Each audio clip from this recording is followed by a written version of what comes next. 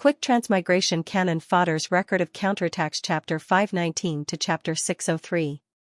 Xianxia's company had monopolized many industries and the prices of the monopolized products were basically set by Xianxia. The products of Xianxia's company were more expensive, so the higher-ups had to adjust the prices. CEO Chu, I hope that the next time I come, your prices will have been adjusted. Xianxia ignored Xianxia's sullen expression and said, CEO Chu, please adjust the prices according to the opinions. Xianxia calmly took the opinions and glanced at them before throwing them aside casually. He didn't seem to care about the opinions at all. Xianxia smiled faintly and didn't say anything. Xianxia was free to do whatever he wanted. Xianxia's tax evasion was widely reported by the media. Other than Xianxia's company, there were other small companies, but they were all unknown and no one cared about them at all. More people cared about Xianxia's company. After all, it was such a large listed company. Besides, the report also requested Xianxia to adjust the prices of his products, especially the daily necessities. Xianxia tried to stop the news from being broadcasted, but it didn't seem to work. The media dragged on for a few days before finally stopping. Xianxia looked at the news on the LCD screen on the wall with a gloomy expression.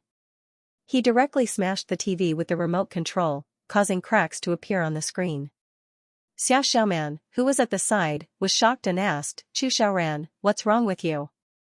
Xiaoxiaoran turned his head and looked at Xiaoxiaoman. The malice and hostility in his eyes had yet to dissipate. When he looked at Xiaoxiaoman, he seemed unusually evil and bewitching. Xiaoxiaoman was frightened by his gaze. Humph, it's all because of your old lover. He thinks that he has a backer and wants to compete with me.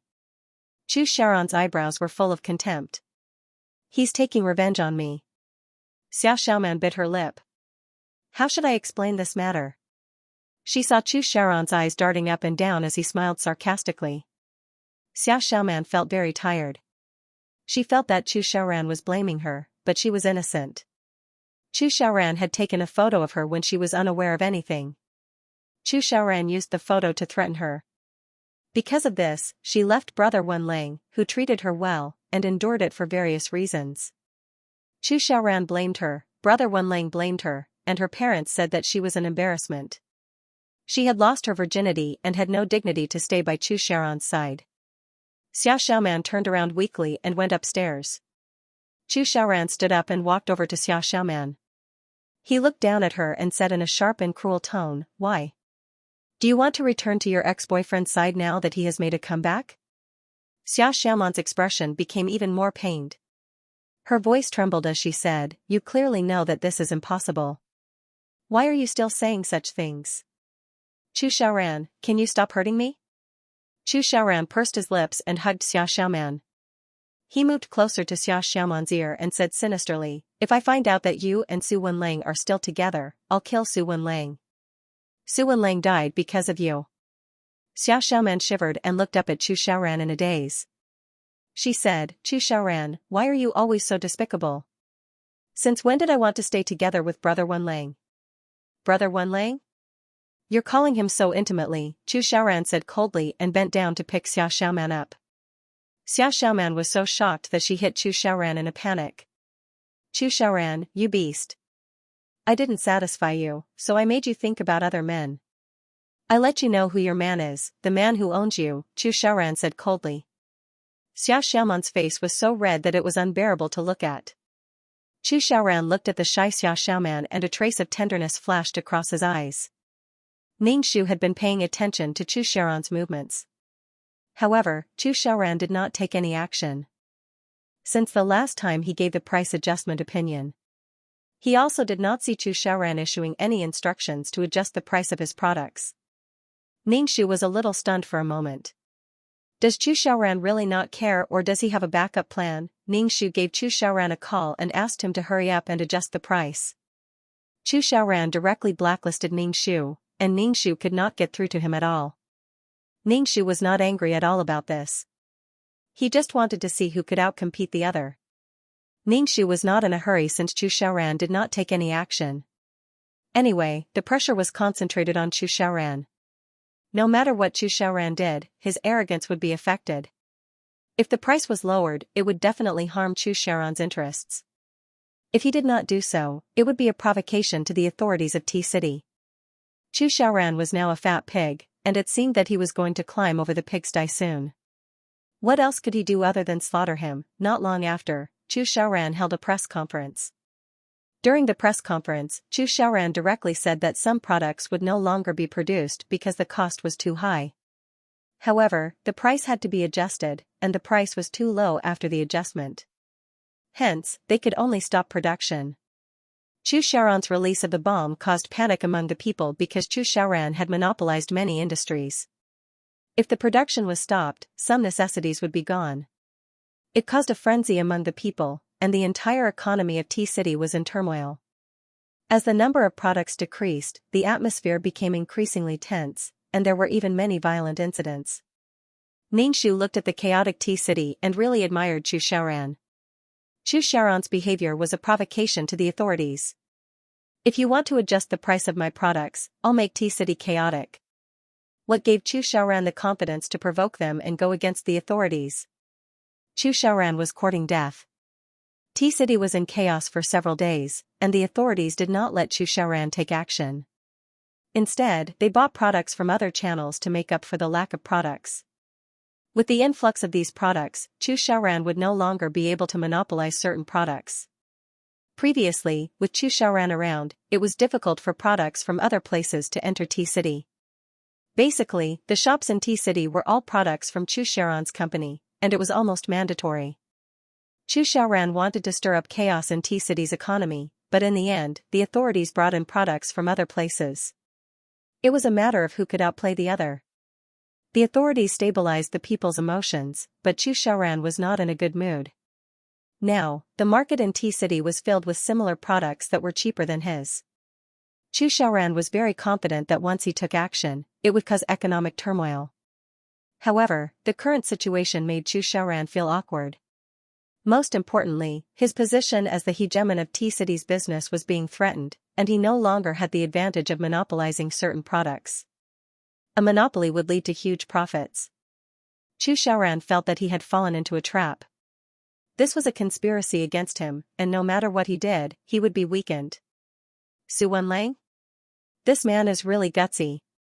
The reason why Chu Xiaoran did this was because he couldn't take it anymore. He wanted to see the consequences of taking action against him. The turmoil in T-City's economy was caused by Chu Xiaoran on purpose. Secondly, he was used to being the most dominant person in the industry and had people following him wherever he went. Why would he listen to you when you asked him to change the price? However, Chu Xiaoran did not expect that the authorities would not look for him or compromise with him. Chu Xiaoran could only wipe his face and feel extremely annoyed. Besides, the products mentioned in the news could no longer be produced according to the agreement. Not only did they lose their monopoly on a few products, but they could no longer be produced. This was a blow to Chu Xiaoran. Chu Xiaoran was now stuck in a dilemma. If he moved forward, he would not know what was waiting for him. If he retreated, the strength of his company would drop too much. He would be surrounded by vicious dogs who wanted to pounce on him. Chu Xiaoran was furious. He had been schemed against by an ant. No, it was the authorities. They thought that they could defeat him by pushing an ant against him. That would make T-City's economy go into complete chaos. Chu Xiaoran put all of his products into the market at half of the original price, which was much cheaper than the products that entered T-City's market. It was a price war now. Chu Xiaoran did not care about the cost and lowered the price to squeeze out other products.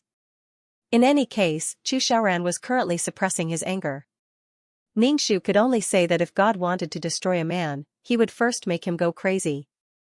What Chu Xiaoran did was to hurt his enemy and go against the authorities. It would be strange if they would let him go. Chu Xiaoran wanted to use the price to crowd out similar products.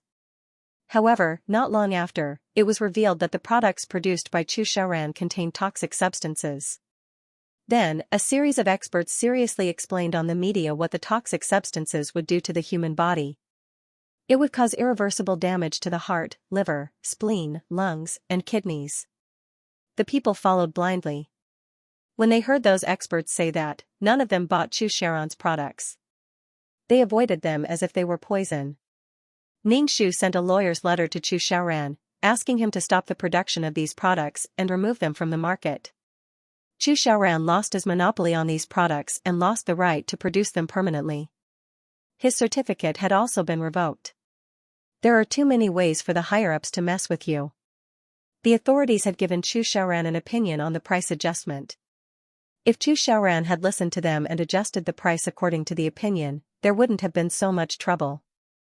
Although the profits would be less, there would still be some. However, Chu Xiaoran was unwilling to do so. Since you look like you want to overturn the heavens, then you can only wait to be suppressed like Sun Wukong. When Chu Xiaoran received Ningshu's lawyer's letter, he was so angry that he tore it into pieces and rubbed his forehead. During this period of time, Chu Xiaoran's lips were blistered and he was under a lot of pressure. The board of directors questioned his ability to deal with the crisis. Chu Xiaoran just wanted to kick these people down the stairs. In the past, they didn't even dare to say a word and would smile when they made money. Now, they had the guts to come out one by one and criticize him. The company's share price was like a bungee jump. All the shareholders who owned Chu Xiaoran's company's shares were selling them like crazy. However, they couldn't sell them just because they wanted to. It was a waste of money. There were even some crazy shareholders who came to Chu Xiaoran's company to cause trouble. Chu Xiaoran rubbed his swollen forehead and leaned against the chair with his eyes closed. No one knew if he was asleep or if he was thinking about serving her. When Xia Xiaoran entered the office, she saw Chu Xiaoran who was resting with his eyes closed. He looked exhausted. Xia Xiaoran's heart ached and she put down the pot of soup. Chu Xiaoran heard some movement and opened his eyes to see Xia Xiaoran. She was wearing a dress, revealing her fair and smooth calves. Her face was rosy and there was a look of joy between her eyebrows. "I've stewed some soup for you. Have some." Xia Xiaoran poured a bowl of soup for Chu Xiaoran and handed it to him. "Have some." Chu Xiaoran took the bowl and glanced at Xia Xiaoran. He asked, "Why are you here? What's the matter?" A smile immediately appeared on Xia Xiaoran's face. She touched her lower abdomen and took a deep breath. Just as she was about to say something, Chu Xiaoran took a sip of the soup and threw the bowl onto the table, causing the soup to spill out. Xia Xiaoran was stunned. Chu Xiaoran looked very impatient and said angrily, "What soup is this? It's so fishy. What are you doing here at the company? Can't you stay in the villa if you have nothing to do? Why are you running around?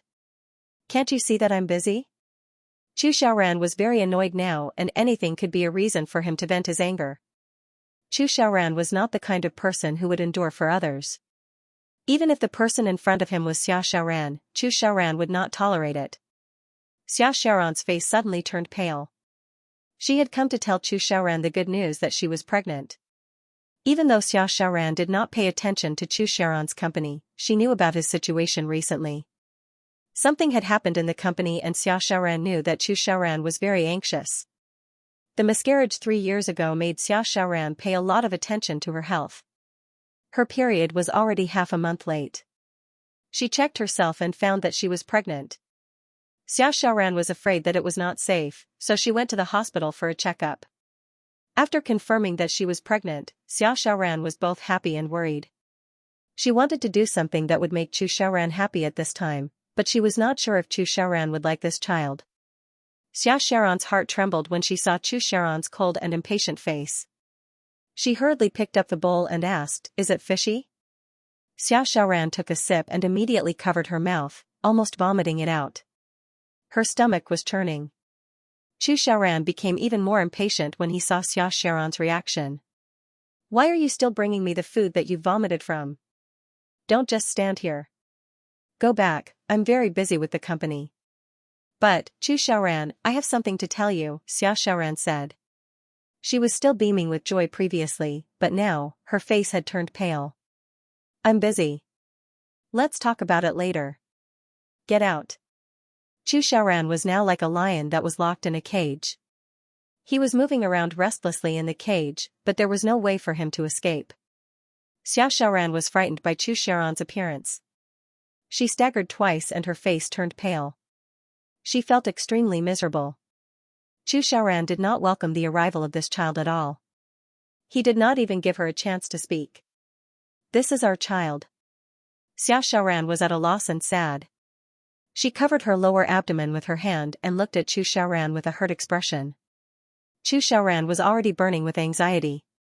Now that Xiaoran was still looking at him with such a bitter face, Chu Xiaoran felt very annoyed. He suppressed the anger in his heart and said, "I told you to go back. What are you waiting for? You should come to the company." Xiaoran, don't challenge my patience. Xiaoman's pregnancy was supposed to be a joyous occasion, but unfortunately, the timing was not right.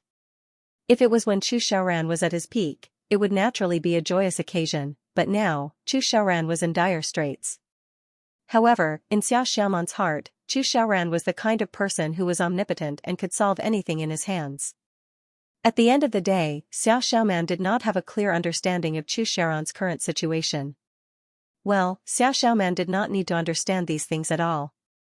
She just needed to do what she was supposed to do and serve Chu Xiaoran by communicating with him using her body. Xiaoman did not need to do anything while staying by Chu Xiaoran's side.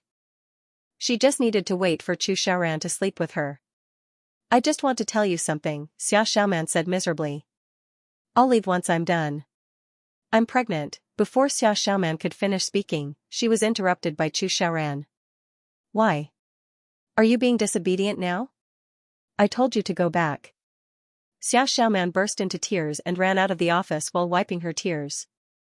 She made up her mind not to tell Chu Xiaoran that she was pregnant. Chu Xiaoran's attitude just now completely hurt Xiaoman. Even if she told him that she was pregnant, Chu Xiaoran would probably hurt her child. Xiaoman bit her lip tightly. What should she do? The only thing she was certain of was that she had to keep the child. The miscarriage 3 years ago had already caused Xiaoman to be devastated. This child was given to her by God. Although Xiaoman decided to keep the child, she did not know what identity the child would be born with. She and Chu Xiaoran were not married, so the child would be born as an illegitimate child. She was already tortured by being forced to become a mistress, but her child could not bear such a terrible reputation before it was even born. The mother was a mistress, and the child was an illegitimate child. Xiaoman left the office with a blank expression, not knowing what to do. Xiaoman gently touched her belly, thought for a while, and took out her phone to make a call. Ningxu was busy when he received a call from Xiaoman. Ningxu raised his eyebrows. "Why is Xiaoman calling me? I thought that she should stop contacting me after calling me AB*TCH last time. Why is she calling me?" Ningxu coughed and answered the phone. The person on the other end of the phone first called out Brother Wenlang and then began to cry. Ningxu hung up the phone and blocked her. Ningxu didn't want to care about Xiaoman's affairs at all. Ningxu was preparing to sue Chu Xiaoran and ignored Xiaoman. Xiaoman's life and death had nothing to do with her. She had no responsibility to take care of Xiaoman and even had to be responsible for Xiaoman's emotions. However, Ningxu didn't expect that Xiaoman would actually come to the law firm to look for her. When Xiaoman saw Ningxu, she started crying before she could even speak. Ningxu's eyes were empty, as if he didn't see Xiaoman. Seeing that Ningxu didn't speak, Xiaoman had no choice but to speak first. Her voice had a strong nasal sound. Ningxu shouted, "Brother Wenlang." After calling him Brother Wenlang, she began to cry again. There were people coming and going in the law firm, and they all glanced at the crying and red-faced Xiaoman. Ningxu rubbed his eyebrows. "Don't cry, let's talk in the office. Brother Wenlang." Xiaoman saw the impatience between Ningxu's eyebrows and felt very sad. Chu Xiaoran was fierce to her, and even Brother Wenlang was like this to her. Xiaoman looked absent-minded. She didn't even know why she was living like this. She only wanted the happiness of the people she cared about, including Brother Wenlang. She endured and did everything for the sake of the people she cared about. "I said stop crying, let's talk in the office," Ningxu repeated. Seeing Xiaoman's bitter expression, he didn't know what she was thinking. Xiaoman was best at making simple things very painful. This kind of continuous self-abuse made people speechless. Xiaoman followed Ningxu into the office and sat on the sofa, still wiping her tears. Ningxu closed the door and sat opposite Xiaoman. He asked, why are you looking for me? Brother Wenlang. Xiao Xiaoman looked at Ning Shu, bit her lip and said, Brother Wenlang, I'm pregnant. I didn't do it. Ning Shu hurriedly waved his hand. Xiao Xiaoman glanced at Ning Shu, wiped her tears and said, of course this child isn't yours. This child is Chu Sharon's. Ning Shu nodded. Then why are you looking for me? She probably had something to ask of her again. Not long ago, she was still stubbornly ignoring her. Why was she looking for her now? One wouldn't visit a temple for no reason. If Xiao Xiaoman was lucky, she definitely wouldn't have thought of looking for her. At this time, Xiao Xiaoman had already chosen to forget that they had fallen out previously. Brother Wenlang, Brother Wenlang. Xiao Xiaoman cried again. What should I do? Ning Shu? Crying my ass, I'm still F***king alive. Ning Shu looked coldly at the crying Xiao Xiaoman. Let's see how long you can cry for. Probably because there was no one to comfort her, it was quite awkward to cry alone. Xiao Xiaoman gradually stopped crying. Ning Shu said, Brother Wenlang, please help me. I'm at my wit's end. Ning Shu's face was still cold. Xiao Xiaoman pursed her lips and said, I'm pregnant, but Chu Xiaoran doesn't seem to care about this child. My life is ruined, but I don't want my child to have such a bad reputation. So? Ning Shu asked coldly. Xiao Xiaoman bit her lips tightly and knelt in front of Ning Shu. Brother Wenlang, I know that I'm very unbearable in your heart, but the child is innocent. The child isn't mine. Ning Shu raised his eyebrows. A pregnant woman was kneeling in front of him. Ning Shu was expressionless. Was she trying to use this method to make him compromise? Get to the point. I'm very busy. There are still many lawsuits waiting for me to deal with. Let's not waste each other's time, okay? Ning Shu said indifferently. Get up. Why are you kneeling? You're already pregnant, but you're still kneeling. Aren't you worried that something might go wrong? Hearing that something might go wrong, Xiao Xiaoman immediately got up and sat down carefully. She placed her hand on her abdomen to protect the child. Xiao Xiaoman, I remember that we're already over. What do you mean by this? Ning Shu was very impatient. Do you not understand what I'm saying?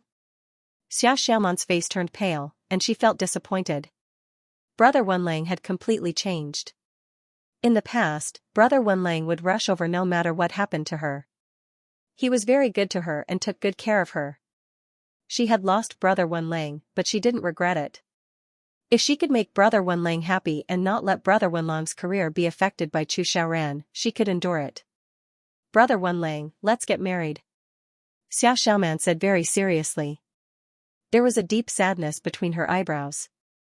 She struggled and finally made up her mind. Let's get married. What did you say? Ning Shu couldn't help but want to dig his ears. Ning Shu suspected that he was hallucinating. What did Xiao Xiaoman say?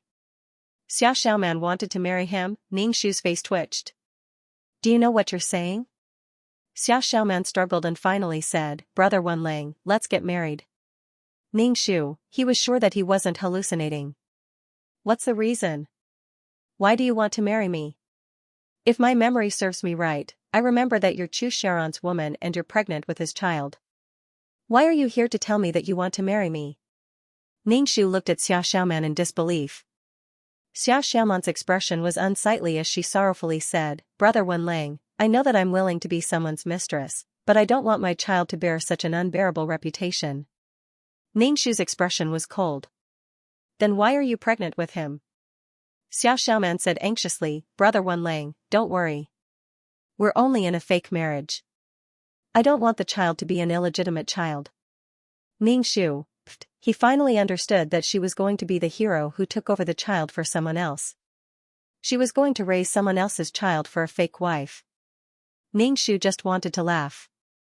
Xiao Xiaoman said that she was in a fake marriage because she wanted to maintain her innocence and let her child have a proper status. She didn't have to fulfill the obligations of a husband and wife. Damn, the supporting male lead was so miserable. There were really all kinds of strange things in the world. What was Su Wenlang after? Did he just rely on the fact that he loved her and had feelings for her for so many years? Ning Shu wiped her face and curled her lips slightly. She looked at Xia Xiaoman and said, "Why did I have to fake a marriage with you and occupy my household register? Also, what kind of woman can't I marry? Why did I have to marry a pregnant woman? A fake marriage? Is it because you won't let me touch you after the marriage?" Xia Xiaoman was at a loss for words. Does Chu Xiaoran know that you want to marry me? Does Chu Xiaoran know about the existence of this child? Ningxu asked calmly. He wasn't angry at all, but he didn't understand why Xia Xiaoman was so self-righteous. Just because of feelings, should others naturally contribute? Xia Xiaoman shook her head. He doesn't know, but I can feel that he has no expectations for this child. He doesn't even want to see me now. Ningxu took a deep breath, as if he had a toothache. Xia Xiaoman is really naive and sweet. What's the situation now? Chu Xiaoran is now anxious about the company's affairs and doesn't like anyone. He probably wants to kill someone. He was simply asking for a snub if he only went up to her now. Chu Xiaoran was a little fierce to her. Then, when she was pregnant, he would come over to pretend to marry her and give the child a status. Ningxu really wanted to kneel down. She was always capable of doing something. If I really agree to the marriage, by the time everything is prepared and the invitations are sent out, Xia Xiaoman will go back on her words. Chu Xiaoran is still the person in my heart. Blah blah blah, brother Wenlang, I can't marry you. She could have just stayed in the villa and found an opportunity to tell Chu Xiaoran about her pregnancy. This child was Chu Xiaoran's. Why did she have to make Su Wenlang take the blame and let the child take the surname Su? In the end, she didn't even have a wife and child. Could she be any more cruel? Ningxu couldn't take it anymore. Do you want to leave by yourself, or do you want me to chase you away? Ningxu looked at Xia Xiaoman. If it weren't for your pregnancy, I would have long beaten you up and thrown you out. Xia Xiaoman's face turned purple and she was extremely embarrassed. Brother Wenlang, Ningxu immediately reached out his hand and gestured for her to stop. He then pointed at the door. Don't speak. Just leave through the door. Don't look back. Be careful of your steps. Hurry up and leave. Xia Xiaoman bit her lips tightly. At last, Ningxu asked, Brother Wenlang, can't you help me? I'm really at my wit's end. If I don't have a child, I won't be so thick-skinned as to beg you. Ningxu chanted the clear heart mantra in his heart. I'm so angry, but I still have to maintain a smile. Ningxu said word by word, I won't raise someone else's child. Brother Wenlang, I don't need you to raise the child. I'll earn money to raise the child myself. I just want the child to have an honorable identity, not an illegitimate child born from a mistress, Xia Xiaoman said sadly. Ningxu thought, Balala energy, Fanalala, elimination technique. Disappear, disappear, quickly disappear. Make this person in front of me disappear quickly. If you want to get married, go ahead and get married to Chu Xiaoran. What's wrong with you for insisting on marrying me? Does Chu Xiaoran know that you came here with his child? Ningxu felt that his worldview had been refreshed again. Why did Xia Xiaoman feel that Chu Xiaoran didn't like this child and wouldn't marry her? Even if I die, I won't marry you. Just give up. Ningxu was impatient. Why should I marry you? I'm sick of seeing you now. Do I have to marry you and look at you every day? Ningxu was so determined that Xia Xiaoman had no choice but to leave. Her back view looked lost and helpless. Ningxu couldn't be bothered with her. To be honest, Ningxu's heart was calm when he saw that Xia Xiaoman was unhappy. She must be drunk to be courting death like this. Due to the intervention of the authorities, T-City's economy didn't fall into chaos for long. Although it affected T-City's economic market, it was mostly under control. Ningxu sorted out the information in his hands, then handed the lawyer's letter and the court's indictment to Chu Xiaoran. Chu Xiaoran was charged with monopolizing the market, abusing market dominance, and eliminating and malicious competition. This matter couldn't be over just like that. How could he escape after playing with fire? How could there be such a good thing? Ningxu didn't care at all about Chu Xiaoran's expression when he received the indictment. Chu Xiaoran's company was the overlord of T-City. It was actually a family business. After Chu Xiaoran took over, it became much stronger and had deep roots in T-City. Logically speaking, such a company should be supported by the authorities, but it had already gone out of control. Even if the authorities had any instructions, he would ignore them and not listen to them at all. Moreover, he would often cause chaos in T-City's market, which was really annoying. It caused the authorities' power to expand and the market's efficiency to decrease. The decline of the Chu family was completely reasonable. It was imperative to get rid of the Chu family. Ningxu was worried that Chu Xiaoran would transfer his assets abroad, so he suggested that the authorities check the direction of Chu Xiaoran's assets. Ningxu didn't want to destroy Chu Xiaoran in T-City and then let Chu Xiaoran live a carefree life in another place. Since he had already made a move, he would directly suppress Chu Xiaoran and make it impossible for him to make a comeback. The authorities didn't want this big piece of meat to run away, so they definitely had to investigate. Since they wanted to investigate this matter, the Asset Management Supervision Committee had to step in and check the financial transactions of Chu Xiaoran's company. With someone watching, Chu Xiaoran wouldn't be able to transfer his assets even if he wanted to. If he was caught doing so, it would be a disaster. Chu Xiaoran would have another crime on him. Now, everyone wanted to pounce on Chu Xiaoran and take a bite out of him. Ningxu waited quietly for the court session to begin. Everything was ready. On the day of the court session, Ningxu and Chu Xiaoran met at the entrance of the court. Chu Xiaoran had lost a lot of weight after not seeing him for a while, and even his eyes were protruding. 3 years ago, they also met at the entrance of the court. At that time, Chu Xiaoran was high and mighty and wanted to give Ningxu a job. Now, the tables had turned, and Chu Xiaoran became the defendant, sitting opposite Ningxu. Even though Chu Xiaoran was a little lonely now, his eyes were still arrogant and disdainful when he saw Ningxu. He said to Ningxu sarcastically, "You're just a lackey who grovels and begs for mercy. Do you really think you're a big shot?" Ningxu did not take Chu Xiaoran's sarcasm to heart. With someone like Chu Xiaoran, who went against the authorities and played with the market for his own family's interests, a big shot, Ningxu always believed that there was no way an individual could go against the country, not to mention that Chu Xiaoran was not strong enough to leave the country. Chu Xiaoran was not as popular outside of T-City.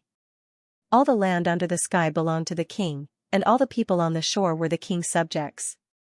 Living on this land, one had to follow the rules. If a fish wanted to jump out of the water, wouldn't it be courting death? Chu Xiaoran was a big shot in T-City, and now that he was being sued, the reporters really scrambled to take photos of him. Chu Xiaoran sat at the defendant's table and looked at Ningxu opposite him. He sneered, and his eyes were full of murderous intent. Ningxu did not seem to care, but he was vigilant in his heart. After the court session ended, the law firm had to hire more security guards. In order to be safe, Ningxu also had to find a few skilled bodyguards for the 2 elders of the Su family. He was afraid that Chu Xiaoran would do something desperate and hurt the 2 elders of the Su family. As the plaintiff's lawyer representing the authorities, Ningxu appealed to the judge and jury about Chu Xiaoran's crime. From the beginning to the end, Chu Xiaoran did not say a word, and his lawyer answered for him. However, the way Chu Xiaoran looked at Ningxu became increasingly colder. Xia Xiaoman sat in the audience with a helpless look on her face. One was the person in her heart, and the other was someone she had grown up with. They were both flesh and blood, and Xia Xiaoman felt as if her heart was being torn in half. Why did they have to be so confrontational? Xia Xiaoman really couldn't figure it out. If it was because she had hurt Brother Wenlang, she was willing to atone for it. It was just that Xia Xiaoman felt very uneasy about opposing each other in such a place. Xia Xiaoman gently touched her lower abdomen. She just wanted to give her child a healthy and happy life. Why were there so many obstacles? In the courtroom, Ningxu and Chu Xiaoran's lawyer were arguing with each other. Besides, Chu Xiaoran's crime was already set in stone. In the past, when Chu Xiaoran was in the limelight, monopolization wasn't a crime. In fact, monopolization was a compliment. However, now that he was determined to get rid of Chu Xiaoran, the crime was naturally established. The crime of monopoly was not enough to put him in jail. It was only a fine, but the amount of the fine made Chu Xiaoran's expression change. That was 3 times the profits of the monopolized products. 3 times, Chu Xiaoran had to spit out everything that he had taken. Even if Chu Xiaoran's lawyer wanted to turn the situation around, it would be impossible. The court gave Chu Xiaoran 3 months to collect the fine. Not only did Chu Xiaoran face a fine, but he also had to permanently revoke the production certificate of some products. Some of the products under Chu Sharon's company had already formed a mature industrial chain and were profitable industries. The revocation of the production certificate was a fatal blow to the company. Chu Sharon's face turned pale. Without the production certificate, no one would buy the products even if they produced them. The products that were produced illegally in the first place couldn't enter the legal market at all. Chu Sharon's face was full of malice, and he clenched his fists tightly while staring at Ningxu opposite him. His eyes were full of haze and storm. Ningxu looked at Chu Shaoran calmly. After leaving the court, Chu Shaoran clenched his fists and threw a punch at Ningxu's face. Ningxu dodged it in a flash. Chu Shaoran looked at Ningxu with a pale face and said, "I underestimated you. I didn't expect you to have such power." Ningxu spread his hands and said, "I don't have such power. I'm not the one who wants to deal with you. I'm just helping you." Chu Shaoran was so angry that his face turned pale. He waved his fist at Ningxu again. Ningxu directly grabbed Chu Shaoran's wrist, clenched his hand into a fist, and punched Chu Shaoran in the stomach. Chu Shaoran groaned and curled up in pain. Ningxu punched Chu Shaoran in the eye again, and Chu Shaoran's eyes turned black at a speed visible to the naked eye. Chu Shaoran bent over and coughed, covering his eyes with one hand. He was in great pain. Xia Xiaoman came out of the court and saw Ningxu hitting Chu Shaoran. She screamed and rushed over to support Chu Shaoran. When she saw the bruises on Chu Shaoran's face, she immediately showed a distressed expression. "Brother Wenlang, why did you hit him?" Xia Xiaoman asked Ningxu. "I'm already very upset that you guys were fighting in court. Why did you have to do this?" Ningxu spread his hands and said, "He hit me first." Ningxu felt that it was meaningless to explain. He turned around, opened the car door, and drove away. Chu Shaoran and Xia Xiaoman were surrounded by a group of reporters and couldn't get away. After the lawsuit, Ningxu hired several security guards and set up a lot of cameras around the law firm. He also hired a few bodyguards for the house. However, these bodyguards did not appear in front of the two elders of the Su family. After the lawsuit, the media and newspapers were calculating how much fine Chu Shaoran had to pay. A fine of 3 times the profits. The meddlesome media roughly calculated that it would be about 1 billion yuan. However, the data given by the Asset Management Supervision Committee was much more than 1 billion yuan. 1 billion yuan was not enough to reflect the huge profits generated by Chu Shaoran's monopoly. Chu Shaoran had to pay this fine now, even if he had to sell everything he had. Otherwise, the court would directly close down Chu Shaoran's company. Moreover, Chu Shaoran couldn't escape now even if he wanted to. There were police officers around him. If they found that Chu Shaoran had any strange movements, he would be directly detained. The authorities obviously wanted to take this fat piece of meat and make Chu Shaoran hand over the money no matter what. If they had this money, T-City would develop better. Without Chu Shaoran's suppression, the other companies in T-City would develop, unlike before when Chu Shaoran's company was the dominant one. "Brother Wenlang, Su Wenlang, come out." Xia Xiaoman's voice sounded outside the law firm. Ningxu walked to the window and saw Xia Xiaoman standing at the door under the scorching sun. Xia Xiaoman was stopped by the security guards and could only shout at the door. Ningxu sneered. "Do you think I'll go out just because you call me? Do you really think I'll come and go as I please?" He didn't know what it was this time. Anyway, Xia Xiaoman wouldn't come looking for him for anything good. Xia Xiaoman came to look for Ningxu, but Ningxu didn't want to talk to her at all. She either wanted him to sue her or wanted him to fake a marriage with her. He found that Xia Xiaoman didn't think before she spoke, so she vented her anger on the spot. Last time, she mentioned a fake marriage, but after some time, she didn't mention it again. Xia Xiaoman saw that Ningxu didn't appear, so she waited at the door, shouting Ningxu's name. When she got tired of shouting, she found a shady place to hide from the sun. Anyway, she just stayed at the door and didn't leave. Ningxu ignored her completely. "Do whatever you want." Ningxu worked until night time.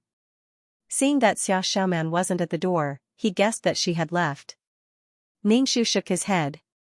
It was such a hot day, and she was a pregnant woman. Could her body take it? Ningxu prepared to drive back. Just as he started the car, a figure suddenly rushed to the front of the car and opened her arms to block Ningxu's car. Ningxu's heart spasmed in fright. He quickly stepped on the brakes, and the tire screeched. Brother Wenling. Xia Xiaoman stood not far from the front of the car and looked at Ningxu. She put down her arms awkwardly. Ningxu's palms were sweaty. He got out of the car and slammed the door. He walked quickly to Xia Xiaoman and raised his hand to slap her. However, he glanced at Xia Xiaoman's stomach and finally put down his hand. Xia Xiaoman was scared by Ningxu's raised hand. She looked at Ningxu pitifully. Brother Wenling. Are you F*King sick? Is your brain full of *T? Ningxu was about to die from anger. If the car hadn't just started and wasn't going fast, did she think of the consequences if she hit Xia Xiaoman? Xia Xiaoman's face was also pale. She mumbled, Brother Wenling, you don't want to see me, so I can only use this method. I took the risk because you don't want to see me, Ningxu. What the F*ck? How did it become her fault? Ningxu glanced at Xia Xiaoman's belly and suddenly stopped being angry. Being angry with people like Xia Xiaoman was simply asking for trouble. Don't look at Xia Xiaoman's mouth, saying that she was willing to sacrifice for others and endure pain for others. However, Xia Xiaoman was actually using this as an excuse for her selfishness.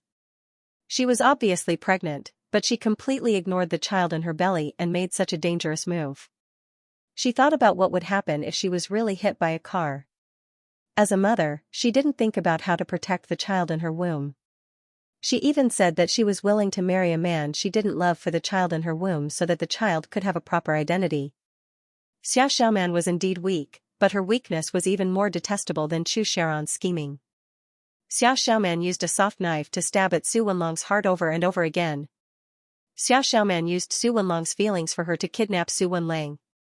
Ningxu hated Xia Xiaoman very much. A woman living like this, she was worse than a prostitute in a brothel. However, Xia Xiaoman was only serving one person, and her service was even labeled as true love. Ningxu turned around and got into the car, not wanting to talk to Xia Xiaoman at all. It was just a waste of saliva, and it wouldn't make sense even if he tried to talk to her. Xia Xiaoman grabbed Ningxu's arm. Brother Wenlang, do you really not want to say a word to me? No. Ningxu pried Xia Xiaoman's hand away and got into the car. Xia Xiaoman looked sad and put her hand on the front of the car, refusing to let Ningxu leave. Brother Wenlang, I beg you, can you listen to me? Please don't fight with Chu Shaoran like that, I beg you. Xia Xiaoman's face was covered in tears. Ningxu was expressionless.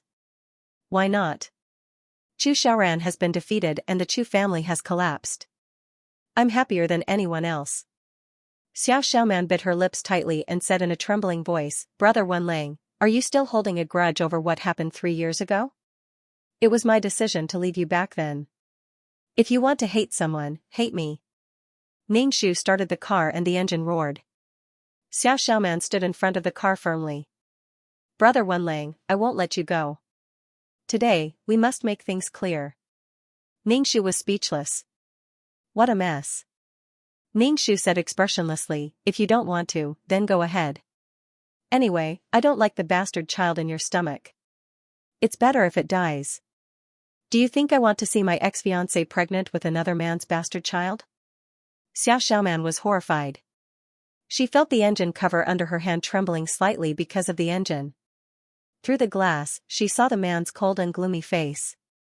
Xia Xiaoman's firm heart began to waver and she hurriedly moved aside. Ningxu sneered and stepped on the accelerator, leaving Xia Xiaoman behind. After a while, she could no longer be seen. Ningxu was completely convinced by Xia Xiaoman. She was quite heaven-defying to live until now without being beaten to death. Ningxu really wanted to beat Xia Xiaoman up to vent the indescribable anger and brutality in his heart.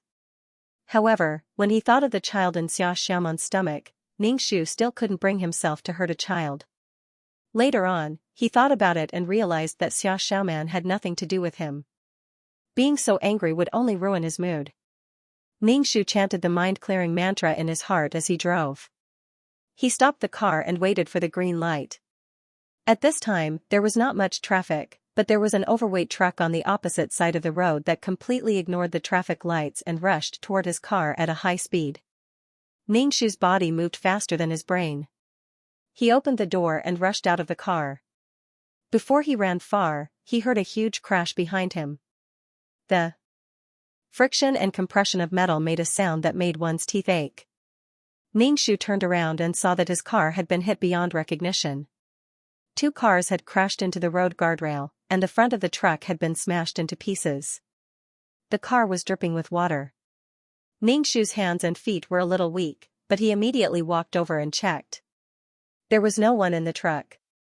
Did that mean it was an empty car? Ningshu called the police and asked them to deal with these broken cars.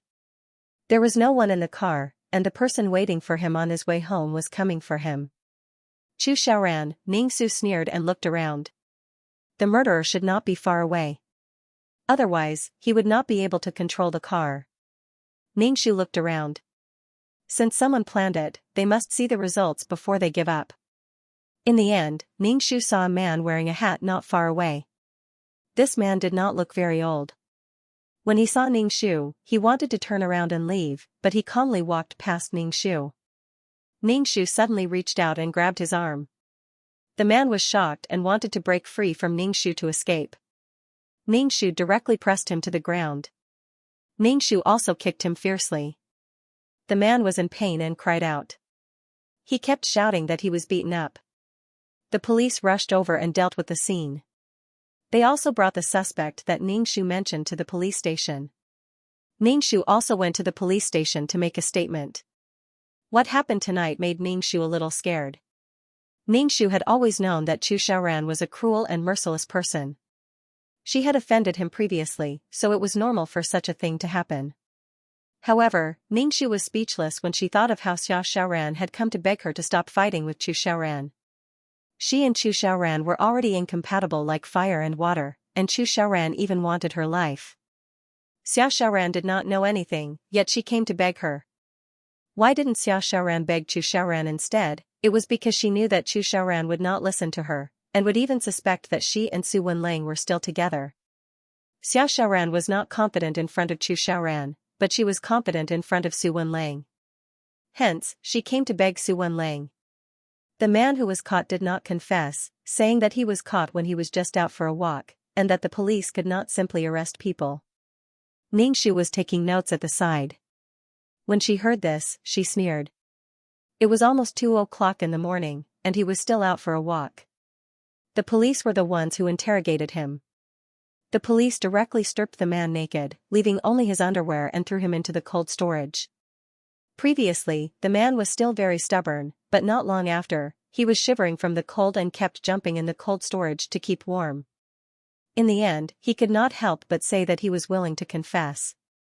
When the man came out, the police put a thin blanket over him. The man's body was shivering, and his nose was running. He confessed with chattering teeth. He said that his brother was imprisoned by Ningshu. The man's brother was one of the gangsters who came to Ningshu's law firm to cause trouble. Because he hated Ningshu, he planned this accident. Ningshu looked at these confessions and frowned. These specious confessions still did not mention the mastermind. Ningshu reckoned that the man would not betray Chu Xiaoran. Since he had done it, he had to pay the price. He could only wait to be imprisoned for the rest of his life. Even if he could not be imprisoned, Ningshu would let him spend the rest of his life in prison.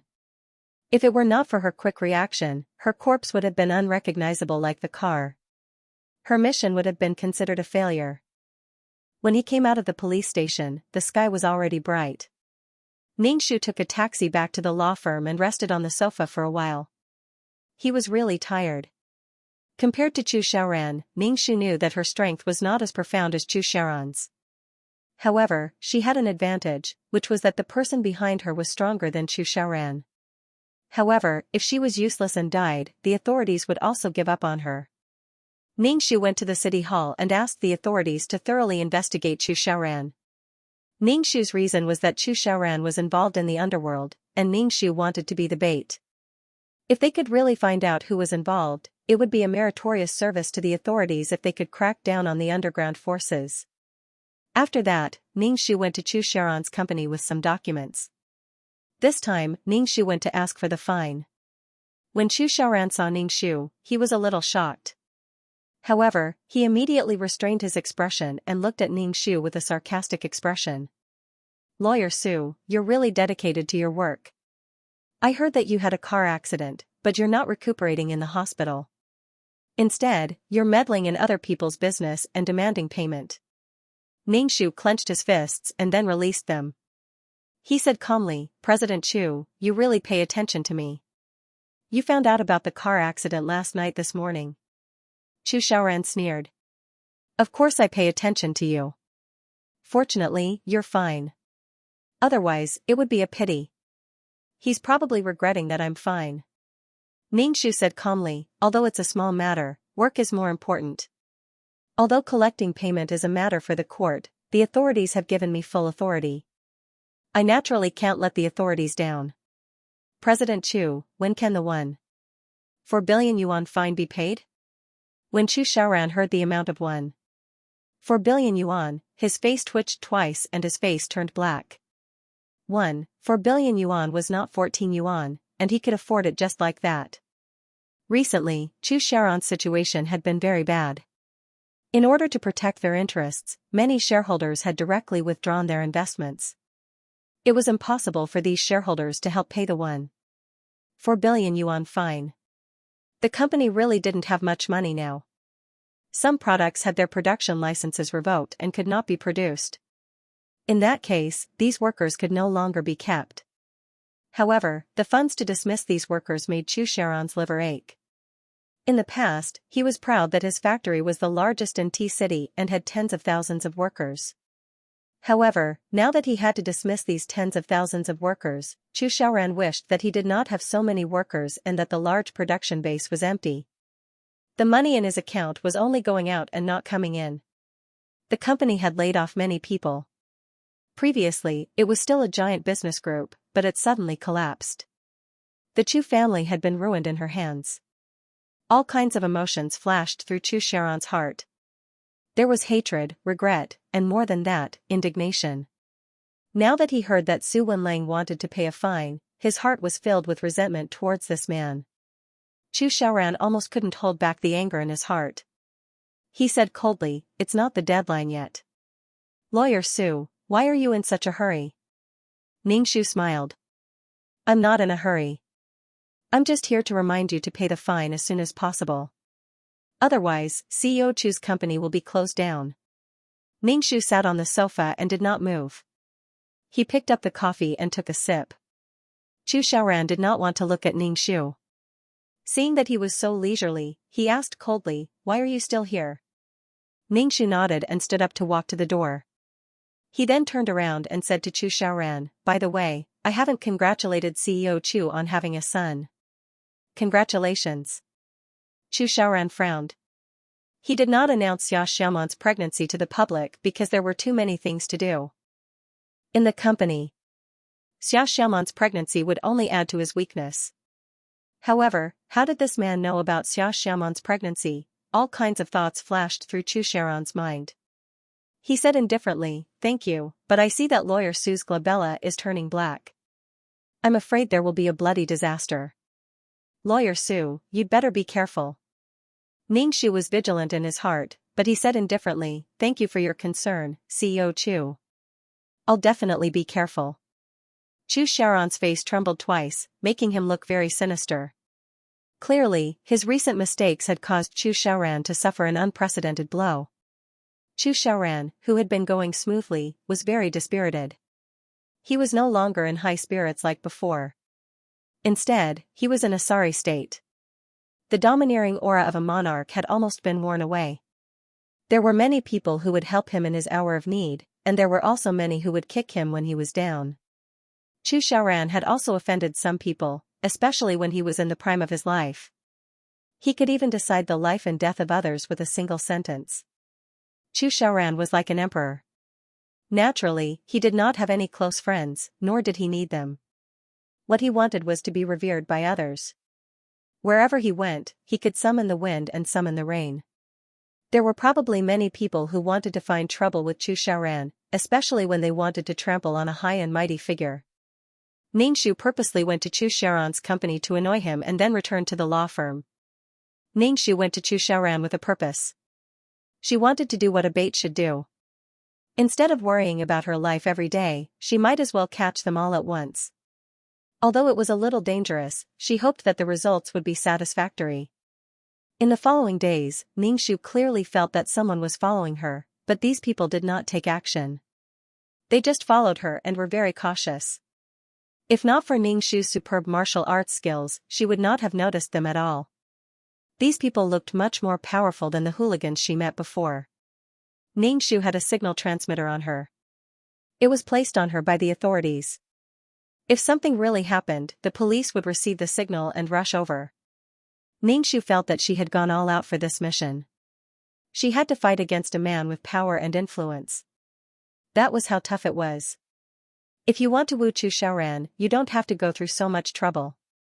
2333 suddenly appeared and said indifferently, "Don't they say that men conquer the world and women conquer men with their bodies? This is the advantage of women. Leave the fighting and killing to men. Woo your ass. I'm a man now. You want me, a man, to woo Chu Xiaoran? Is your system okay? I think you've been poisoned." Ning wanted to kneel down to 2333. "Oh, I forgot." 2333 said. "Ning, do you think that if I woo a man with my charm value, he will care about me?" Ning asked. 2333. No. She wanted to create a brand new life for her client. Could it be that finding a good man for her client was a successful life? Could it be that marrying a powerful man was a successful life? Maybe it was a successful life, but there was nothing happier than being free to be yourself, doing what you want to do, doing what you love, and realizing your dreams. No matter what kind of person she was, having someone by her side who could help her in times of need was love. Ning wanted to go on in the thousands of planes. Feelings were not important to Ning. They were more of a tie. If she wanted someone to accompany her, Ning hoped that it would be when she could control her own destiny. Ning goal now was to live. A person's heart was too heavy. Ning had nothing to exchange for her heart. If she gave her heart away, how could she go to the thousands of planes freely? If his life wasn't his, and his heart wasn't his, then what else did he have? Ning avoided having feelings for the people in the mission. Of course, others did not like her. This was a rather sad topic. "You're so stubborn." 2333 laughed at Ning and then went silent. Ning felt that Chu Xiaoran's underground power should be quite big when she sensed that he was peeping at her like a shadow. Therefore, not only did he have to attack Chu Xiaoran's strength on the surface, but he also had to remove Chu Xiaoran's underworld forces. Chu Xiaoran's strength was not small. He was simply blessed by nature and favored by the heavens. Ning drove and looked at the people following behind through the rearview mirror. Ning thought for a while and drove to a remote place. In the end, he was blocked by several cars. Ning who was in the car, pressed the button on his watch and sent out a signal. The window of a car rolled down, revealing a face that Ning was very familiar with. Chu Xiaoran turned to look at Ning. "Lawyer Su, we meet again?" Ning secretly pressed the button on his watch several times and said, "President Chu?" Ning looked around and said faintly, "It's fate to meet in such a desolate place." Chu Xiaoran turned to look at Ning and smiled at him. "It's not a coincidence at all. I came here especially for you." Ning pressed the button on his watch again and looked at the burly men around him. These men were covered in blood and had a murderous aura. It was obvious that they had taken lives. Ning heart sank. Previously, when he looked at Chu Xiaoran's company, he felt that it was going to collapse. However, now that he saw Chu Xiaoran's subordinates, Ning suspected that Chu Xiaoran wanted to go from the light to the dark and only manage his underworld forces. This was not what Ning wanted to see. He was afraid that Chu Xiaoran would develop in a gray area without the constraints of the law on the surface. He would only be more successful. Ning kept pressing the watch on his wrist, but he did not dare to be too obvious. He said to Chu Xiaoran, then, "President Chu, why are you looking for me? I'm afraid of such a big scene." Chu Xiaoran smiled evilly. "Lawyer Su, you also know how to be afraid." "I thought that Lawyer Su was not afraid of anything." I didn't see you being afraid when you were standing at the plaintiff's table. Chu Xiaoran waved his hand, and the burly men around him surrounded him. A man reached out and wanted to open the car door, but the door was locked by Ningxiu. Open the door. The man smashed the car window and reached his hand in, wanting to open the car door. However, Ningxiu punched the man's nose with all his might, causing blood to splatter from the man's nose. He fell to the ground and fainted. Chu Xiaoran looked at the man who fainted on the ground, then glanced at Ningxiu. With a cold and cruel expression, he said, "Catch her. I'll deal with her myself." Ningxiu originally wanted to drive away, but his car was blocked from all sides and couldn't be driven away at all. Ningxiu was pulled out of the car by a few burly men. Chu Xiaoran got out of the car. His black leather shoes were shiny, and when he stepped on the yellow sand, he was tall and handsome, giving off the vibe of a dark emperor. Ningxiu kicked the man who was pulling his arm in the crotch. The man groaned in pain, bent his body and clamped his leg, and rolled his eyes in pain. Chu Xiaoran's face darkened, and several burly men surrounded Ningxiu. Ningxiu was a little anxious. She had already sent out the signal, but why was there no response? Could it be that this place was too remote, and the signal was not good? Looking at these burly men surrounding him, Ningxiu didn't intend to fight them head-on. He just wanted to break out of the encirclement and run away as soon as possible. Ningxiu's body tensed up. He chose a direction to break out of the encirclement and fought with these men. These burly men were ruthless, but Ningxiu wasn't bad either. He had been practicing peerless martial arts ever since he came to this world. Although he didn't cultivate Qi Jin, his physical fitness was very good. Ningxiu pulled up his trousers. Ningxiu tied a dagger under his trousers. Facing these men who rushed up, Ningxiu directly stabbed at the vital parts of the men. Anyway, it was either he or she who died. Ningxiu injured a few men. He raised the dagger and was about to stab it into the burly man's throat, but he felt something cold against his head. Ningxiu rolled her eyes and saw Chu Xiaoran holding a gun in his hand and pressing it against her temple. Ningxiu's heart trembled. Chu Xiaoran actually has a gun? Ningxiu originally thought that Chu Xiaoran had some underground forces, but now that he saw the gun in Chu Xiaoran's hand, Ningxiu's heart sank. It seemed that he had to re-evaluate Chu Xiaoran's power. With a gun in his hand, he was no longer an ordinary gangster. Because there was a gun pointed at him, Ningxiu did not dare to act rashly. The dagger in his hand was also taken away and he could not move. Chu Xiaoran did not say anything and first punched Ningxiu's stomach. Ningxiu suddenly felt a pain in his stomach. "Secretary Su, aren't you good at fighting?" Chu Xiaoran said coldly. Chu Xiaoran still hated Ningxiu for hitting him at the entrance of the court. Ningxiu was in so much pain that he took a deep breath.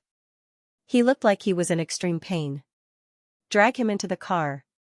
Chu Xiaoran looked at Ningxiu's evil expression. He was probably thinking about how to torture Ningxiu to death. At this moment, the sound of police sirens came. In the blink of an eye, the police cars were getting closer and closer. Chu Xiaoran looked a little stunned. He glanced at Ningxiu and raised his gun, wanting to shoot Ningxiu to death. Ningxiu dragged the two people who were on top of him and threw one of them towards Chu Xiaoran at the risk of losing one of his arms. The person who was thrown out by Ningxiu was shot dead by Chu Xiaoran, but Chu Xiaoran was pressed down by the corpse. The police came over. Chu Xiaoran pushed away the corpse on top of him, raised his arm to cover his face, and got into the car. After getting into the car, he fired a shot at Ningxiu. Ningxiu lay on the ground, but the bullet still grazed his shoulder. It was burning, but the blood could not stop flowing. His whole body was cold. Ningxiu looked at the license plate number of Chu Xiaoran's car. When the police came, Ningxiu quickly said, "The license plate number is T5348. The police car chased after Chu Xiaoran. Ningxiu was too tired and injured, so he was sent to the hospital and fell into a deep sleep. When he woke up again, Ningxiu felt that his body had fallen apart. One of his hands could not move at all, and the wound on his shoulder had been bandaged. "Son, you're awake."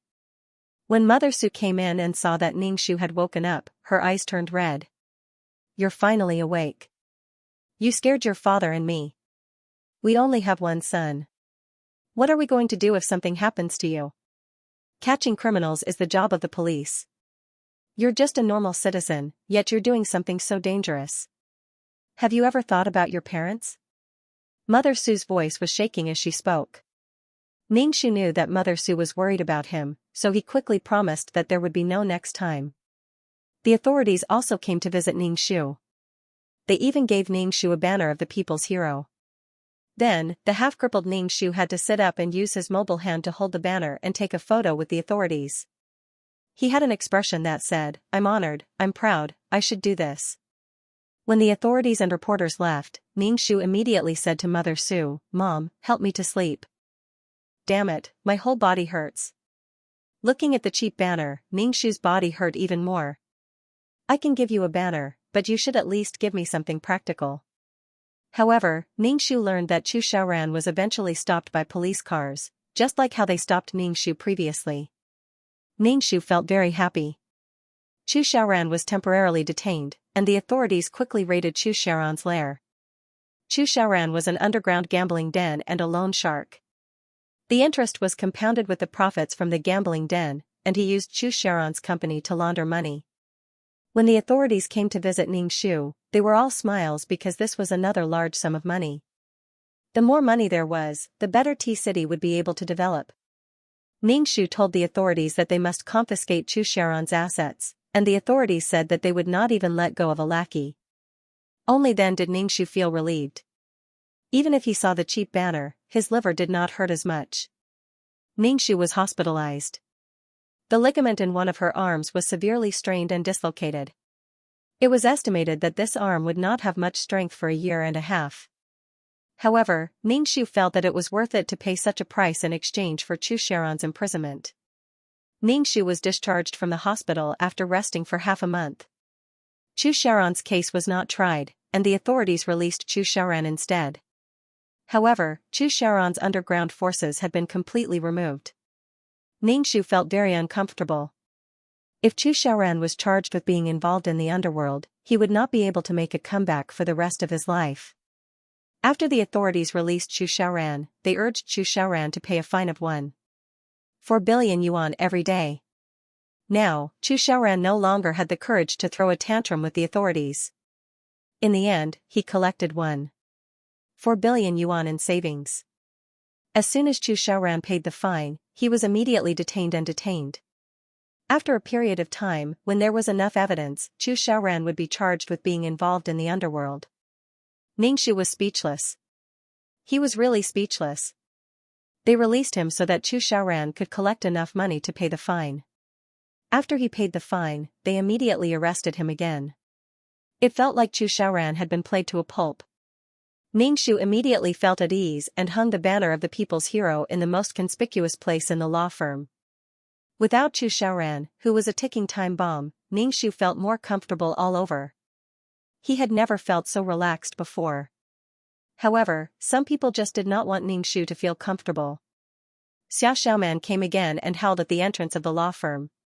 She screamed at the top of her lungs, calling Su Wenlang, come out. Now, she did not even call him Brother Wenlang and just called him Su Wenlang. Ningxu plugged in his earphones and listened to music, ignoring Xia Xiaoman who was screaming. However, Xia Xiaoman directly knelt at the door with the sun above her head. Her body was on the verge of collapsing. Others wanted to help her up, but Xia Xiaoman glared at them fiercely, as if the person who wanted to help her was her enemy.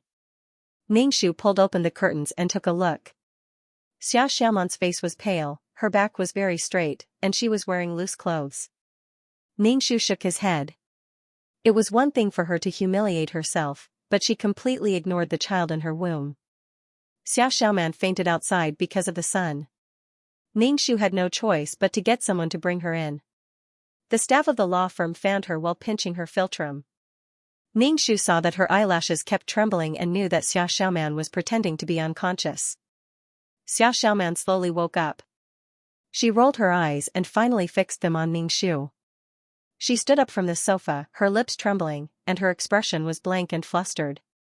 She questioned, "Why did you do this?" "Why?" Ningxu was speechless. He was so confused. He had no idea what she was talking about. "Why did you do this?" What good will it do you if Chu Xiaoran goes to jail? Why did you do this? Xiao Xiaoman felt that the person in front of her was very unfamiliar. This was not the brother Wenlang in her memory. Brother Wenlang would not be so cold and heartless. Ningxu was speechless. Why is it so tiring to talk to her? Does she not know the reason at all? Haven't you always wanted to leave Chu Xiaoran? I'm helping you. Ningxu spread his hands expressionlessly and said, didn't you say that you hate Chu Xiaoran? Didn't you say that Chu Xiaoran played you? You should be happy that Chu Xiaoran is like this. Now that Chu Xiaoran was in such a state, Xiao Xiaoman could totally take the opportunity to get rid of him. However, Xiao Xiaoman didn't do that. Previously, she was gnashing her teeth in hatred, but now that Chu Xiaoran was in dire straits, Xiao Xiaoman's heart softened. Brother Wenlang, I understand what you're saying. Although Chu Xiaoran forced himself on me and toyed with me in the beginning, he's still the father of the child in my stomach, Xiao Xiaoman said to Ningxu. Brother Wenlang, I beg you to let Chu Xiaoran off. Ningxu rubbed the corners of his eyes and looked at Xiao Xiaoman as if he was looking at an idiot. Would he let Chu Xiaoran off just because she said so? Ningxu was very curious about what kind of life Xiao Xiaoman was living every day. He really didn't understand anything about the human world. Why did he feel that Xiao Xiaoman was living a completely isolated life? All she had to do was lie in bed and serve Chu Xiaoran. You want to save Chu Xiaoran? Ningxu asked in disbelief. This was the first time Ningxu had seen someone like Xiao Xiaoman. He didn't know how to describe Xiao Xiaoman. She wasn't a wicked person and was even a little kind. However, she didn't seem to have a brain. Everything she did brought disaster to others, and she did it out of kindness. Xiao Xiaoman was an idiot. Xiao Xiaoman said firmly, Brother Wenlang, as long as I can save Chu Xiaoran, I'm willing to do anything. Ningxu's body trembled. Damn it, here she is again. She's willing to give up everything for the sake of her loved one. It's the same as when she endured humiliation and became Su Wenlong's mistress in order to protect the reputation of the Su and Xiao families and Su Wenlong's career. Give up everything? Ningxu looked at Xiao Xiaoman's tragic expression that looked like she was about to jump off a cliff. She was speechless. Xiao Xiaoman nodded. Yes, I'm willing to give up everything. This matter happened because of me. Brother Wenlang, I know I've let you down. If you can save Chu Xiaoran, I promise you that I won't be with her anymore. Then, let's leave this place. Ningxu hammered his chest, saying that Xiao Xiaoman had given up on Chu Xiaoran in order to save him. Xiao Xiaoman and he would leave this place and return a few years later. Chu Xiaoran and Xiao Xiaoman would meet again, and Chu Xiaoran would feel that Xiao Xiaoman had betrayed him. Xiao Xiaoman would be unable to voice her bitterness, and the two of them would start a torturous relationship again. Damn it, she was still a pitiful supporting male character. For the sake of the plot, she would not touch Xiao Xiaoman for the next few years. She would also raise Xiao Xiaoman's child. Ningxu hammered his chest again. Looking at Xiao Xiaoman's expression, which seemed to be ready to die, Ningxu waved his hand and said, if you want to be with Chu Xiaoran, then go ahead. Don't drag me into this. Xiao Xiaoman, when will you understand that we are already over? If you come looking for me again, I will kill Chu Xiaoran. Xiao Xiaoman widened her eyes and looked at Ningxu with tears in her almond-shaped eyes. Brother Wenlang, as long as you save Chu Xiaoran, I'll never look for you again. Get lost. Xiao Xiaoman's face turned pale and she looked sad. Obviously, she was sad because of Ningxu's coldness. As soon as Xiao Xiaoman left, Ningxu took a deep breath. Xiao Xiaoman had refreshed his worldview. Xiao Xiaoman always had a mysterious confidence when facing him. Leave this place? It's easy to say that you want me to give up my career and go with you. Where's my brain? Xiao Xiaoman simply thought of one thing after another. Her mind was unbelievably simple. Chu Xiaoran had been detained and his company had completely collapsed. All the company's resources had been divided up by other companies. The large-scale production base had been auctioned off by the authorities, and the money naturally flowed into the government's pockets. In short, Chu Xiaoran's matter this time had helped the authorities remove the thorn in their side. They also reaped the benefits of not collecting money, and their finances were not so difficult. The miscellaneous items added up to nearly 10 billion yuan, which showed that Chu Xiaoran's net worth was not low. Chu Xiaoran, who had been detained, probably did not know that he had lost everything and had been robbed clean by the authorities. 10 billion yuan could support the development of 1 or 2 large-scale construction projects in T-City, such as road construction and the construction of basic urban facilities. Meanwhile, Xiao Xiaoman was waiting foolishly for Ning Shu to rescue Chu Xiaoran, but she did not dare to look for Ning Shu. She was afraid that Ning Shu would really kill Chu Xiaoran. Now, Xiao Xiaoman was somewhat afraid of Ning Shu. She stayed in the villa every day and was simply like a rock waiting for her husband. When Xiao Xiaoman's mother found out about this matter, she persuaded Xiao Xiaoman to give up on Chu Xiaoran. Chu Xiaoran was now a reformed-through labor prisoner and was no longer the powerful CEO Chu. Moreover, this man had forced himself on her daughter back then. Now that such a thing had happened, Xiao Xiaoman's mother felt that her daughter could get rid of Chu Xiaoran and start a new life, no longer being bullied by that man. However, the child in her stomach was a problem. Xiao Xiaoman's mother struggled for a while and asked Xiao Xiaoman to get an abortion. Xiao Xiaoman was not married yet. If she kept the child, it would be an unmarried child.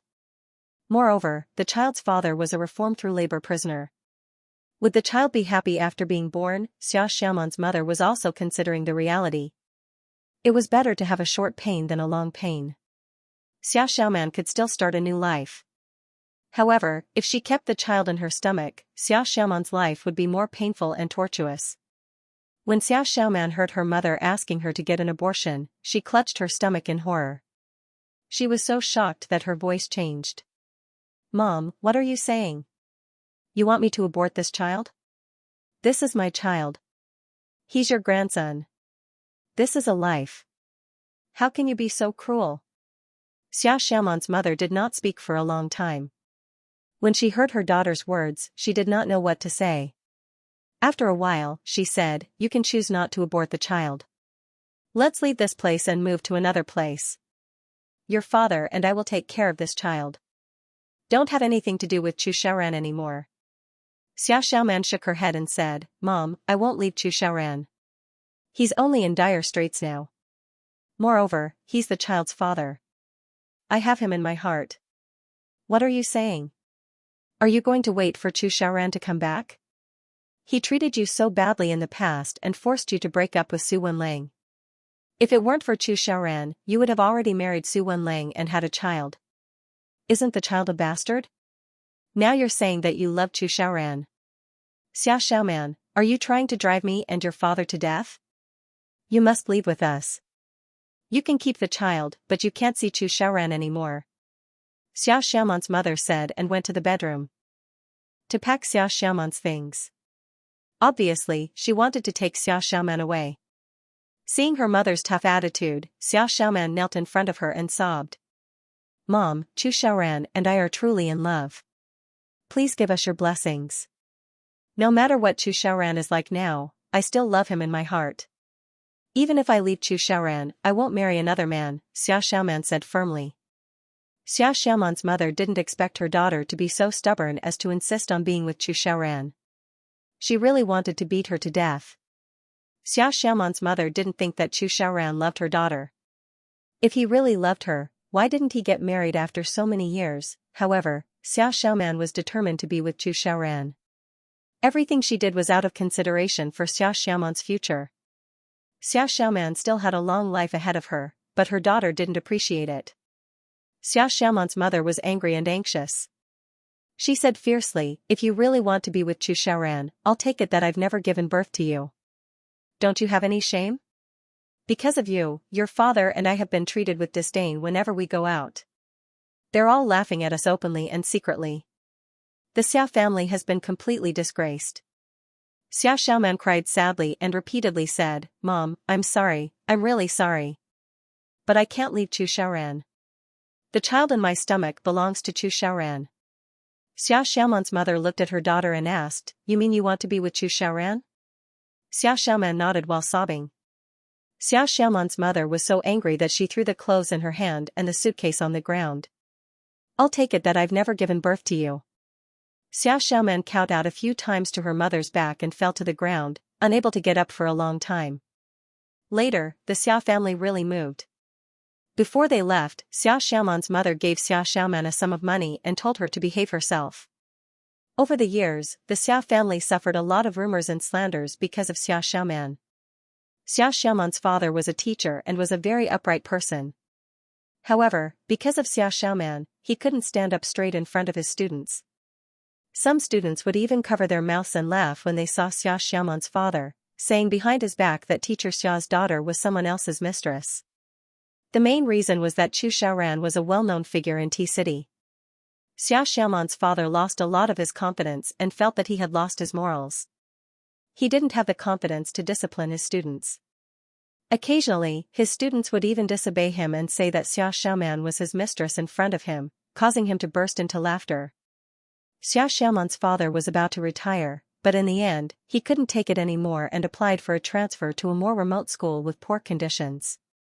He had really given up on Xiao Xiaoman. This daughter of his could do whatever she wanted. If she wanted to be with Chu Xiaoran, so be it.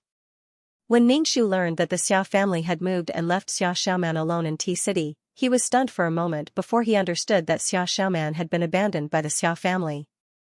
Is Xiao Xiaoman waiting for Chu Xiaoran to come out? This was true love that would never leave. Ningxu sighed inwardly at Xiao Xiaoman's deep love for Chu Xiaoran. The trial of Chu Xiaoran's case began. As Ningxu was injured all over, he did not appear in court in person. Chu Xiaoran managed to find a defense lawyer through some unknown means and reduced his sentence from 3 years to 1 year. In other words, Chu Xiaoran had to go to jail for a year because of his involvement in the underworld. This punishment was actually considered light. It was possible that he would not be punished. Xiao Xiaoman's face turned pale when she heard the verdict. She looked at Ningxu, clearly dissatisfied with the verdict. Ningxu did not pay any attention to her. In fact, Chu Xiaoran himself was quite satisfied with the verdict. After a year, he would be able to make a comeback. Chu Xiaoran, who was in the defendant's seat, glanced at the worried Xiao Xiaoman from the corner of his eye and felt a warmth in his heart. However, when he saw Ningxu, his face immediately turned sullen. He immediately imagined that Xiao Xiaoman had gotten together with Su Wenlang because she saw that he was in dire straits. The more he thought about it, the more sullen his face became. Besides, Xiao Xiaoman was pregnant with his child. Xiao Xiaoman did not know what Chu Xiaoran was thinking. She was full of worry for him and her heart ached for him. After the trial ended, Chu Xiaoran was escorted to the detention center. Ningxu walked out of the courthouse with a smile on her face. Torturing a person, destroying his life, destroying his beliefs, and trampling on his dignity. She had to watch as his hope was shattered, and she had to watch as the person she hated looked down on her from a high position. Xiao Xiaoman caught up with Ningxu. Ningxu asked, "Brother Wenlang, why did Chu Xiaoran have to go to jail for another year?" Ningxu glanced at Xiao Xiaoman's belly, which was already slightly protruding. Xiao Xiaoman's body was delicate, and she had probably been worried about a lot of things recently. She had lost weight and her belly looked a little big. Ningxu said calmly, "He should have been sentenced to more than 3 years, but now he only has 1 year. I was the one who secretly found Chu Xiaoran's defense lawyer. If you're still not satisfied with this, I can't do anything about it. Brother Wenlang, don't be angry. I don't mean anything else." Xiao Xiaoman hurriedly said, "Brother Wenlang, thank you. Don't come looking for me in the future. If you do, Chu Xiaoran will be in trouble." Ningxu's face was cold. Xiao Xiaoman's face turned bitter. She suddenly felt that the world was so big, but she had no one to rely on. Her parents had left this place, and Xiao Xiaoman didn't even know where they went. It was as if they had completely disappeared from her world. Brother Wenlang was no longer the person who had been with her since she was a child. Lonely and fearful, Xiao Xiaoman felt very panicked and fearful of the unknown life. Xiao Xiaoman had never lived independently for a day. Ningxu began to work without any distractions. The reputation of the law firm slowly rose, not only in T-City, but also in the surrounding cities. This was the intention of the authorities. They wanted to establish a good image that could even represent the image of T-City. Ningxu was the one who was pushed to the front. Ningxu organized the cases that were free of charge into a book. Ningxu really didn't receive a single cent from these cases. Moreover, the background of each family was clearly investigated. Ningxu didn't want some people to fish in troubled waters. In a year, Ningxu was also a lawyer appointed by the government. He went to various towns and villages to disseminate legal knowledge. He went to many places, walked into the mountains, and went to the Jiangnan River. He saw all kinds of environments and helped some people along the way. When Xia Xiaoman gave birth, Ningxu returned to Tea City. Xia Xiaoman was in labor pain for a day and a night before she gave birth to a son. Chu Xiaoran still had 4 months to go before he could be released from prison. He couldn't even see the birth of his child. During the period of Xia Xiaoman's pregnancy, she stayed in the villa that Chu Xiaoran used to hide his mistress. She was alone and hired hourly workers to clean the house. The money she used was given by Mother Xia in advance. If she was short on money, Xia Xiaoman would sell the jewelry and branded bags that Chu Xiaoran gave her previously. Of course, the price was only 1/10 of the original price. Xia Xiaoman was unwilling to do so at first, but under the pressure of survival, she could only sell the things cheaply. She cherished these things very much because they were given to her by Chu Xiaoran. In order to support herself, she could only sell them. When Xia Xiaoman felt aggrieved, she thought of Chu Xiaoran and forced herself to endure. Xia Xiaoman had given birth to the child, but she had no idea how to take care of him. Facing the wailing child, Xia Xiaoman was at a loss and didn't know what to do. She didn't know if the child was feeling unwell or if he was hungry or peed. Her heart ached when the child cried, and there were too many emotions in her heart. Xia Xiaoman hugged the child and cried too. The empty villa was filled with the child's heart-wrenching cries. Xia Xiaoman hadn't experienced any major events in her life. The Xia family was considered a well-off family. Xia Xiaoman grew up being pampered by the heavens and the earth, and she also had Su Wenlang, her next-door brother. Everything was in front of her. She had yet to step out of society and was polished by society, but Chu Xiaoran had already snatched her away. Even if Chu Xiaoran treated her badly, Xia Xiaoran had never considered her survival and was always entangled in inexplicable matters. Now, the pressure of survival was on her, and she had to raise a child. Without anyone to rely on, Xia Xiaoman felt as if her heart was in a pot of oil. Xia Xiaoman carried the child to the law firm to look for Ningxu. In Tea City, Xia Xiaoman could only think of Ningxu. Only brother Wenlang, whom she had known for more than 10 years, could help her. However, when she arrived at the law firm, she was told that Ningxu wasn't around. Ningxu stood in front of the window upstairs and saw Xia Xiaoman standing at the door with the child in her arms. Xia Xiaoman had lost a lot of weight and her face was pale. A gust of wind could blow her away. Ningxu saw Xia Xiaoman's complexion and knew that she was weak. After giving birth to the child, she didn't take good care of herself and hurt her body. It was fine when she was young, but when she grew old, she would be sick.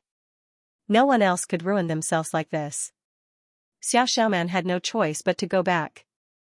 In the end, an older female employee of the law firm couldn't stand it anymore and suggested to Xia Xiaoman to hire a confinement nanny who could take care of the child. Xia Xiaoman was delighted to hear that someone could help take care of the child, but then her heart turned cold. It would definitely cost a lot of money to hire a confinement nanny, and she didn't have that much money. Xia Xiaoman didn't expect that she would have to worry about money one day. In her previous life, she didn't even have the concept of money. Now, she had to make plans for money and was conflicted for a long time. Thinking of her child, Xia Xiaoman finally gritted her teeth and hired a confinement nanny. However, she was even more nervous now. Xia Xiaoman was thinking about what other things she could sell. With the help of the confinement nanny, Xia Xiaoman could finally take a breather. Then, she stayed in front of the calendar every day and counted the days, waiting for the day that Chu Xiaoran would be released from prison. Ningxu was also waiting for the day when Chu Xiaoran would be released from prison. What was the point of staying in prison? There were people guarding him 24 hours a day. There was food and drink. When he was bored, there was a group of people to play with him and pick up soap. On the day that Chu Xiaoran was released from prison, Ningxu drove to the prison gate. When he arrived, Xia Xiaoman was already waiting at the gate. Today, Xia Xiaoman even dressed up. She was wearing a white dress, but she was too thin and didn't look as good as before. There was a lingering tiredness on her body. Ningxu stayed in the car and didn't get out. He watched as people came out of the prison gate one after another. Chu Xiaoran also came out. Xia Xiaoman covered her mouth and burst into tears. She then threw herself into Chu Xiaoran's arms. Ningxu looked at Chu Xiaoran. This was completely different from the Chu Xiaoran in his memory. The current Chu Xiaoran had completely lost his noble and proud temperament. Without countless halos, Chu Xiaoran was just an ordinary man. In fact, he couldn't even compare to an ordinary man. Now that Chu Xiaoran had nothing and even had a criminal record, it would be difficult for him to step out of society. However, Ningxu saw that Chu Xiaoran seemed to be very confident. Ningxu pursed his lips. Does he still think that he can get up? Even if Chu Xiaoran wanted to get up, Ningxu wouldn't give him the chance. After glancing at the two people who had successfully joined forces, Ningxu drove away. In front of the prison gate, Chu Xiaoran and Xia Xiaoman were still hugging each other. Xia Xiaoman felt at ease when she hugged Chu Xiaoran's waist. She felt that she had someone to rely on and was no longer afraid of anything. On the way back to the villa, Xia Xiaoman told Chu Xiaoran about what had happened in the past year. Chu Xiaoran was a little moved. He didn't expect Xia Xiaoman to give up on leaving with her family and stay behind to wait for him. Chu Xiaoran hugged Xia Xiaoman and said, "Let's get married." Xia Xiaoman was very surprised. She smiled and nodded with tears in her eyes. Although there were no flowers or diamond rings, Xia Xiaoman didn't care about these things. She only felt the joy and happiness of being able to stay with her beloved and her child. They would be a happy family. After returning to the villa, Chu Xiaoran hugged his son. His heart was full of hope. With his ability, he would soon return to his peak and give Xia Xiaoman and their child a happy life. If Chu Xiaoran wanted to make a comeback, he needed capital. However, Chu Xiaoran's assets had all been confiscated by the authorities.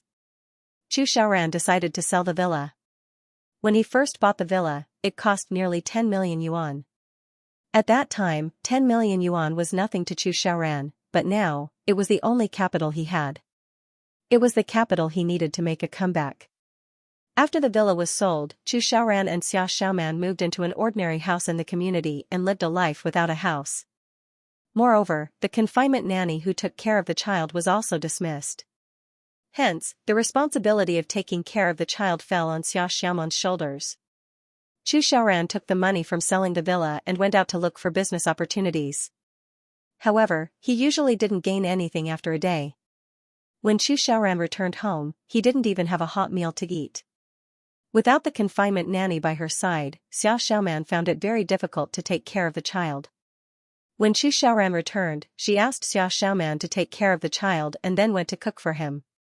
In the past, Xia Xiaoman didn't do any household chores. Hence, one could imagine how good the food she cooked was. Chu Xiaoran ate 2 mouthfuls and stopped eating. He ate something that was either noodles or paste. Living in a cramped house, Chu Xiaoran's heart was filled with anger. When he slept at night, the child would constantly cry, causing Chu Xiaoran to feel extremely vexed. Crying, crying, crying, wailing. Chu Xiaoran got up from the bed and went to the balcony to smoke. Frightened by Chu Xiaoran's voice, the child in the cradle cried even more ferociously. Xia Xiaoman's heart trembled when she saw that Chu Xiaoran was angry. She hurriedly hugged the child in her arms and coaxed him.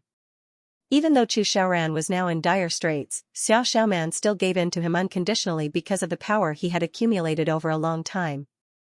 Chu Xiaoran was very anxious. He was eager to prove himself and stand up again. In the past, things that were easy in his eyes were now extremely difficult. He was chased out before he could even speak. The embarrassment and anger made Chu Xiaoran want to kill someone. The more it was like this, the more Chu Xiaoran wanted to return to the past and make these people who looked down on him regret and feel uneasy. Ningxu had been paying attention to Chu Xiaoran. He knew that Chu Xiaoran had sold his only villa and was preparing to start afresh with the money. Ningxu could only say that he was a little naive. Chu Xiaoran was registered in front of the authorities. Basically, no one in T-City dared to cooperate with Chu Xiaoran. Even if they wanted to cooperate, what capital did Chu Xiaoran have? Now that Chu Xiaoran was no longer a business giant, other companies were scrambling to cooperate with him. Tea cools down when people leave. That was the reality. However, Chu Xiaoran was tenacious and seemed to be determined to succeed. Ningxu felt that Chu Xiaoran could jump up and down because he had money in his hands. Without this money, he probably wouldn't be able to jump up and down. However, before Ningxu could make a move, the person Ningxu sent to monitor Chu Xiaoran told Ningxu that Chu Xiaoran had already found a business partner. So fast? Ningxu was a little surprised. Could it be that Chu Xiaoran was going to rise? However, news soon came that there was a new energy development project. It seemed to be very promising, and the company that cooperated with Chu Xiaoran was also very legitimate. Ningxu sent someone to investigate, only to find that it was just a shell company. Even the office was rented and only had the name of the company hanging on it. It seemed that they were eyeing the money in Chu Xiaoran's hands. Moreover, the plan was very thorough. It seemed that Chu Xiaoran had already taken the bait. Both parties had already signed the contract and Chu Xiaoran had invested half of his money. Ningxu just watched without saying anything. He didn't think of reminding Chu Xiaoran.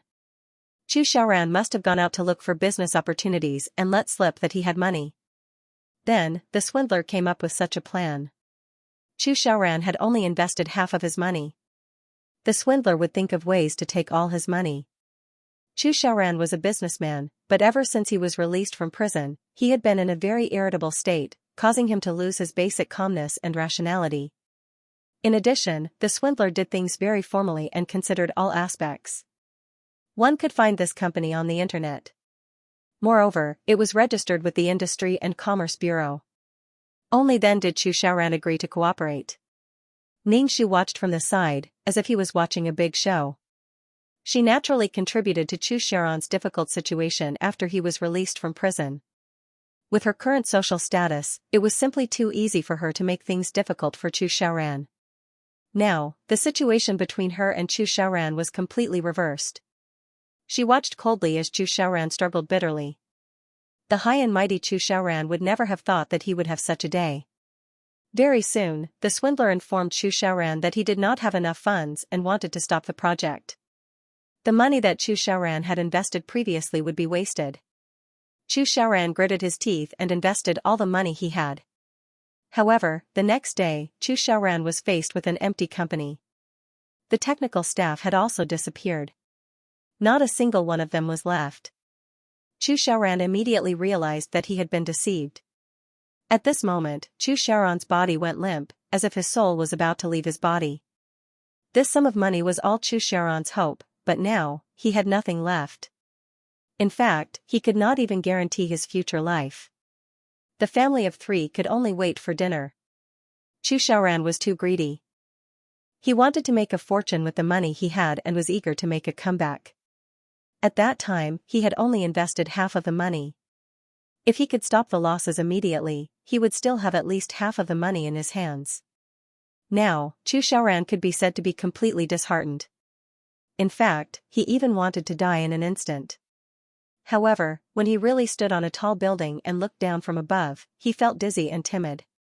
He no longer had the courage to die. The depressed Chu Xiaoran drank until he was dead drunk. When he returned home and heard his child crying, the volcano in his heart erupted. He then beat the innocent Xiaoran up. Chu Xiaoran wanted to vent the grievances in his heart. Hence, he hit Xiaoran very hard, causing her face to be bruised and swollen. The drunk Chu Xiaoran vented his tyrannical mood on Xiaoran, who could only bear with it silently. The next day, when Chu Xiaoran sobered up and saw the unsightly Xiaoran, he knelt in front of her and begged for forgiveness. He kept saying sorry to Xiaoran. It was because he was too depressed in his heart that he tried his best to get up and give his mother and daughter a happy family. Xiaoran had never seen Chu Xiaoran in such a sorry state. She hugged Chu Xiaoran and forgave him without saying a word. Without money, Chu Xiaoran felt weak all over. He stayed at home and did not go anywhere. Xiaoran would send him 3 meals a day. He did not care about his appearance and did not even bother to shave his beard. He was extremely dispirited and obviously had not recovered from the shock of being deceived. Chu Xiaoran could no longer be found in the current him. Chu Xiaoran stayed at home all day and did nothing. However, he needed to spend money on his child's milk powder, diapers, rent, utilities, food, and clothing. Xiao Xiaoran originally wanted to reach out and ask Chu Xiaoran for money, but she remembered that Chu Xiaoran had just been cheated of some money some time ago. Chu Xiaoran would feel uncomfortable if she mentioned money to him. The pressure of survival was all on Xiao Xiaoran. Xiao Xiaoran, who had never worked before, had to work to earn money. People like Xiao Xiaoran were not suitable for work at all. Many companies did not want Xiao Xiaoran, although she had a university degree. On one hand, Xiao Xiaoran was considered a well-known figure in T-City because she was once the girlfriend of T-City's Prince Charming Chu Xiaoran. On the other hand, Xiao Xiaoran always looked lost and helpless. It was obvious that she did not have the ability to work. In the end, Xiao Xiaoran washed dishes in a small restaurant and even clumsily broke a plate. When she received her salary, she still had to pay for the broken plate. She did not receive much money at all. After washing dishes non-stop for a day, her waist was about to break. Her hands were wrinkled from soaking in water. When she returned home, the child wailed loudly. Chu Xiaoran sat on the sofa and watched television. He did not even think of hugging his child. After coaxing the child, Xiao Xiaoran busied herself with cooking. After a day, Xiao Xiaoran's face turned pale. When she slept, her waist hurt so much that she could not turn over. When the child made a fuss in the middle of the night, she still had to get up to coax him. Even so, Xiao Xiaoran still did not say a word to Chu Xiaoran. The next morning, she woke up and prepared breakfast. She fed the child until he was full and changed his diapers before leaving. Chu Xiaoran was still sleeping in bed. Chu Xiaoran, who had nothing to do, felt frustrated. Hence, he drowned his sorrows in alcohol and began to drink. The drunk Chu Xiaoran would always hit Xiao Xiaoran uncontrollably. In the past, Chu Xiaoran used to treat Xiao Xiaoran coldly, but now, it had developed to the point of punching and kicking. Chu Xiaoran, who had fallen from a high position and was frustrated, could only find a sense of existence in Xiao Xiaoran. After sobering up, Chu Xiaoran confessed to Xiao Xiaoran. He promised time and time again that there would be no next time. However, the drunk Chu Xiaoran could not remember anything. Such venting was addictive. Xiao Xiaoran's forgiveness time and time again made Chu Xiaoran unscrupulously. He even felt that it was natural. Ningxu knew that when Xiao Xiaoman went out to work, the family of 3 depended on her for food while Chu Xiaoran did nothing. Not only that, he even drank and hit people when he was drunk. However, Xiao Xiaoman still had no regrets. Ningxu was dumbfounded. His outlook on life was refreshed again. How much tolerance does Xiao Xiaoman have to live such a life? She still treats Chu Xiaoran like a treasure. She's in the late stages of Stockholm Syndrome. He felt that Xiao Xiaoman was the kind of person who could still live happily with Chu Xiaoran even after Chu Xiaoran raped her mother, raped her father, and didn't even let off the chihuahua at home. Su Wenlang treated Xiao Xiaoman very well, but Xiao Xiaoman couldn't feel love. Instead, Chu Xiaoran kept hurting her, but she felt that it was love. There was something wrong with his outlook on love. He didn't even have the basic respect and love. What kind of love was this? As long as Chu Xiaoran behaved a little better, Xiao Xiaoman would take a step back. Xiao Xiaoman was in a weak position, and she was the one who put herself in a weak position. Ningxu only asked people to continue paying attention to them. He didn't plan to care about them at all. He looked down at the 2 of them who were struggling to survive and suffering. In the plot, they were tortured and ended up together happily. That was because they had the support of money. Now that they didn't have the capital to torture others, they would only be tortured by life. Ningxu went to court to file a lawsuit when he had nothing to do. He would also take some time to walk around and relax. Occasionally, he would listen to the things between Chu Xiaoran and Xiao Xiaoman. It seemed that Chu Xiaoran was now addicted to gambling and wanted to become rich through gambling. Every time, he would take away the money at home. That money was the money that Xiao Xiaoman painstakingly earned for her children. Chu Xiaoran, who started stealing money, felt a little guilty. He told Xiao Xiaoman that he would definitely win a lot of money back and didn't want to see her suffer so much. Xiao Xiaoman didn't say anything and had no choice but to work harder. Wasn't Xiao Xiaoman tired? She was very tired, but Xiao Xiaoman only wanted to have someone to rely on. Even if it was a little tiring, she definitely wouldn't be able to hang on if she was alone. Xiao Xiaoman was a person who was very afraid of loneliness. She had no independent mentality and Chu Xiaoran was her psychological support. Even if Chu Xiaoran was in a bad state now, Xiao Xiaoman was still afraid that he would leave her. Chu Xiaoran did not take care of his family or his children. He was addicted to gambling all day long. He wanted to rely on gambling to win a lot of money so that he could return to the past. Gambling had always been a bottomless pit. Even if one threw in a lot of money, they might not be able to win back a lot of money. Chu Xiaoran, who had lost money, could only take money from his family and gamble day and night. He became very irritable and often asked Xiao Xiaoman for money. If Xiao Xiaoman didn't give it to him, he would beat Xiao Xiaoman up as if she was his enemy. He even yelled why Xiao Xiaoman didn't sell it. Xiao Xiaoman's heart was hurt. Chu Xiaoran had asked her to sell herself as a prostitute, which had completely hurt her. However, she was beaten up by Chu Xiaoran as soon as she refuted him. Xiao Xiaoman often had new wounds added to her old ones. However, Xiao Xiaoman still endured it silently because if she said a word of objection, Chu Xiaoran would storm her. Without money and power, Chu Xiaoran was even more of a scumbag. In the past, the scumbag had money and good looks, so it was normal for him to be a little willful. Now, Xiao Xiaoman could no longer afford the rent. She could only move to a small house that cost 200 to 300 yuan a month. However, there was only one room, and she had to eat, drink, and defecate in one room. She was surrounded by rented houses and migrant workers who left early and returned late. "Boss, there's a woman called Xiao Xiaoman at the door looking for you." Ningxu was looking at a document when his secretary walked in and said to Ningxu. Ningxu raised his eyebrows. "Why is Xiao Xiaoman looking for me?" Xiao Xiaoman has not interacted with Chu Xiaoran since he went to prison. It has been almost 2 years since then. Ningxu walked to the window and saw Xiao Xiaoman standing at the door. She was wearing simple clothes that were resistant to dirt. Xiao Xiaoman was very thin, and it was shocking to see her. Ningxu felt something in his heart and an inexplicable emotion flowed out. This should be the emotion of the original owner. Call her in. Ningxu still had some things to ask Xiao Xiaoman. The secretary brought Xiao Xiaoman in. Xiao Xiaoman looked a little reserved. When she met Ningxu's gaze, she quickly lowered her head. Ningxu saw the dark circles under Xiao Xiaoman's eyes. She was obviously beaten by Chu Xiaoran. "Have a seat," Ningxu said indifferently. Xiao Xiaoman sat on the sofa trembling. Ningxu asked again, "What do you want to drink?" No. Xiao Xiaoman hurriedly waved her hand, looking very flustered. The cruel life had destroyed Xiao Xiaoman into a timid and humble woman.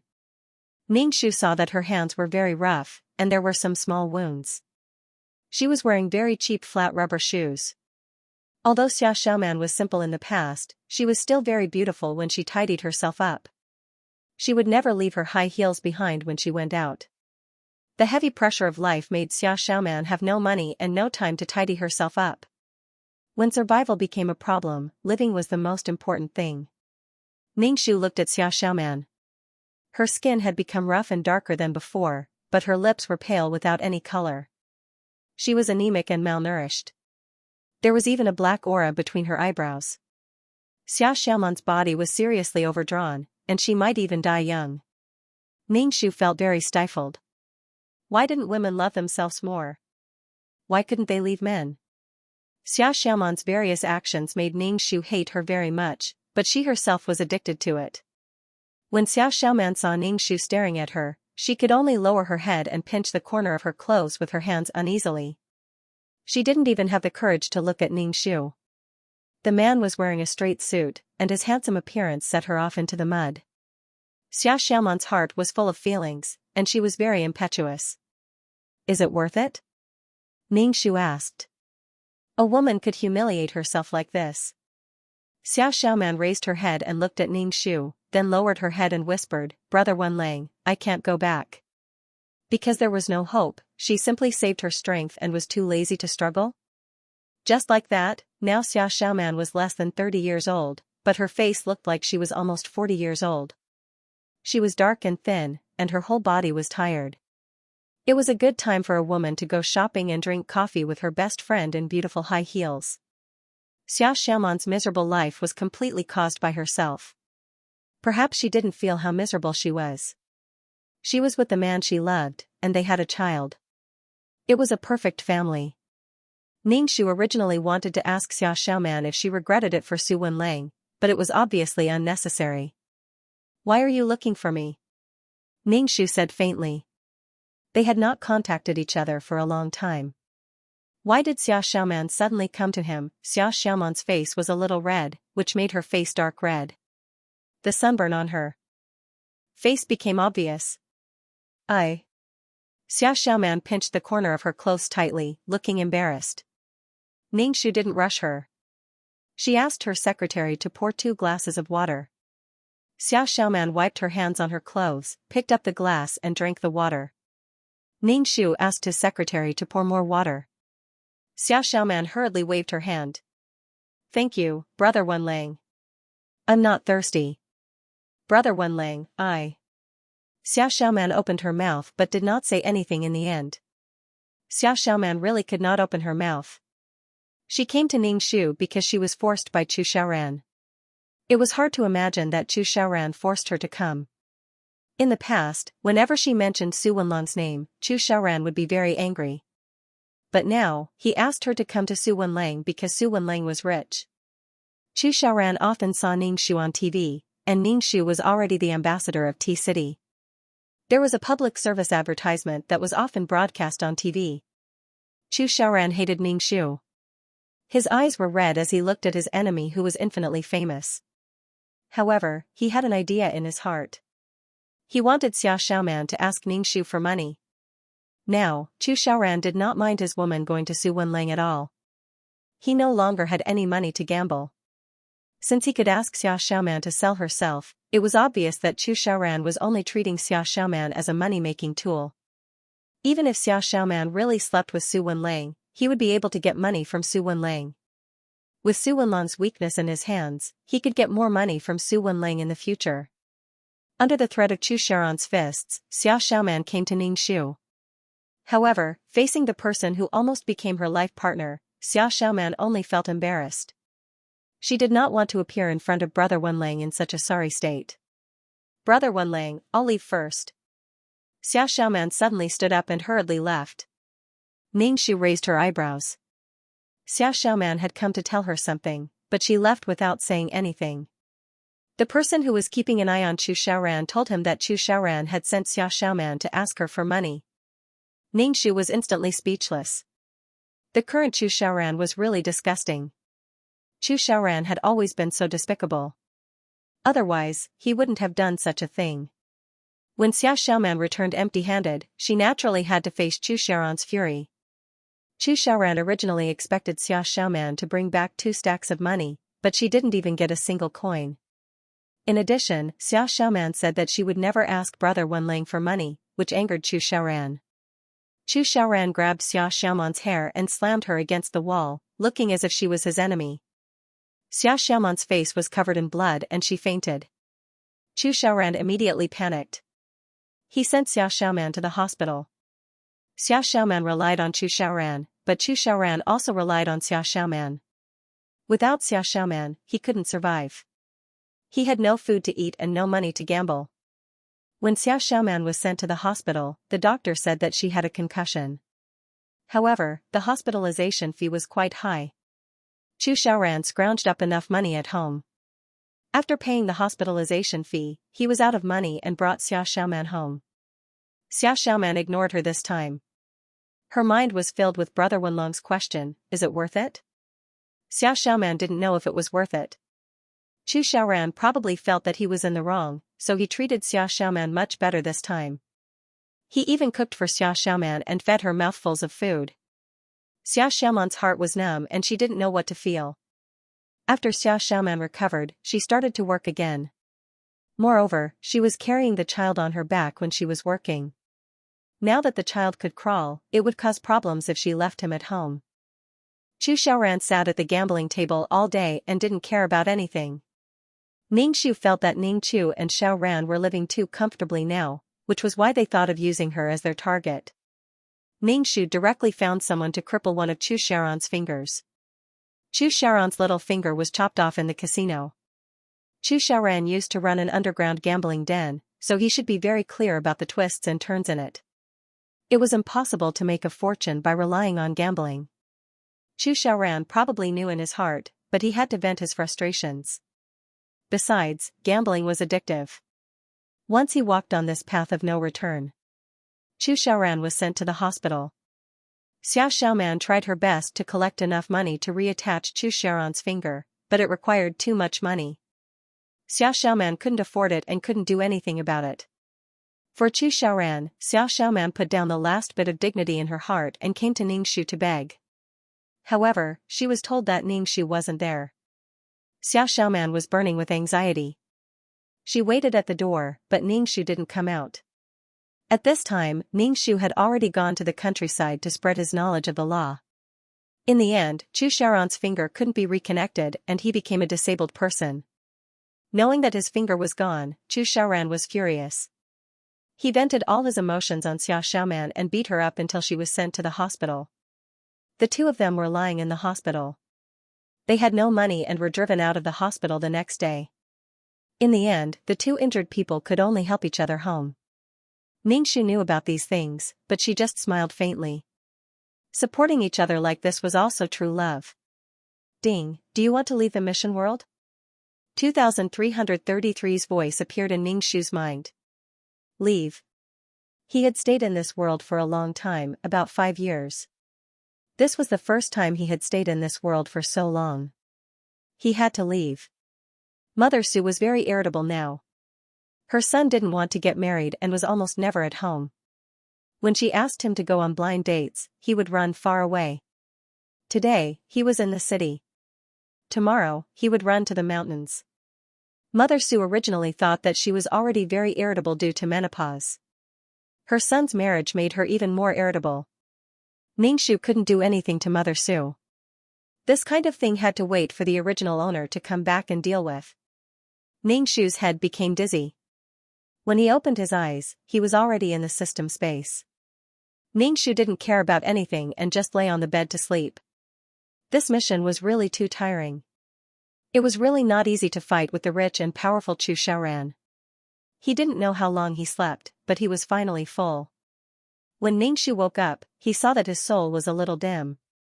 Obviously, staying in the mission world for too long had hurt Ningxu. Ningxu sat on the ground and began to cultivate.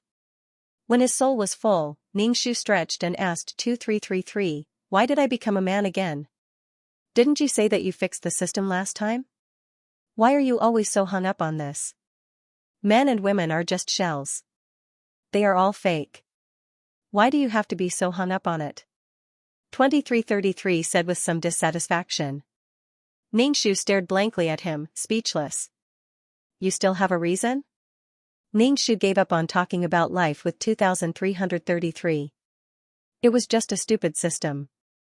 Let's look at the points this time. Ningxu was looking forward to the points this time. After all, she had helped Su Wenlang find a new life and become a famous lawyer with a law firm.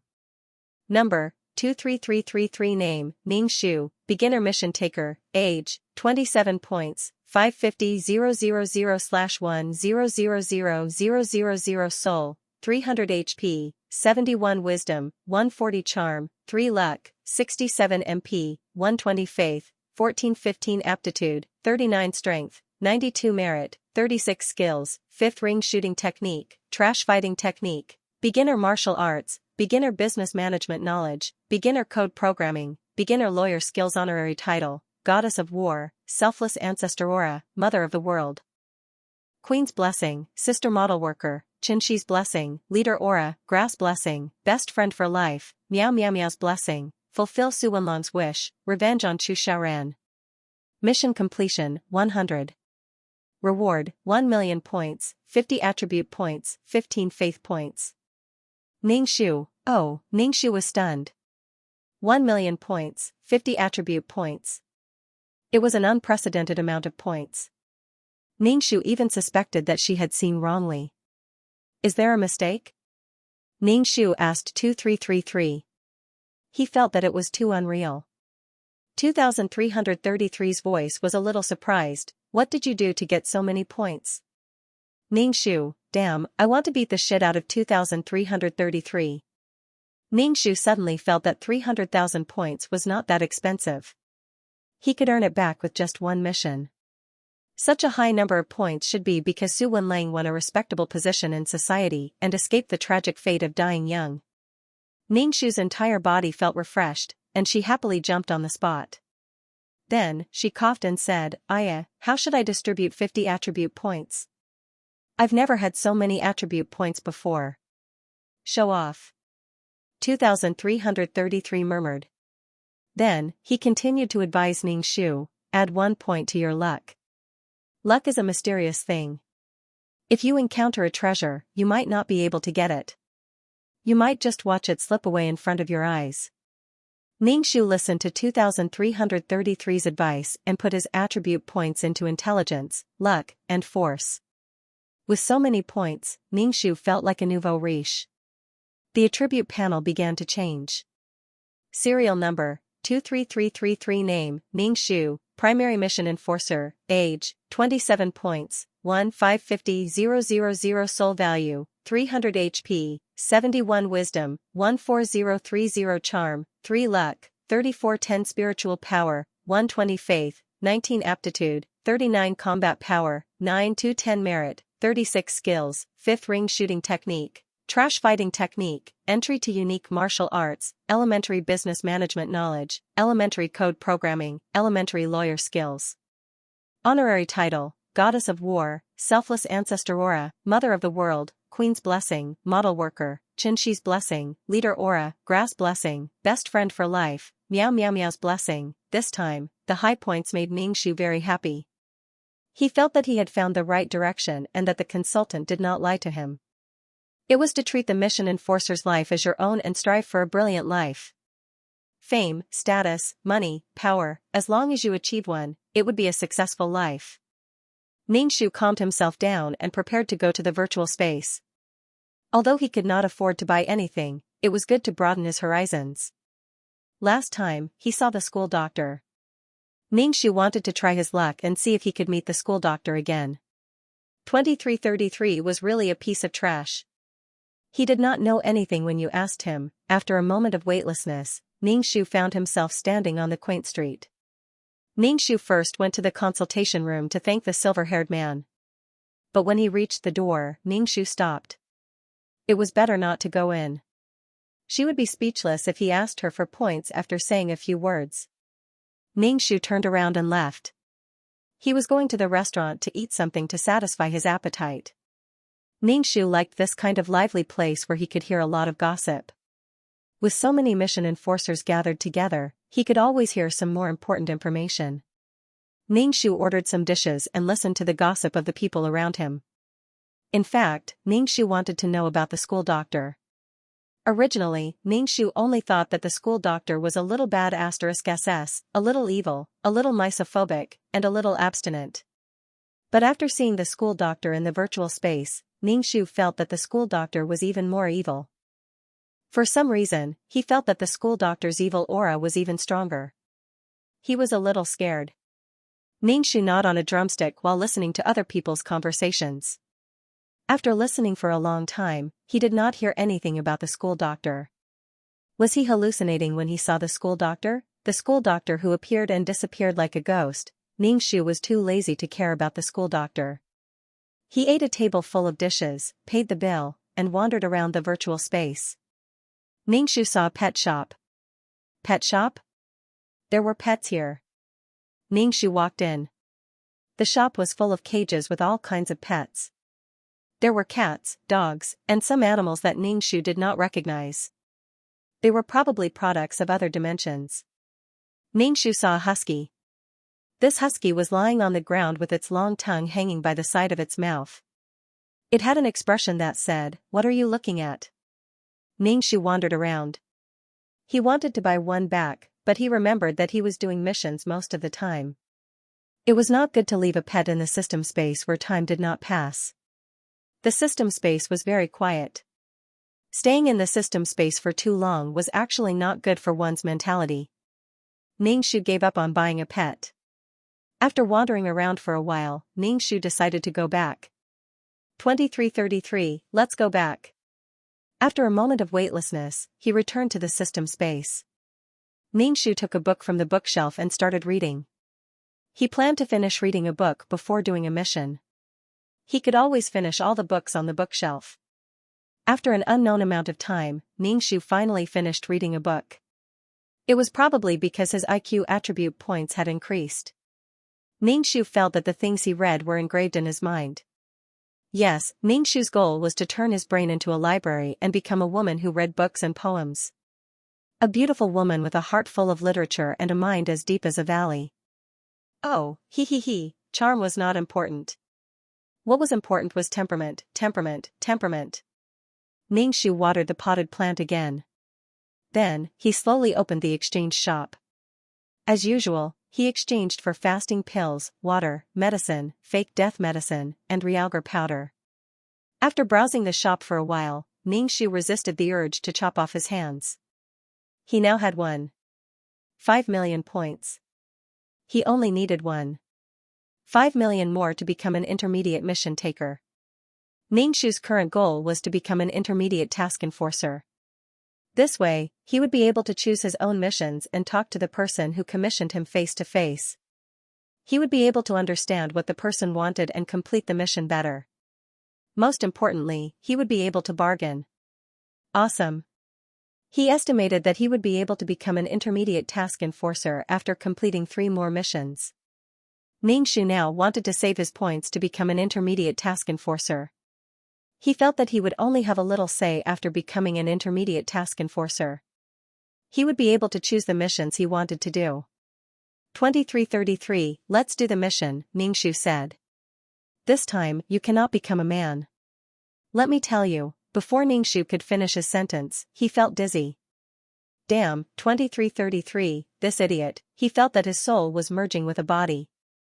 A female voice sounded beside his ear, but this female voice was slightly hoarse. Your Majesty, it's time to leave the bed. Ningxu was still feeling a little uncomfortable, but when he heard the name Your Majesty, he suddenly opened his eyes and quickly touched his lower body. Phew, luckily, it was a woman. Your Majesty? It was the Empress? Seeing Ningxu's lifeless eyes, the female official beside her said, Your Majesty, it's time to go to court. Ningxu had not accepted the plot and was still at a loss. The woman beside his ear kept talking, so Ningxu could only get up. Another large group of servants came in and helped Ningxu change his clothes. A cup of water was placed in front of Ningxu's mouth. Ningxu lowered her head and took a sip, swallowing it down with a gulp. Your Majesty, please rinse your mouth. The female official beside her saw Ningxu drinking the water and quickly said. Ningxu was speechless. Why didn't she say that this was mouthwash earlier? Ningxu's expression did not change as he drank another mouthful and rinsed his mouth. A palace servant held a spittoon and Ningxu spat out the water in his mouth. His days were really extravagant. He stretched out his hand for clothes and opened his mouth for food. The palace servants then combed Ningxu's hair. They combed it into an extremely complicated bun and then inserted all kinds of luxurious hairpins into it. It was incomparably luxurious. Ningxu felt that his neck was about to be twisted. He didn't dare to move. Surrounded by a group of people, Ningxu, who didn't know anything, arrived at the place where the imperial court was to be held. Suddenly, a loud voice shouted beside him, Her Majesty the Empress has arrived. All officials kneel to welcome her. Ningxu was startled by the female official's voice. Then, he slowly walked over and sat on the dragon throne. Seeing so many people kneeling below, he stood up and said in a clear voice, Rise. Ningxu wanted to sit down, but when he saw all the women below, he was surprised. Could it be womanland? Ningxu coughed and said, If you have something to say, just say it. I have a headache. Just as Ningxu's voice fell, a woman wearing light green clothes and a gem between her eyebrows made her look refreshing and feminine. Her eyes were filled with worry for Ningxu. She asked, Mother Empress, are you okay? Why do you have a headache? Mother Empress? Ningxu looked at this young girl. She was about 15 or 16 years old. With such a big child, the original owner of this body shouldn't be young. Ningxu didn't know who this girl was. He only said, "I just haven't rested well." The girl said, "Oh. Mother Empress, do you need an imperial physician to take a look?" Another woman wearing bright yellow clothes asked. Ningxu originally didn't have a headache, but this time it really hurt. He didn't accept the plot and was stunned. The female official at the side saw that Ningxu's expression was somewhat impatient. She quickly shouted, "If there's something to report, the imperial court is dismissed." Every time he heard this female official speak, Ningxu felt that his ears couldn't stand it. Fortunately, these people were more tactful. They didn't say anything and left the imperial court. Returning to the palace, Ningxu said to the female official beside him, "I will rest for a while. Don't come in and disturb me." "Yes." Ningxu laid on the chaise lounge and began to accept the plot. This was a time where women were respected. Men's status was lower. It was a world where men were superior and women were inferior. Women were able to support their families. Only women could become officials in the imperial court. The country was managed by women. The women here were treated like beasts, and the men were married to the women. The original owner of this body was called Munishang. She was the empress of Xian country. She looked like she was in her 30s. The original owner of this body was a mediocre emperor. She didn't have any great talents and didn't have any great achievements. However, she was still a qualified emperor. She only wanted to peacefully live out her life as an emperor and hand over the country to a suitable successor. But in terms of the successor, Munishang ruined Xian country. Originally, Xian country already had a crown princess. It was the woman in the bright yellow dress in the imperial court. However, Munishang doted on the fourth princess. She even abolished the crown princess for the sake of the fourth princess and supported the fourth princess. The fourth princess didn't notice Munishang's painstaking efforts. In fact, this fourth princess was a soft and cute girl. The real fourth princess was a cruel and lustful person. She was killed by her own husband and the soft and cute girl transmigrated. In this world where women were respected, the soft and cute girl knew how to act coquettishly and blush. She also knew how to act cute. She also inherited the beauty of the imperial family and attracted the attention of all kinds of men. This was actually a story of a girl who attracted love everywhere. She fell in love with all kinds of men. The cute girl was indeed kind-hearted and treated Munishang well. She treated Munishang as her real mother. It was easy to tell if people were sincere or hypocritical when interacting with each other. Moreover, Munishang had been the empress for many years. The fourth princess's care for Munishang was sincere. Munishang protected her daughter openly and secretly. It was inevitable that she would spoil her a little. The empress didn't like her position being coveted by others. Munishang even tested the fourth princess a few times, saying that she wanted to pass the throne to the fourth princess. However, the fourth princess didn't agree. Moreover, the fourth princess disliked the throne. The fourth princess wanted to be a carefree prince and play everywhere. Being the empress meant being trapped in the palace. People were like this. If you insist on snatching, I won't give it to you. If you don't want it, I will give it to you. In the end, the throne was still in the hands of the fourth princess. The fourth princess was a soft and gentle girl. How could she handle the affairs of the imperial court? She was completely clueless. Even when Munishang taught her how to rule the country, she was still sloppy. After ascending the throne, the fourth princess's official husband was in charge of handling the affairs of the imperial court. This fourth princess was the son of the prime minister. He was very knowledgeable. After the fourth princess gave birth to his son, he taught his son how to rule the country step by step. When his son was able to take charge, the fourth princess told the fourth princess to let her son be the emperor. Then, the group of them would go sightseeing. The fourth princess was naturally willing. She didn't have any objections to a man being the emperor. After all, in her time and space, it was always men who were the emperors. Then, the fourth princess brought her 3 husbands and 4 attendants to sightsee. She enjoyed the happiness of having multiple men and occasionally came back to see her son. Then, the country became the Yuan families. It was still a man who was the emperor. The status of men and women slowly shifted. In fact, in the hundreds of years that the Mu family ruled Xian country, male chauvinism had begun to sprout. That is, men were no longer satisfied with staying at home and being controlled by women.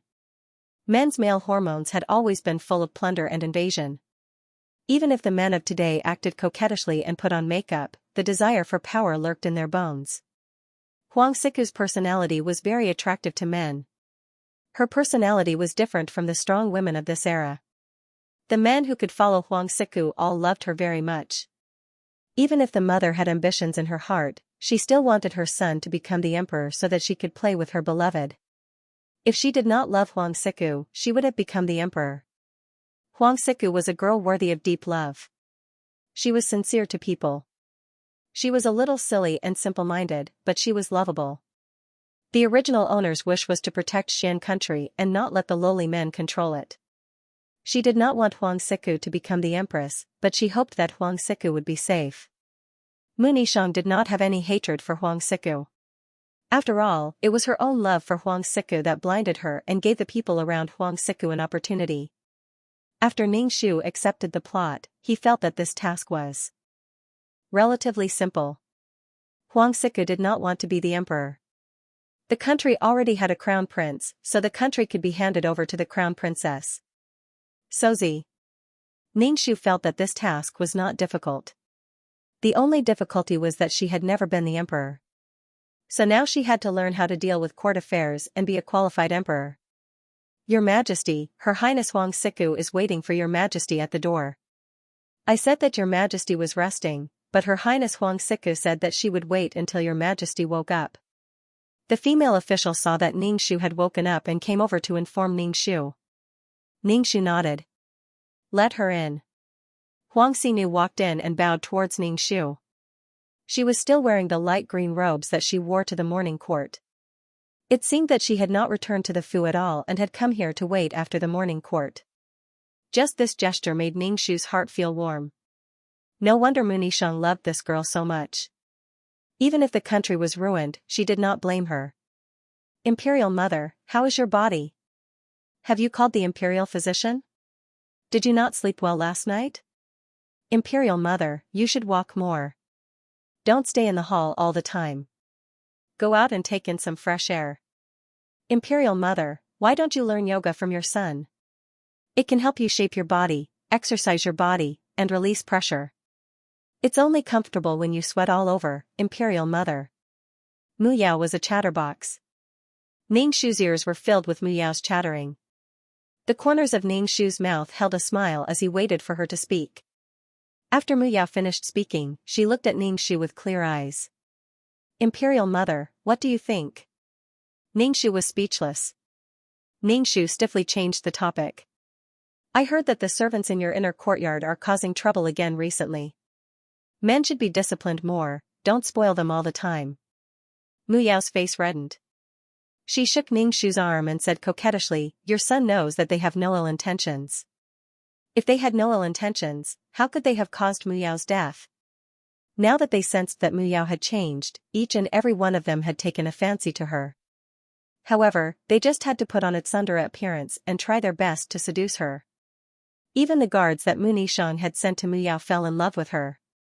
The main thing was that Mu Yao was really too different. Even the son of the prime minister and the son of the minister who had his eyes above his head treated Mu Yao differently. Imperial Mother, your son will give you a massage. Your head will feel better. Mu Yao did not wait for Ningxu's reply. She reached out to press on Ningxu's temples and gently massaged around his eyes. Needless to say, Mu Yao's massage technique was really not bad. Ningxu felt very comfortable. Yao, you're a noble daughter of the imperial family. You have to show a bit of dignity, understand?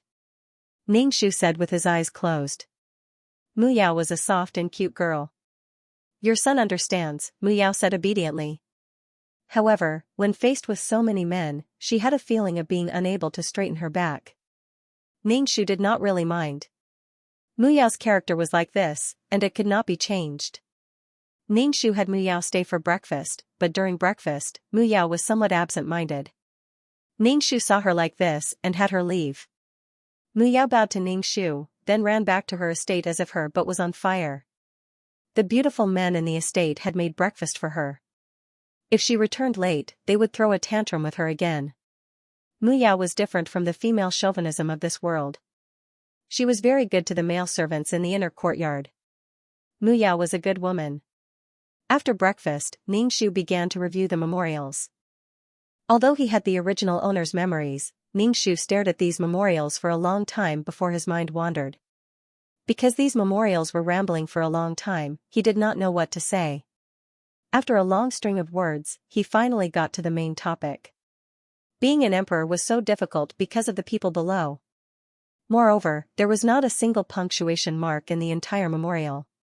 When Ningxu silently read a sentence, he was already on the verge of death.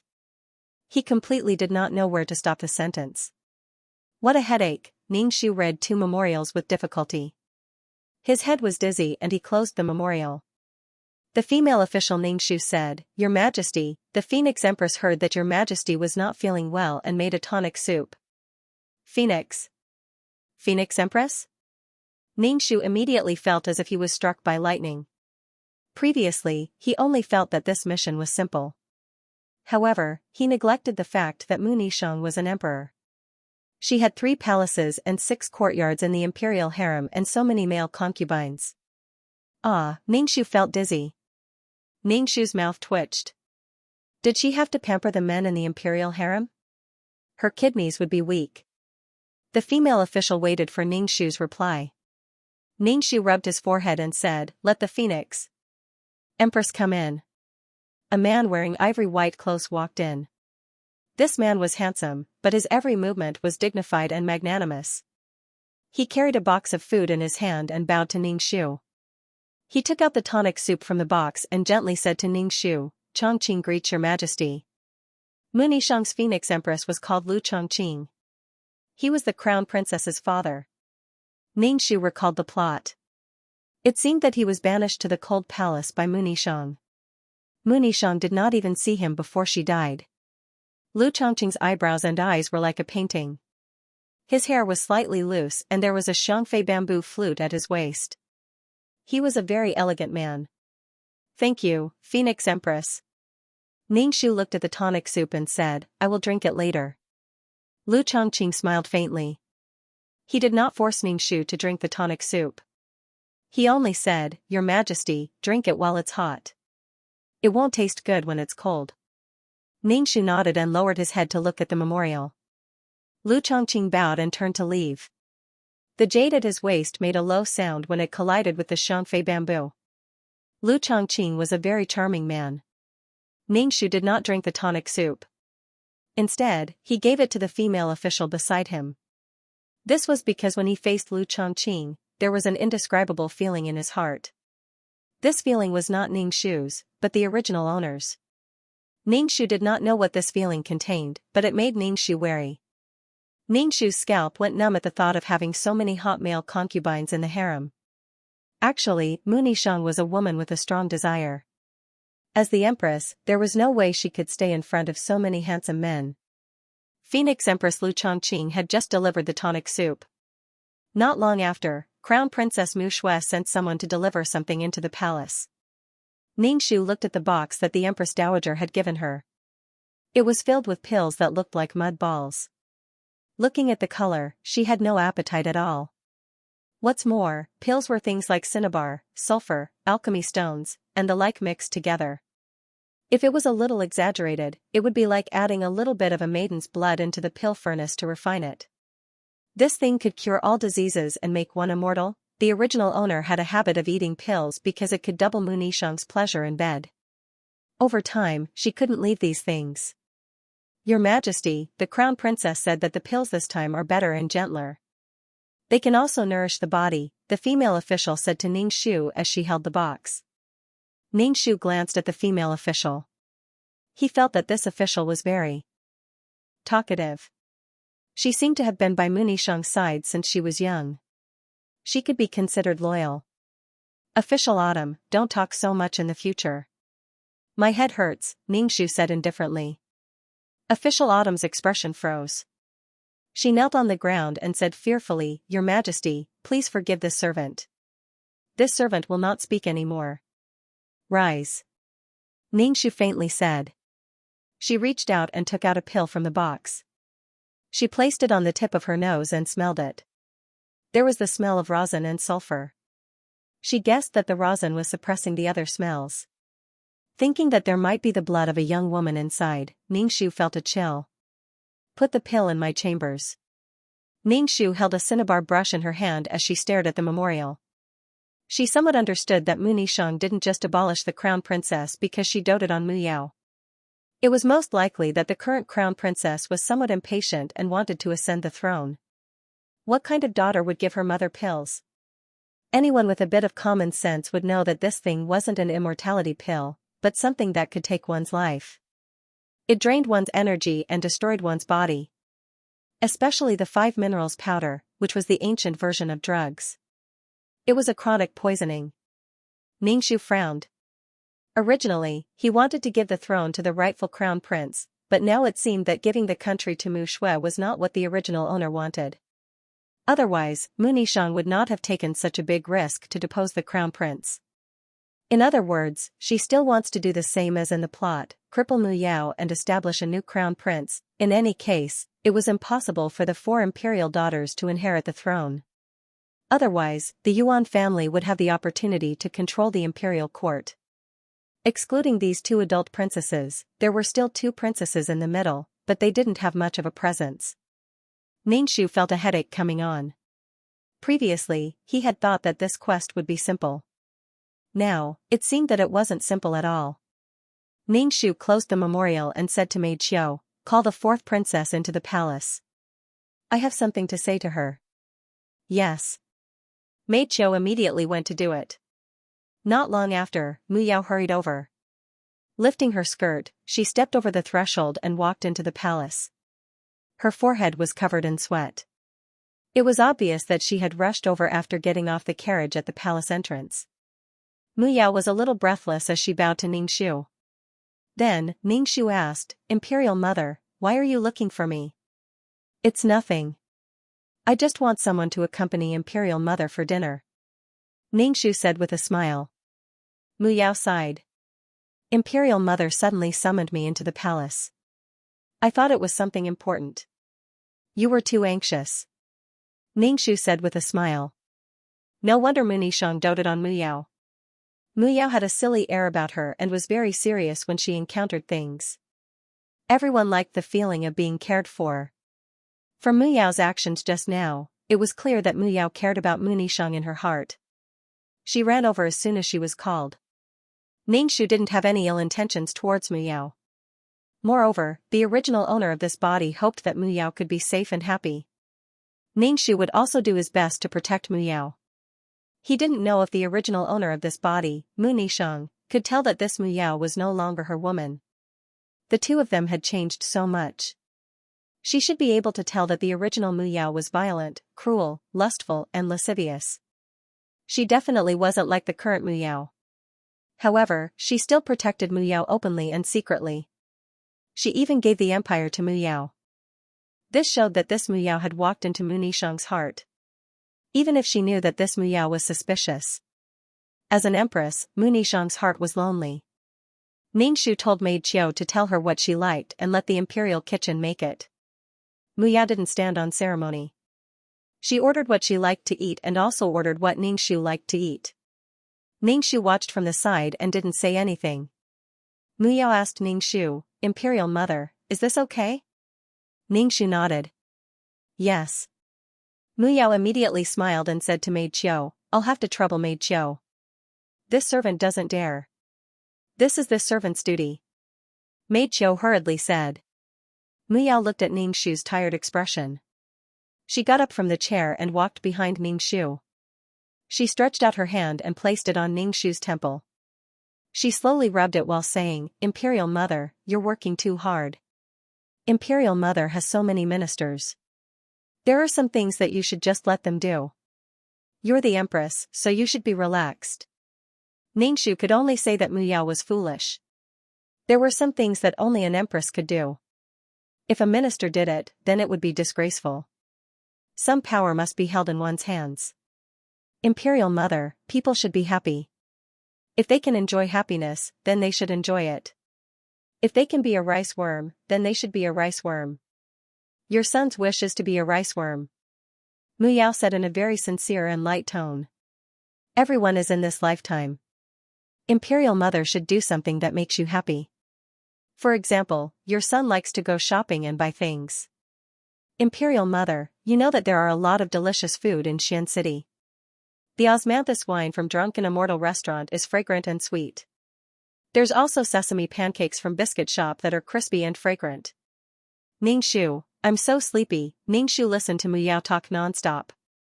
It was like a lullaby.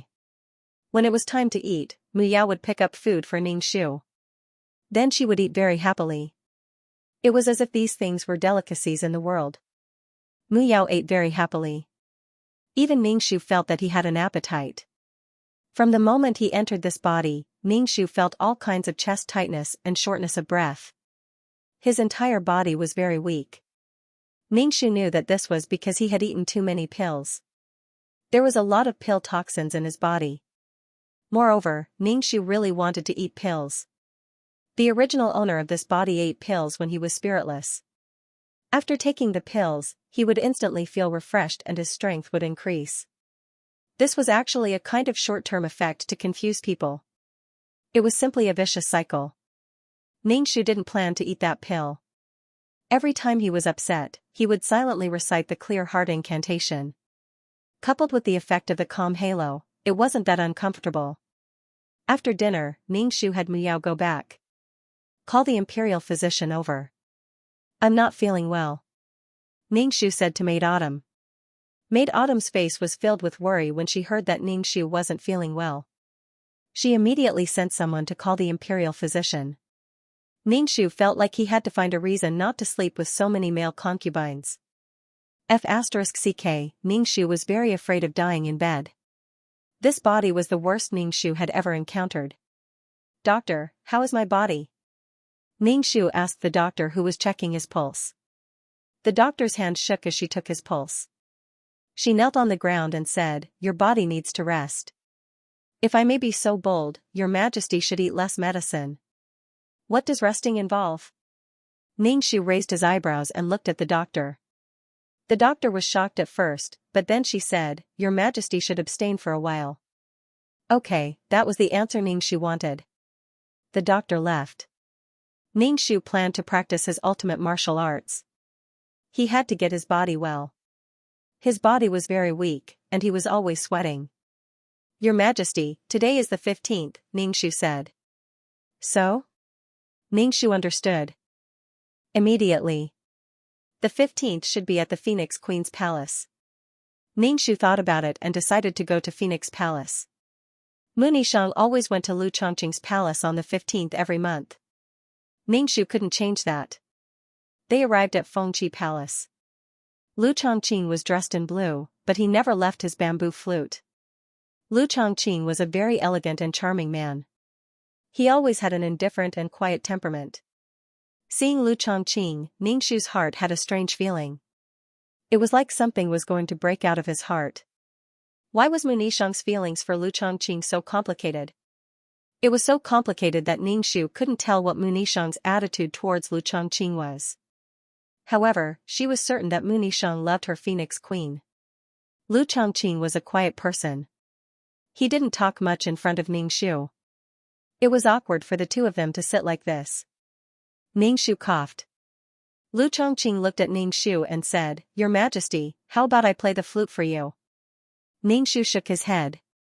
It was already so late, playing the flute would disturb the people. Let's go to bed. A subtle expression flashed across Lu Chongqing's face. He walked forward to help Ningxu change his clothes. Lu Chongqing's bony fingers brushed across Ningxu's neck, making Ningxu feel a burst of numbness and goosebumps all over his body. Ningxu almost couldn't control himself and wanted to push Lu Chongqing away. However, Ningxu noticed that Lu Chongqing's hand was slightly trembling. Ningxu calmed down and held Lu Chongqing's hand. Lu Chongqing's hand was a bit cold, as if he was holding a piece of jade. There's no need to trouble yourself. The imperial physician said that I need to recuperate, Ningxu said. Lu Chongqing discreetly broke free from Ningxu's hand. Ningxu revealed a faint smile, giving people a very comfortable feeling. Lu Chongqing and Ningxu lay on the bed. The two of them were speechless. They just looked at the top of the bed. Ningxu felt as if he had long burrs. His entire body was uncomfortable. He said, "The matters of the imperial harem are all thanks to the Phoenix Queen's concern." "I thank you." Lu Chongqing was silent for a moment. Then, he said lightly, "This is my responsibility." Then, the two of them were speechless again. The atmosphere was a bit awkward. "Ningxu, why was it so tiring to talk?" Ningxu turned his back to Lu Chongqing. Lu Chongqing turned his head slightly and looked at Ningxu's back. His eyes were unfocused. He reached out and placed his hand on Ningxu's waist. He said lightly, "Your Majesty, sleep early. There's still morning court tomorrow." "Ningxu, F*ck, can you not put your hand on my waist? It's so prickly." While Ningxu was still struggling, Lu Chongqing had already taken his hand back. Then, he turned his body so that he was back to back with Ningxu. In this situation, it was truly husband and wife sharing the same bed but dreaming different dreams. Ningxu frowned. Lu Chongqing, the Phoenix Queen, was really strange. Ningxu turned around. He reached out and grabbed a handful of Lu Chongqing's ink-black hair. Then, he clearly felt Lu Chongqing's body stiffen and become motionless. As expected, there was a problem. Ningxu took his hand back and sat up from the bed. He said to Lu Chongqing, "I suddenly remembered an important political matter to take care of. I'll be leaving first." Lu Chongqing held Ningxu's hand. His hand was very cold. As soon as he held Ningxu's hand, Ningxu shivered. The coldness seemed to have invaded his heart. "Your Majesty, rest. It's already midnight. There'll be morning court soon." Lu Chongqing's voice was clear and cold. He was saying words of concern, but his tone was both affectionate and emotionless. Ningxu tightly frowned. F*ck, his heart was irritable. Especially when faced with this kind of Lu Chongqing, who wanted to die but didn't die, who wanted to live but didn't have any energy. Ningxu's heart had a lingering sense of irritation. This should be the original owner's mood. Ningxu silently chanted the clear heart mantra in his heart to suppress this irritation. "Okay, sleep." Ningxu lay down and chanted the clear heart mantra in his heart. As he chanted, he fell asleep. He didn't know how long he had slept, but Lu Chongqing's cold voice sounded in his ear. "Your Majesty, it's time to leave the bed." Ningxu woke up with a start. He felt his mouth and tongue dry, his body hot and dry. His heart was beating very fast. This body was really too weak. Ningxu looked at Lu Chongqing. Lu Chongqing was sitting by the window with a book in his hand. The sunlight shone on his body, forming a faint layer of light. Even the cold and indifferent aura on his body dissipated by quite a bit. He was really a handsome man. Lu Chongqing put down the book. Ningxu walked over and picked up the clothes on the clothes rack. He said to Ningxu, "Your Majesty, change your clothes." Ningxu opened his arms and waited for Lu Chongqing to put on his clothes. When Lu Chongqing came closer, Ningxu smelled the elegant scent on his body. Ningxu felt that Munishang must have liked this Lu Chongqing. But in the short time he had spent with Lu Chongqing, he didn't feel Lu Chongqing's love for Munishang. In other words, Lu Chongqing didn't love Munishang, so annoying. Whatever. The male concubines in the harem had nothing to do with her. She couldn't be bothered to worry about them. Lu Chongqing helped Ningxu tidy up his clothes. Ningxu left. When she reached the door, Lu Chongqing called out to her. Ningxu turned around and looked at Lu Chongqing. Lu Chongqing was silent for a moment and said, "Your Majesty, take care of your body. Don't overwork yourself." Ningxu smiled, nodded, and left. After leaving Phoenix Perch Hall, Ningxu didn't rush to go to court. Instead, he returned to his own palace and gulped down a teapot of water. He was so thirsty that he felt like he was going to be dehydrated. Ningxu checked his own pulse. This body had been hollowed out by elixirs. In the Phoenix Perch Hall, Ningxu endured her thirst and didn't drink any water. She didn't know why, but whenever Ningxu faced Lu Chongqing, she always felt her hair stand on end. This kind of person who didn't like to talk and kept to himself, it was impossible to know what he was thinking. Lu Chongqing wasn't very deep. He seemed like he didn't care about anything. He was indifferent and quiet. He managed the harem and didn't seek favor. Ningxu tried hard to recall the plot. He wanted to know how Mu Nishang and Lu Chongqing got along. There didn't seem to be anything special. Mu Nishang would go to Lu Chongqing's Phoenix Perch Hall on the 15th of every month. The two had a daughter, Crown Princess Mu Shui. Ningxu didn't notice anything wrong with Lu Chongqing, but he had a strange feeling in his heart. Ningxu let go of his doubts and went to the morning court. He sat on the dragon throne and looked at the civil and military officials kneeling in front of him. Ningxu's eyes focused on Crown Princess Mu Shui, who was wearing a bright yellow dress. Mu Shui looked more like Lu Chongqing, but she didn't have Lu Chongqing's indifference. She was full of the majesty of the imperial family. In this way, the crown princess was qualified to be the heir apparent. Ningxu flicked his sleeve and said, "Do you have something to report?" Mu Shui stood up and bowed. "Imperial Mother, I have something to report." "Speak." Ningxu narrowed his eyes and observed Mu Shui. Mu Shui didn't have any accessories on her body. Her hair was combed into a bun, and her long hair was like a ponytail. She didn't even have earrings on her ears. It was very simple. Mu Yao and the other two imperial daughters were dressed much more beautifully than the crown princess. Ningxu narrowed her eyes and looked at Mu Shui carefully. Her eyebrows had been trimmed and were no longer willowy.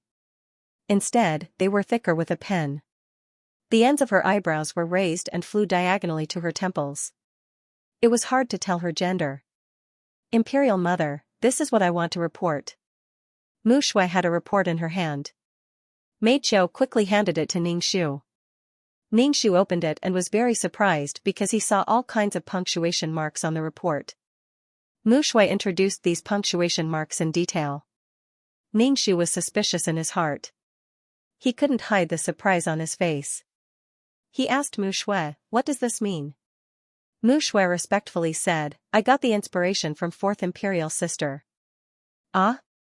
Mu Yao, who had nothing to do and was almost sleepy, was puzzled when she heard Mu Shui's words. Mu Shui smiled and said, "Imperial sister, didn't you say you have a hard time reading and don't know how to break sentences? I got the inspiration from it. Old 4, take a look." Ningxu handed the memorial to Mu Yao. Mu Yao took the memorial from Mei Qiu's hands and instantly revealed an expression of sincere admiration. "Eldest imperial sister, you're really too amazing. I only said that and you came up with these punctuation marks." Mu Shui smiled and said nothing. Ningxu narrowed his eyes and looked at Mu Shui. When Mu Shui met Ningxu's gaze, she hurriedly said respectfully, "Mother, I hope that these symbols can be popularized." Ningxu nodded. "I hope that every minister will use the memorials tomorrow morning." Ningxu then looked at Mu Shui. "What's this?" "Imperial Mother, these are punctuation marks." Mu Yao was the first to speak. "Yes, punctuation marks. We hope that tomorrow's memorials will all have punctuation marks." Ningxu said to Mu Shui, "You've done a good job. Spread this to all the private schools." "Yes, Imperial Mother," said Mu Shui. "Is there anything else?" "If there's nothing else, then court is dismissed." Ningxu's face showed signs of exhaustion. Mu Shui saw Ningxu's state and cupped her hands in salute. "I still have something to report." "Speak." Ningxu looked at Mu Shui. Mu Shui deliberated for a moment before saying cautiously, "I think that men should be allowed to leave their homes and study in private schools. Men can make contributions and work for the country." When Mu Shui said this, the hall fell silent. No one said a word. Impudent. Men should stay at home and abide by the 3 husbands and 4 virtues.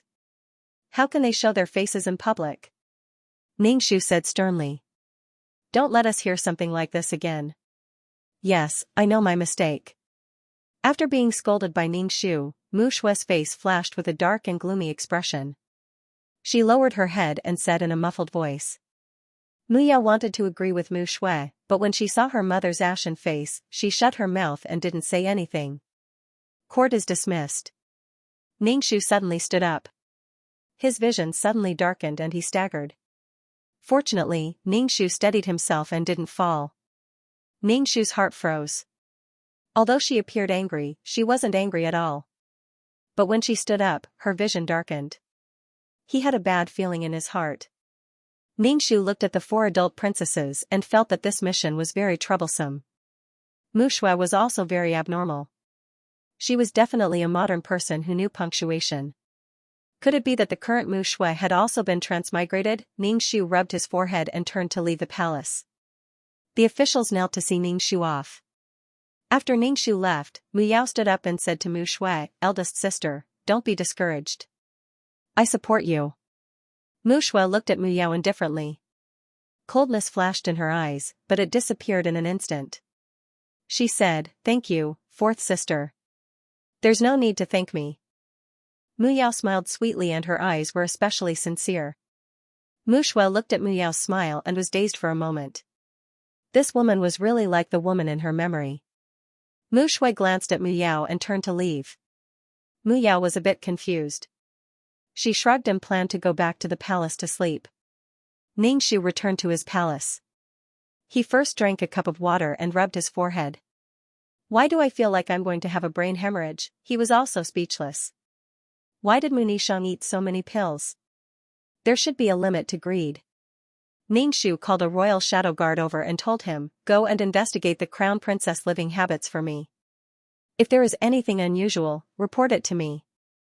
Not only did Ningxu suspect that Mu Shui had been possessed, but she also suspected that the person inside Mu Shui's body was a man. She had changed her style of dressing and makeup slightly. Mu Shui's words on behalf of a man made Ningxu think that the person inside Mu Shui's body was a man. Mu Shui had been living with such rules since she was young. Not to mention, she was the crown princess of a country. She didn't put men in her eyes. Just like in this world where men were superior to women, the crown prince of a country didn't put women in his eyes. He wouldn't say things like letting women go out of the house to receive education and build a career. The status of men in this world was extremely low. That was why Mu Nishang didn't accept a man sitting on the throne of Xian. Mu Nishang directly called men lowly people. The status of men living at the bottom was even lower. The germination of male chauvinism mainly came from the noble young masters who could receive education. Mu Shui's core was a man. She couldn't give the throne of Xian to her. What was the difference between this and a man sitting on the throne? Now, she wanted a man to receive education and build a career. To put it bluntly, she wanted a man to rule the country and control the country's resources. The result was the same as the crown princess's son ascending the throne. Perhaps in a few hundred years, it would become a world where men were superior to women. Ningxu patted his chest. He felt very flustered. He didn't look at the memorial anymore. He sat cross-legged on the dragon bed and prepared to cultivate a peerless martial art. Without a good body, he couldn't do anything. Ningxu sat on the bed and cultivated. He felt that there was no effect. Perhaps this body's aptitude was too poor, so he couldn't cultivate for a while. Ningxu felt a bit irritated, but he couldn't tell where this irritability came from. Perhaps it was because his body was too uncomfortable, causing him to be in a bad mood. In addition, the peerless martial arts that had always strengthened his body didn't seem to work. Ningxu made up his mind. He had to cultivate for a while. This body always made him feel irritated. Furthermore, he was addicted to pills. The feeling of his heart being scratched was because he wanted to eat pills. After cultivating for a while, he still didn't have any results. Instead, he had some muddy red sweat. It should be the pill poison hidden in his body. The red in the sweat should be cinnabar. After a comfortable bath, he felt a lot more refreshed. Even his muddled mind was a lot clearer. After reading a few memorials, Ningxu planned to go out and relax. He wanted to relieve the irritation in his heart. Ningxu needed to be calm to complete his mission. Only with a calm heart could he notice the changes in his surroundings. After walking around the imperial garden for a while, he met a male concubine playing in the garden. This male concubine's posture was very enchanting. He wore gauzy clothes. Through the gauze, one could see 2 red dogwoods on his chest. Although he was enchanting, it was obvious that he was a man. When the male concubine saw Ningxu, his eyes lit up. It was like an ant seeing a piece of candy. He immediately pounced over. When the male concubine came close, Ningxu smelled the heavy incense on his body. He took 2 steps back. Your Majesty, why haven't you come to see Lu recently? Lu misses your Majesty. The male concubine, Ningxu, said unhappily. Ningxu raised his eyebrows. Didn't the Phoenix Empress tell you? I haven't been feeling well recently. I won't be entering the harem for the time being. The male concubine called Lu pouted and didn't say anything. Seeing him like this, Ningxu knew that the Phoenix Empress had spoken to these male concubines. At first glance, Lu Zhongqing was a capable man. He took good care of the harem for the original owner. Ningxu could not figure out why Mu Nishang would banish him to the cold palace. Was it because of the crown princess? Mu Nishang should have feelings for Lu Chongqing. Why didn't she look at Lu Chongqing even when she died? If you have nothing to do, just stay in your palace. The sun is so strong that it will burn your skin, Ningxu's concubine said. Really? The male consort touched his face. Ningxu bowed and left in a hurry. The men in the harem all used their beauty to serve others. Of course, they cared about their appearance. Ningxu wandered around and came to Lu Chongqing's Phoenix Perch Hall. Just as he was considering whether or not to go in, he saw Mu Shui come out. When Mu Shui saw Ningxu, she was stunned for a moment. She quickly walked over and saluted Ningxu. Ningxu looked at Mu Shui. His eyes flashed, and he said, Crown Princess, are you here to see the Phoenix Queen? Yes, I am here to see my father. I am going to leave now, Mu Shui said respectfully. Ningxu did not know if it was an illusion, but Mu Shui was very respectful, but Ningxu felt that Mu Shui's attitude was not that respectful. Ningxu nodded. Mu Shui said goodbye and left. Ningxu looked at Mu Shui's back. The more he looked at her, the more she looked like a man. A woman's body was soft, and it was inevitable that she would sway her hips when walking. But Mu Shui walked straight. Ningxu guessed that she was walking with her hips tight. Ningxu looked at Phoenix Perch Hall. He did not plan on going in. Every time he faced Lu Chongqing, he felt awkward. After all, she was not Mu Nishang. It would be bad if Lu Chongqing saw something. Ningxu turned and left. He was going to return to his palace. After returning to the palace, Ningxu sent a few royal secret guards to observe the second Princess Mu Meng and the third Princess Mu Rou. He wanted to see if they could become the empress. If they couldn't, then he would find a younger one and make more arrangements to ensure the stability of the country. In any case, Ningxu could see that Mu Nishang's intention was not to let a man usurp the country. She wanted to ensure that the country was in the hands of the Mu clan. During this time, Ningxu did not give up on cultivating peerless martial arts. However, he did not manage to cultivate Qi Jin. Generally, in the modern world where there was less spirit energy, it was impossible to cultivate Qi Jin. In ancient times, it was possible to cultivate Qi Jin. However, Ningxu took a lot of time to cultivate this body. But it was still useless. When he cultivated, he would sweat and expel some pill toxins from his body. However, it was not enough for Ningxu. The secret guard that Ningxu sent to observe Mu Shui came back and told Ningxu what he had observed.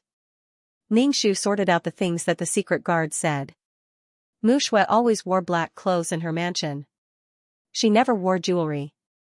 She basically didn't let the servants serve her. She also didn't enter the backyard. The bulge in front of her chest was also restrained. Ningxu was 100% sure that the person in Mu Shui's body was a man. Moreover, it was a man with serious ideas. It was getting more and more lively. However, Mu Shui also did a good thing. That was, she made punctuation marks. Now, it was much easier for her to read memorials and deal with political affairs.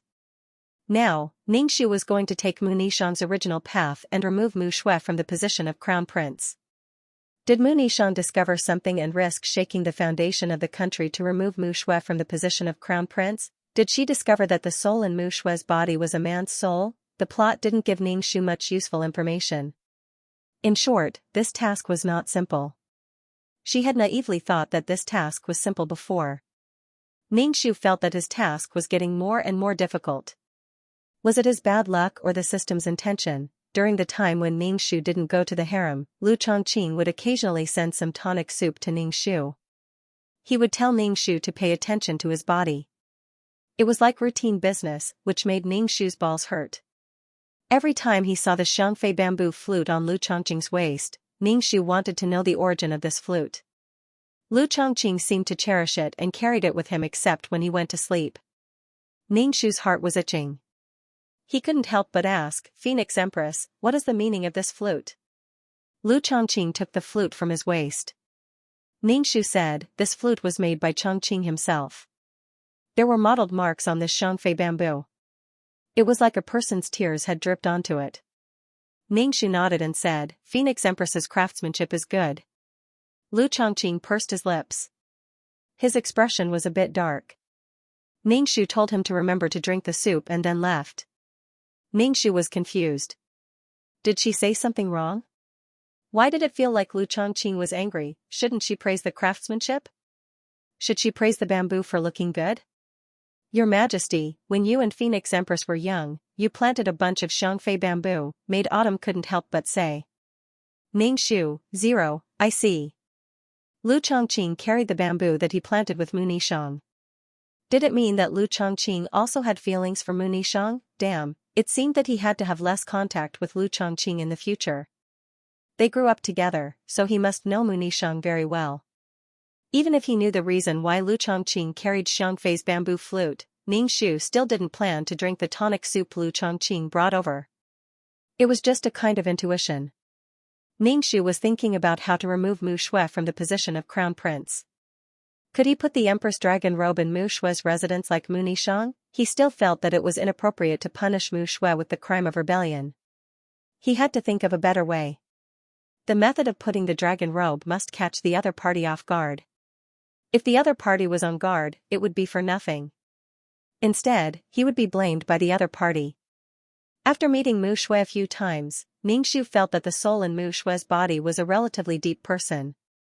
This method might not be effective. Ningxu's head hurt thinking. Mu Shui didn't do anything immoral. Some time ago, she even created punctuation marks, which were beneficial to the country. As long as she didn't do anything excessive, Mu Shui's position as crown prince was stable. Mu Shui basically didn't show up in front of Ningxu. This made Ningxu a little unsure of Mu Shui's way of doing things. Last time, Mu Shui proposed to let a man be an official. After being scolded by her, Mu Shui never mentioned this matter again. Obviously, she kept it in her heart. On the other hand, whenever Mu Yao encountered something fun or delicious, she would bring a portion for Ningxu. She was a filial daughter. Ningxu looked at Mu Yao's peach blossom face and guessed that she met another handsome man. He asked, "I heard that you've been very close to the son of Prime Minister Yuan recently." "Who's close to him?" "I'm not." Mu Yao's face turned red and she almost jumped up. Ningxu glanced at her. "If you're not, then you're not. I've heard some rumors in the palace. If you don't like it, then don't do anything and don't ruin the mother's reputation. Otherwise, he can only marry you in the future." Worry appeared on Mu Yao's face. Ningxu asked, "Will I really ruin his reputation? Why don't I marry him?" Ningxu was speechless. "Good child, go play somewhere else." Ningxu originally thought that Mu Yao and Mother June wouldn't get married so quickly, but Mu Yao knelt down with a plop during the morning court the next day, asking Ningxu to decree the marriage. "Imperial Mother, I want to marry the Origin Lord." Mu Yao spoke bluntly and directly. "Is the mother's as said asked Mu's. Asked Yao's was the mother to asked Mu. Ningxu looked at Yuan Jun's mother's expression and knew that Mu Yao did not inform Yuan Jun's mother at all. Prime Minister Yuan pondered in his heart. His Majesty doted on the 4 imperial daughters. Lady Yuan and the 4 imperial daughters could be considered a good home. Prime Minister Yuan understood his son. He was proud and would not bow down to a woman. 4th Princess Huang was a woman with a good temper. "She should be able to tolerate Yuan Jun, it's my honor," said Mu Mu.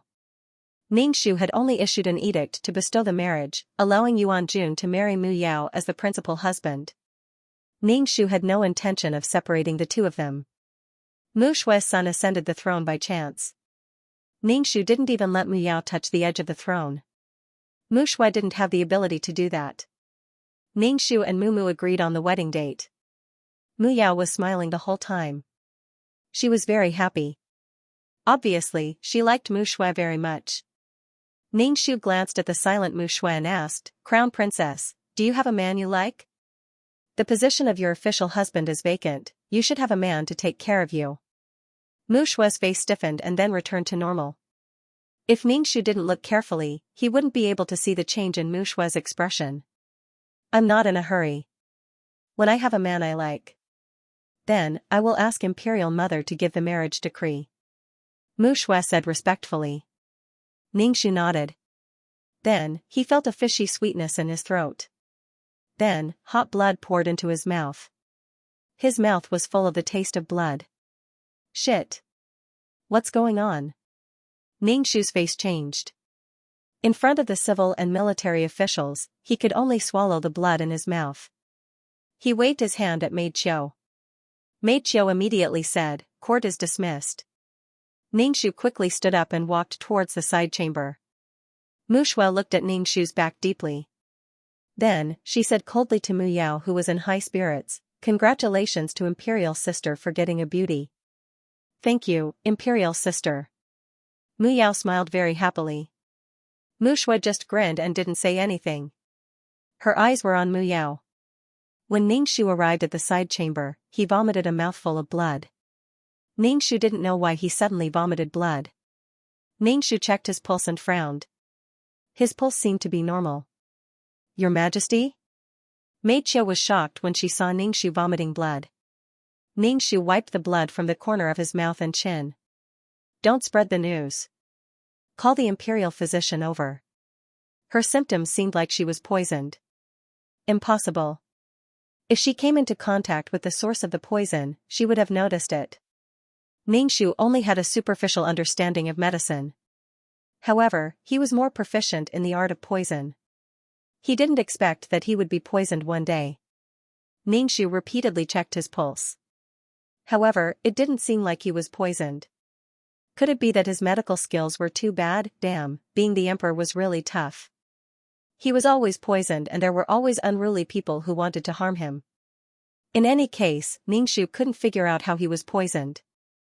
After the imperial physician arrived, Ningxu hurriedly had the imperial physician check his pulse. The imperial physician checked for a while before shaking his head. "Your Majesty's pulse seems to be poisoned, but it also doesn't seem to be poisoned." The imperial physician used a silver needle to touch the blood that Ningxu had vomited on the ground. He observed that the needle had changed color. "It should be poison." Ningxu waved his hand to dismiss the imperial physician. He took out the antidote pill he had exchanged for and ate one. He thought that the antidote pill would be enough to cure the poison in his body. However, not long after, Ningxu vomited blood again. Ningxu was a bit confused. Why didn't the antidote pill produced by the system work? Ningxu's hand trembled as he wiped the blood from the corner of his mouth. 2333, what's going on?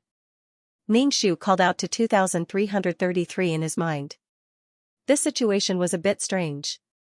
"Let me scan your body first," 2333 said. Then, he remained silent. Ningxu suppressed his impatience and asked, "What's going on?" "You are poisoned. To be precise, it is a curse. And, it is a system product," 2333 said. Ningxu, what the F***ck, this meant that there was another quest taker in this world. And this quest taker had cursed her without her noticing. Is there a way to cure it? Ningxu asked 2333. 2333 was silent. Ningxu's heart was cold. If he died, this quest would be considered a failure. Ningxu was very confused about who the other quest taker was and whose body it was in. However, the most important thing now was the curse. Ningxu asked 2333, "Is there really no way to break it?" "No, this curse is a one-time use item. However, the person who is cursed will definitely die. Therefore, your quest will fail."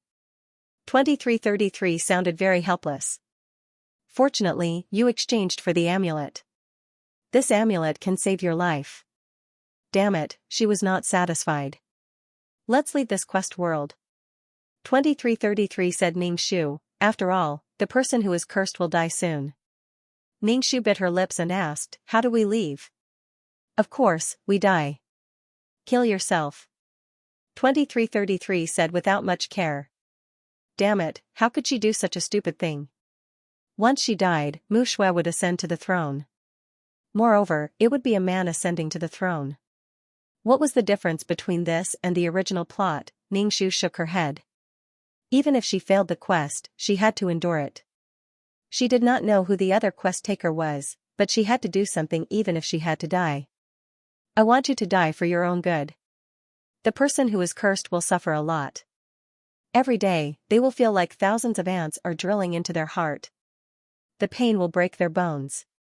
You can say that they will die from the pain. They will also vomit blood. 2333 sounded very helpless. What the hell? Ningxu was so shocked that she almost jumped up. This was the first time she had seen such an evil item. Moreover, it was used on her.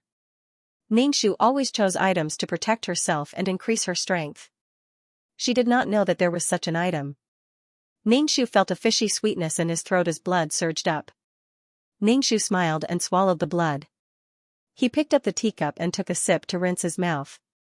Then, he swallowed the blood in his mouth with a gulp. 2333, this was a true portrayal of the mixed blood swallowing the teeth. You really don't want to leave? 2333 asked. This is very, very painful. Very, very painful. Very few people can withstand it. This is the system's most evil item.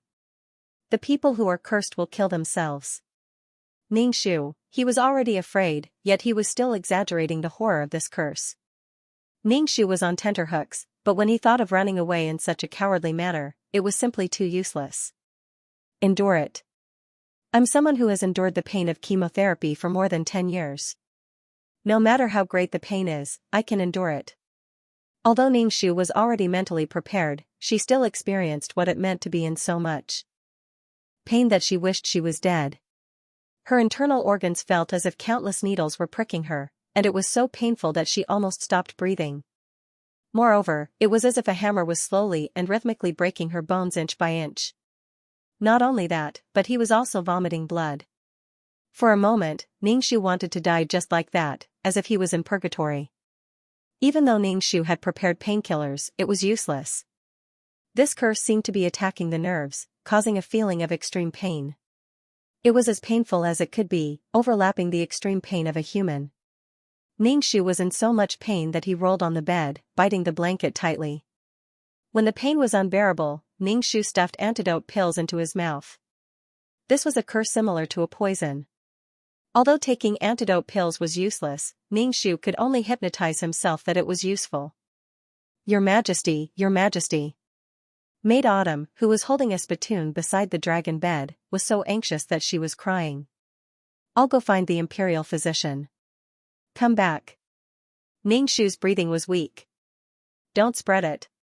What's the use of calling the imperial physician?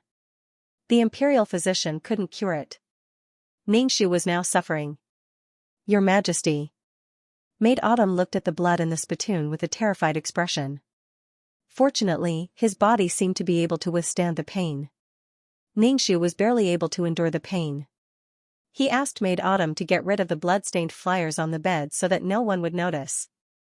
Ningxu was in so much pain that his body was trembling. All the muscles in his body seemed to have gone out of control. Ningxu couldn't even raise his hand. Ningxu's breath was weak as she lay on the bed. She kept chanting the clear heart mantra in her heart, hoping that the clear heart mantra could dissipate some of the despair, hatred, and the urge to die. Ningxu, why don't we go?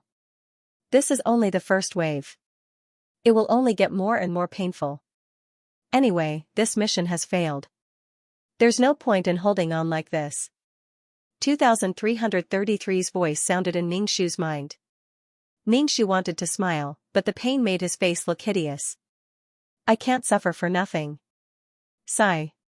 2333 could only sigh. When you go back, remember to exchange for an aura that can resist curses. The missions in the future will get more and more complicated. It's normal for quest takers to be enemies. It's all up to each other. Ningxu swallowed the blood in her mouth. She had never noticed such an item before. It seemed that she would have to browse the system store more in the future. There were items that could protect people, and there were items that could harm people. Ningxu recited the clear heart incantation and fell asleep in a daze. She didn't know how long she had slept, but Maid Autumn's voice rang out beside her ear. Your Majesty, your body is not feeling well. Will you be attending court today? Ningxu opened her eyes. Her whole body was numb. She struggled to get off the bed and sat in front of the bronze mirror. When she looked into the bronze mirror, Ningxu was so scared that she almost dropped the mirror. The person in the mirror was as white as a sheet. To be precise, it was pale. Put more rouge on me. Ningxu's voice came out from her throat. After a while, Ningxu's face looked much better. It didn't look so scary anymore. Hold a cup of water. I will be thirsty. Ningxu's voice was a little hoarse. She could vomit blood at any time. She could rinse her mouth with a cup of water. Otherwise, her mouth would be full of red teeth. Maid Autumn nodded. Ningxu's legs were trembling as she walked. Her body was in too much pain. Ningxu walked very slowly. She had to pretend to be graceful and elegant, but under her skirt, her legs were like sifting chaff. The moment she sat on the dragon throne, Ningxu sighed in her heart. It was so comfortable to sit there. If you have something to report, court is dismissed. Maid Autumn immediately shouted. Her voice was especially sharp today, like a cuckoo crying blood.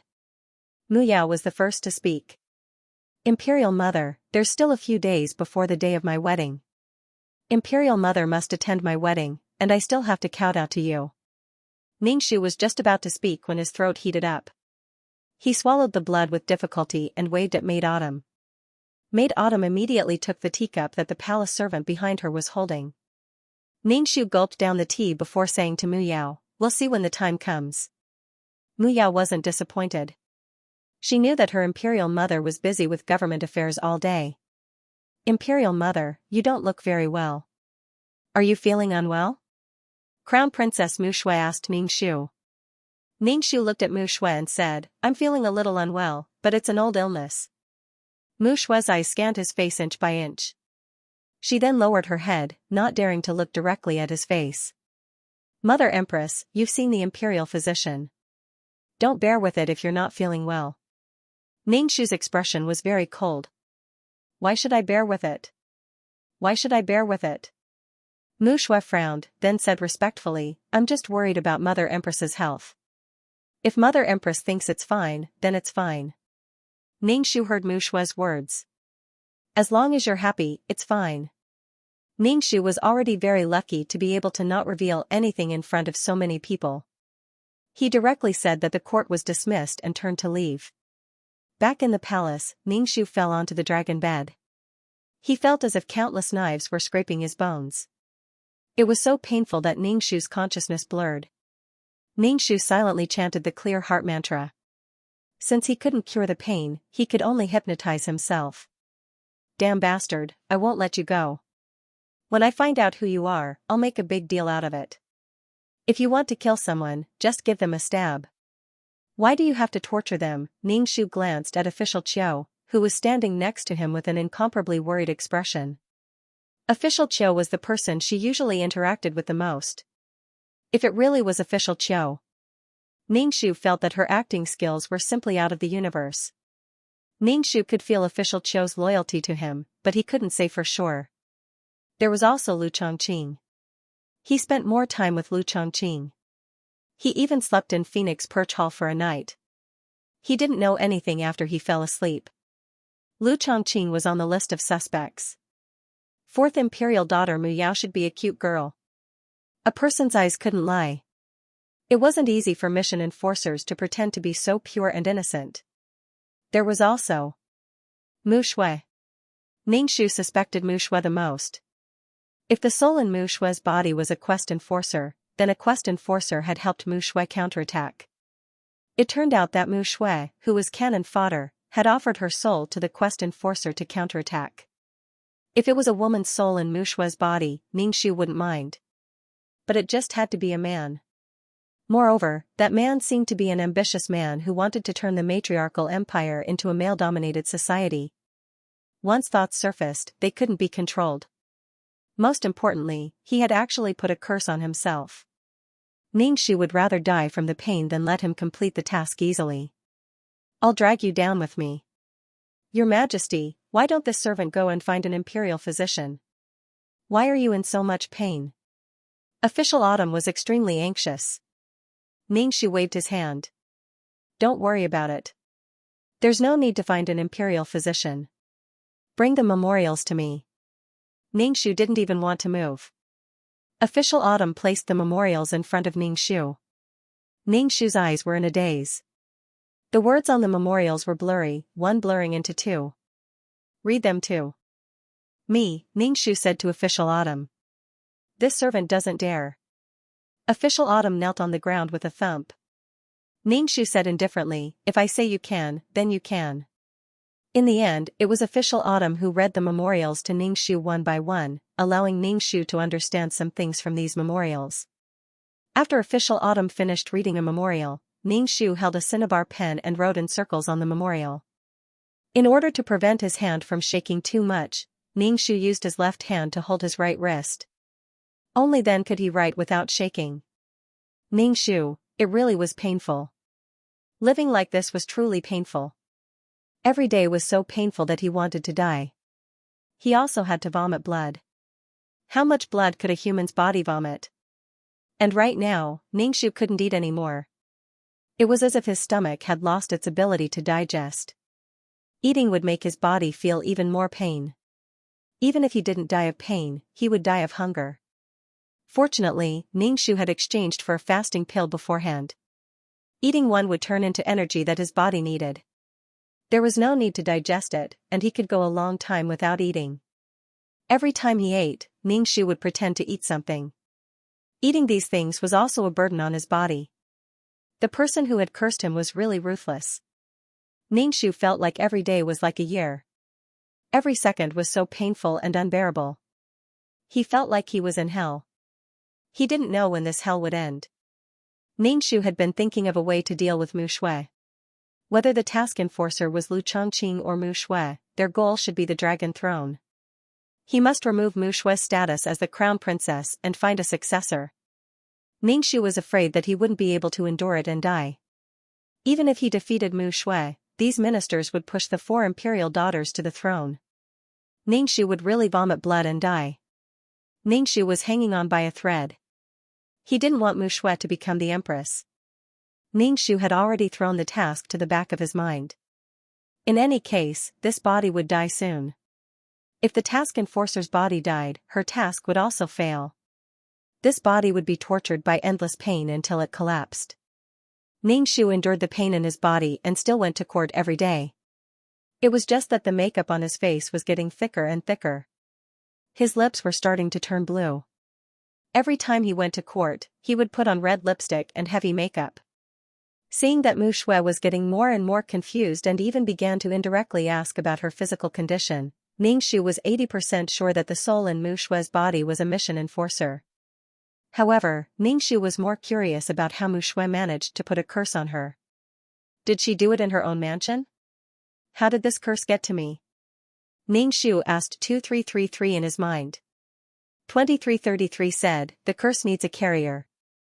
Anything can be a carrier. Then, a specific person will touch the carrier, and the curse will be transferred to the person. It's very insidious. Ningxu frowned. She had touched a lot of things.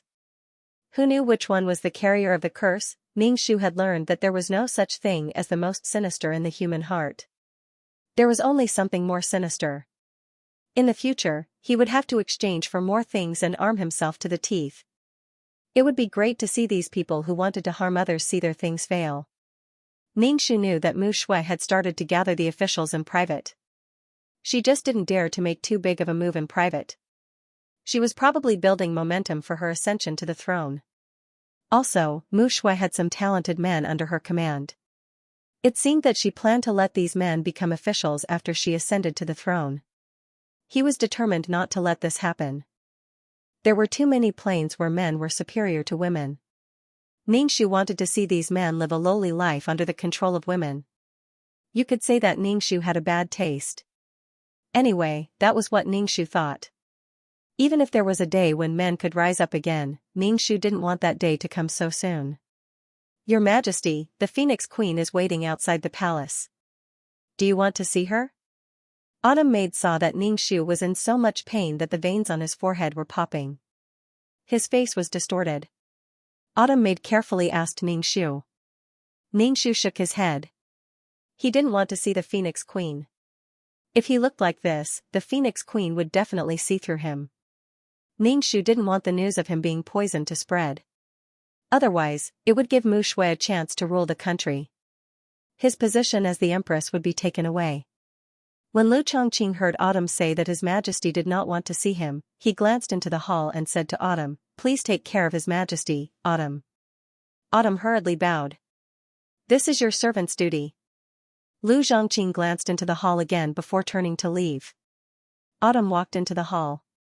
Ningxu said, "Your Majesty, the Phoenix Empress has left." Ningxu asked, "What does the Phoenix Empress want from me?" "It seems to be some tonic soup for your Majesty." Autumn saw that Lu Chongqing was carrying a box of food and then took it away. Ningxu was speechless. Tonic soup again. If she drank every tonic soup Lu Chongqing brought over, who knew how nourishing she would be? She might even be too weak to take it. However, Ningxu guessed that Lu Chongqing had probably come to test him to see if there was anything wrong with his body. In any case, Ningxu was extremely wary of Lu Chongqing and Mu Shui. "Your Majesty, today is the 15th, Autumn said." So what if it was the 15th? She was in so much pain that she felt like she was walking on a steel knife. Would she still go to Phoenix Perch Palace? When she was in pain, she wanted to bang her head against the wall. Even a blind person could see that something was wrong with her. Ningxu repeatedly reminded Autumn, "Pay attention to the people below. Don't blabber." "I will pay attention."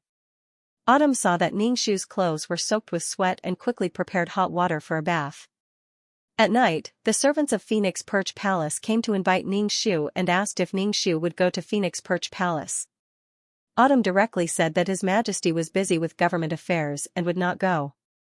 The servants went back to tell Lu Chongqing that His Majesty would not be coming to Phoenix Perch Palace tonight.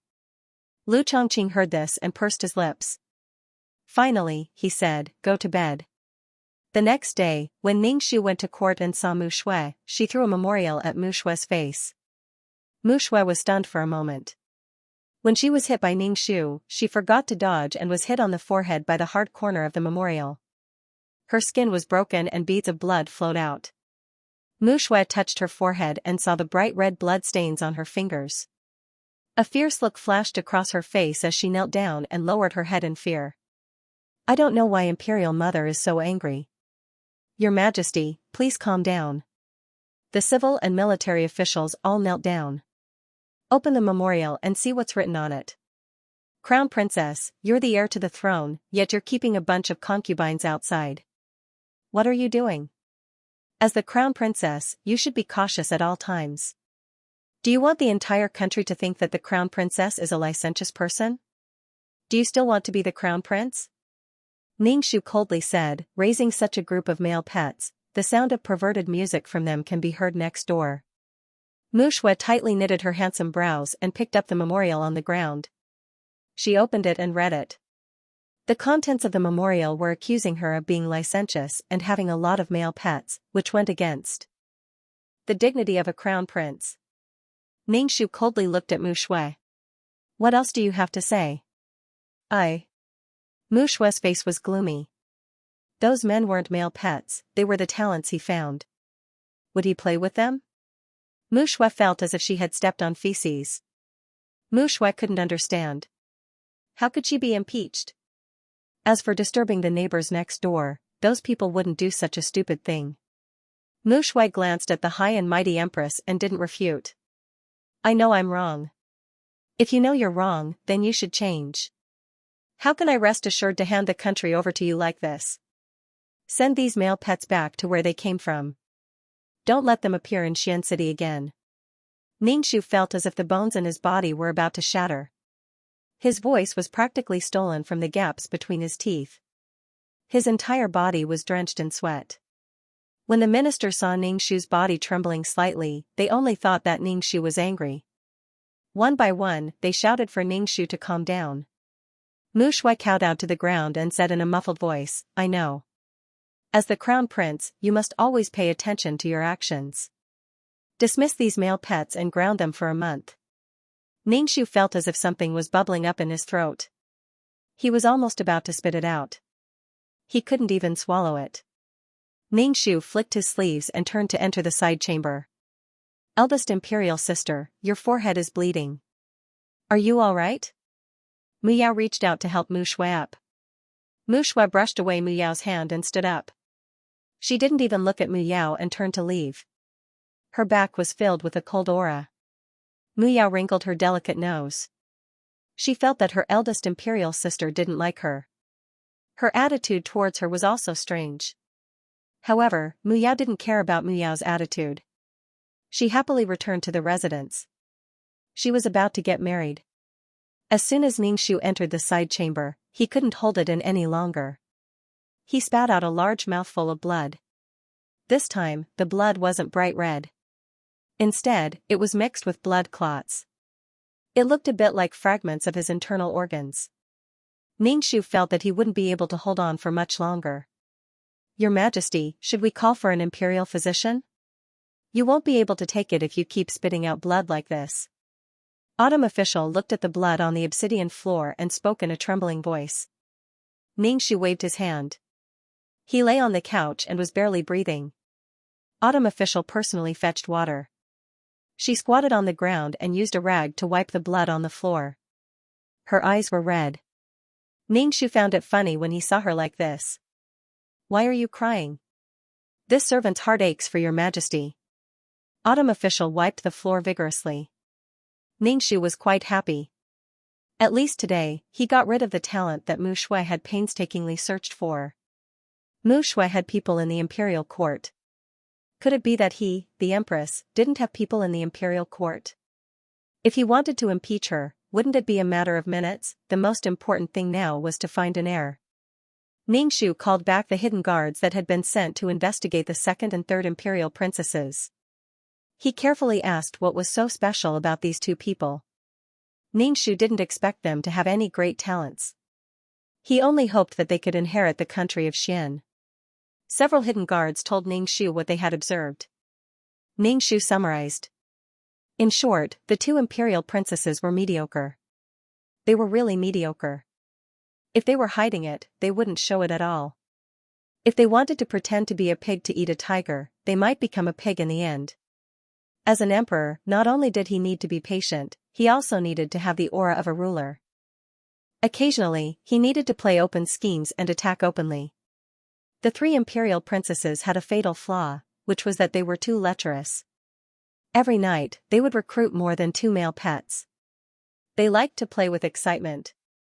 They were too greedy for pleasure in bed. It was easy to listen to pillow talk and be seduced by beauty. Ningxu's head hurt from thinking about it. In short, even with Ningxu's not very bright brain, he knew that these two were not the best candidates for the throne. The original owner, Mu Nikhang, also didn't choose these two people. Instead, she gave the throne to Mu Yao. So now, where was she going to find an heir?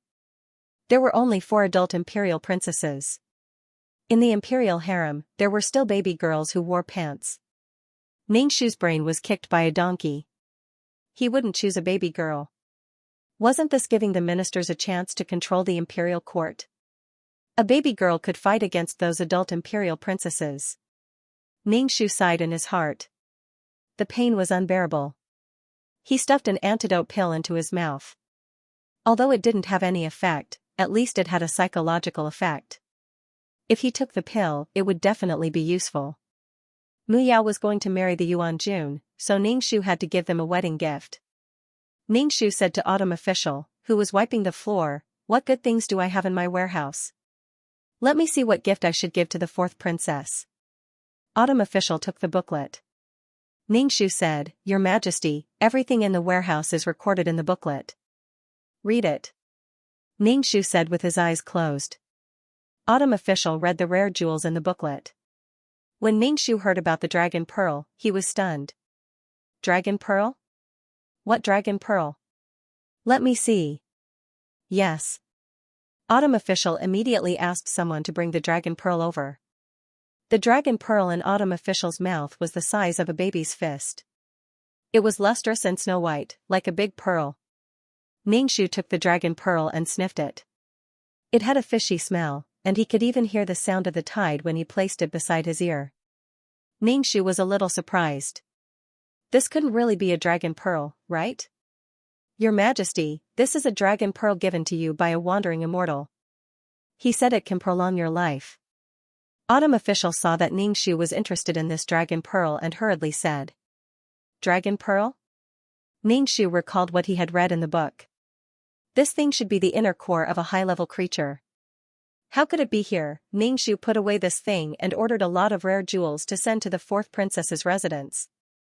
Ningshu had difficulty walking now, so he naturally wouldn't attend Mu Yao's wedding. What if he couldn't control himself and vomited blood again? However, an accident happened the day before the wedding.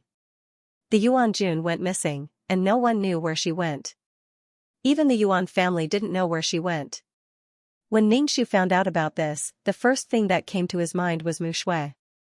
This was done by Mu Shui. She was already grounded, yet she still did such a thing. It was probably because her people were driven out of Xian City by Ningshu. She was so angry that she did such a disgusting thing. Even if Mu Shui wasn't the one who did it, Ningshu planned to pin the blame on her. After Yuan Jun went missing, Mu Yao was so anxious that she cried. The damage to a woman's reputation when a man went missing was really too great, just like how the feudal society was harsh on a woman's reputation. The female supreme country's requirements for men had also reached a harsh level. Ningshu sent out guards to look for Yuan Jun, but they couldn't find her. Moreover, after one night, Yuan Jun's reputation had been ruined. The wedding was naturally postponed indefinitely. Mu Yao ran into the palace and kowtowed to Ningshu. Imperial Mother, you must help me find Mother. Ningshu was in so much pain that his whole body was trembling. He swallowed the blood in his throat and drank a cup of water before saying, but progenitor's reputation has been ruined. Mu Yao immediately said, I don't care about your reputation at all. I like him as a person. Even if he loses his chastity, I don't care. Mu Yao was different from the people of this world. She didn't think it was a big deal for a man to lose his chastity. Ningshu nodded and said, since you want to marry Yuan Jun, then marry him. But marrying a man who loses his chastity is a blow to the imperial family's reputation. Mu Yao, isn't your wish to travel the world? I'll let you give up your identity as an imperial daughter and take your 3 husbands and 4 attendants to travel the world. Of course, you're still my daughter. I'll give you money and send people to protect you. Mu Yao was stunned for a moment. She looked at Ningshu and finally knelt on the ground and kowtowed to Ningshu. She said with tears flowing down her face, Imperial Mother, I'm willing. But I can't bear to part with you. It's fine, you can come back to see Imperial Mother at any time. Mu Yao, don't have the intention to harm others, and don't let your guard down against others. Even if it's the people by your side, you have to be extra vigilant. Ningshu looked at Mu Yao's reluctant and pure face and couldn't help but speak out. Mu Yao's tears flowed down when she heard Ningshu's words. Imperial Mother, you're so good to me. I can't bear to part with you. Then don't marry Yuan Jun. Mu Yao hiccuped. Let's go. When the time comes, listen to my command. Ningshu waved his hand. Mu Yao stood up and moved in front of Ningshu. She kissed Ningshu's face and hugged Ningshu. Her body was in so much pain that it convulsed slightly. Imperial Mother, I love you. Ningshu grinned. It's fine as long as you're happy. As soon as Mu Yao left, Ningshu couldn't help but vomit a mouthful of blood. There were more blood clots than the last time. Ningshu suspected that his lungs were already riddled with holes. The imperial bodyguard that Ningshu sent out found Yuan Jun. They found her in a small brothel in Xian City. Yuan Jun was treated as a male prostitute and was molested by several women. The Prime Minister's son, Yuan Jun, had already lost her chastity. Moreover, Yuan Jun should be married to the fourth princess. It was simply a big scandal in Xian City. Yuan Jun, who was found, was disheartened and planned to commit suicide. However, she was saved by someone. Mu Yao ran in front of Yuan Jun and said that she wanted to marry Yuan Jun no matter what. She didn't care about her chastity at all. In such a situation, Mu Yao could still marry Yuan Jun. Yuan family was naturally endlessly grateful. The marriage was held as usual. Ningxu sent a lot of jewelry over. These things should allow Mu Yao to live a peaceful and happy life for the rest of her life. The men around Mu Yao loved Mu Yao very much. Mu Yao should be as happy as in the plot. Now what Ningxu wanted to do was to make Mu Yao disappear. Mu Yao, the fourth princess of the imperial family, would disappear from the imperial family's genealogy. Naturally, she wouldn't have the right to inherit. People like Mu Yao living in the complicated imperial family would be very miserable. She couldn't play with these people. Your Majesty, the Empress Phoenix is here. Autumn Maid looked at Ningxu's ashen face. The Empress Phoenix said that she hasn't seen Your Majesty for a long time. She's worried about Your Majesty. Ningxu nodded. Put on Jin's makeup. Now, Ningxu was facing a problem. That was, she didn't leave her bedchamber. This made Lu Chongqing feel that something was wrong. He felt that Lu Chongqing was here to verify something. After Autumn Maid finished putting on the makeup, Ningxu ate another antidote pill. He kept chanting the clear heart incantation in his heart. Let him in. Ningxu sat in front of the table and flipped open the memorial. Before he saw Lu Chongqing's figure, he first heard the sound of the Xiangfei bamboo on his body colliding with the jade pendant. Ningxu raised his head and saw Lu Chongqing dressed in ivory white brocade clothes. He walked at a pace that was neither fast nor slow. He was very elegant. Lu Chongqing bowed to Ningxu. Your Majesty, are you not feeling well? I haven't been to the imperial harem for a long time. Ningxu said with a tired expression, recently, I've been very tired. I really don't have the strength to do anything. Lu Chongqing furrowed his brows. His cold voice was filled with concern. Your Majesty, have you seen an imperial physician? Your Majesty should go out of the palace more often. It's easy for one's mind to become tired if you're always in the palace reading memorials and dealing with government affairs. Ningxu, walk my ass. For her, walking right now was like going to hell. Facing Lu Chongqing's concerned gaze, Ningxu did his best to curl the corners of his lips. He said, many thanks for the Empress Phoenix's concern. I will go out more often in the future. Lu Chongqing walked to the table and reached out to hold Ningxu's hand, which was in so much pain that the veins were popping out. He said, Your Majesty, nothing is more important than your body. Chongqing hopes that Your Majesty will be in good health. Ningxu smiled. I will take good care of my body. The Empress Phoenix must also take good care of her body. Ningxu's hair stood on end when Lu Zhongqing held his hand. There was a metallic taste in his throat. He hurriedly pulled his hand away and picked up the teacup to drink. Lu Zhongqing saw that Ningxu's hand was trembling as he held the teacup. A worried expression appeared on his cold face. Your Majesty, what's wrong? As he spoke, he held Ningxu's hand again. Your Majesty, you're not feeling well. Why are your hands so cold and trembling? Ningxu was speechless. F***ck, F***ck, F***ck, talk properly. Can you not shake hands? Ningxu's face trembled. He curled his lips and said, This is because I'm hungry. I'm so hungry that I'm trembling. A faint smile appeared on Lu Zhongqing's face. It was incomparably elegant. Ningxu asked, What does Your Majesty want to eat? Ningxu frowned. What was Lu Zhongqing doing? Let's just have soup. Phoenix Empress, you personally made it. Ningxu only wanted Lu Zhongqing to leave quickly. Her entire body was in so much pain that it was spasming. Lu Zhongqing released Ningxu's hand and nodded. Ningxu bowed and left. After taking 2 steps, he turned his head and said to Ningxu, Your Majesty, I hope that Your Majesty can handle the matter of the crown princess carefully. Do not hurt the relationship between mother and daughter. No matter how things develop in the end, I hope that your majesty and the crown princess will be well. Ningxu finally understood that Lu Zhongqing had come because of Mu Shui. Because of the issue of the male pets, Mu Shui had been grounded for a month. Lu Zhongqing had come to plead for leniency, but his attitude didn't seem like one. What was with his disappointed expression? Ningxu's face stiffened. He said coldly, I had high hopes for her, but what she did really disappointed me. Her behavior was so unrestrained that the imperial censors caught her and openly raised a group of male pets. How would the people of the world view this? Have her properly reflect on her actions. Lu Zhongqing only looked at Ningxu with a cold expression. He didn't argue for the crown princess. It seemed that he didn't care about Ningxu's anger. Zhongqing, go make soup for your majesty. As soon as Lu Zhongqing left, Ningxu bent over and vomited a lot of blood.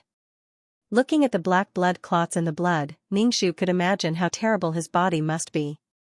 Ningxu sent the imperial secret guards to assassinate Mu Shui, intending to kill her directly.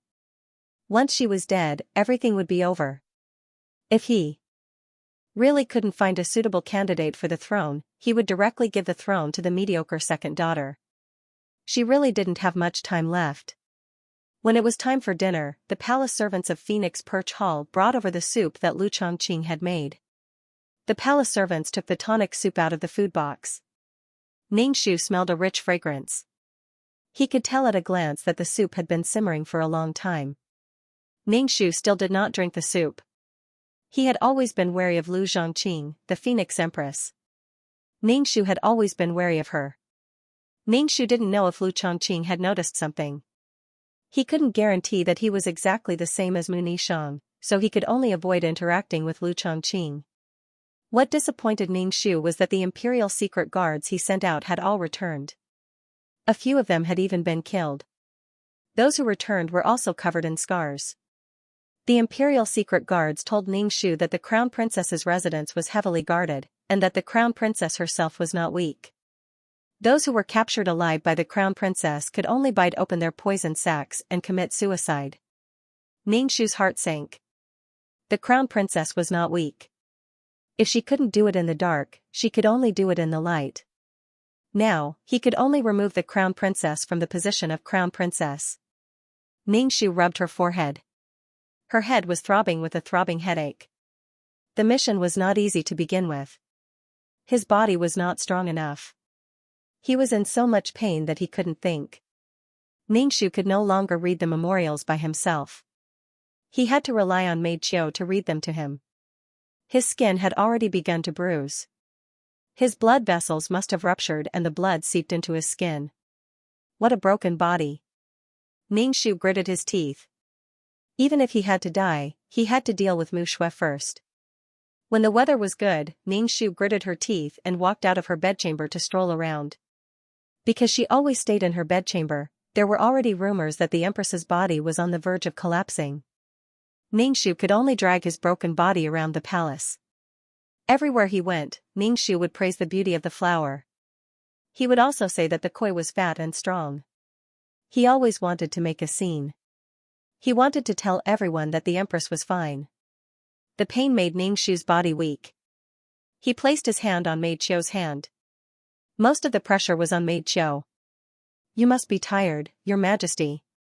Why don't you go back to the palace? Ningxu asked. Ningxu squinted his eyes and looked at a pavilion not far away. He asked Maid Chiu, who is in that pavilion? Maid Chiu looked and said, that is the Phoenix Queen. I don't know who the other person is.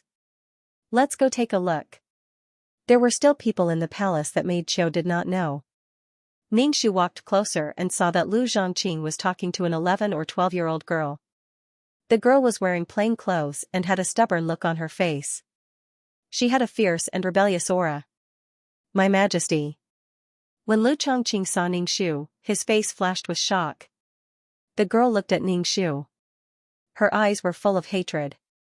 She looked scared and alert. She clenched her fists and slowly backed away. Ningxu looked at the girl and asked Lu Zhongqing, who is this child? Lu Zhongqing's face flashed strangely. He said, this is Wen Guijun's daughter.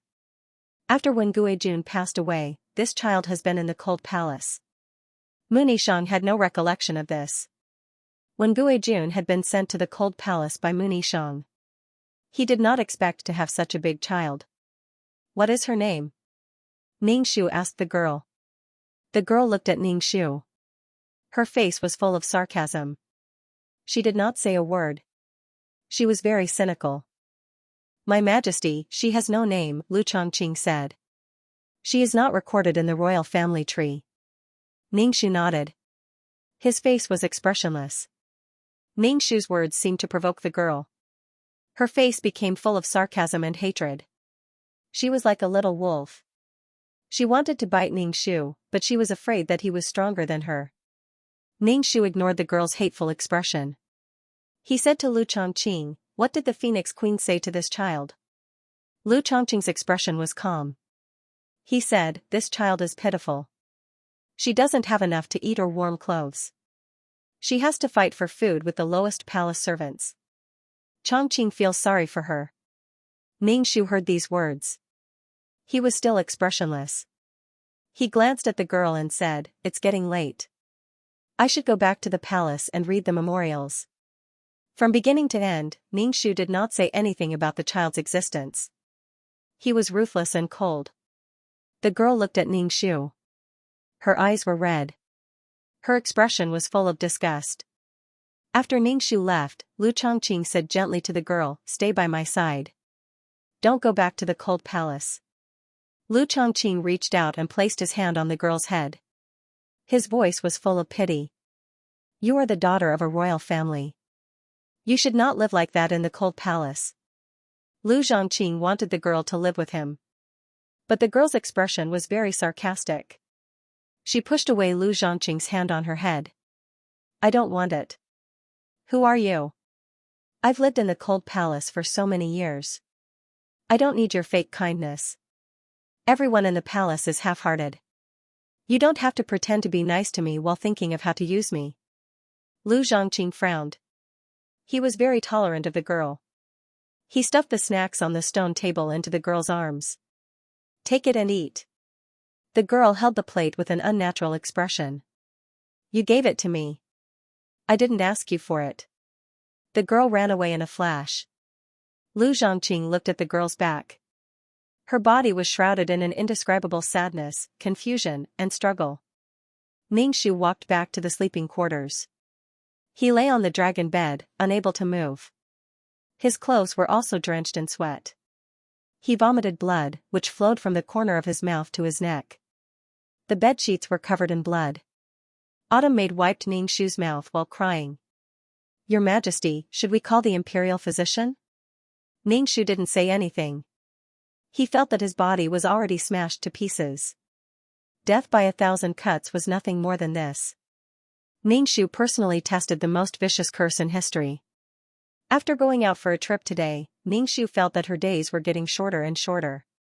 She would probably break down soon. "Your Majesty, wear the dragon ball." Autumn Maid Ningxu said. "The immortals said it's good for the body." Ningxu shook his head. Although it was called a dragon ball, it was actually the inner core of a spiritual monster that could be cultivated in a high-level plane. There was only energy inside, and it didn't have the ability to extend one's life. If Ningxu cultivated the chi force of a peerless martial art, he might be able to absorb this energy. But if he swallowed the inner core now, he might be directly blown to pieces by the violent energy inside. Mu Yao entered the palace to see Ningxu. Ningxu could only climb out of bed and let Autumn Maid redo his makeup. When Mu Yao saw Ningxu, she asked, "Imperial Mother, when can I leave?" Ningxu said with some difficulty, "I'm still planning. To make a princess disappear, there must be some twists and turns. Why are you in such a hurry?" Mu Yao sighed. Her expression was a little helpless. She had married Yuan Jun, but Yuan Jun was always worried about her loss of chastity. She had repeatedly told Yuan Jun that she really didn't care at all. Mu Yao really didn't care. In her world, men didn't have any moral integrity and messed around too much. Moreover, the servants in the residence were also talkative and always said some bad things.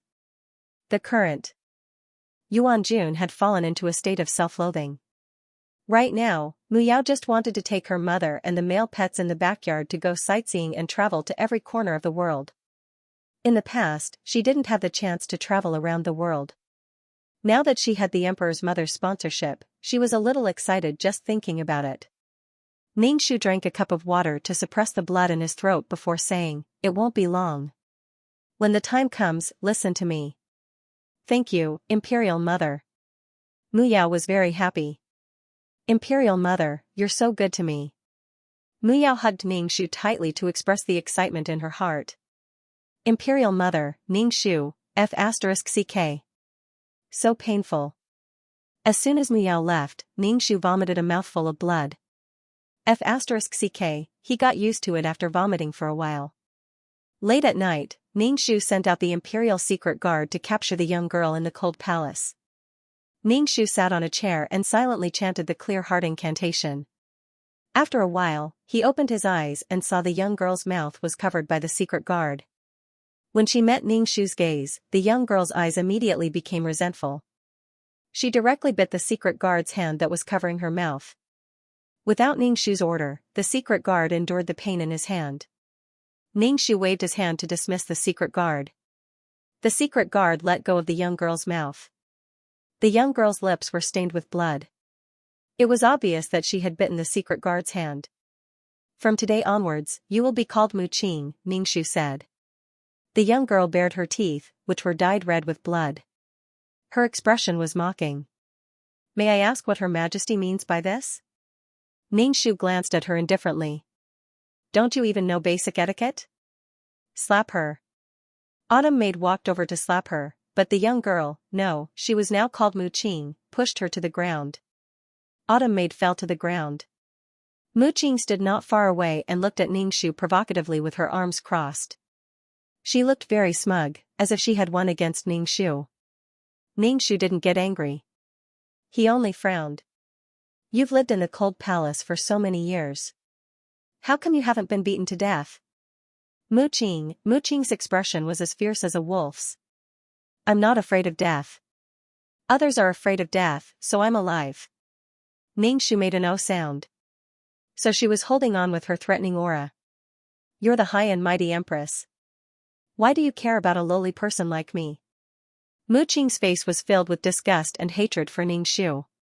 Her hands were clenched into fists, and her body was trembling slightly. Clearly, she was trying her best to suppress her emotions. Ningxu drank a cup of tea and said, "Are you venting your dissatisfaction with me?" "No," Mu Qing said. "Mu Qing, I don't have a name, and I'm not called Mu Qing." Mu Qing interrupted Ningxu. Ningxu was very annoyed.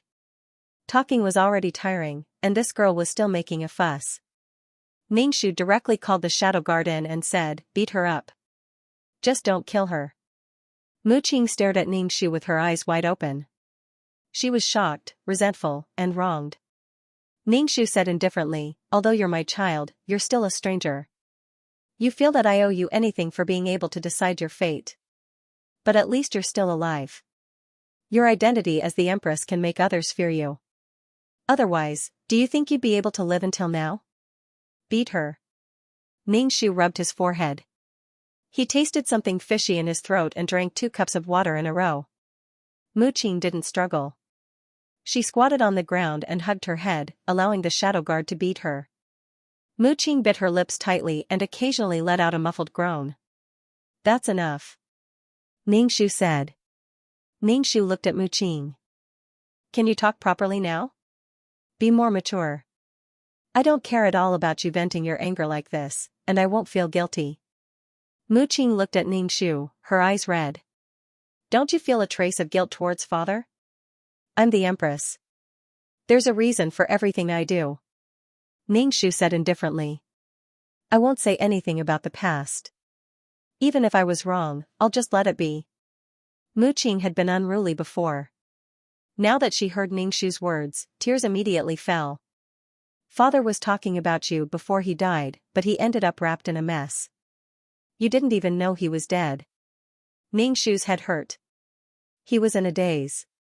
He kept chanting the clear heart incantation in his heart. Hearing Mu Qing's mournful accusations, Ningxu was very irritated. She didn't have much time left.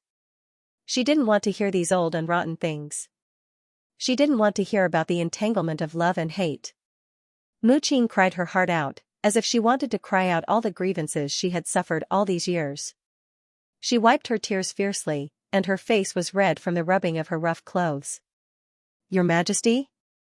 Autumn Maid saw the veins on Ningxu's forehead bulging, and even the veins on his face were very obvious. She couldn't help but ask, "Your Majesty, are you okay?" Ningxu closed his eyes. From the moment he saw Mu Qing, Ningxu had been thinking about giving the throne to this girl. Now that he thought about it, he was too naive. Mu Qing grew up in the cold palace, and there were many things that she didn't understand. She didn't have anything that a ruler of a country should have. It was better to give the throne to a mediocre princess. Mu Qing wiped her tears, looked at Ningxu, and said, "Why are you looking for me? If there's nothing, you wouldn't have thought of me. Everyone wants to use me." "Everyone?" Ningxu asked. Mu Qing's face showed her usual sarcasm. "The Phoenix Empress wants me to live with her. She says that I'm a daughter of the royal family and should live a luxurious life." Ningxu frowned. "You know the Phoenix Empress? How could I know such a high and mighty person? One who is unaccountably solicitous is hiding evil intentions. Suddenly, two important people in the palace pay attention to me. What value do I have?" Mu Qing sneered. Ningxu rubbed his forehead. The severe headache made Ningxu unable to think. Mu Qing was a worthless person. Why would Lu Zhongqing pay attention to her, or did Lu Zhongqing and Mu Qing know each other? Mu Qing didn't appear in the plot at all. Mu Nishang didn't remember this person either. During the day, Lu Zhongqing seemed to be quite familiar with Mu Qing. Lu Zhongqing was sent to the cold palace by Mu Nishang. They were both in the cold palace, so Lu Zhongqing and Mu Qing should know each other. Then, Lu Zhongqing had the memories of his previous life. He might have been reborn. Perhaps it was impossible. Lu Zhongqing was in charge of the entire harem. It was normal for him to know that there was a child in the cold palace. However, Lu Zhongqing had never mentioned this child in front of Mu Nishang. Ningxu's head was about to explode. He vaguely guessed that Lu Chongqing might have been reborn. Mu Shuan might be a mission enforcer, and Lu Chongqing might have been reborn. Now, both of them seemed to want to take revenge on him. Ningxu inexplicably felt that he had taken the blame for Mu Nishang. Originally, it was just a matter of an error, but in the end, it had become so complicated. In particular, Lu Chongqing's seemingly emotionless attitude made Ningxu unable to understand what Lu Chongqing was thinking. Mu Nishang had harmed the father and daughter so badly. Lu Chongqing, who had been reborn with resentment, had to do something. "I have to speed up." Ningxu asked Mu Qing, "Can you read? I can't even fill my stomach. How can I be literate?" Mu Qing said sarcastically. Ningxu's face was cold. "Speak properly, don't be so sarcastic. Do you know how to read?" Mu Qing bit her lips, looking resentful. "A little." "Command." "Read the memorial," Ningxu said. Mu Qing's expression was very shocked, and a trace of suspicion flashed across her face. In the end, she obediently took the memorial and read it. She stuttered as she held the memorial. Her forehead was full of sweat. After reading it with great difficulty, she folded the memorial and put it on the table. Ningxu rubbed his forehead and asked, "What does the memorial say?" Mu Qing curled her lips and said, "This is a memorial from a local official who has been late in paying taxes." Ningxu glanced at Mu Qing and asked, "How do you think it should be solved?" "I don't know." Mu Qing said straightforwardly. "What do you mean by letting me read the memorial? Don't tell me you want to give me the throne to compensate me." Ningxu felt that Mu Qing was a smart person. She just didn't have a filter on her mouth. "Is the throne so easy to sit on?" Ningxu called a secret guard and brought Mu Qing back to the cold palace. Before leaving, Mu Qing's expression was full of confusion. She didn't know what Ningxu meant by this. Ningxu sent a few secret guards to monitor Mu Qing's every move. He wanted to see what kind of attitude Mu Qing had after this incident and if there were any changes in her behavior. After Mu Qing left, Ningxu lay on the bed with the help of maid Qiu. He was thinking about Lu Chongqing, Mu Shui, and Mu Yao. There were too many things that needed to be solved. The pain in his body made Ning Shu unable to sleep all night. It was as if there were steel needles stabbing his brain. The next day, Ning Shu came back from the morning court with difficulty and saw Lu Chongqing waiting at the door of the sleeping palace. Ning Shu was in so much pain that he didn't have any strength left. He didn't want to talk to Lu Chongqing at all. Lu Chongqing carried the food box and walked in front of Ning Shu.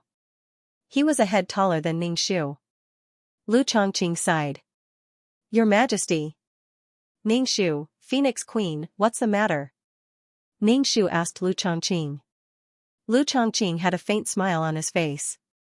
Under the morning light, a warm halo spread out, causing his cold face to have some warmth. "Chongqing is here to deliver a tonic soup for your Majesty.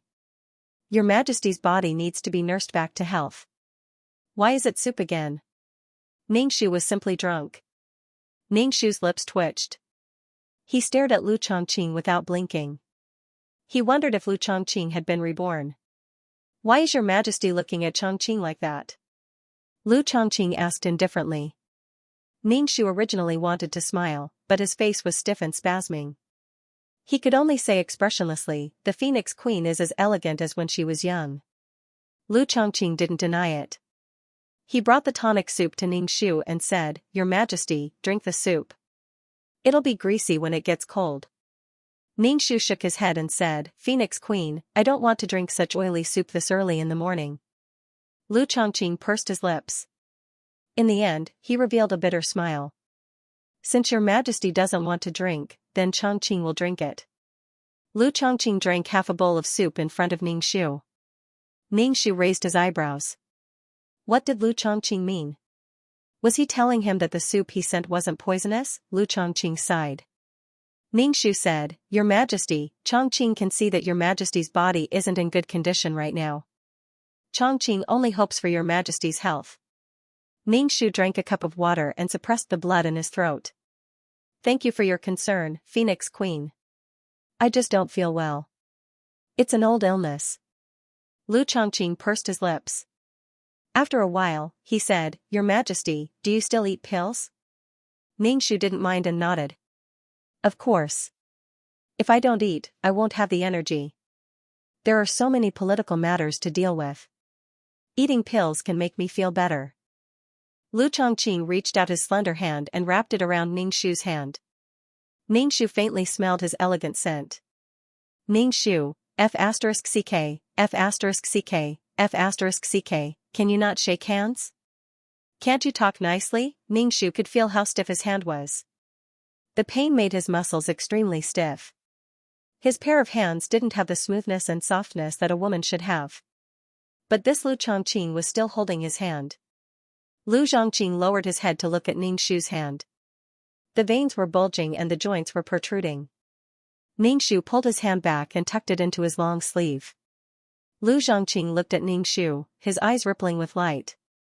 He said, "Your Majesty, please drink some soup." Ning Shu was speechless. Soup, soup, there was no end to this. He was speechless. Lu Zhongqing moved the bowl to Ning Shu's mouth. It looked like he was forcing Ning Shu to drink the soup. Ning Shu symbolically drank a mouthful. Lu Zhongqing then said, "Your Majesty, drink some more." Ning Shu furrowed his brows tightly and shook his head. "I don't want to drink any more." Drinking into the stomach was a burden on the body.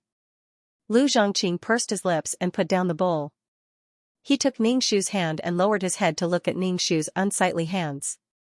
"Your Majesty, your body really needs to be nursed. Pills will only empty your body."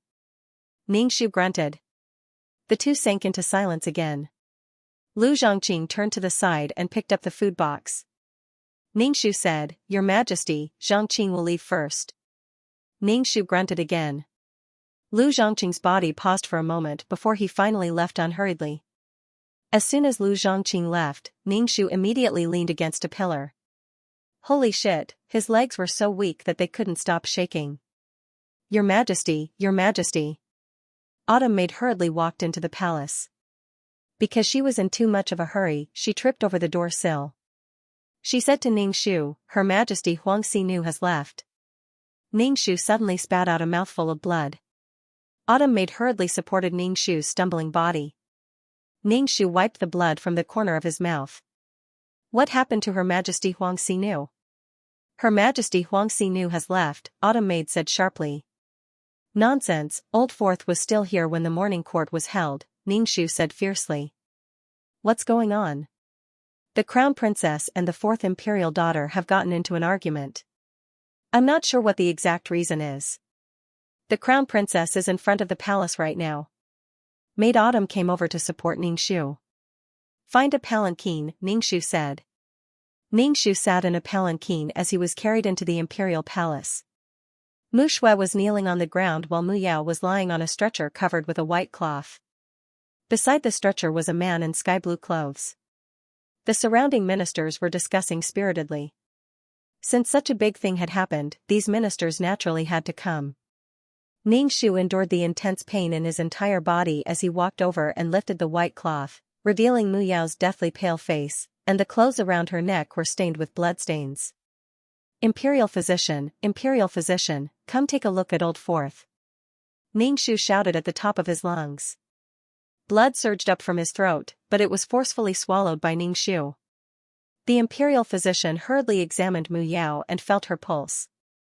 After examining her pupils, he knelt and said to Ningxu, Her Majesty Huang Xinu has indeed passed away. The back of her head was struck by a great force. Ningxu staggered twice as he stared fixedly at Mu Yao, who was on the stretcher, and he said with a hoarse voice, What exactly happened? The man kneeling beside Mu Yao's corpse, Ningxu, kowtowed, and his voice carried bone-deep sorrow and hatred. Your Majesty, the Empress Dowager can testify. Her Majesty was killed by the Crown Princess. Ningxu's eyes were bloodshot, and the veins on his forehead were bulging. He looked exceptionally terrifying. Crown Princess, what happened? Ningxu gasped for breath. Give me a reason why you killed your own sister. Mu Shui's brows were tightly pressed together as she kowtowed and said sorrowfully, Imperial Mother, I was wrongly accused. It was fourth imperial sister who made the first move. I only pushed her away, and she fell to the ground. Ningxu's body trembled violently. She died from a push? Mu Shui's expression was cold. I don't know what happened either. You don't know what happened, but do you think I know what happened? Ningxu was so angry that he laughed instead. He pulled the coiling dragon jade pendant from his waist and threw it at Mu Shui. Mu Shui originally wanted to dodge, but in the end, she didn't. The jade pendant smashed into her brow bone, instantly causing it to swell. The jade pendant fell to the ground and shattered into pieces. You were under house arrest, so why did you run to Old Fourth's residence? Ningxu's eyes fiercely scraped at Mu Shui. I told you to reflect on your actions, but you disobeyed the imperial decree. Crown Princess, you are simply lawless. Do you want to take my throne now? Mu Shui repeatedly kowtowed and fearfully said, I don't dare. I don't have such intentions. Mu Shui took a deep breath. Seeing Ningxu looking at her with vigilance and disgust, she hurriedly kowtowed and repeatedly said, I was wrongly accused. Ningxu wiped his tears and fiercely said, as the eldest sister, as the country's heir, you don't empathize with the people, and you don't love your sisters. With your conduct, how can I hand over the country of Xian to you? What reason did you have to disobey the imperial decree and run to Old Fourth's residence when you were under house arrest? Ningxu was somewhat unable to stand and his body staggered. Autumn Maid hurriedly supported Ningxu and had someone bring a chair. Mu Shui knelt on the ground with her forehead touching the ground. She didn't say anything. Nothing she said right now would be wrong. Mu Shui glanced at Ningxu, who was sitting on the chair with the corner of her eyes. Her expression was incomparably ferocious, as if she wanted to devour someone. Mu Shui's brows slightly revealed a trace of mockery. Losing your most beloved daughter, isn't it a heart-wrenching pain? Why did you two start arguing? Crown Princess, are you mute? Ningxu's body trembled violently. Mu Shui tightly pursed her lips. She could say that she heard that there was a dragon robe in Old Fourth's residence. It was confirmed that there was a craftsman who made the dragon robe for Mu Yao, so she took the risk to go to Old Fourth's residence and had her subordinates search for traces of the dragon robe. When she went to Old Fort's residence, she saw Mu Yao and Yuan Lang eating breakfast. They were even feeding each other, so Mu Shui casually said, "The two of you are really loving each other." Mu Yao's face immediately changed. She angrily said to Mu Shui, "Eldest imperial sister, what do you mean? Is it wrong for an imperial sister to be loving her husband?" Perhaps it was because Mu Shui's voice had a trace of sarcasm, but Mu Yao keenly sensed it. She made a fuss and asked Mu Shui what she meant. Mu Shui was a little impatient. She stretched out her hand and pushed Mu Yao, who was making a fuss, away. Mu Yao staggered and fell, the back of her head hitting the corner of the table. Things developed too quickly. Even Mu Shui herself didn't react. Now Mu Shui was kneeling on the cold floor. Her heart was cold. She had been schemed against. But Mu Shui calmed down in an instant. She didn't say that she was wronged. She directly said, "It was this son who pushed Mu Shui, but this son didn't want to kill fourth imperial sister. This son isn't worthy of being the crown prince. Imperial mother, please depose this son. Your Majesty, please calm down. How can a crown prince be deposed just like that?" The ministers all knelt to plead for mercy for Mu Shui and Ningxu. "Your Majesty, deposing the crown prince will shake the foundation of the country. Please reconsider. Her Highness, the fourth imperial sister's matter was an accident." A minister stood up and bowed to Ningxu with a board in his hand. Ningxu glanced at the ministers kneeling on the floor and then at Mu Shui, who was kneeling on the floor and sincerely repenting. Threatening her? Mu Shui wanted Ningxu to cripple her, but that was only to retreat in order to advance. Then the ministers would put pressure on Ningxu. Ningxu looked at these people and said mockingly, "It was my daughter who died. You people are just standing there and talking. Mu Shui, your sister died because of you. Don't you feel guilty?" Mu Shui kowtowed to the ground. Her voice was muffled and nasal. "I never wanted to kill fourth sister. I don't deserve to be the crown prince. I beg you, mother, to cripple me. Your Majesty, please reconsider." The ministers immediately cried out. Ningxu looked exhausted. In the end, he waved his hand and said, "The crown princess is to reflect on her mistakes. Without my decree, she is not to take even half a step out of her residence. I thank you for your grace, mother." Mu Shui kowtowed again. Ningxu looked at Mu Yao on the stretcher. "Prepare a coffin for fourth princess." Ningxu staggered as he walked. If it wasn't for Autumn Maid supporting him, Ningxu would have fallen to the ground. Mu Shui looked at Ningxu's back, her eyes deep. When she returned to her chambers, she collapsed on the bed without any strength. It was a long time before she said, "Bury fourth princess as quickly as possible." Autumn Maid answered, "Yes." Because there were no ready-made coffins, Ningxu gave Mu Nishang's imperial coffin to Mu Yao. The ministers wanted to say that this was against etiquette, but when they saw Ningxu's red eyes filled with coldness and hostility, they didn't dare say anything. In this matter, the crown princess was in the wrong. The crown princess was only grounded, but the fourth princess was dead. It was dangerous for them to speak up for the crown princess. They didn't dare provoke Ningxu again. Fourth princess's body was placed in the coffin as quickly as possible. The next day, they were ready to bury her. The outside world only said that Her Majesty couldn't accept fourth princess's death. She just wanted to bury her quickly. She also wanted to protect the crown princess. Late at night, white sails were hung in the main hall. There was a weak oil lamp, and the bean-sized flame flickered occasionally.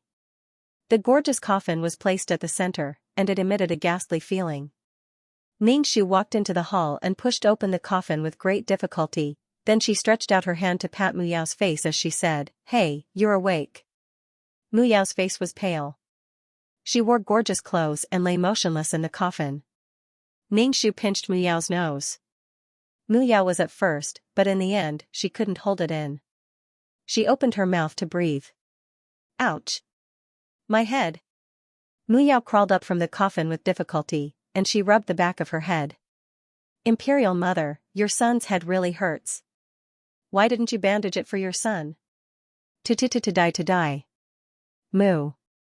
Mu to die to be to be to die to die to be to be to die to be to die to be to be to be to be to be to be. Nail the coffin shut. Ningshu ordered the two Mu. Ningshu leaned against the pillar of the hall. He looked at Mu Yao, who kept touching the back of her head, and said, "Live well with Queen Mother in the future.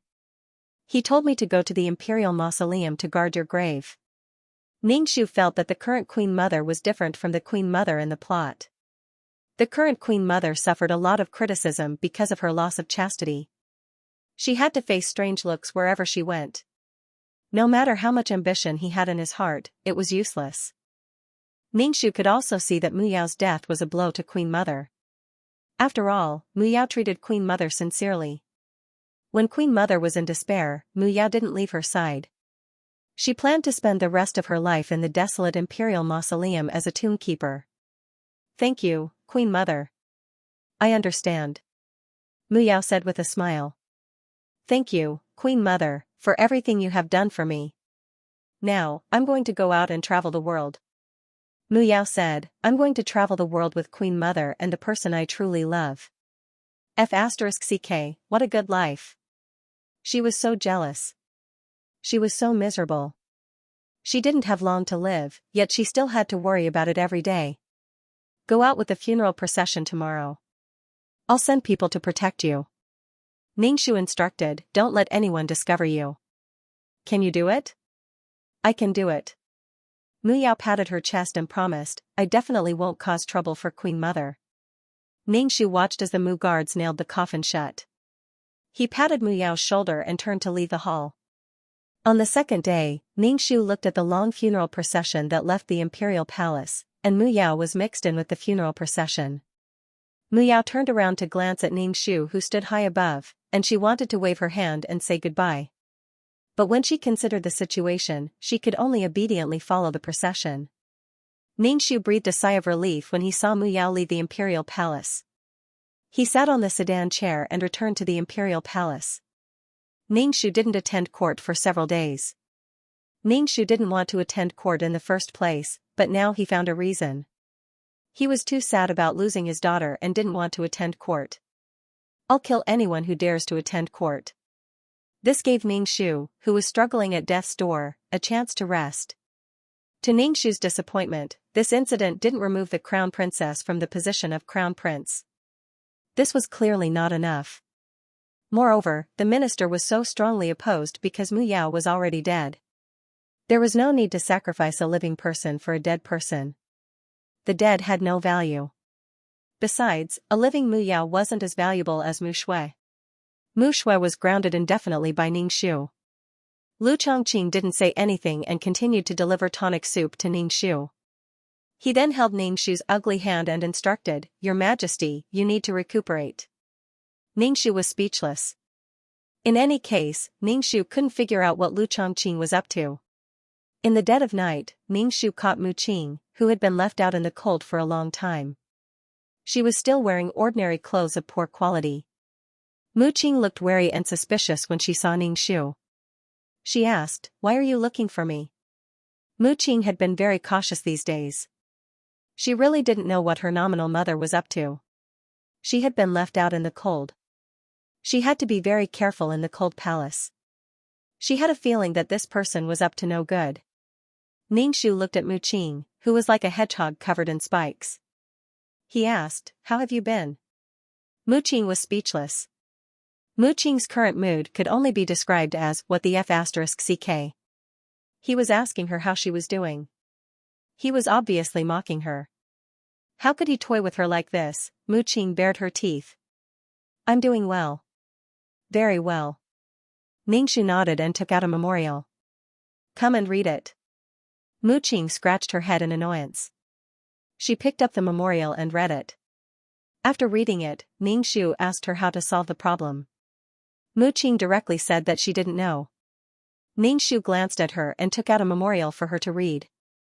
After Mu Qing finished reading it, Ningshu asked, "If it were you, how would you deal with this matter? What is the intention of the minister who submitted the memorial?" "I don't know," Mu Qing said directly. Ningshu took out another memorial. "Read it again." Mu Qing could tell that if she didn't give a solution tonight, she would keep reading the memorial. "Old witch." Ningxu would only see Mu Qing at night and bring her back to the cold palace when the sun was about to rise. He didn't care how Mu Qing lived her life. He didn't care if she had enough to eat in the cold palace or not. In fact, Mu Qing was a very smart person. She had her own way of surviving in the cold palace. Mu Qing didn't dare to talk about this. She didn't dare to say that the empress made her read memorials every night and taught her how to rule the country. Mu Qing didn't know what the old witch meant, but she knew that if she talked about this, she would die without a burial place. Especially when there was still a crown prince. The old witch was putting herself on the fire. Mu Qing was trembling in fear even when she was in the cold palace. Ningxu was quite satisfied with Mu Qing's reaction. If Mu Qing was arrogant, or if she wanted to show off, Ningxu wouldn't have paid any attention to her. One must always be vigilant at all times. Ningxu felt that she was suffering because she was not vigilant enough. Otherwise, she would not have been cursed by others and would not be in such a miserable state. The most depressing thing was 2333, the system. He didn't even tell him when he encountered cursed things. This thing doesn't even have a trace. I can't catch it at all. Don't push the blame to me. 2333 said unhappily. Ningxu, it was Lolo's fault for being useless. Ningxu felt that he was going to die soon because he couldn't walk at all. All the blood vessels in his body were bulging. His body was bruised. The rhythm of his heartbeat was completely messed up. Lu Chongqing came to see Ningxu. Seeing Ningxu sitting on the chair without moving, he walked to Ningxu's side and said, "Your Majesty, your body is unwell. Call the imperial doctor over." "I'm fine," Ningxu said indifferently as he looked at the memorial in front of him. Lu Zhongqing reached out to hold Ningxu's hand. Lu Zhongqing's fingers were long and slender, which made Ningxu's hands even more pale. Ningxu wanted to pull his hand back, but Lu Zhongqing held it. "Your Majesty, you are avoiding Zhongqing." "No." Ningxu didn't want to have anything to do with Lu Chongqing. Lu Chongqing Ningxu asked, "Your Majesty, are we going to Phoenix Perch Palace tonight?" Ningxu said, "I'm busy with government affairs, so I won't be going." Lu Chongqing smiled elegantly. "Your Majesty, please take care of your health." Ningxu nodded. Lu Chongqing bowed and turned to leave. He slowly walked away, his temperament elegant. He finally left. Ningxu spat out a mouthful of blood. He was so annoyed that Lu Chongqing kept showing his presence. What was he trying to do? Ningxu had just spat out blood when Lu Chongqing came back. Ningxu was so scared that he almost spat out blood again. Ningxu's face twitched as he looked at Lu Chongqing. He quickly asked, "Phoenix Empress, what are you?" Lu Chongqing said, "From today onwards, Chongqing will live with your Majesty and take care of your Majesty's health." Ningxu, F*ck, F*ck, F*ck, living together is too much? Ningxu said coldly, "I don't need the Phoenix Empress to take care of me. I know my own health very well." "Your Majesty, you don't know." Lu Chongqing shook his head. "I already said that I don't need your care. If you really have so much free time, then teach your daughter well. Look at the things she does." "I don't even want to say anything," Ningxu said coldly. Lu Chongqing pursed his lips. A trace of hurt flashed across his face. In the end, he said, "Your Majesty, why are you always so dissatisfied with Shui? Dissatisfied? If Mu Shui was still the original Mu Shui, Ningxu would have given her the throne. But now, Mu Shui's body was that of a man, and he seemed to be a mission enforcer. She had cursed him so viciously. Even if he had to use his last bit of strength, he had to drag someone down with him. The current situation was just like the plot. She was the same as Mu Nishang. In the end, she had to remove Mu Shui from the throne. Even if she couldn't, she wouldn't let Mu Shui become the empress so easily. I love her deeply. It's not that I'm dissatisfied with her, but the things she does always disappoint me. Mu Yao died because of her, but she doesn't have a trace of remorse. Instead, she threatened me to depose her. Is this an attitude of remorse? She's threatening me, Ningxu said coldly. Don't bother me. I don't need you to take care of me. Ningxu waved his hand. I have to deal with political matters. The imperial harem is not allowed to interfere. Phoenix Empress, are you going to watch me deal with political matters? Lu Chongqing pursed his lips and said, it's Chongqing who has overstepped. Lu Chongqing bowed to Ningxu and turned to leave. His back looked a little sad. Ningxu didn't care at all. Help me to lie down on the bed. Ningxu sat on the chair. His lower body didn't feel anything at all. It was as if it was numb. Even his blood didn't flow. Ningxu chanted the clear heart incantation and fell asleep in a daze. When he woke up, Autumn Maid was standing beside the bed with a teacup in her hand. She said to Ningxu, Your Majesty, there are bad rumors outside. Ningxu's heart was calm. He took a sip of tea. What's the matter? There are rumors outside that Your Majesty's body can't take it anymore. Soon, you'll die. Autumn Maid knelt on the ground. Your Majesty, I swear that I didn't say anything. I've also warned my subordinates repeatedly. I don't know how the news got out. Ningxu didn't care too much. There was no wall in the world that didn't have a crack. If he could hide it for a while, he would hide it for a while. Ningxu didn't think that he could hide it forever. He went to court with his exhausted body. As a result, just as Isbut touched the dragon throne, a group of ministers began to ask Ningxu to take care of his body. They blabbered on and on. Then, they asked Ningxu to release the crown princess from her confinement and let the crown princess govern the country. Ningxu had the same expression from beginning to end, she was poisoned and couldn't take it anymore. It was probably because of Mu Shue's confinement. She couldn't even stay idle after being confined for half a month. This rumor was probably spread by Mu Shue. My body is very good. When I really die, I'll let her out to govern the country and be the empress. Ningxu threw out a sentence and left. Ningxu felt that he didn't have much time left. If nothing unexpected happened, he would definitely die within 10 days. Perhaps it was because of the final radiance of light. Ningxu felt that his body didn't hurt as much and his spirit was quite good. At night, he stepped up his efforts to teach Mu Qing. Ningxu only stuffed all the things in the original owner's head to Mu Qing.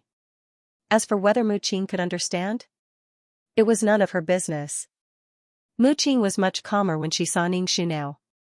At least, she restrained her anger into her bones. She didn't call Ningxu Mother Empress, but Your Majesty. Are you really going to die? Mu Qing looked at Ningxu and asked. Ningxu glanced at Mu Qing and spat a mouthful of black blood into the spittoon. Then, he said, How long do you think I can live like this? Mu Qing, damn, it was so creepy. How could she say that he was going to die so easily, old witch? Mu Qing looked at Ningxu with a conflicted expression and asked, Aren't you the empress? Why don't you find an imperial physician and let him take a look at your body?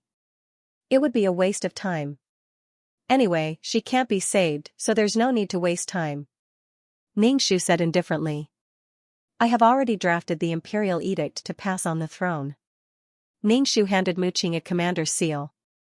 This is the commander's seal to mobilize the imperial guards of Xian City. I will think of a way to deal with the crown princess. If I don't have enough time, I will have to rely on you to fight with her. If you can't win and die, then you deserve it. Mu Qing was speechless. A woman's heart is the most vicious. She dragged me into this war and then killed me. How can this be compared to cheating others? Tomorrow, I will put you in front of everyone. From now on, you will be the 5th imperial daughter, Mu Qing. Ningxu paused for a moment, took a breath and said, Prepare well. Mu Qing pursed her lips. Even if you do this, I still hate you in my heart. Whether you hate me or not is none of my business. If you want to hate me, then hate me. Ningxu didn't really care. Mu Qing's heart was filled with helplessness. How can there be such a person? The next day, during the morning court, Ningxu's hand was holding Mu Qing's hand. Mu Qing was wearing a brocade dress and looked more imposing than before. She also looked more beautiful. The empress suddenly brought a woman with her. The expressions of the ministers were all uncertain as they looked at Mu Qing. Ningxu directly said, This is the 5th imperial daughter, Mu Qing. She has been living in the cold palace since she was young.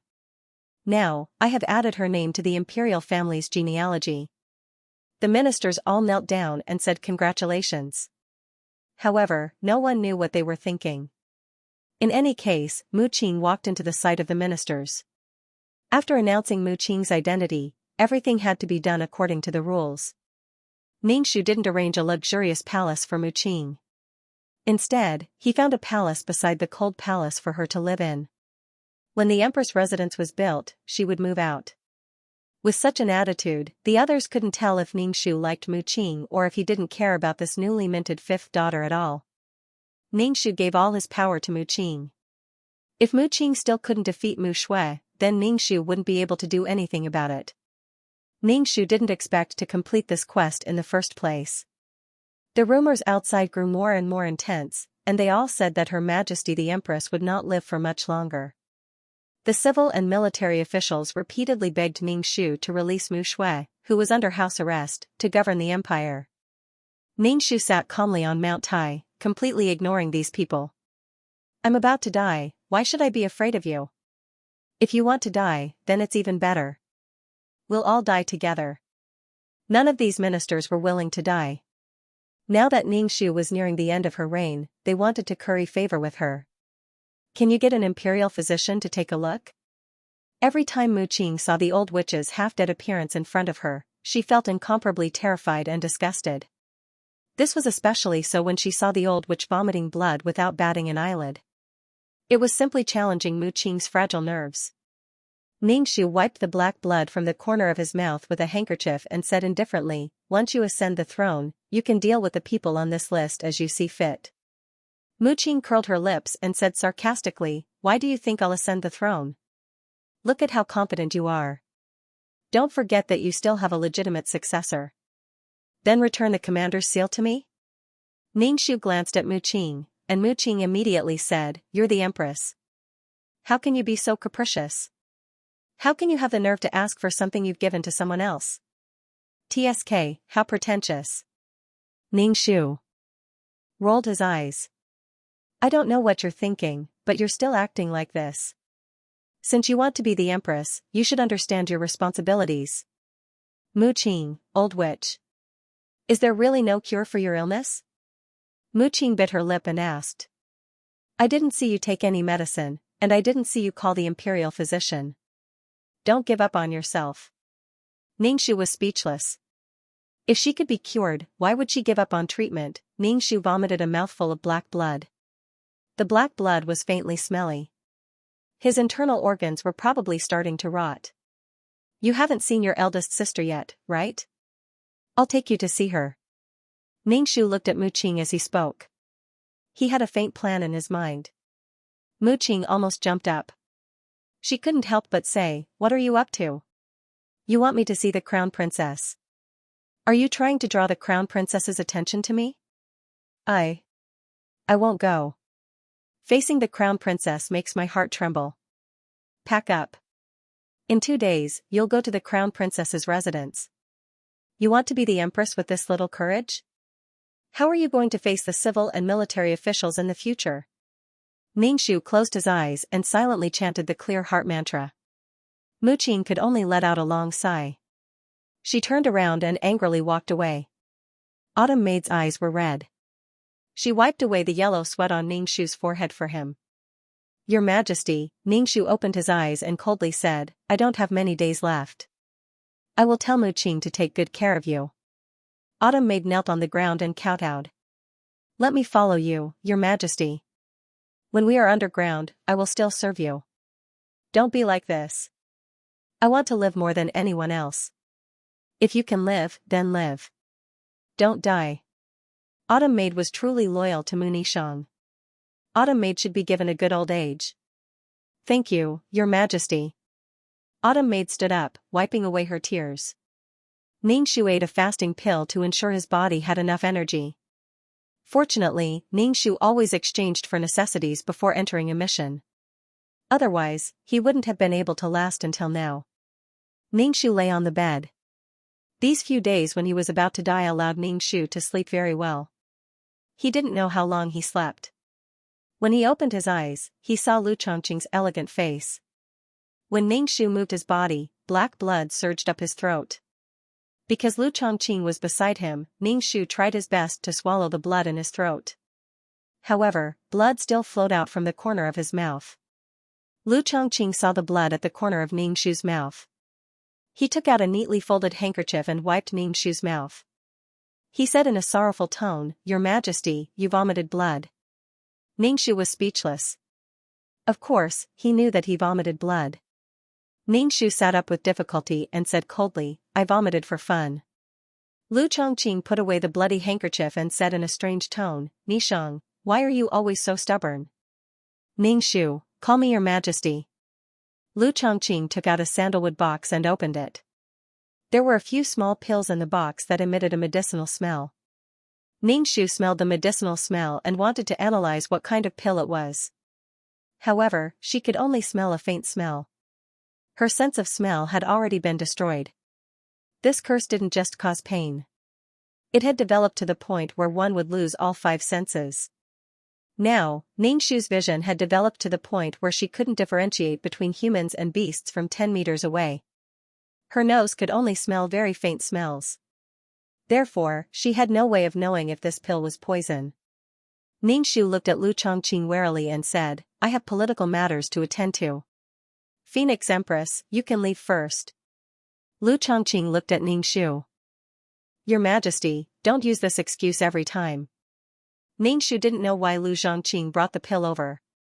Could it be that he wanted to poison her to death? In her current state, it would be a waste to feed her poison. She didn't have many days left to live, but she still had something to do. She couldn't die now. "Maid Qiu, Maid Qiu." Ningxu called out for Maid Qiu. Lu Zhongqing saw the vigilance on Ningxu's face and frowned. He said coldly, "Your Majesty," Zhongqing asked Maid Qiu to prepare hot water. "Your Majesty can wash up when you wake up." Ningxu became even more vigilant. He looked at Lu Zhongqing and said coldly, "What is the Phoenix Empress doing?" Lu Zhongqing laughed deeply. This was the first time Ningxu heard him laugh. There was a hint of sadness in his laughter. He said, "Munishang, I really hate you." Ningxu was expressionless.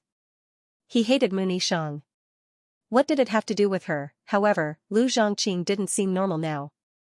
Ningxu shrank to the corner of the bed and said indifferently, "Phoenix Empress, what do you mean? Do you hate me?" Lu Zhongqing had an elegant smile on his face. He took out a pill and placed it by Ningxu's mouth. He said, "Your Majesty, take the medicine." "No, I'm not taking it." Ningxu turned his head away. Lu Zhongqing wasn't angry. He turned Ningxu's face. "Your Majesty, this is the antidote. You've been poisoned." Oh my God. Ningxu felt that his brain wasn't enough. She's been poisoned? Wasn't she cursed? Could it be that she was cursed and poisoned again? Both father and daughter poisoned her at the same time? Ningxu was speechless. Poisoned? How could I be poisoned? Ningxu shook his head. "I'm not taking this pill." Lu Zhongqing pursed his lips and took a pill for himself. Then, he took another pill and brought it to Ningxu's mouth. "And I Shang, take the pill and your body will naturally recover." "You poisoned me?" Ningxu looked at Lu Chongqing. Ningxu thought for a while but still couldn't figure out how Lu Chongqing poisoned him. Could it be a tonic soup? Ningxu remembered that he drank a mouthful of the tonic soup. Although Lu Chongqing drank more than half a bowl, he still had the antidote in his hands. Lu Zhongqing did not refute. He only said, "Your Majesty, take the pill." Ningxu was cursing in his heart. Could life be a little more bitter? However, the poison that Lu Chongqing had given her had been neutralized. After all, she had taken the antidote. "Why did you poison me? Is it because of the crown princess?" Ningxu asked Lu Zhongqing. He guessed that Lu Zhongqing had been reborn. Lu Chongqing held the pill in his hand and said gently, "Your Majesty, take the pill. Chongqing will tell you why." Ningxu swallowed the pill. Even if it was poison, she still had the antidote. "Phoenix Queen, pour me a cup of water." Ningxu looked at Lu Chongqing. "I'm thirsty." Lu Chongqing turned around to pour tea for Ningxu. Ningxu immediately stuffed the antidote into his mouth. Who knew if it was the antidote or poison? Ningxu did not trust Lu Chongqing from beginning to end. Lu Chongqing brought the teacup to Ningshu's mouth. Your Majesty, have some tea. Ningshu took a sip and did not drink any more. He asked, now, you should tell me when you poisoned me. Why did you poison me? Lu Chongqing lowered his eyes slightly and looked at the white porcelain teacup in his hand. He said calmly, Your Majesty, I had a dream. I dreamed that I was sent to the cold palace by Your Majesty. Your Majesty killed the crown princess. Lu Chongqing looked up at Ningshu. Your Majesty, this dream was very real. When I woke up, my heart was filled with hatred and resentment. When I was in the most pain, I poisoned Your Majesty. Ningshu, so, you wanted to take revenge on me. Why are you giving me the antidote now? What was the point of being so fickle? The heavens had given him a second life, so he should strive for it. If he wanted to take revenge, he should take it. Lu Chongqing said calmly, when I hated you the most, I poisoned Your Majesty when I woke up from the dream. What I want to see the most is Your Majesty dying slowly and being tortured to death. This poison will slowly drain a person's spirit until they die of convulsions. Even though he was speaking viciously, Lu Chongqing's voice was still very elegant. Ningshu was expressionless. When did you poison me? From when you ate the pill, Lu Chongqing said calmly. This meant that Lu Chongqing had already poisoned Mu Nishang before she had even entered the mission. No wonder she felt so uncomfortable when she entered this body. Her pulse was also weak. She had thought that it was because she ate too many pills, but it turned out that there was something else in the pill. Ningshu pursed her lips. If Lu Chongqing was not the mission enforcer, then the mission enforcer must be the person in Mu Shue's body. Ningshu had been thinking about how she had come into contact with the carrier of the curse. Now that she thought about it, Mu Shue had also given her a box of pills. She must have been cursed at that time. They poisoned her at the same time and used pills at the same time. Ningshu lit a candle for herself. She had suffered this pain for Mu Nishang. Why are you giving me the antidote now? Ningshu asked Lu Chongqing. Wasn't this unnecessary? Lu Chongqing frowned. Your Majesty, I don't hate you now. I hate myself. I hate myself for not being ruthless enough. I hate you for hurting me and the crown princess, but in the end, you realized that you were the one who was torturing yourself. Ningshu was speechless. F***ck, why did he have to use it? He had to use a strong one. One dose and she would die. He didn't have to regret it. When a person lost their rationality due to hatred, they would gnash their teeth and wish for nothing more than to destroy the world. However, as time passed, this hatred would gradually begin to disappear. So Lu Chongqing regretted it now and wanted to use the antidote to save her?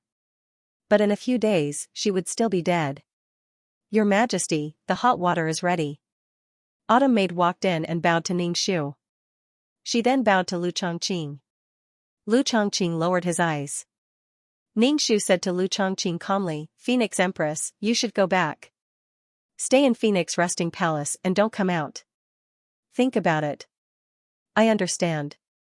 Lu Chongqing stood up and left. The jade pendant and Xianfei's bamboo flute made a special sound when they collided. What could Ningshu say? Relationships were always so messy. Where did you go? Don't you know my situation? Ningshu asked Autumn Maid. When did the Phoenix Empress come? Autumn Maid immediately knelt down and begged for forgiveness. The Phoenix Empress came not long after Your Majesty fell asleep. The Phoenix Empress asked me to prepare the hot water, but something happened and I was delayed. Ningshu rubbed his brows. Lu Chongqing had purposely sent Autumn Maid away. Ningshu directly issued a decree that Lu Chongqing was grounded for a month to prevent him from causing trouble again. Lu Chongqing didn't say anything after being grounded by Ningshu. He didn't expect a good outcome. It was just like in his dream. He would be banished to the cold palace and only grounded. The Phoenix Empress and the Crown Princess were both grounded, which made the atmosphere a bit strange. Ministers constantly sent up memorials to lift the Crown Princess and the Phoenix Empress confinement. Ningshu simply threw these memorials to the side and ignored them. She could do whatever she wanted. These things could not threaten her. After Ningshu grounded the Phoenix Empress in Phoenix Perch Palace, she never went to see him again. Seeing him made things even more awkward. In the end, Lu Zhongqing took out the antidote because he still had Mu Nishang in his heart. His heart was probably in a tangle of love and hate. He could have not taken out the antidote, but in the end, he still took it out. It was one thing if he took out the antidote. He could have given it to her without anyone knowing. But he confessed everything.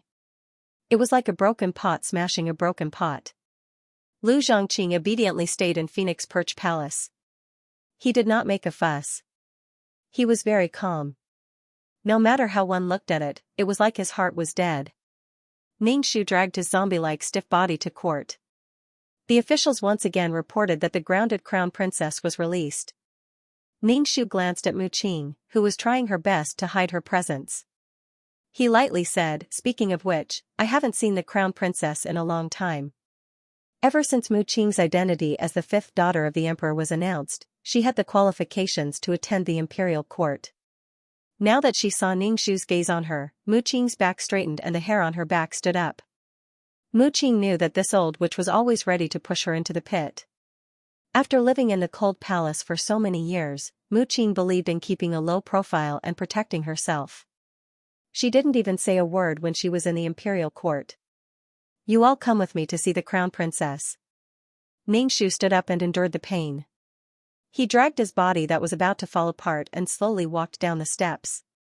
The officials saw that Ningxu wanted to go to the crown princess residence to see the grounded crown princess. They were a bit surprised, but they still followed.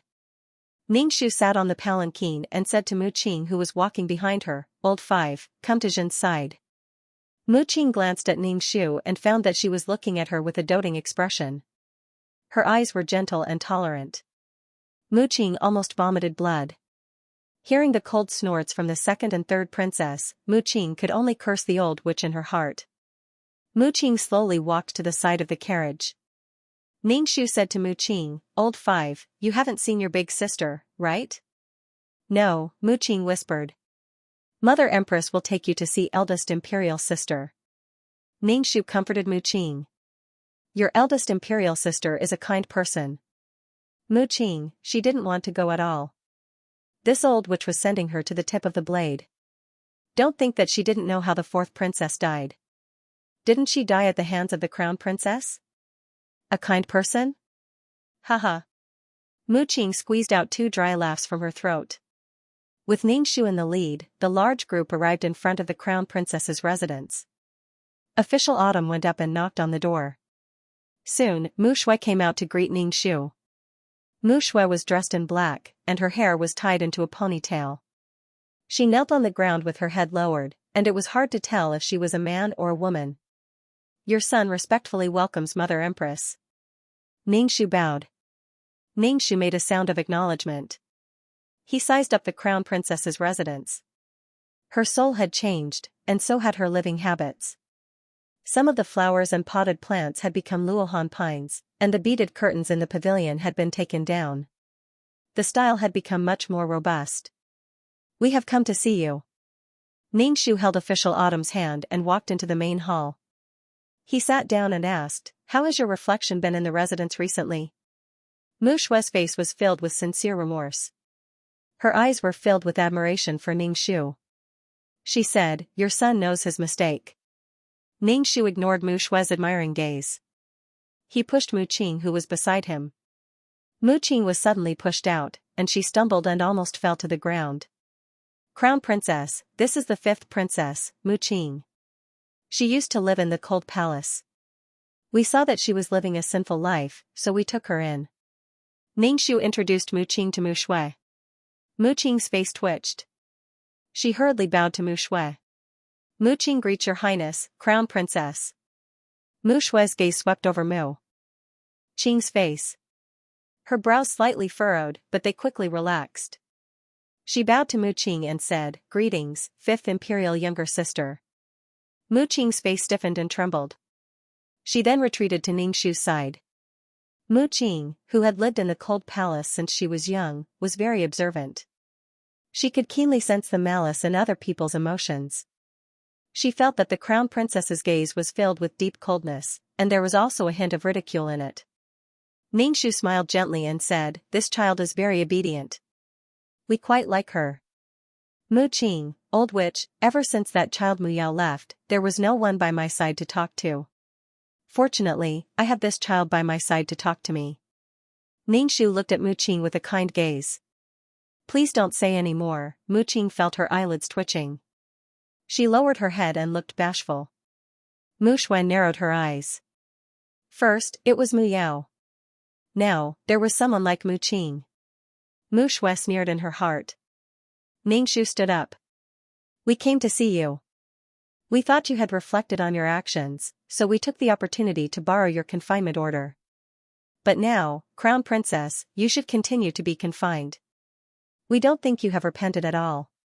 Mu Shui knelt on the ground and said with a frown, "Imperial Mother, this child really knows her wrongs. This child is truly regretful about 4th Imperial younger sister's matter. This child has never thought of harming 4th Imperial younger sister." Ningxu said coldly, "You're not being honest. We asked you why you went to Mu Yao's residence, but you didn't tell us. What made you go to 4th Imperial younger sister's residence? We want to hear the reason." Mu Shui's eyes flashed, making her eyes seem even darker. She hesitated for a moment before saying, "This child heard that 4th Imperial younger sister's residence has dragon robes. Impudent." Ningxu grabbed the teacup on the table and smashed it at Mu Shui's head. Mu Shui swayed slightly and dodged the teacup. The teacup fell to the ground and shattered into pieces. The tea spilled on the ground and steamed. Ningxu thought, "Fuck, you dare to dodge? Imperial Mother, this child also heard about it, so I wanted to go to 4th Imperial younger sister's residence to confirm it." When Mu Shui said this, her heart was full of regret. She shouldn't have gone to 4th Imperial younger sister's residence. At that time, she was certain that there was a dragon robe in 4th Imperial younger sister's residence. It was because she thought, "Your beloved daughter secretly hid a dragon robe in her residence. She looks pure and innocent, but she's also a scheming person." Mu Shui went to 4th Imperial younger sister's residence, but she didn't expect such a thing to happen. "Then did you find the dragon robe?" Ningxu looked coldly at Mu Shui. Mu Shui pursed her lips and shook her head. "At that time, this child didn't look for the dragon robe. Why didn't you tell me about this matter? Why did you deal with it in private? Crown Princess, as the heir to the throne, there are many people watching your every move. For a groundless matter, you went against the imperial edict and did such an impulsive thing. I think you need to be grounded and reflect on yourself. Your Majesty, please calm down." The ministers in the courtyard all knelt down and begged for mercy for Mu Shui. "Your Majesty, Crown Princess only did this because she wanted to know the truth." Ningxu was very impatient with these officials. They were paid a salary, yet they still wanted to use numbers to control her, the Empress. They all wanted to leave their names in history. Why didn't they just go bang their heads against the wall? Kneeling down scared her to death. The Crown Princess's prestige in the court is quite high. So many people are pleading for you. Ningxu's lips twitched. Good ability, forming a clique for personal gain. Ningxu pointed at the officials. You, and you. Are you saying that I, the Empress, can be disobeyed at will? That you can disobey my orders on impulse? That you can disobey my orders when you have no other choice? One after another, the focus was blurred. We don't dare. The officials knelt on the ground and kowtowed, not daring to say anything else. Mu Shui frowned and glanced at Ningxu. She was a bit puzzled as to why he had come here today. Mother Empress, I was wrong. I didn't think before doing things. Mu Shui kowtowed again. I will reflect on my actions. Ningxu sneered and said coldly, the Crown Princess really loves her officials. I only scolded these officials a bit, and the Crown Princess immediately took all the blame. She even tried to kill her own sister. Mu Shui clenched her fists. Her face was gloomy. She quickly glanced at Ningxu and saw the disgust and ridicule on her face. Mu Shui's heart was full of doubts. Why wasn't this woman dead yet? It shouldn't be. I was wrong. Mu Shui didn't know what else to say. No matter what she said, the other party would find fault with it. Ningxu had spoken so much that her body couldn't take it anymore. She could only sit down and tremble. Mu Qing looked at Ningxu with a complicated expression. This old witch was usually half dead, but now she was so energetic. She was probably just holding on. Ningxu's throat was bleeding. He glanced at official Autumn, and she immediately brought a cup of tea to Ningxu. Ningxu gulped down the tea and swallowed the blood in his throat. After drinking a cup of tea, Ningxu coldly snorted. If there's a next time, I will depose you of the crown prince. If you don't reflect on yourself and restrain yourself, I will depose you even if it means risking the country's foundation. Lao Wu, let's go, Ningxu said to Mu Qing, who was standing there like a pillar. Mu Qing instantly felt the crown princess's gloomy gaze sweep across her face. What was this old witch trying to do? Was he deliberately trying to pit her against the crown princess? Mu Qing felt that she did not have the power to go against the crown princess. Although she had the power given to her by the old witch, she did not have the same prestige as the crown princess. From what happened just now, it could be seen that if anything happened to the crown princess, most of the ministers would kneel down and plead for her. Mu Qing silently estimated her chances of winning against the crown princess. Now, the old witch was purposely drawing hatred for her. Mu Qing felt that the old witch wanted to kill her. If she could become the empress, that would be good. Otherwise, she would become someone else's whetstone. The old witch was so vicious, purposely wanting them to kill each other. What are you standing there for? Let's go. Although Ningxu was urging Mu Qing, his tone was full of love and tolerance. When Mu Qing heard this, her legs became weak. The old witch was not like this when they were in private. There was no need to mention how cold she was. Now, she was acting like a loving mother with sinister intentions. Mu Shui was kneeling on the ground. When she saw Ningxu's attitude towards the crown princess, she frowned. She could not understand why Mu Nisheng did not like Mu Shui. They were both children, so why was there such a big gap? Mu Qing quickly walked to Ningxu's side and stood behind Ningxu to reduce her presence. Ningxu looked at her and rolled his eyes. Even if he did not want to, he had to. Mu Qing felt Ningxu's evil eyes again. She wanted to vomit blood. This old witch had a grudge against her, and it was revenge for being rude to her. Ningxu walked to the door and seemed to remember something.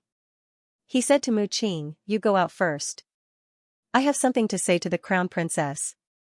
Mu Qing immediately went out and closed the door. Only Ningxu and Mu Shui were left in the room. Ningxu sighed and said to the kneeling Mu Shui, "Get up." "Thank you, mother." Mu Shui stood up. "Mother, what do you have to say to me?" "Actually, it's nothing." Ningxu took Mu Shui's hand. She lowered her head and looked at Mu Shui's fair and smooth hand. Then, she looked at her own paws. Ningxu's heart felt unbalanced. Mu Shui looked at Ningxu in confusion. She did not understand what was wrong with this person. She wanted to pull her hand away, but he held it tightly. Ningxu calculated in her heart that she was no match for Mu Shui, who was strong and healthy. Ningxu took a deep breath, then took out a dagger and stabbed it into his heart. A mouthful of black blood sprayed on Mu Shui's face. He opened his mouth and screamed. Mu Shui immediately understood Ningxu's intention. She tried to break free from Ningxu's hand, but he held on tightly. Ningxu used the last of his strength to not let go of Mu Shui's hand. "You." Mu Shui sucked in a cold breath. She kicked Ningxu. Ningxu spat out black blood. He held on tightly to Mu Shui's hand. His nose was blocked by the black blood. He could not breathe. "Even if I die, I won't let go of you. I won't be able to complete my mission. You can forget about it." The people outside heard the screams in the room. Mu Qing was the first to open the door. What she saw was the crown princess committing a crime. Everyone was shocked. Mu Qing shouted, "Crown princess, you dare to commit a crime against the imperial mother? Imperial physician, quickly call an imperial physician." Mu Shui's face was stained with black blood. Her hand seemed to be bound by a giant iron chain. She could not pry open Ningxu's hand. "You're so evil." Ningxu spat out black blood. He said with difficulty, "Depose the crown princess." Mu Shui was shocked. She looked at Ningxu in a daze. Even if he died, he wanted to drag her down with him. Ding! you have left the mission world. The voice of 2333 sounded. Ningxu's soul was instantly ejected from Mu Nishang's body. At this moment, he could no longer feel pain. Killing the emperor and mother? Everyone looked at Mu Shue's bloody face. There was only one thought in their mind. The crown princess was about to die. Mu Shue's face flashed with gloom. She tried to pry open the hand holding her, but no matter how hard she tried, she could not. Her fingernails dug into her flesh. Mu Shue was shocked by this. Mu Qing took out the Imperial Guard's seal and had the Imperial Guards capture Mu Shue. Mu Shue looked at the seal in Mu Qing's hand and said coldly, "How dare you? I am the crown princess. Who dares to touch me? Mu Shue, you killed your sister and mother. This is a heinous crime." Before the imperial mother died, she said she wanted to depose the crown princess. Mu Qing waved at the imperial guards. The imperial guards rushed into the room and surrounded Mu Shue. Mu Shue dragged the corpse and was surrounded by so many people. It was difficult for her to escape. In the end, she was detained by the imperial guards. However, Mu Nishang's hand was still tightly holding onto Mu Shue's lifeless body. She tried for a long time but couldn't pull her away. The ancient people believed in ghosts and gods. They said that the empress's soul was entangled in Mu Shue's body. That was why she was holding on to the crown princess so tightly. In the end, it took a lot of effort to pull the two apart. Mu Nishang's hand was fixed in place. She couldn't close her fingers or stretch them out. Her death looked very miserable. There were a few bruises on Mu Shue's wrist. They were all caused by someone. How much hatred did someone have to have for her to be like this? Mu Shue was thrown into prison. Mu Qing took out the imperial edict. After burying the empress, she ascended the throne as quickly as possible. However, Mu Qing's ascension to the throne didn't go smoothly. First of all, the court officials were not convinced by Mu Shue. Especially since Mu Qing was a child in the Cold Palace. Her father was a concubine who was demoted to the Cold Palace. Her status was low. Mu Qing followed the list that Ningxu gave her. First, she made a court official as an example to others. Just in case, Mu Qing wanted to kill Mu Shue in the prison. Mu Qing didn't dare to be careless against someone who could make the old witch risk her life. Mu Qing guessed that the old witch knew that she wouldn't live for long, so she decided to frame her death on Mu Shue. Therefore, Mu Shue had to die. What's more, there were rumors that she wasn't the daughter of the previous empress. This kind of rumor was very unfavorable for her. Moreover, this rumor was true. It said that she was the child of her father and a female official.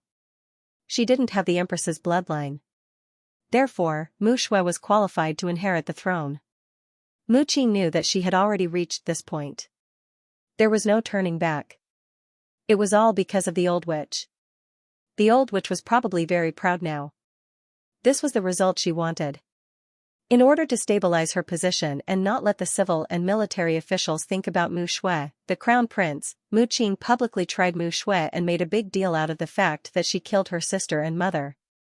She wanted the civil and military officials to see how such a person could be the emperor. How could such an inhumane person be fit to be the empress? Mu Shue only looked at Mu Qing coldly and sneered, "You're just a lowly person who took over a magpie's nest. I don't deserve to be the empress, but do you? You're just the child of a lowly female official. How dare you compare yourself to me?"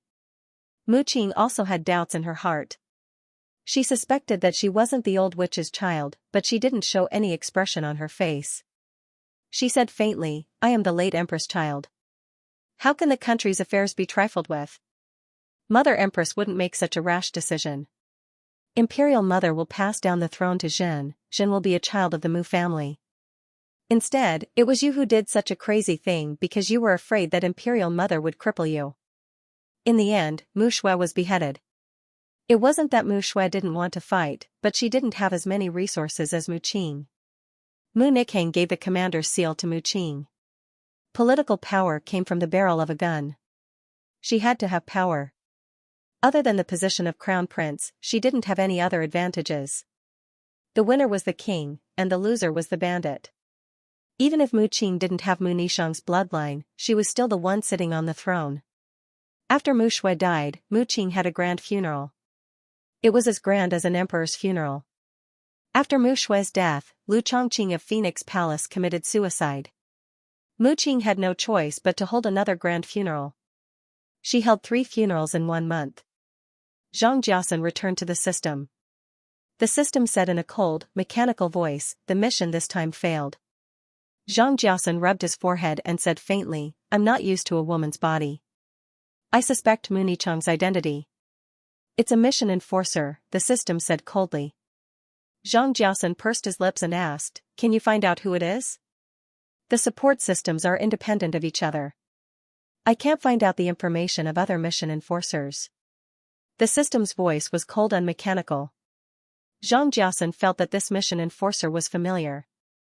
Her every move was familiar. If he wasn't wrong, it should be meow meow meow. That mission enforcer committed suicide. Did her mission fail?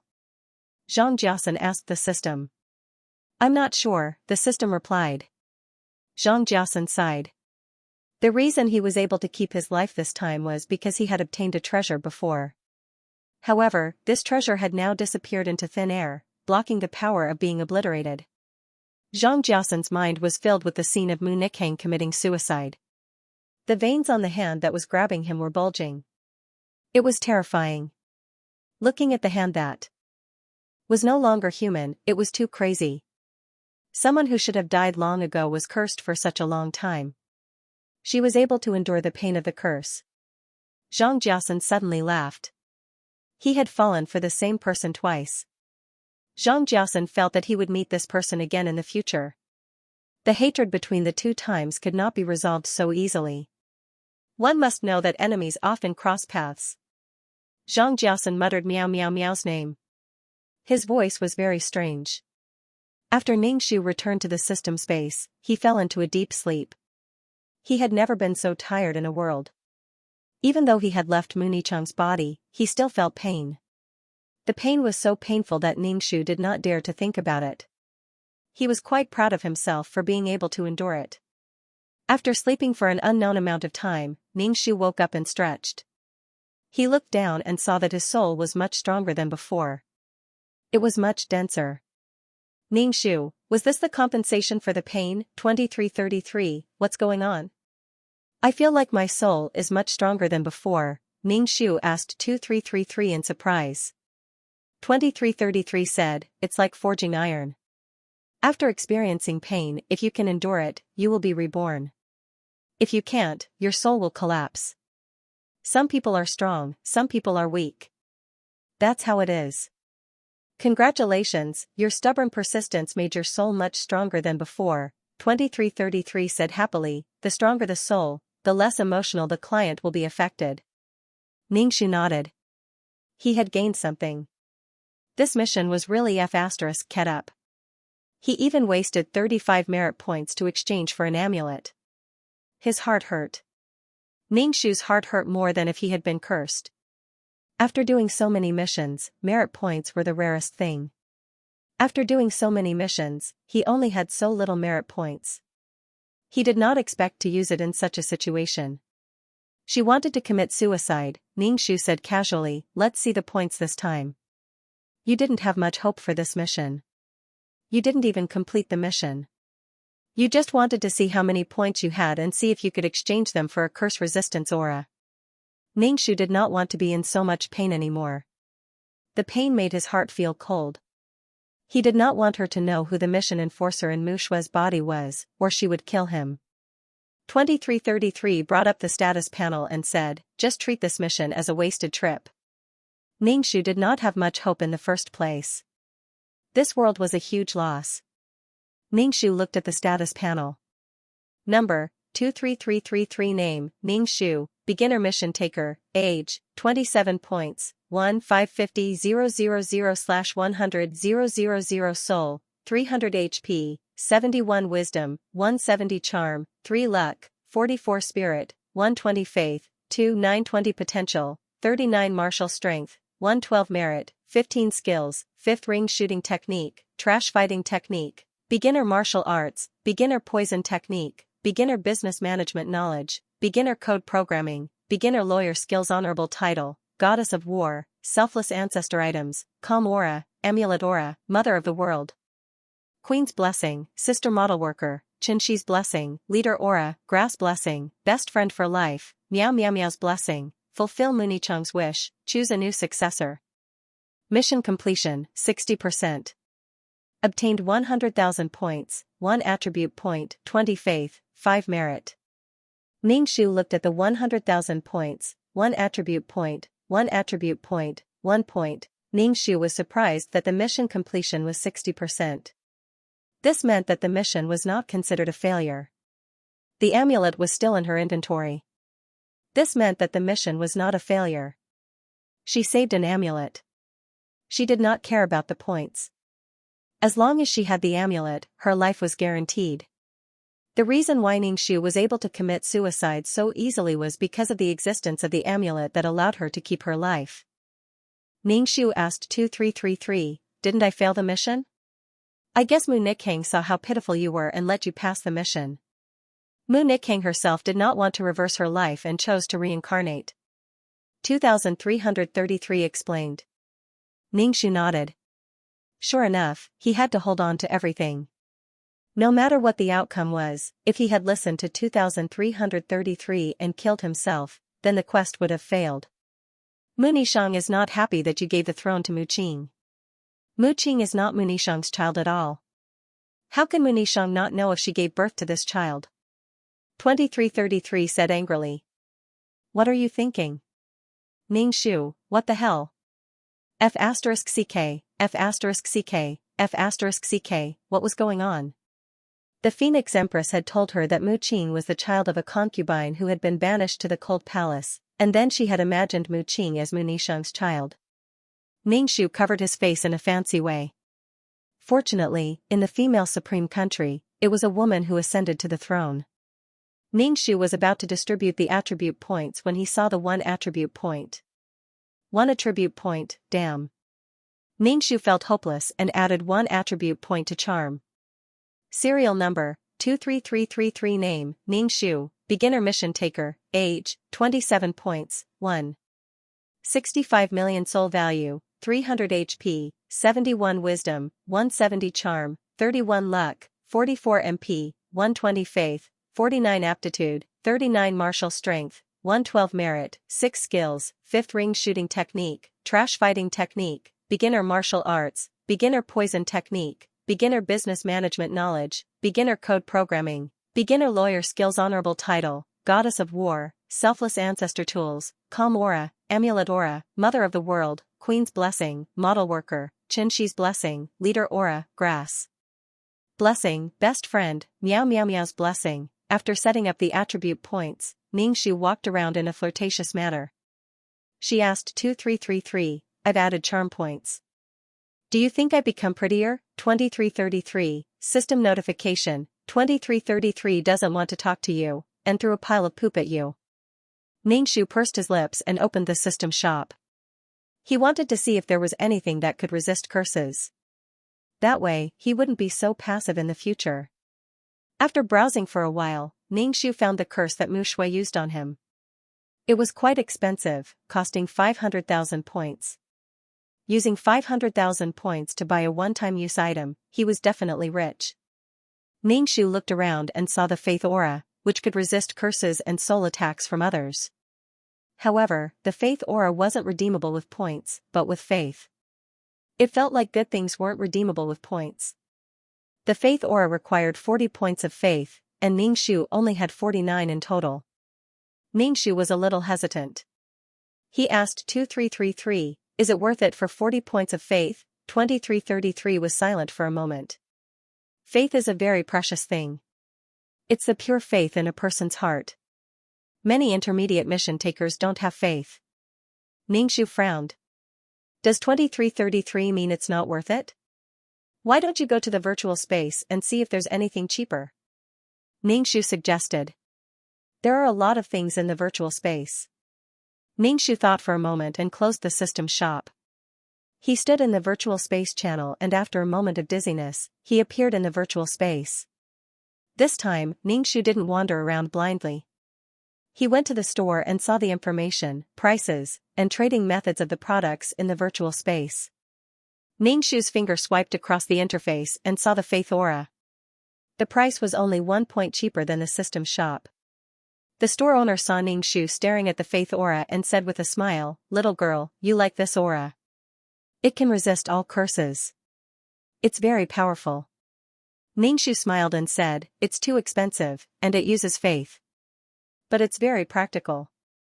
The store owner saw that Ningshu really wanted it, so he quickly said, "If you buy this Faith Aura, I'll give you a string of prayer beads." The store owner took out the prayer beads from a box. The prayer beads were made of a string of clear beads. Ningshu took the prayer beads and felt a cool air invade her soul. Her heart became clear, and the negative emotions in her heart slowly disappeared. "This is a good thing."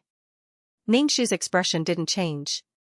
He asked 2333 in his mind, "What are these prayer beads? They look good." "It's okay. It can remove some negative emotions." "That's all," 2333 said. Ningshu returned the prayer beads to the store owner and shook his head. "I only have 35 faith. Can I trade the Faith Aura?" From the store owner's attitude, Ningshu could see that faith was very precious. The store owner looked like he was struggling. In the end, he shook his head. Ningshu wasn't disappointed.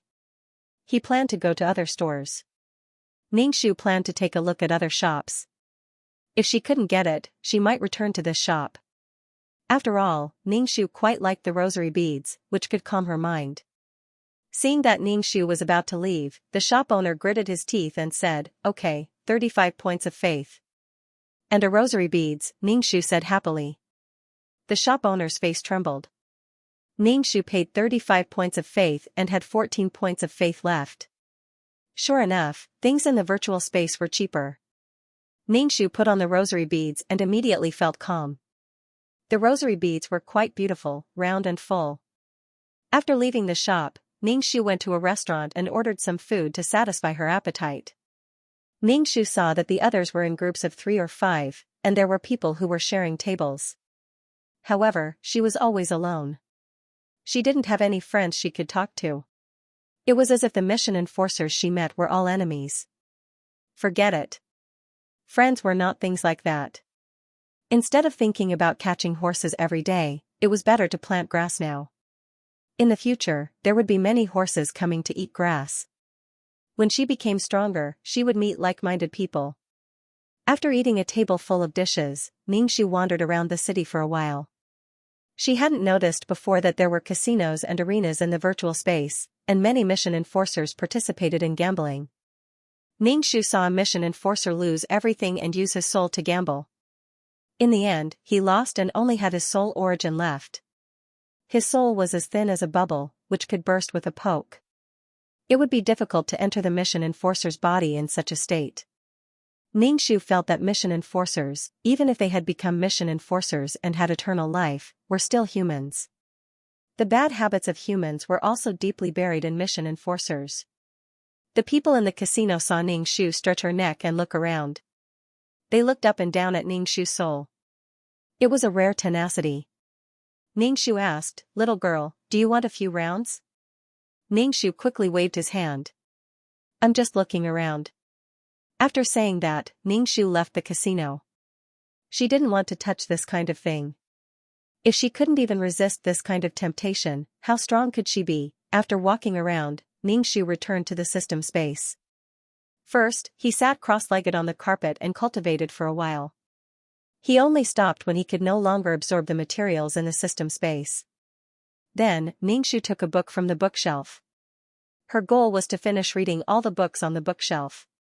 Ningshu couldn't feel the passage of time. He didn't know how much time had passed. He flipped through the book until he reached the last page. Then, he closed the book and placed it on the bookshelf.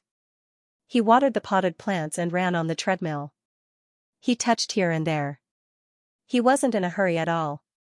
Ningshu opened the exchange store and exchanged for basic survival items, fasting pills, water, medicine, antidote pills, fake death medicine, and some realgar powder.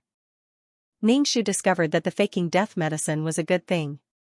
After exchanging the basic items, Ming Shu said to 2333, "Let's start the mission." "Okay." 2333 immediately said. Ming Shu's head was dizzy for a moment.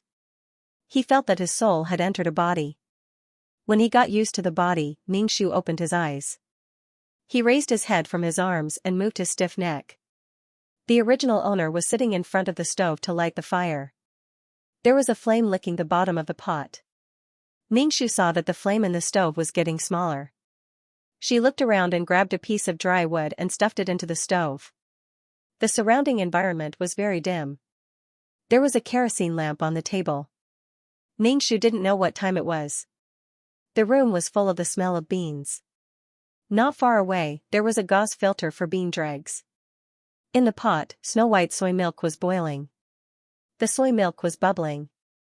This was making tofu. Ming Shu felt a little numb and quickly accepted the plot.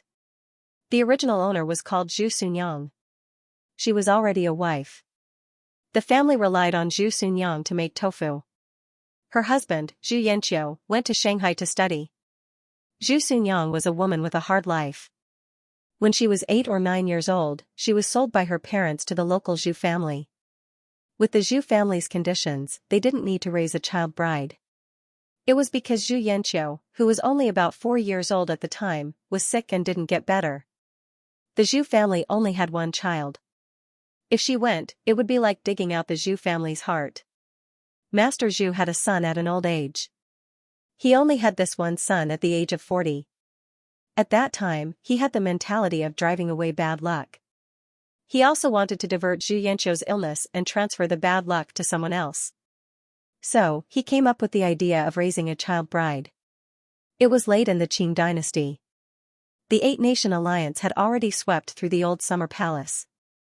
The warlords were divided, the society was in turmoil, and the people lived in poverty. Zhu Sunyang's parents had no choice but to sell Zhu Sunyang to the Zhu family. The Zhu family matched Zhu Sunyang and Zhu Yanqiu's birth characters and found that it was very suitable. So, they gave Zhu Yanqiu's parents half a string of copper coins. From then on, Zhu Yanqiu was a member of the Zhu family. People in the countryside didn't have any names. Zhu Sunyang was the 4th child in the family, so she was called the 4th girl. The Zhu family wasn't satisfied with this name. Zhu Yanqiu's father, who was a scholar, gave the original owner the name Sunyang. He also gave Zhu Yanqiu the surname Zhu. In this way, even if they were a family, they could help share the bad luck for Zhu Yanqiu. A child bride didn't have any status in the family. In fact, Zhu Yanqiu's identity was like a maid who took care of Zhu Yanqiu. It was a bit like a servant girl. Zhu Sunyang, who was 8 or 9 years old, accepted her fate.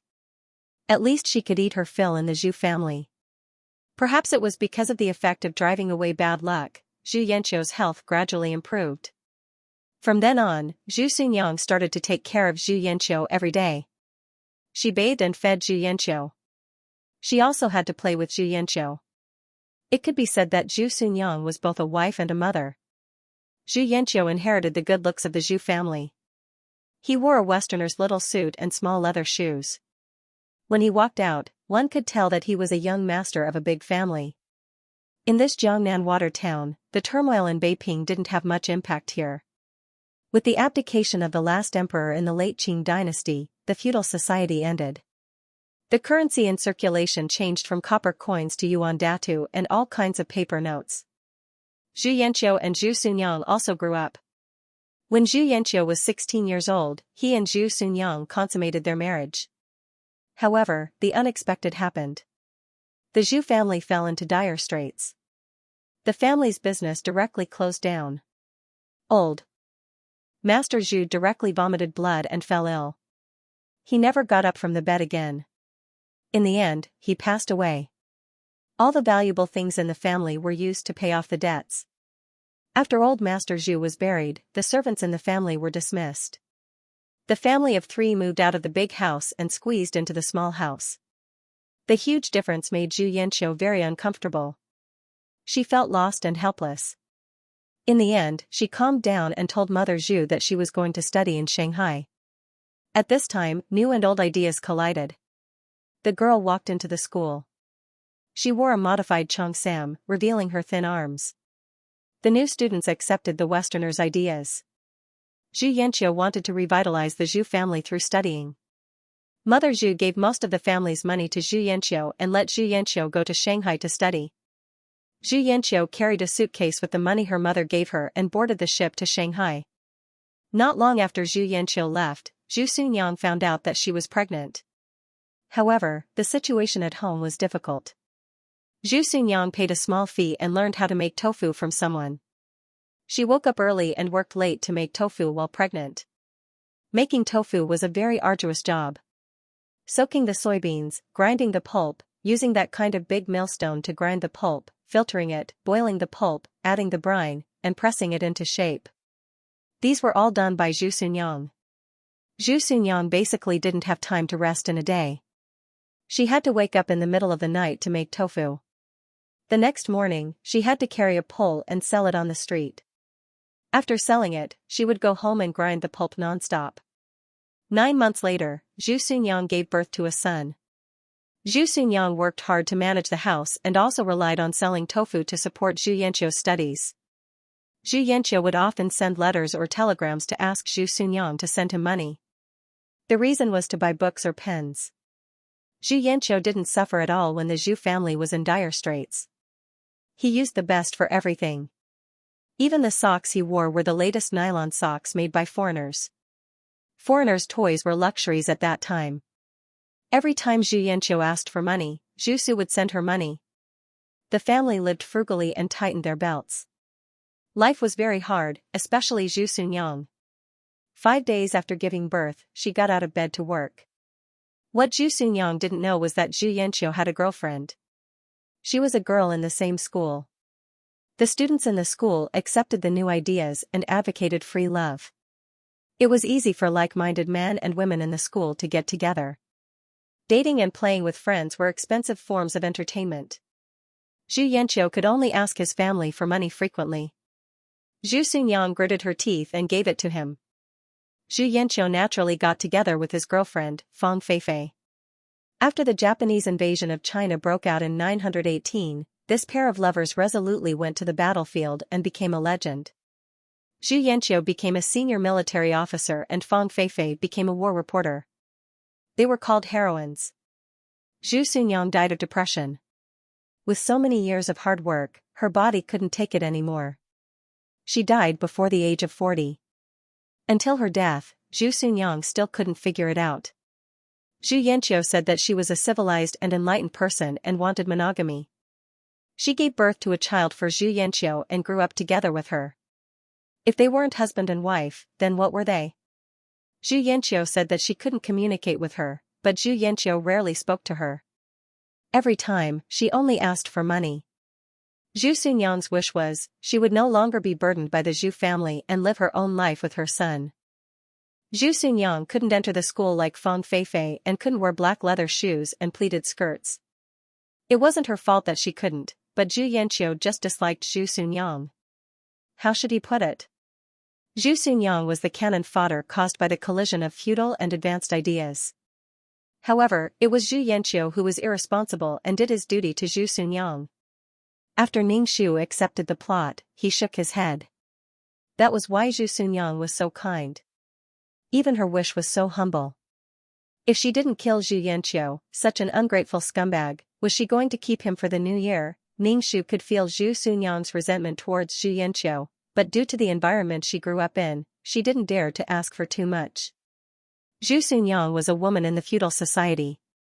She was kind. She sacrificed everything for her family and used her own strength to help her family. She was even a little humble.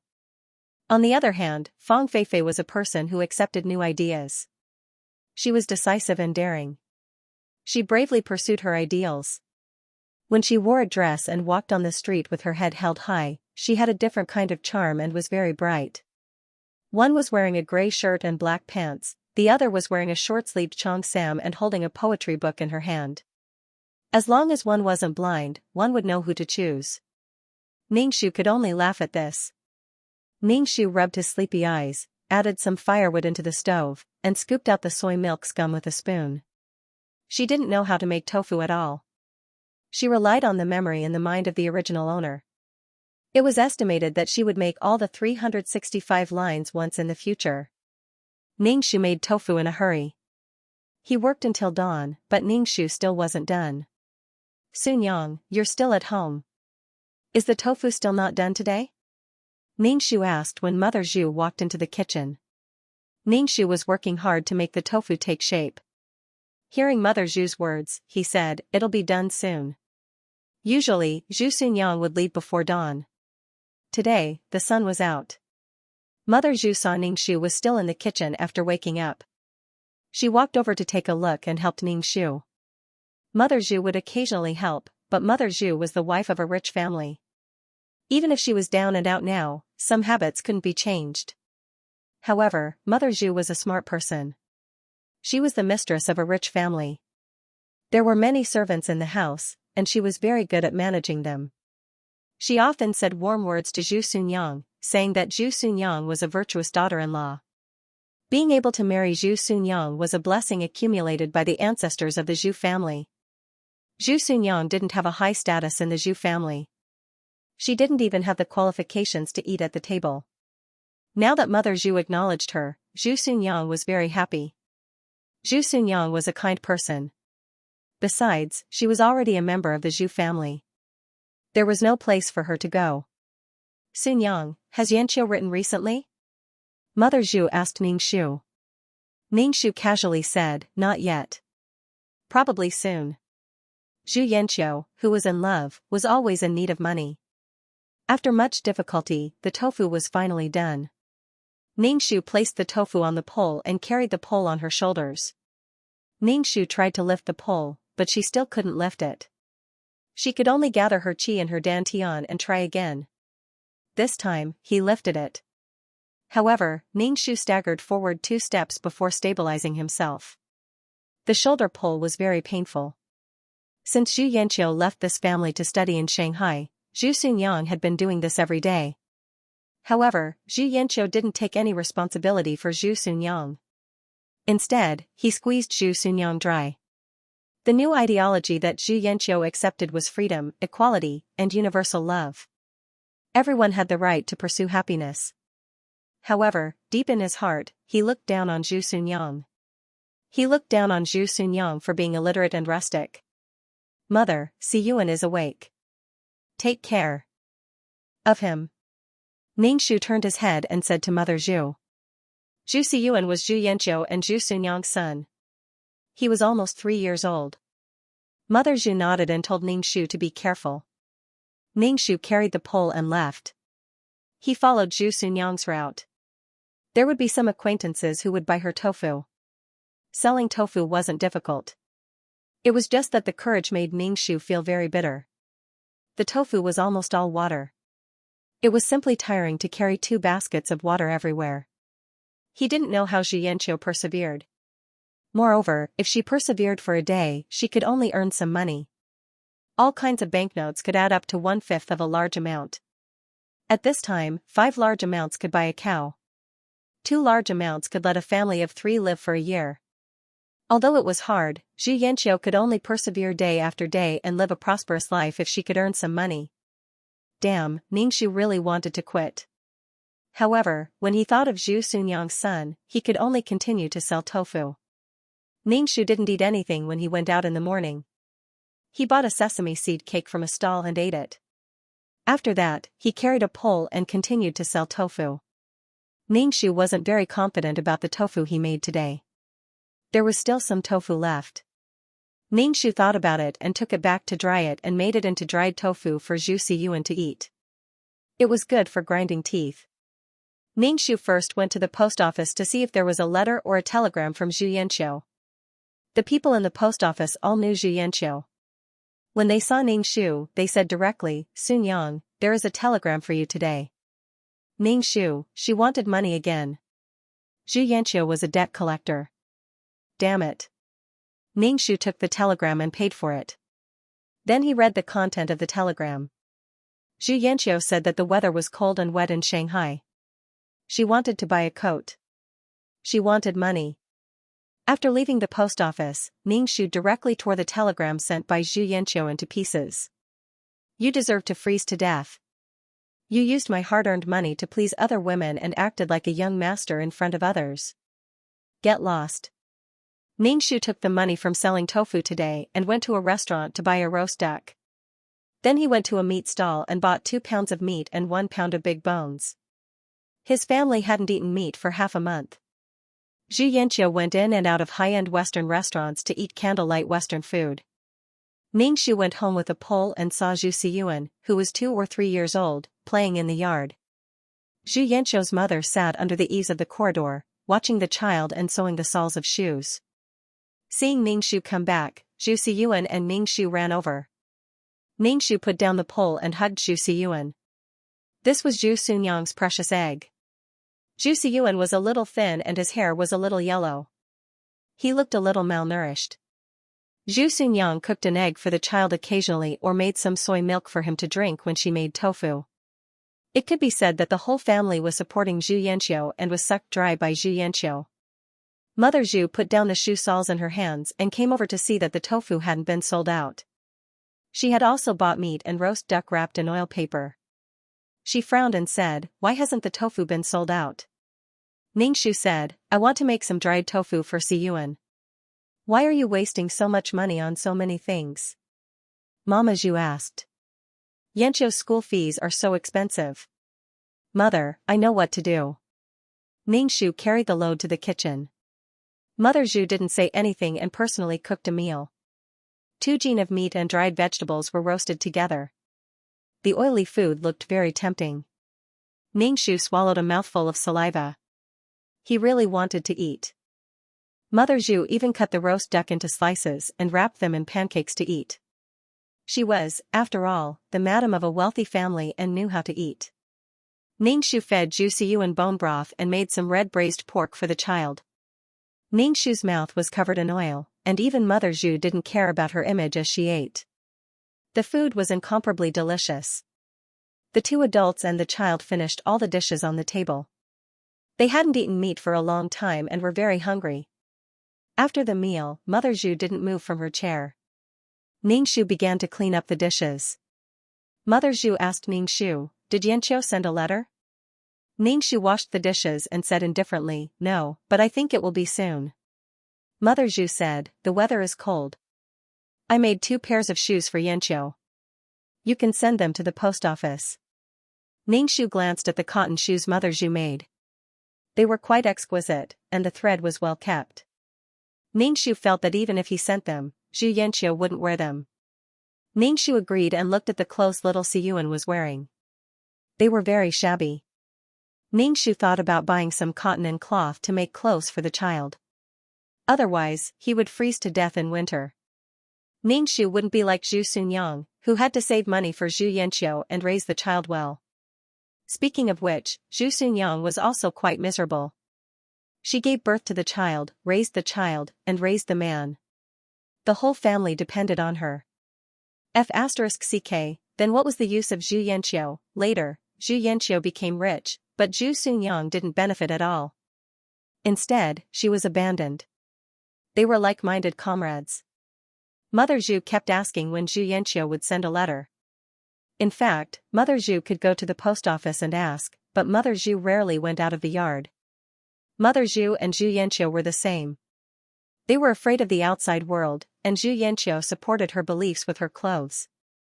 Mother Zhu let Zhu Xunyang do all the work when she went out. Xianxia pressed the tofu under a wooden plank. There was a heavy object on the plank to press the water out of the tofu. After doing all this, Xianxia walked into Zhu Xunyang's room and took out a box from the simple cabinet. There were banknotes and money in the box. There were more than 20 yuan in total. This was all saved by Zhu Xunyang through hard work selling tofu and living frugally.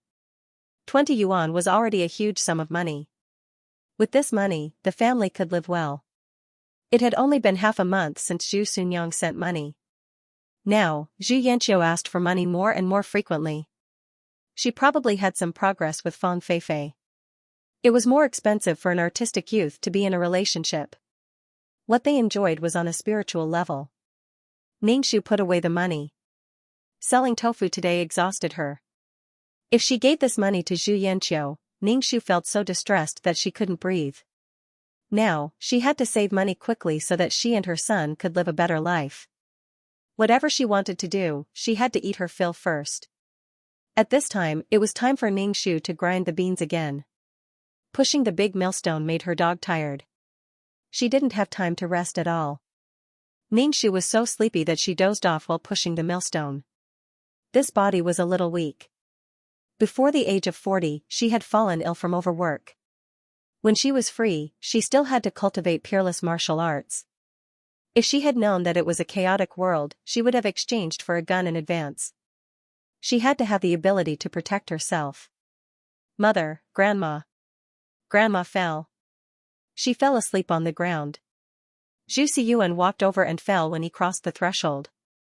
He anxiously shouted at Ningxu, who was pushing the millstone. Zhu Xiyuan still couldn't speak clearly, but Ningxu heard him clearly. Mother Zhu fell.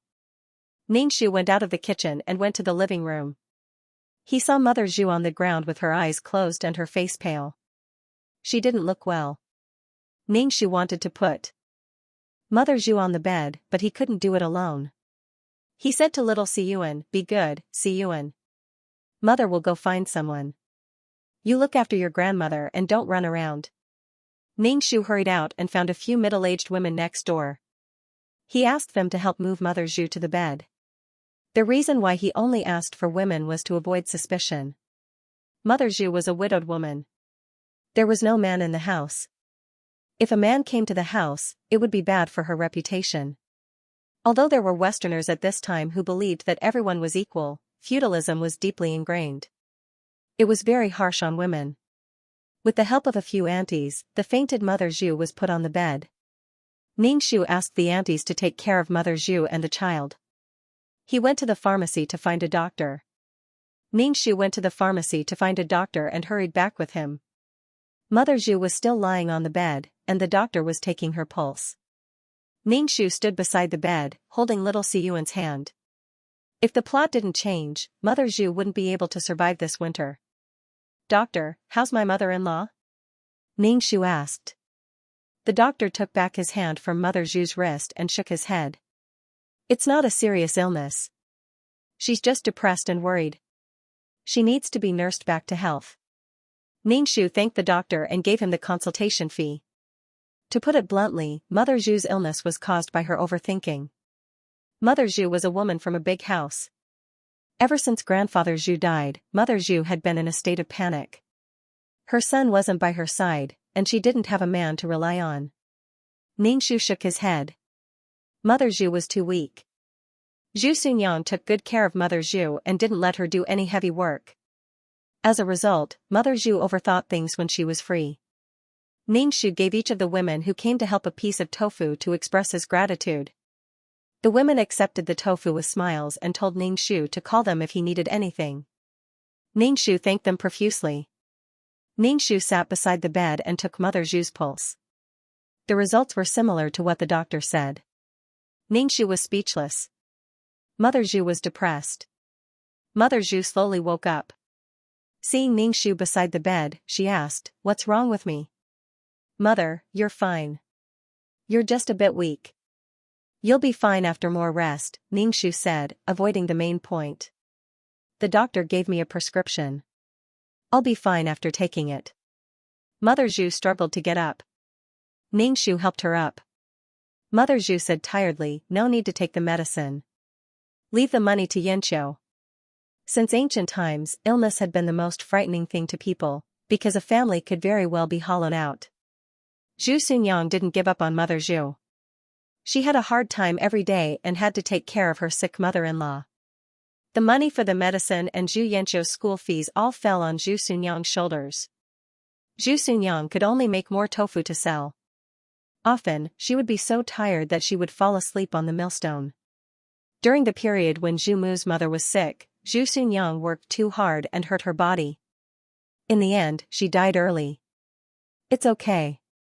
We have money to buy medicine for you." Ningxu said, "I'll make more tofu to sell tomorrow." Mother Zhu sighed and said, "I know my own body best. Send a telegram to Xianxia and have him come back. Ningxu agreed and went to the post office to send a telegram to Xianxia. Even if he sent the telegram, it was useless. Xianxia would not come back at all. The reason was that his studies were more important and he had no time. Zhu Xunyang sent telegrams to him one after another, but Xianxia did not respond. Before Mother Zhu died, all she wanted to do was to see her son. She kept looking at the door, but Xianxia did not come back in the end. At that time, Xianxia, as an ambitious young man, was marching in the streets and shouting to revitalize the Chinese nation. After sending a telegram to Xianxia, Ningxu took the prescription to the pharmacy to get medicine for Mother Zhu. In the plot, under such difficult conditions, Zhu Xunyang did not give up on Mother Zhu. Mother Zhu had a very good reputation in this town and was known as a virtuous daughter-in-law. However, Xianxia still abandoned Zhu Xunyang. Ningxu did not intend to ruin this reputation. After all, in this era, reputation was very important to women. Even if he went against Xianxia in the future, he would be justified. Besides, he would not send money to Xianxia anymore. The nearly 20 yuan at home and the money from selling tofu every day was enough for them to live well. After getting the medicine, Ningxu went back to decoct the medicine for Mother Zhu. When she saw Ningxu, the first thing Mother Zhu did was to ask Ningxu if he had sent a telegram to Xianxia. Ningxu said he had. Mother Zhu only missed her son. In the past few years, Zhu Xunyang had been taking care of her, but Zhu Xunyang had not entered her heart. She would not lose anything if she said some nice things. Before she died, she grabbed Zhu Xunyang's hand and said that she was a good daughter-in-law of the Zhu family. She hoped that the two of them would live well in the future. She would be relieved if she knew. Mother Zhu was afraid that Zhu Xunyang would not take care of Xianxia after she died and would play tricks on Zhu Xunyang before she died. Zhu Xunyang was very touched. Mother Zhu's slight approval could make her die. After Mother Zhu died, Zhu Xunyang continued to sell tofu to take care of Xianxia. Ningxu decocted the medicine for Mother Zhu. Seeing little Ningxu looking at him, Ningxu took out some dried tofu for Zhu Xiyuan. Zhu Xiyuan took the dried tofu and ate happily. Ningxu felt that he had to improve the food at home in the future. He had to eat well and wear warm clothes to live a good life.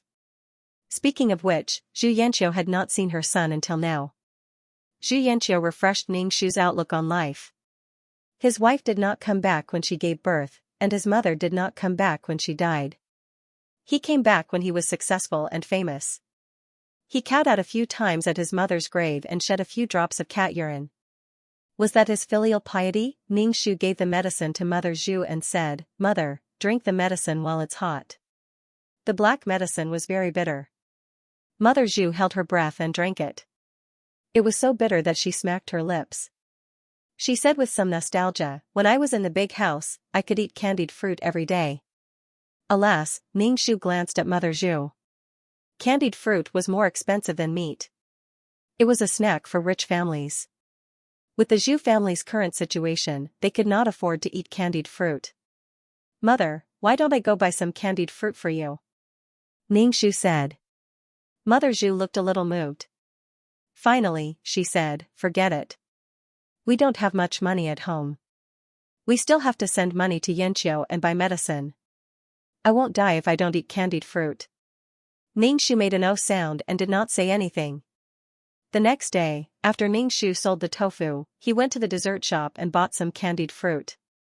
He also bought dried walnuts for Zhu Xiyuan to nourish his brain. Now, Ningxu wanted to raise Zhu Xiyuan until he was white and chubby. He could not suffer for Zhu Yanxiu. Even if Zhu Yanxiu could not see his suffering, she would not care. When he was buying, Ningxu told the shop owner that his mother-in-law was afraid of bitter medicine and that he would buy some candied fruit for her. Anyway, she was a virtuous daughter-in-law who worked hard without complaint. She might as well be more filial. She also wanted to try candied fruit. After Mother Zhu drank the medicine, Ningxu gave her the candied fruit. When Mother Zhu saw the candied fruit, her eyes flashed with surprise. She said, "Why did you buy such an expensive thing? It's too wasteful." "Mother, I know what I'm doing. Today's tofu sold for a bit more money than yesterday," Ningxu said lightly. Mother Zhu put the candied fruit in her mouth and closed her eyes. Her expression was one of reminiscence and enjoyment. Then, she put away the rest of the candied fruit. She did not think about giving Ningxu too. Ningxu secretly curled his lips. Fortunately, she had left some for the child. Mother Zhu was also a selfish person. Because Mother Zhu was sick, Zhu Xiyuan slept with Ningxu. After coaxing Zhu Xiyuan to sleep, Ningxu sat cross-legged on the bed and cultivated his peerless martial arts. In troubled times, he had to have the ability to protect himself and his child. After practicing the peerless martial arts for a while, Ningxu stopped. His body was covered in sweat. Ningxu fetched some water and wiped his body, then began to make tofu. At this time, it was at most 3 in the morning. Ningxu had to grind until 10 in the morning, and he had to get up at 3 in the morning to make tofu. When the sun rose, he had to carry the steaming tofu to sell. This meant that Zhu Xunyang couldn't even get 6 hours of sleep a day. Ningxu made some dried tofu to sell. He sprinkled a few peppercorns and squeezed the water out of the tofu. The dried tofu was not bad and had a firm texture. It would sell well with tofu, and the price was slightly higher than that of the tofu. Ningxu was about to go out with the load when Zhu Su's mother struggled to get up from the bed. She leaned against the door and said to Ningxu, "Xunyang, send a telegram to Xianxia. I want to see him." Ningxu saw that Zhu Su's mother's face was pale and she looked very weak. He nodded and said, "Mother, I know." After Ningxu went out, he locked the door from the outside. There were children and patients in the house. What if a bad person got in? Maybe it was because he had practiced the peerless martial arts that his physical fitness had improved a little. He walked very quickly with the load today and felt a little more relaxed. After selling the tofu, Ningxu went to the post office. Ningxu, who was at the counter, said, "There's a telegram for you." Ningxu took it and glanced at it. It was Zhu Yanqiu's reply. The content was that she was busy with her studies and couldn't take time out to go home. At the end of the letter, she asked Ningxu to send some money and her tone wasn't good. Zhu Yanqia was probably unhappy that he didn't send the telegram last time. Ningxu grinned and sent a telegram to Zhu Yanqia. The content was that her mother was very sick and wanted to see her. "Come back quickly." Ningxu paid for the telegram. In this era, telegrams were very expensive. They were all calculated by the number of words. How much was a word? After a while, Ningxu did not have much money left from selling tofu. He would only send telegrams when there was something important. Normally, he would write letters. After leaving the post office, Ningxu went to a butcher's stall to buy some meat. Now that he had to improve his diet, he had to eat meat at least once a day. Moreover, Ningxu was always hungry when he was cultivating his peerless martial arts. Originally, Ningxu wanted to eat the fasting pill. However, when he thought about how the environment would only get worse and worse, and how food would become more and more scarce, he decided to use the fasting pill as a last resort. Back home, Ningxu gave the telegram to Mother Zhu, who was lying in bed, and said, "Mother, Yanqiu said that she is busy with her studies and may not come back this year." Mother Zhu looked at the contents of the telegram and didn't say anything. Her face was pale and she looked very disappointed. Ningxu said, "I sent him another telegram." Mother Zhu said, "Yanqiu wants money." "Did you send him the money?" "I did." Ningxu spouted nonsense. Zhu Yanqiu wouldn't be able to get anything from her in the future. Mother Zhu turned over on the bed with her back facing Ningxu. Her breathing was a little rough. She was probably crying secretly. Ningxu didn't say anything. He turned around and left Mother Zhu's room. When he returned to his room, he saw Zhu Xiyuan sitting on the bed, eating candied fruits and dried tofu. When he saw Ningxu, he climbed down from the bed and called out to Ningxu in a childish voice. He was a 3-year-old child, but he had never seen his father. After Zhu Xunyang died, Zhu Xiyuan was taken over by Zhu Yanqiu. After all, he was her child. The teenager was in his rebellious period. He hated his father, Zhu Yanqiu, and the heroine, Fang Feifei. He would do anything that made Zhu Yanqiu unhappy. He was a hopeless child. No matter how much Zhu Yanqiu beat him, it was useless. At that time, Zhu Yanqiu was already famous. He was a high-ranking military officer and had tens of thousands of men under his command. He could be the king of a place. Zhu Xiyuan's evil and destructive power was a little too great. He caused trouble everywhere with Zhu Yanqiu's power.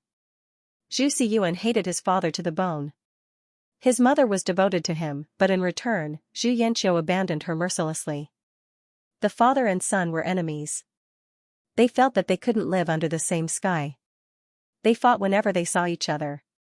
There were several times when Zhu Yanqiu wanted to take out his gun and shoot him, but he couldn't do it in the end. A man who abandoned his wife and son succeeded in the end and was respected by others. Ningxu touched Zhu Xiyuan's head. Now that they were living together, he didn't care if Zhu Yanqiu died. He would let Zhu Xiyuan become a good young man with dreams and ambitions. In the end, he would climb above his father and make his father bow to him. If he hated someone, he would have to climb higher than him and control his fate. Then, as Zhu Xiyuan's mother, he would have to set an example for Zhu Xiyuan. Wasn't Fang Feifei called a heroine? Ningxu's days were very busy. He didn't sleep at night and used meditation to replace sleep. In the early morning, he had to wake up to make tofu. Ningxu wanted to earn more money now and buy more food. When there was a shortage of food, even a small yellow croaker wouldn't be able to buy a steamed bun. He had to fulfill Zhu Xunyang's wish and take good care of Zhu Xiyuan. He also had to plan a happy life for Zhu Xunyang. Zhu Xunyang had fallen to this point. Wasn't it because Zhu Xunyang wasn't as capable as Fang Feifei? The weather was getting colder. Ningxu used money to buy cotton and cloth to make 2 winter jackets for little Xiyuan and himself. The reason why he didn't make clothes for Zhu Xunyang's mother was that she was bedridden. Her condition was so serious that she couldn't get out of bed. No matter how much medicine she took, it didn't work.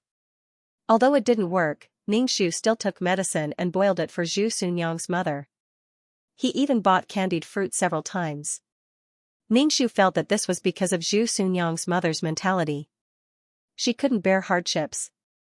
If she could endure it, she would definitely become a blessed old lady. After all, Zhu Yanqiu would become rich in the future.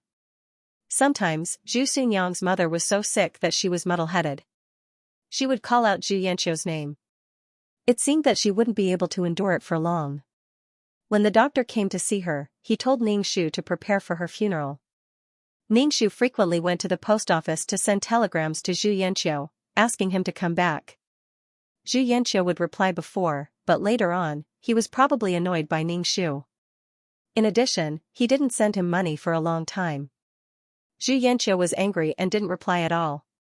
Ningxu directly said that his mother was dying and that he had to come back to send the coffin. This time, Zhu Yanqiu replied. He was very dissatisfied with Ningxu, saying that his mother was dying. Zhu Yanqiu didn't believe that his mother was dying.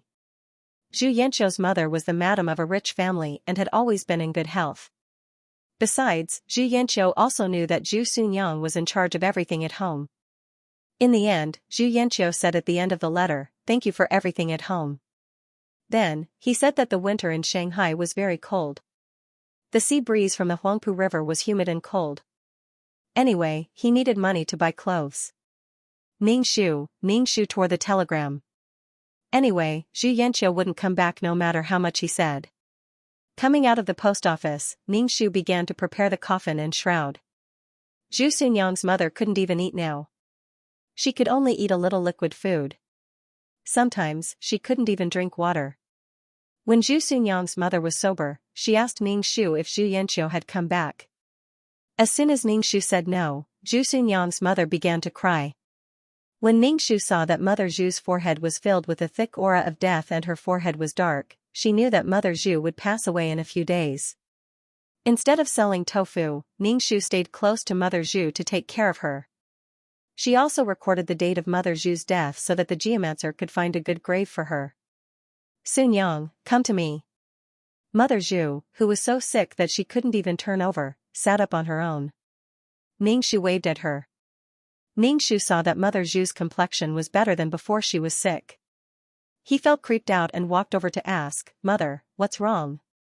Mother Zhu reached out to hold Ningxu's hand and patted the back of Ningxu's hand with her other hand. Ningxu wanted to withdraw his hand, but Mother Zhu held it. How could a sick person have so much strength? You're a good woman and a good daughter-in-law. Xianxia is lucky to have a daughter-in-law like you. After I leave, you and Xianxia should live well and take care of Xiyuan. Mother Zhu said to Ningxu. Yanqiu's father and I will rest in peace if we see you happy together in the underworld. Ningxu just said, Mother, don't say such discouraging words. You'll get better. Mother Zhu shook her head. I dreamed of Master last night. He came to pick me up. I know my body can't take it anymore. Promise me that you'll live well with Yanqiu. Ningxu nodded indifferently. He wasn't agitated by Mother Zhu's words. Mother, don't worry. I'll live well. Living well didn't necessarily mean living with Zhu Yanqiu. Mother Zhu didn't hear Ningxu's unspoken words and nodded with satisfaction.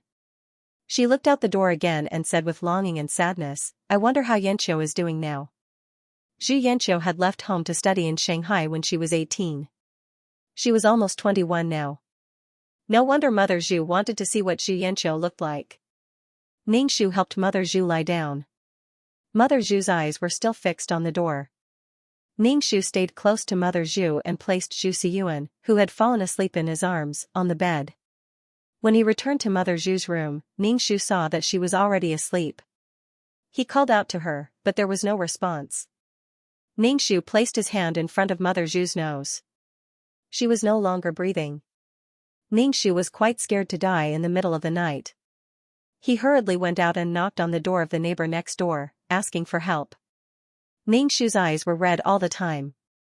Hearing that Mother Zhu had passed away, the neighbors saw that it wasn't easy for Ningxu to manage the funeral alone at home, so they all came to help. With everyone's help, Zhu Mu's mother's body was moved to the hall and laid in the middle of the hall. They began to clean Zhu Mu's mother's body and put on her shroud. They worked until dawn. Sunyang, Zhu Yanqiu hasn't come back yet? Ningxu, the auntie next door, asked, what will happen if she stays with the coffin? Ningxu shook his head and anxiously argued for Zhu Yanqiu. Yanqiu is too busy with her studies. Xiyuan and I will stay with the coffin. The people in the hall looked at each other. In the end, an elder in the family stood up and said, what scholar? Why didn't the old woman come back? Ningxu lowered his head and didn't say anything. Ningxu and the little boy, Zhu Xiyuan, were the ones staying with the coffin. They wore coarse white clothes and knelt in front of the coffin to burn paper. Zhu Xiyuan was confused and didn't understand what was going on.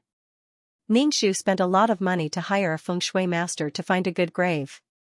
She also hired a chef to prepare food and wine for the relatives, friends, and elders in the family who came to pay their respects.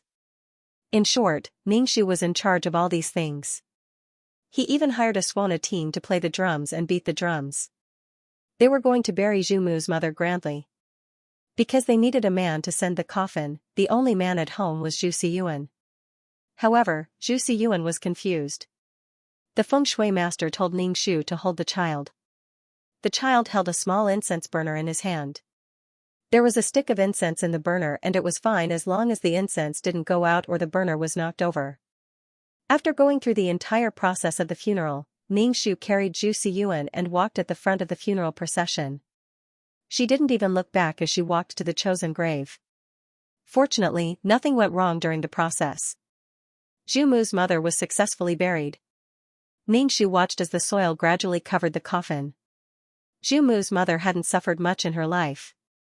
She was the daughter of a rich family. Then, she married the scholar, old Master Zhu. Her family declined, and Zhu Sunyang took care of her like she was her own mother. She probably used up all her blessings in this life. Zhu Yanqiu didn't succeed in life. After Zhu Mu's mother was buried, Ningxu didn't send Zhu Yanqiu any more telegrams. Even if Zhu Yanqiu sent a telegram, Ningxu would tear it up after reading it. Sometimes, he would take it back and give it to Zhu Xiyuan to make paper airplanes. Ningxu was still making tofu. However, there were restaurants that liked Ningxu's dried tofu. They would sell some tofu every day. His life was much better than before. He had accumulated some money. He used most of it to buy food and store it.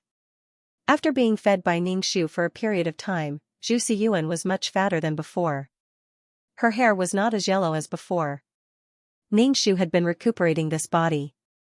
In addition, she had some success in cultivating the peerless martial arts when she was free, so her strength was much greater than before. Ningxu had been looking for a suitable weapon for himself. In this era, guns were the most powerful weapons. However, Ningxu didn't have the means to get a gun. Was he going to carry a big knife and be a heroine? It was better to use a hidden weapon. It was convenient to carry and hide.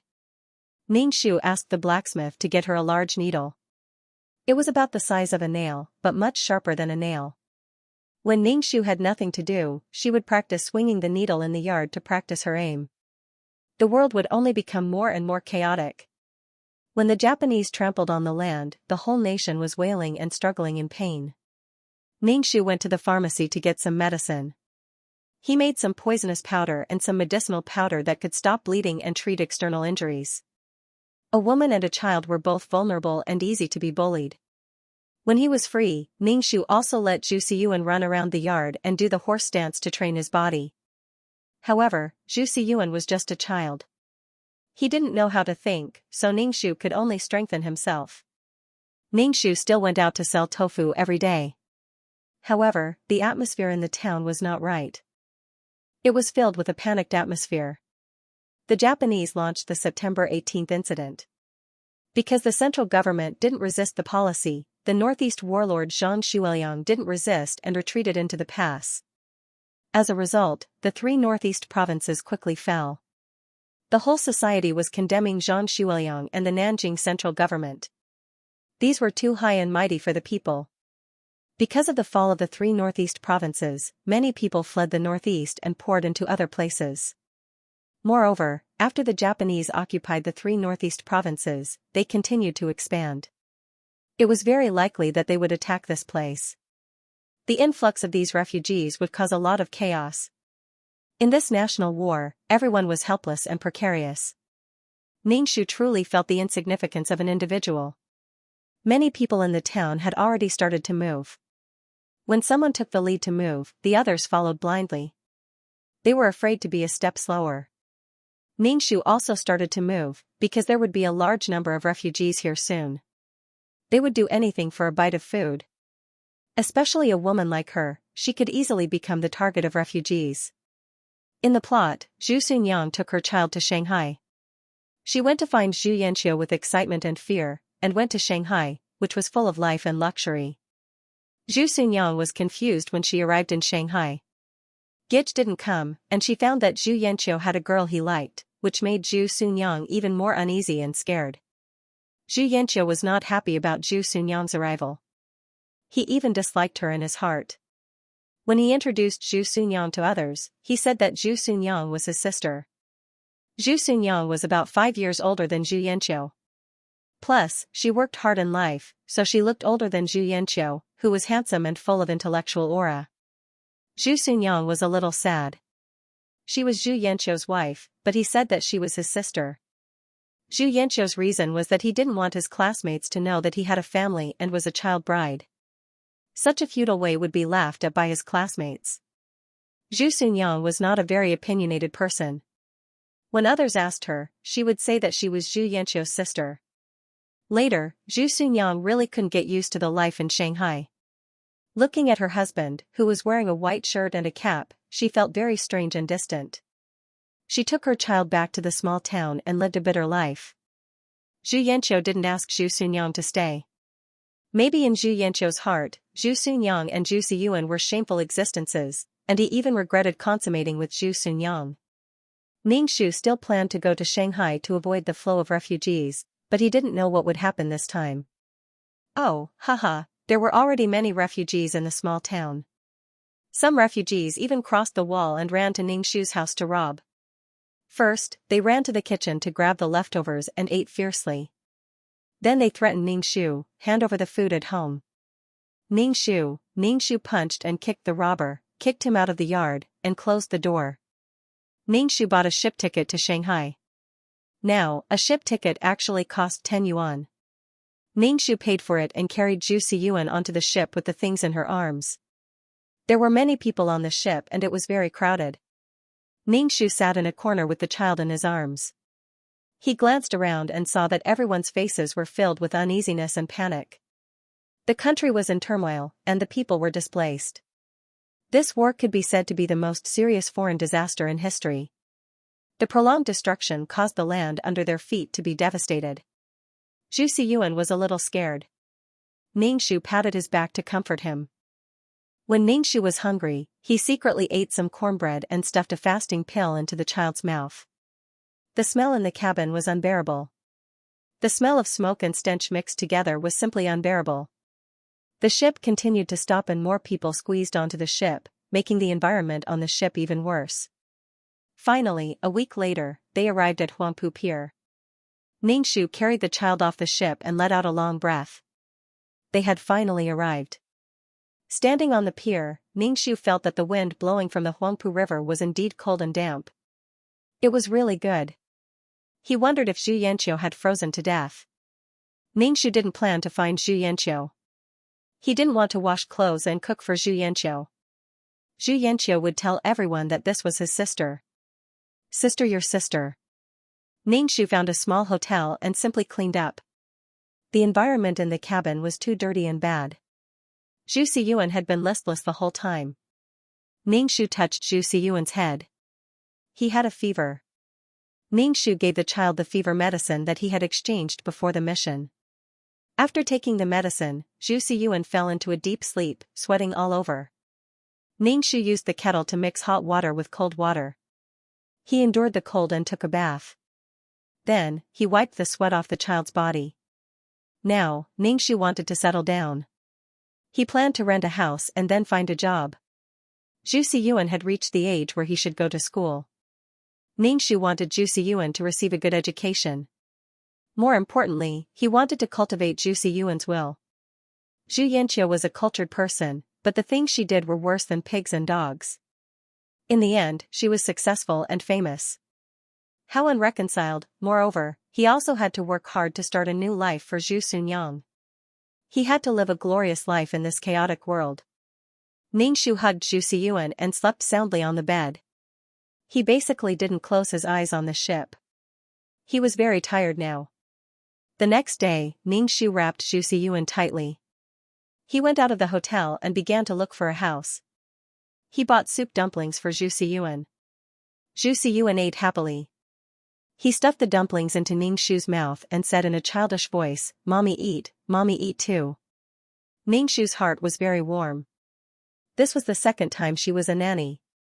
Thinking of this child being ignorant and incompetent in the future, Ningxu shook his head. He couldn't walk on that kind of path. Although he was angry at Xianxia, that kind of behavior was also a kind of incompetence. Powerful people wouldn't use this kind of method to take revenge on others. Zhu Xiyuan was Xianxia's son.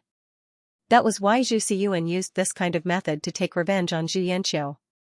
In the end, Zhu Xunyang and Zhu Xiyuan were too weak. Zhu Xiyuan had Zhu Xunyang in his heart, so Zhu Xunyang wanted to take care of the child and live a good life. Shanghai was very prosperous. There were many shops. Beautiful dresses and gems were displayed in the windows. The sign of the disco hall was flashing with neon lights. The streets were full of traffic. Rickshaws came and went. Cable cars passed by on the street. The sound of bicycle bells mixed with the cries of newspaper sellers. This was a tolerant and modern city. Xianxia didn't want to go back after coming here. Ningxu wanted to find a place to rent.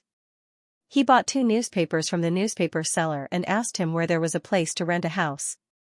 As a result, the newspaper seller took Ningxu to a tube-shaped apartment. There were all kinds of clothes hanging on the ceiling. It was like a pig cage village. There were so many people crowded together, eating and drinking in the small yard. Ningxu wanted to give Zhu Xiyuan a better environment. He didn't gain anything for the day. After eating his fill outside, he returned to the hotel and paid for the room for the day. To understand a city, one had to read the city's newspaper. There was a lot of information in the newspaper. In short, too many things happened in Shanghai. Every day. It could be described as changing with each passing day. There were gangs, such as the Qing gang and the Hong gang, as well as renting places and patrolling houses. All kinds of forces mixed together, which made Shanghai burst with endless opportunities. Anything could happen here. This city was prosperous but also chaotic.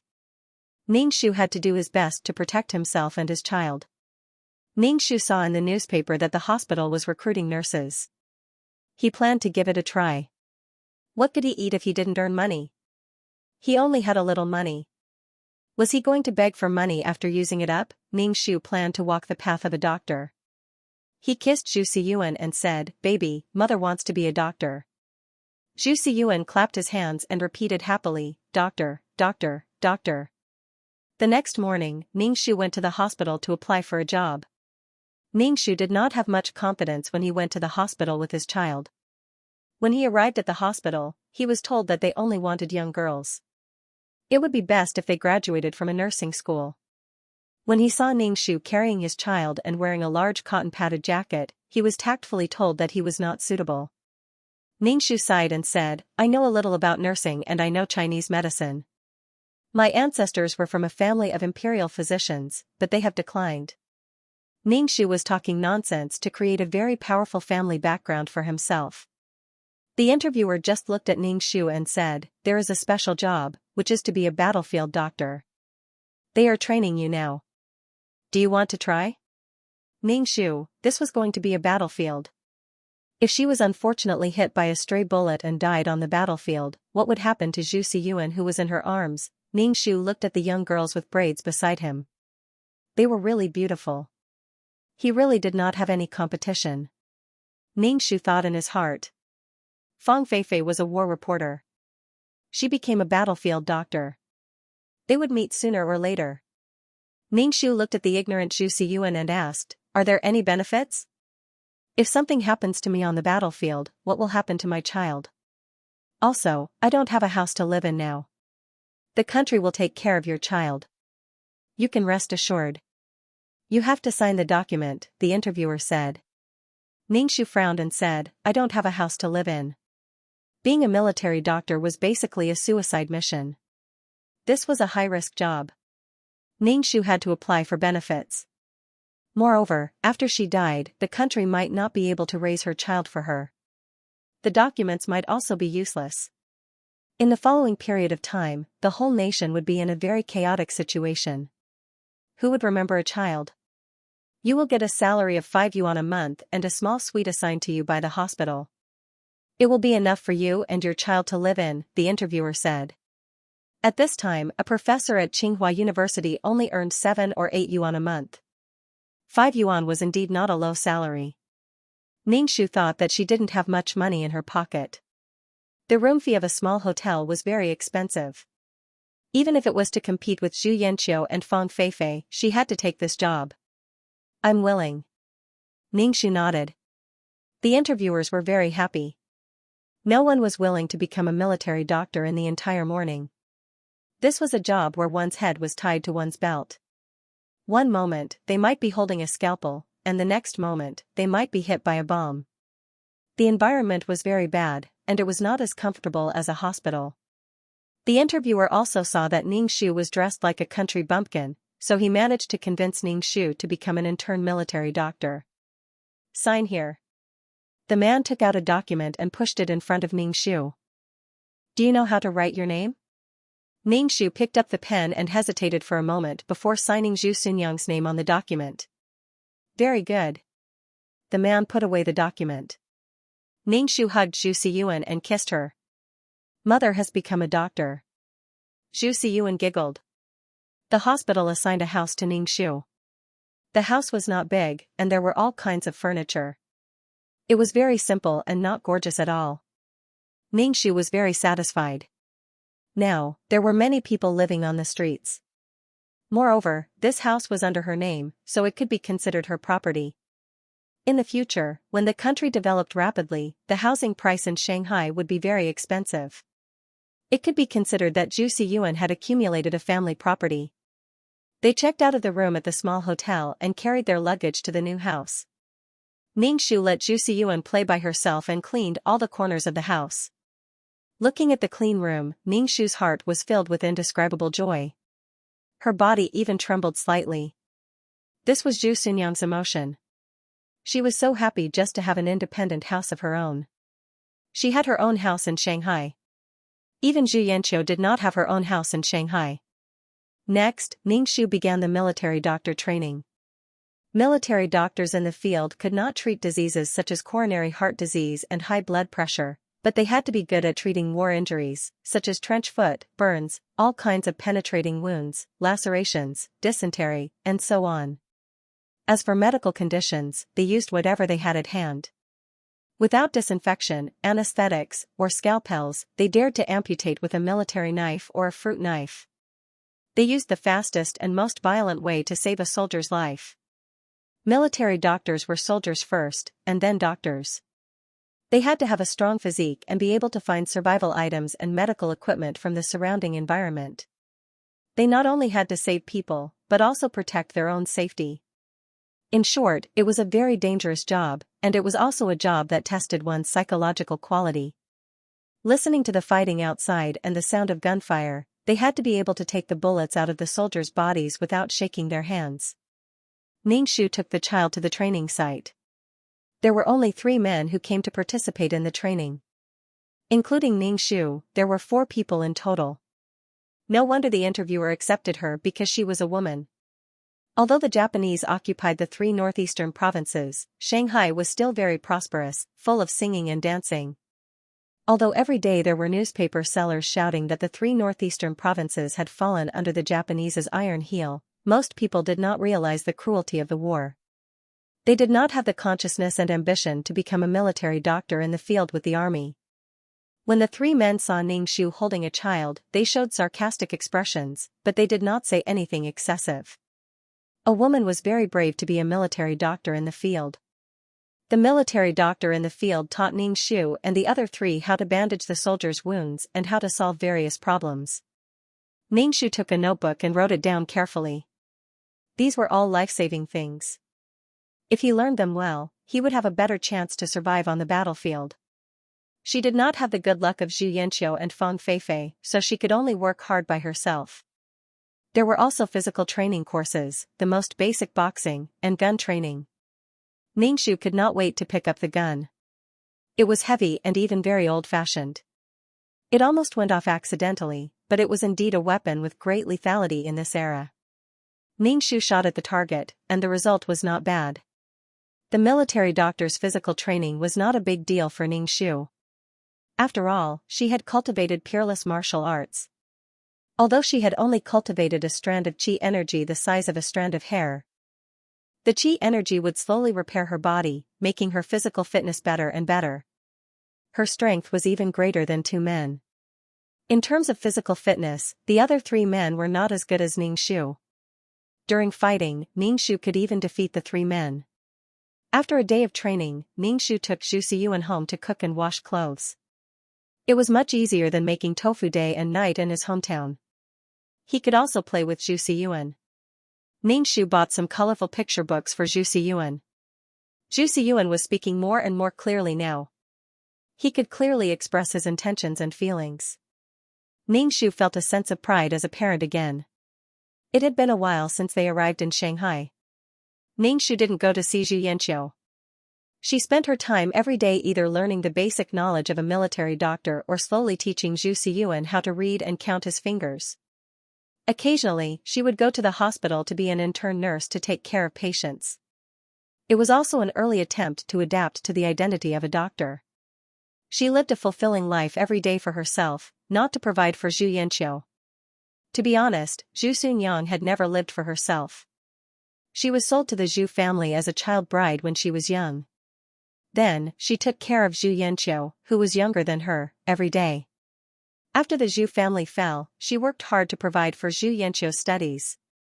When Zhu Yanqiu became successful and famous, she retired. Zhu Xunyang's role was to provide for Zhu Yanqiu until she died. How sad was that, and Zhu Yanqiu hadn't acknowledged her in his heart. Ningxu put on a nurse's uniform, a hat on his head, and a mask covering half of his face. He walked into the ward and saw many students in Chinese tunic suits. There were also some female students. When Ningxu saw this situation, she understood that these ambitious youths were holding banners and parading on the streets again. They had a conflict with the police in the patrol office and were beaten up. All of them had injuries on their bodies. However, Ningshu saw an acquaintance. Ningshu didn't expect that she and Xianxia would meet in this way, as a patient and a doctor. Ningshu glanced at Zhu Siyuan, who was sitting obediently on a chair in the aisle and reading a book. "Child, come and see what your father looks like." Ningshu walked over to Zhu Yanqiu and looked at Zhu Yanqiu. Zhu Yanqiu's face was white, and his eyebrows and eyes were square. He was very handsome in the Chinese tunic suit and had the gentleness of a scholar. Compared to Zhu Sunyang's memory, Zhu Yanqiu's face was very young. Now, he looked more mature.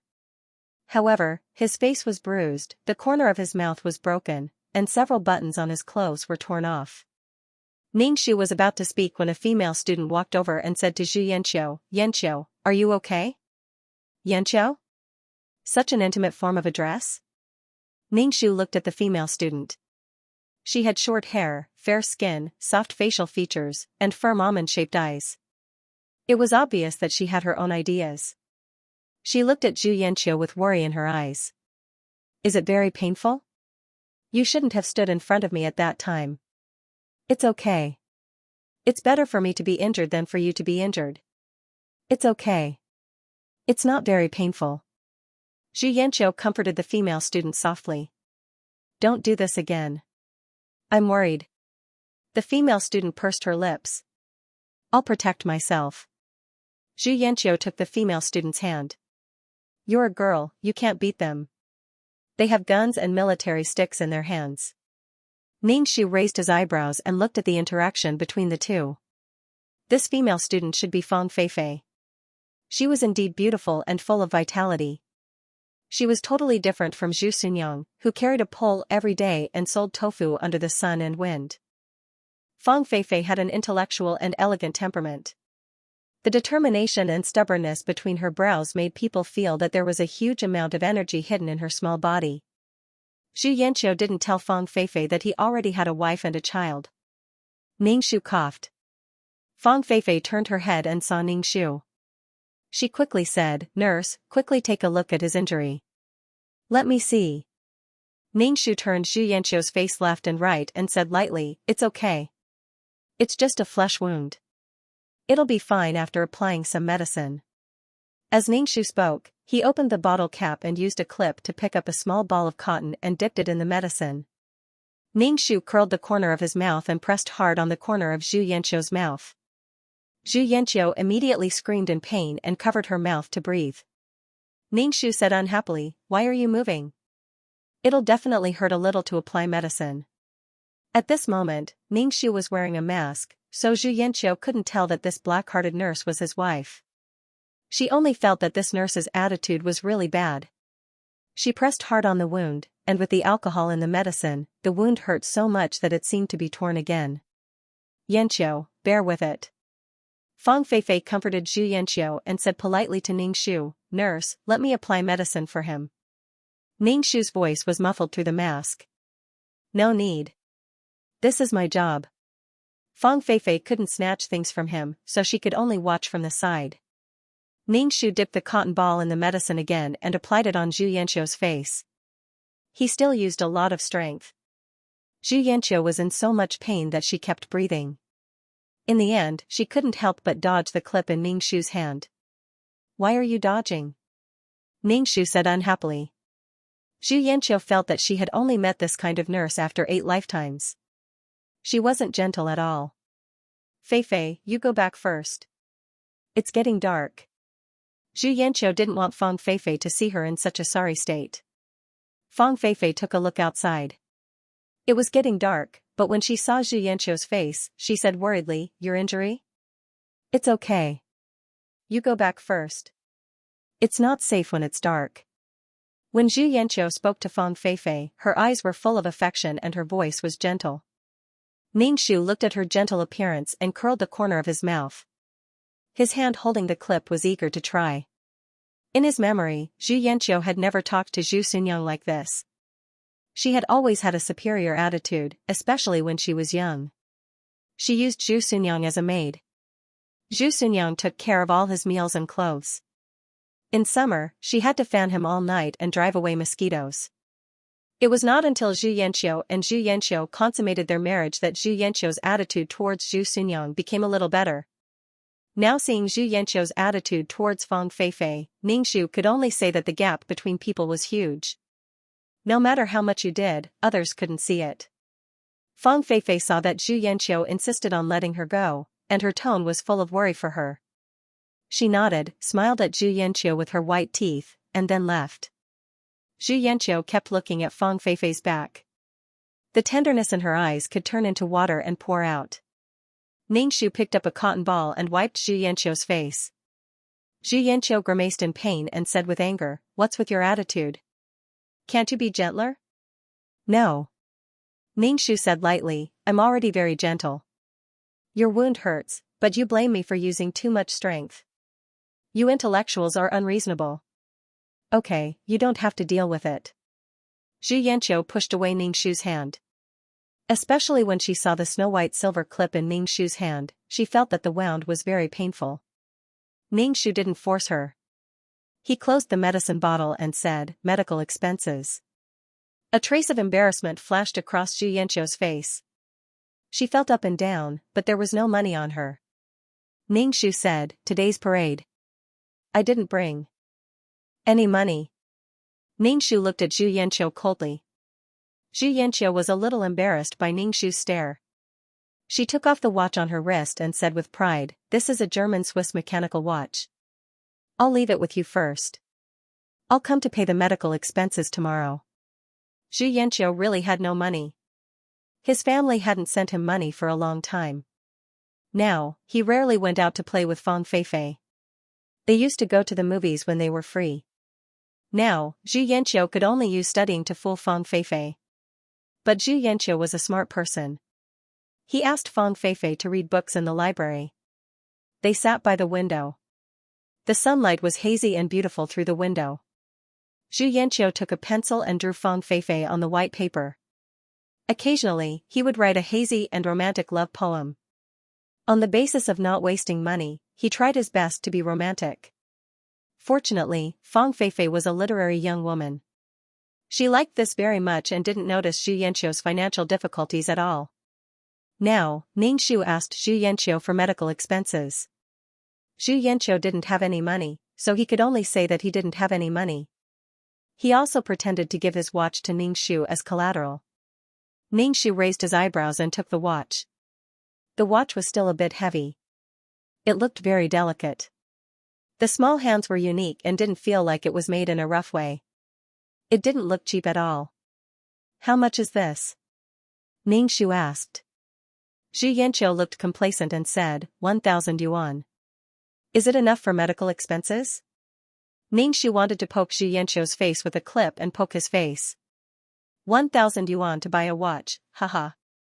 Now, 1 yuan could buy more than 170 kilograms of rice. An ordinary family of 3 could live for a year with 2 or 3 yuan, and 500 yuan could buy an ordinary house. What Zhu Yanxiu did was simply not something a human could do. He tired Zhu Xunyang to death, but Zhu Yanxiu wore such a luxury watch. "Why do I want your watch? The medical expenses are less than 1/10,000th of this watch. I don't want the watch. I want money." Ningxu threw the watch to Zhu Yanxiu. Zhu Yanxiu caught the watch in a panic and said, "This watch is very expensive. You can't afford to pay for it if it's broken. Medical expenses." Ningxu said lightly, "Don't tell me you don't have money. You're pretending to be poor. Wearing such an expensive watch, you don't have any money on you." "I already said that I didn't bring any money with me today," Zhu Yanxiu said with a red face. Together with the injuries on her face was purple. Ningxu looked at Zhu Yanxiu without saying anything. In the end, other students helped to pay for the medical expenses. Zhu Yanxiu immediately put the watch on her wrist and thanked the student, saying that she would pay him back in the future. Zhu Yanxiu walked out of the ward and saw Zhu Siyuan sitting on the chair and reading. He looked very serious. She squatted in front of Zhu Siyuan and asked, "Little friend, why are you here alone? What's your name?" Ningxu was packing up when he saw Zhu Yanxiu and Zhu Siyuan talking. His heart skipped a beat. He was about to take the child away when he heard Zhu Xiyuan say to Zhu Yanqiu, "You're so ugly." Zhu Xiyuan's voice was childish, but his expression was very serious. After arriving in Shanghai, Ning Shu dressed Zhu Xiyuan up nicely. Zhu Xiyuan was white and tender. Now that he said that Zhu Xiyuan was ugly with a serious face, it was simply ridiculous. Zhu Yanqiu's current image was indeed a little bad. Her face was bruised and purple, and she had also applied medicine. Her face was simply unbearable to look at. Zhu Yanqiu was embarrassed and a little angry when a child said that. "Children are so rude," Zhu Yanqiu said, then turned and left. This was the first time the father and son met, and they parted on bad terms. In fact, the father and son's birth characters were not harmonious. Ning Shu handed the child to a familiar nurse and said to Zhu Xiyuan, "Xiyuan, wait for mother here obediently. Mother will be back soon." Zhu Xiyuan nodded obediently and said, Ning Shu took off the nurse's uniform, took off the mask, and followed Zhu Yanqiu out of the hospital. At this time, the sky had begun to darken. Zhu Yanqiu, who was walking in front, did not notice that someone was following her. When they passed by a small alley, Ning Shu took off his coat and quickly ran to Zhu Yanqiu's side. He covered his head with the coat and dragged him into the alley. Zhu Yanqiu was walking when she saw darkness in front of her, and then she was dragged away. Zhu Yanqiu was shocked and struggled violently. However, the other party was so strong that she could not break free. Ning Shu beat Zhu Yanqiu fiercely. He kicked and punched Zhu Yanqiu's face. Zhu Yanqiu was already injured, and he was beaten by Ning Shu until he screamed. "You are..." Zhu Yanqiu wanted to speak, and wanted to take off the clothes on his head, but a fist hit his face, followed by a kick to his stomach. Zhu Yanqiu vomited. Ning Shu punched his liver with his left hook and swept Zhu Yanqiu's lower body with a spinning kick. Zhu Yanqiu fell to the ground with a bang and could not get up for a long time. Ning Shu leaned over and took off the watch on Zhu Yanqiu's wrist. Then he took off his clothes, leaving him only a pair of underpants. Zhu Yanqiu had been beaten by Ning Shu until he could not fight back. His bones were broken, and his eyes were swollen and could not open. His clothes were taken off by someone else. Zhu Yanqiu's heart was filled with fear. Was he raped by a man? Ning Shu was very strong. Zhu Yanqiu believed that the person who beat him was a man. Ning Shu looked at Zhu Yanqiu, who was as white as a cut chicken, and his heart was filled with killing intent. He might as well kill him. This kind of person's death was not worth pitying. Moreover, with Zhu Yanqiu's luck, he would become rich in the end. With tens of thousands of people under him, she would not be able to defeat him. Ning Shu reached out and grabbed Zhu Yanqiu's neck very hard. Zhu Yanqiu struggled violently. She pulled away Ning Shu's hand that was on her neck and shouted with a hoarse voice, help me." Until now, Zhu Yanqiu had not seen what the other party looked like. Her lungs were burning with pain as if they were about to explode. Let go," Ning Shu used more strength. At this time, footsteps and the sound of people talking came from not far away in the alley. It was probably the patrol officers patrolling. Ning Shu gritted his teeth. Zhu Yanqiu was really lucky. Ning Shu let go of Zhu Yanqiu's neck. He clenched his hand into a fist and punched Zhu Yanqiu's heart. Zhu Yanqiu spat out a mouthful of blood and fell to the ground softly. He coughed violently and choked on the blood in his mouth. Ning Shu put it over Zhu Yanqiu's head, turned around and ran away. The patrol officers used their flashlights to see Zhu Yanqiu, who was naked and unconscious on the ground. Ning Shu put the things he took from Zhu Yanqiu in a bag and then returned to the hospital to pick up Zhu Xiyuan. Ning Shu did not stay in the hospital and went back with Zhu Xiyuan on his back. Zhu Xiyuan lay on Ning Shu's back. Ning Shu asked, "Mother, what is an impolite child?" Ning Shu said indifferently, "Mother, Xiyuan is a polite child. It's just that Xiyuan told the truth and made that petty person unhappy." "Mother, that person is really ugly and annoying," Zhu Xiyuan said. Ning Shu went to the cake shop and bought a small cake for Zhu Xiyuan. Today was Zhu Xiyuan's 3rd birthday. Soon, Zhu Xiyuan would go to school. Ning Shu hoped to make arrangements for Zhu Xiyuan before going to the battlefield. In fact, Ning Shu wanted to take Zhu Xiyuan with him, but she was a military doctor. Taking care of a child like Zhu Xiyuan could easily cause problems. If the environment was too bad, the child would get sick. Fortunately, they were only training reserve military doctors now. They were not in a hurry to send her to the battlefield. There were still a few years before the all-out war against Japan. She still had a lot of time to be with Zhu Xiyuan. Going to the battlefield was destined, and she had signed the document. If she went back on her words, she would probably end up miserable. In troubled times, human lives were the most worthless. Ningxu's biggest wish was to protect himself and Zhu Xiyuan. At the same time, he would train Zhu Xiyuan and not let him become a playboy. Back home, Ningxu put the candles on the cake and said to Zhu Xiyuan, "Xiyuan, make a wish on the cake." "What is a wish?" Zhu Xiyuan looked confused. Ningxu asked again, "What does Xiyuan want to do the most?" "Xiyuan and mother always be together," Zhu Xiyuan said.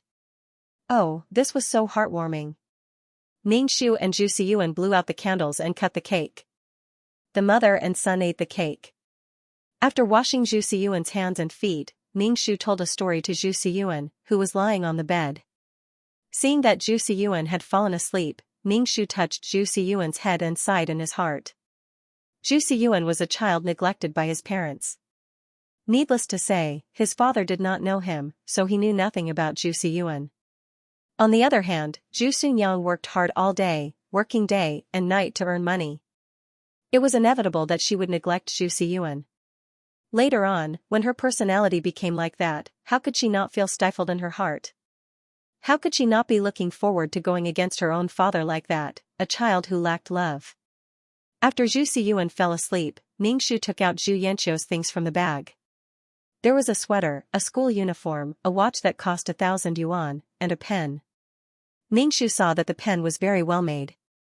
There were even engravings on it. The words Xianxia were engraved on it. Ningxu took out a dagger and scratched out the engravings.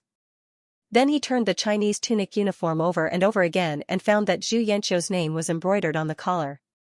Ningxu picked up the thread that embroidered the name with a needle.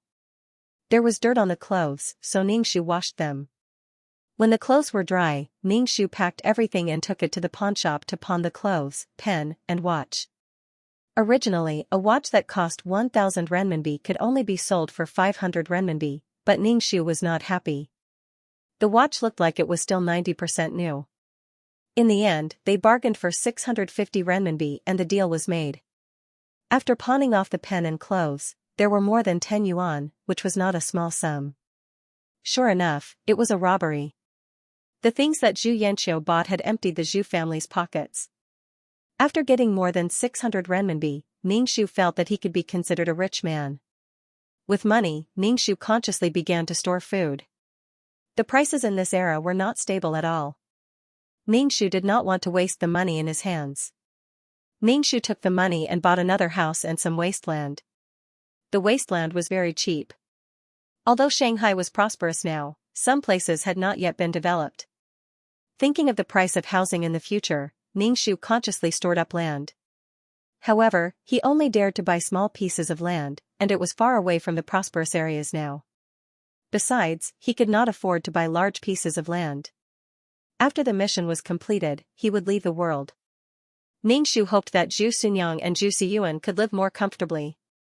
After the training, Ningxu went to the hospital for an internship. Zhu Yanqiu, who was beaten to death by Ningxu, was sent to the hospital. Looking at Zhu Yanqiu lying on the bed like a pig's head, Ningxu could only say that the scourge lived for 1,000 years. When he wanted to kill Zhu Yanqiu, the patrolman appeared. Ningxu was very disappointed.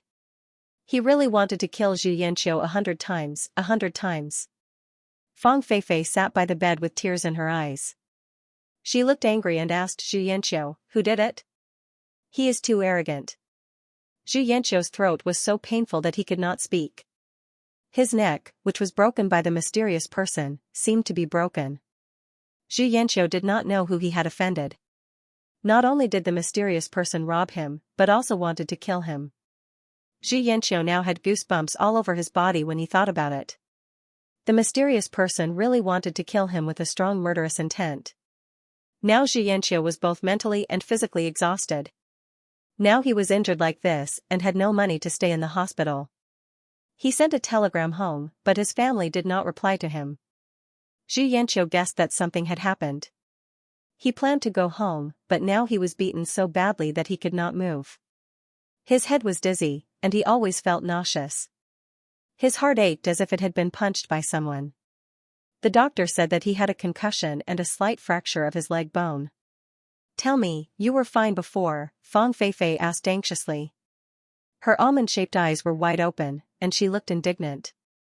Zhu Yanqiu wanted to say something, but he could not. Ningxu walked over, looked at Zhu Yanqiu and said in surprise, "How did you become like this? It was not so serious before." Zhu Yanqiu tried to open his eyes a little.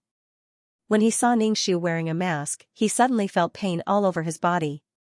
Could it be that the black-hearted nurse had applied medicine to him? The nurse who had applied medicine to him before was much gentler than this nurse.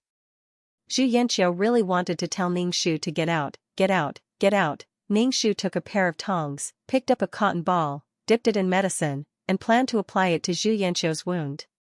Zhu Yanqiu tried hard to avoid it. Ningxu said angrily, "Why are you dodging?"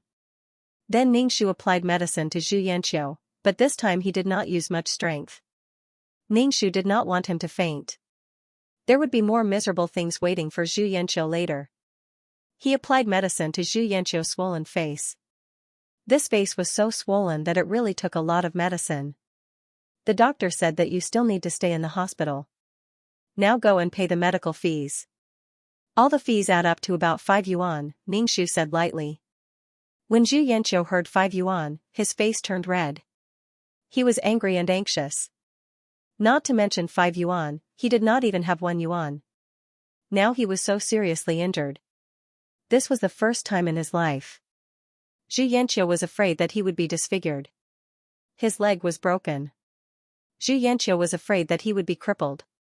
Now he could not be driven out of the hospital. This was the first time Zhu Yanqiu thought of Zhu Xunyang.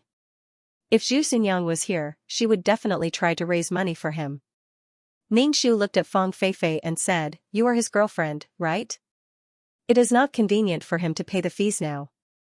Go and help him pay the fees." Fang Feifei was stunned. She pursed her lips and did not speak. "Feifei, all my money has been robbed." Zhu Yanqiu tried hard to say. His voice was hoarse and unpleasant. "Nonsense.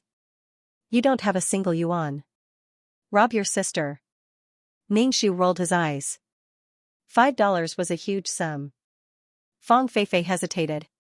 Hearing Zhu Yanqiu's explanation, Fang Feifei felt helpless. "Feifei, I don't know who stole my money. I'll return it to you when I recover." Zhu Yanqiu could only be thick-skinned and ask Fang Feifei again. Zhu Yanqiu's voice contained suppressed awkwardness. In this situation, it was indeed quite awkward for Zhu Yanqiu to borrow money from Fang Feifei, especially since they were still a couple. When it came to money, she felt awkward and felt that it had tarnished her pure feelings. Now, Zhu Yanqiu and Fang Feifei were still in a relationship. They had not experienced life and death battles together. At most, they had a good impression of each other and were in the budding stage of their relationship. Zhu Yanqiu's request to borrow money made Fang Feifei feel strange. If it were any other girl, she would feel a little uncomfortable if her boyfriend wanted to borrow money from her. Her boyfriend, who should have been successful in everything, wanted to borrow money from her. She would feel that her boyfriend was useless. Ningxu, who was watching from the side, said to Fang Feifei, "He is indeed seriously injured. If he is not treated, there may be a mark on his face. His leg is fractured. If he is not treated, there may be a permanent injury. There is also a concussion. This is the most serious. Are you sure you don't want to treat him?" Zhu Yanqiu could only stare at Fang Feifei with great effort. Seeing that Zhu Yanqiu and the nurse were staring at her, Fang Feifei could only nod and say to Zhu Yanqiu, "You don't have to worry about money. Just take care of yourself." Zhu Yanqiu let out a long sigh and reached out to grab Fang Feifei's hand. She said in a hoarse voice, "Feifei, thank you."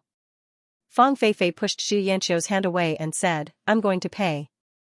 Zhu Yanqiu's hand stopped awkwardly in the air, and then she retracted her hand as if nothing had happened. Seeing that the black-hearted nurse was still looking at her, she closed her eyes and ignored Ningxu. Ningxu didn't care about Zhu Yanqiu's disdain for him at all. He asked dutifully, "How do you feel now?" Does your head still hurt? Do you still want to vomit? Xianxia didn't even open her eyes. Her tone was very bad.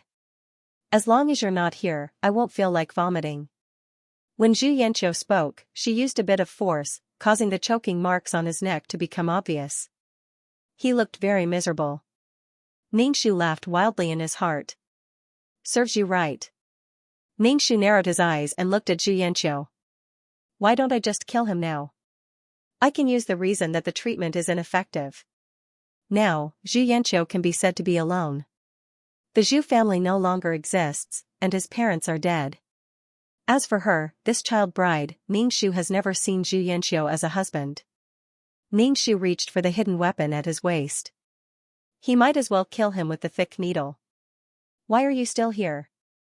Xianxia opened her swollen eyes. I don't need you now. Please leave. Ningxu suppressed the killing intent in his heart and said indifferently, I'm going to check your body and wipe it. Xianxia was very impatient. This nurse was really annoying.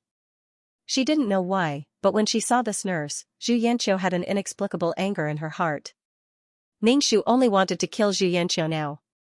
He walked towards Xianxia with the hidden weapon in his hand. Xianxia saw that the nurse didn't leave but approached her instead. She frowned and pulled the wound on her face. She gasped in pain. What's wrong with you? Ningxu reached out and wanted to tidy up the quilt for Xianxia. He held the hidden weapon between his fingers and wanted to stab Xianxia's heart. However, a huge elastic force suddenly gushed out of her body, almost ejecting her soul out of Zhu Sunia's body. Ningxu staggered twice and steadied himself. Cold sweat broke out on his body. Yanqiu, I've already paid the fee. Coincidentally, Fang Feifei came in at this time. She glanced at Ningxu and sat on the chair beside the bed. She said, You can rest well. Fang Feifei smiled sweetly and her voice was crisp. Thank you. Zhu Yanqiu's voice was full of tenderness. Ningxu turned around and walked out of the ward. She didn't want to see the two of them being lovey-dovey.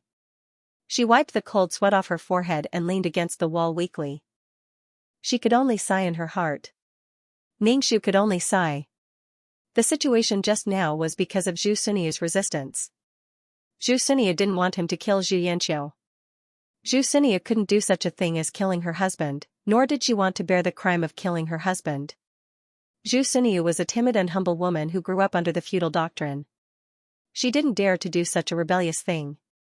She was sold to the Zhu family since she was young.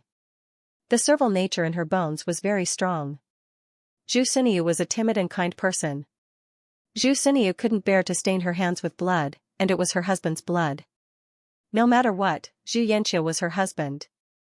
Ningxu could only smile and chuckle. As long as you're happy. Since Zhu Sunia didn't want Zhu Yanqiu to die, then let him live. But it wasn't so easy for Zhu Yanqiu to become successful now. Ningxu glanced into the ward. Fang Feifei was taking care of Zhu Yanqiu, whose face was swollen like a pig's head. After taking off the nurse's uniform, Ningxu took Zhu Siyuan home.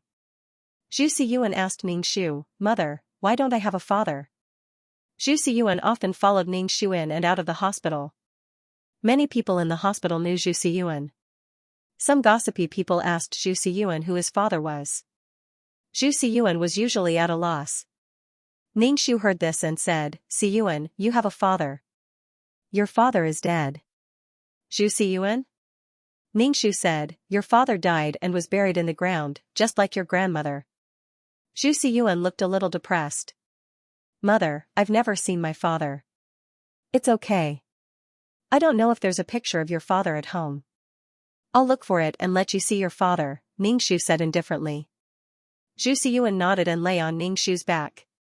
Ningxu knew that as a single woman with a child, there would always be rumors. But these people actually asked Zhu Siyuan, which made Ningxu feel very uncomfortable. The child didn't know anything. She couldn't let the child be in such a disadvantageous environment. It would affect Zhu Siyuan's mentality.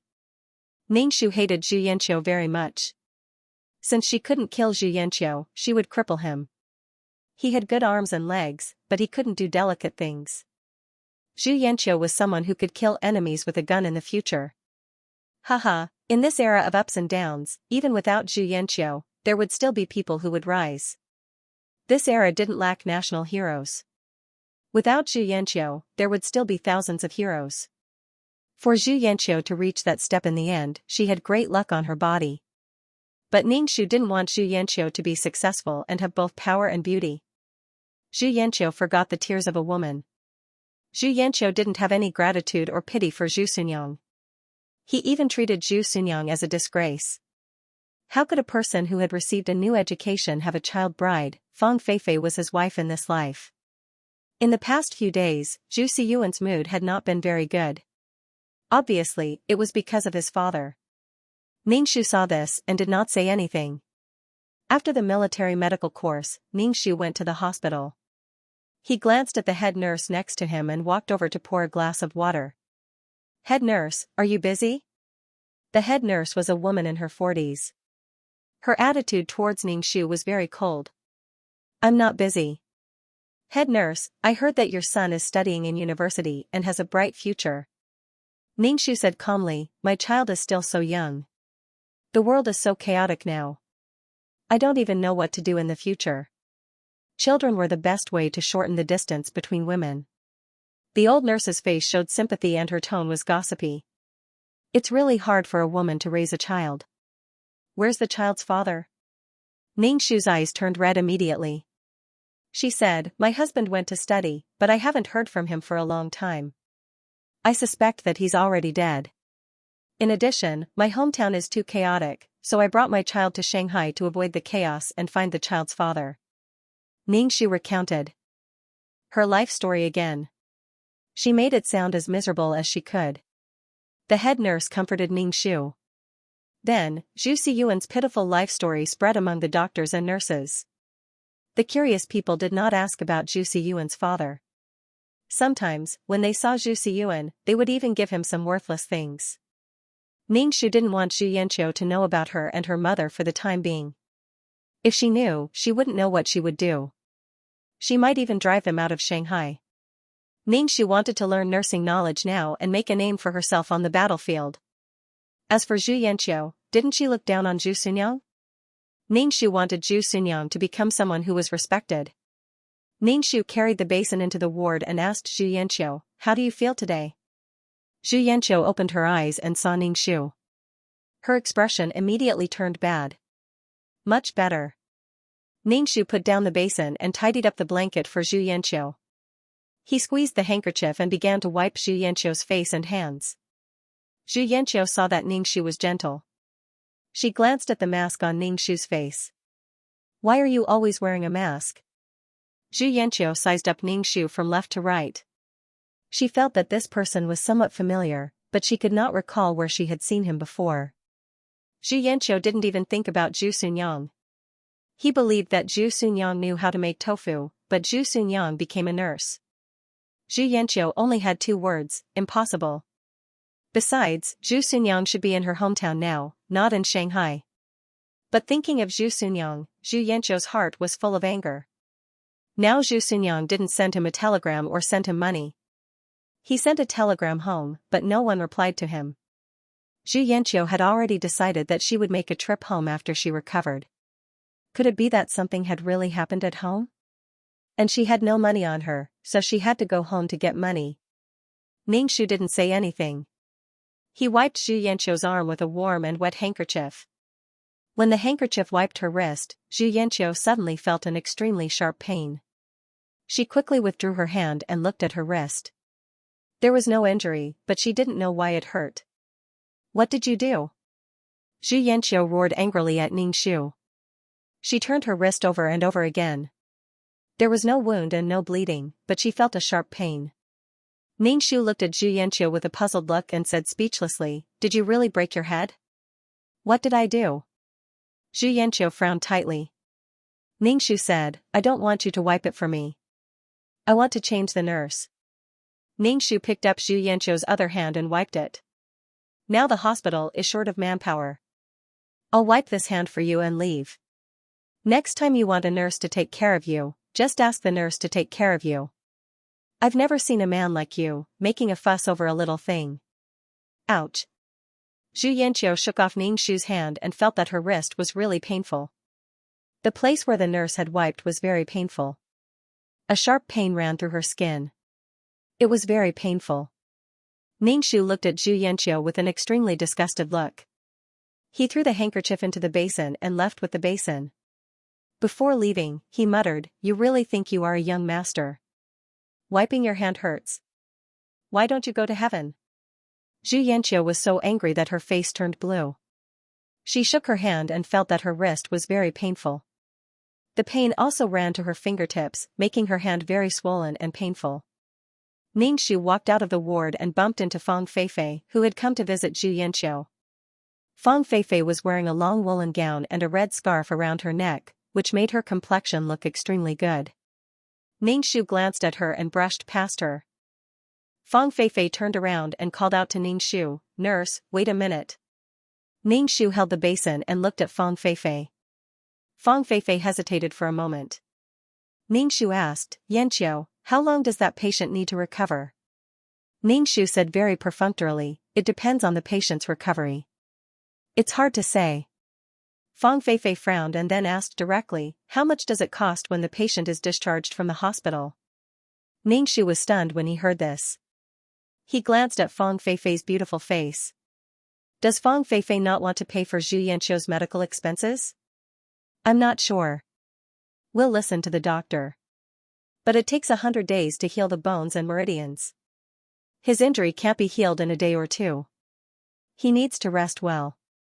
Ning Shu said. He rolled his eyes and then said in a gossipy manner, "I heard that he is a young master of a big family and doesn't lack medical expenses." Fang Feifei glanced at Ning Shu. "How do you know that he is a young master of a big family? He wears a German watch worth 1,000 yuan. If he is not a young master, then what is he? But I don't think he has much money. Last time when you were beaten to the hospital because of the demonstration, he couldn't afford the medical expenses." Ning Shu was very gossipy, which made Fang Feifei's expression a little bad. She said a few perfunctory words to Ning Shu and then turned to enter the ward. Ning Shu sneered. "Zhu Yanqiu is spending Zhu Sunyang's hard-earned money. You are spending Zhu Sunyang's money for dating and activities. Now you can't stand it when you have to pay 5 yuan. Every time Zhu Sunyang sent money, it was 20 yuan. 20 yuan. How many tofu could she sell to get so much money? Fang Feifei's family condition was not bad. Otherwise, her parents would not send a girl like Fang Feifei to school. But they were not rich. Otherwise, Fang Feifei would not be so distressed when she had to pay 5 yuan. Zhu Yanqiu was very generous in front of Fang Feifei. With Zhu Yanqiu's temperament, it was obvious that she was not short of money. Zhu Yanqiu never talked about her family in front of Fang Feifei. She hid that she had a wife and a child from Fang Feifei. Zhu Yanqiu's mentality was to hide it as long as she could. She wanted to spend more time with her beloved. Outside the ward, Fang Feifei heard Ning Shu say that Zhu Yanqiu didn't have money to pay the medical fees before, so she stood at the door of the ward for a while, tidied up her clothes, and then walked in. Zhu Yanqiu called the doctor because of the pain in his wrist and even his fingers were swollen. The doctor saw that there was no injury or swelling on his hand, so he could only say that his body was reducing inflammation and it was normal for him to feel pain. Fang Feifei walked over and saw Zhu Yanqiu staring at his hand. She asked, "Yanqiu, what are you looking at?" Zhu Yanqiu saw that Fang Feifei was here, so he stopped worrying about his wrist. The sharp pain seemed to have dissipated. He looked at Fang Feifei softly and said, "You're here." Fang Feifei nodded and poured a glass of water for Zhu Yanqiu. She thought for a while and said, "Yanqiu, you're seriously injured. Why don't you inform your family to come and see you?" Zhu Yanqiu was drinking water. Hearing this, he choked and said quickly, "No need." Fang Feifei asked in surprise, "Why? You're seriously injured. It's best to inform your family." Zhu Yanqiu definitely wouldn't inform his family. If he did, his mother probably wouldn't come. At that time, Zhu Sunyang would definitely come to see him. What if Zhu Sunyang bumped into Fang Feifei? If Zhu Sunyang leaked something, Fang Feifei would leave him. My mother is old and the journey is so long. She can't take it by ship. If I tell her that I'm injured, it will only make her worry. I can't tell my family about this. Xianxia explained to Fang Feifei and took her hand. When the holidays come, I want to take you home. Fang Feifei said angrily, who wants to go home with you? By the way, I still don't know the situation of your family. Xianxia looked gloomy and told Fang Feifei about his family situation. My father was a scholar in the late Qing dynasty. He didn't become an official and started a business, but he has passed away. Now the family is supported by my mother alone, so I can't tell her about my injury. She can't leave the family business and can't come to see me. She can only worry in her heart. Zhu Yanqiu directly ignored Zhu Sunyang and Zhu Siyuan. He didn't dare to tell the truth and say that the Zhu family was already in dire straits. Fang Feifei nodded with a smile and said, "That's good. Don't make her anxious." Ningxu naturally didn't know what Zhu Yanqiu said. He walked into the ward with the bill and said directly to Fang Feifei, "Please pay the bill." The doctor said that the patient needs to stay in the hospital for observation for a while. Fang Feifei frowned. Ningxu asked, "How much?" $2, Ningxu said. "It's mainly because the anti-inflammatory medicine used by the patient is more expensive.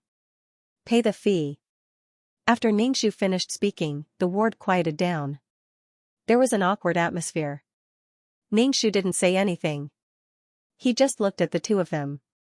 In the end, it was Zhu Yanqiu who spoke first. "Feifei, can you pay for me first?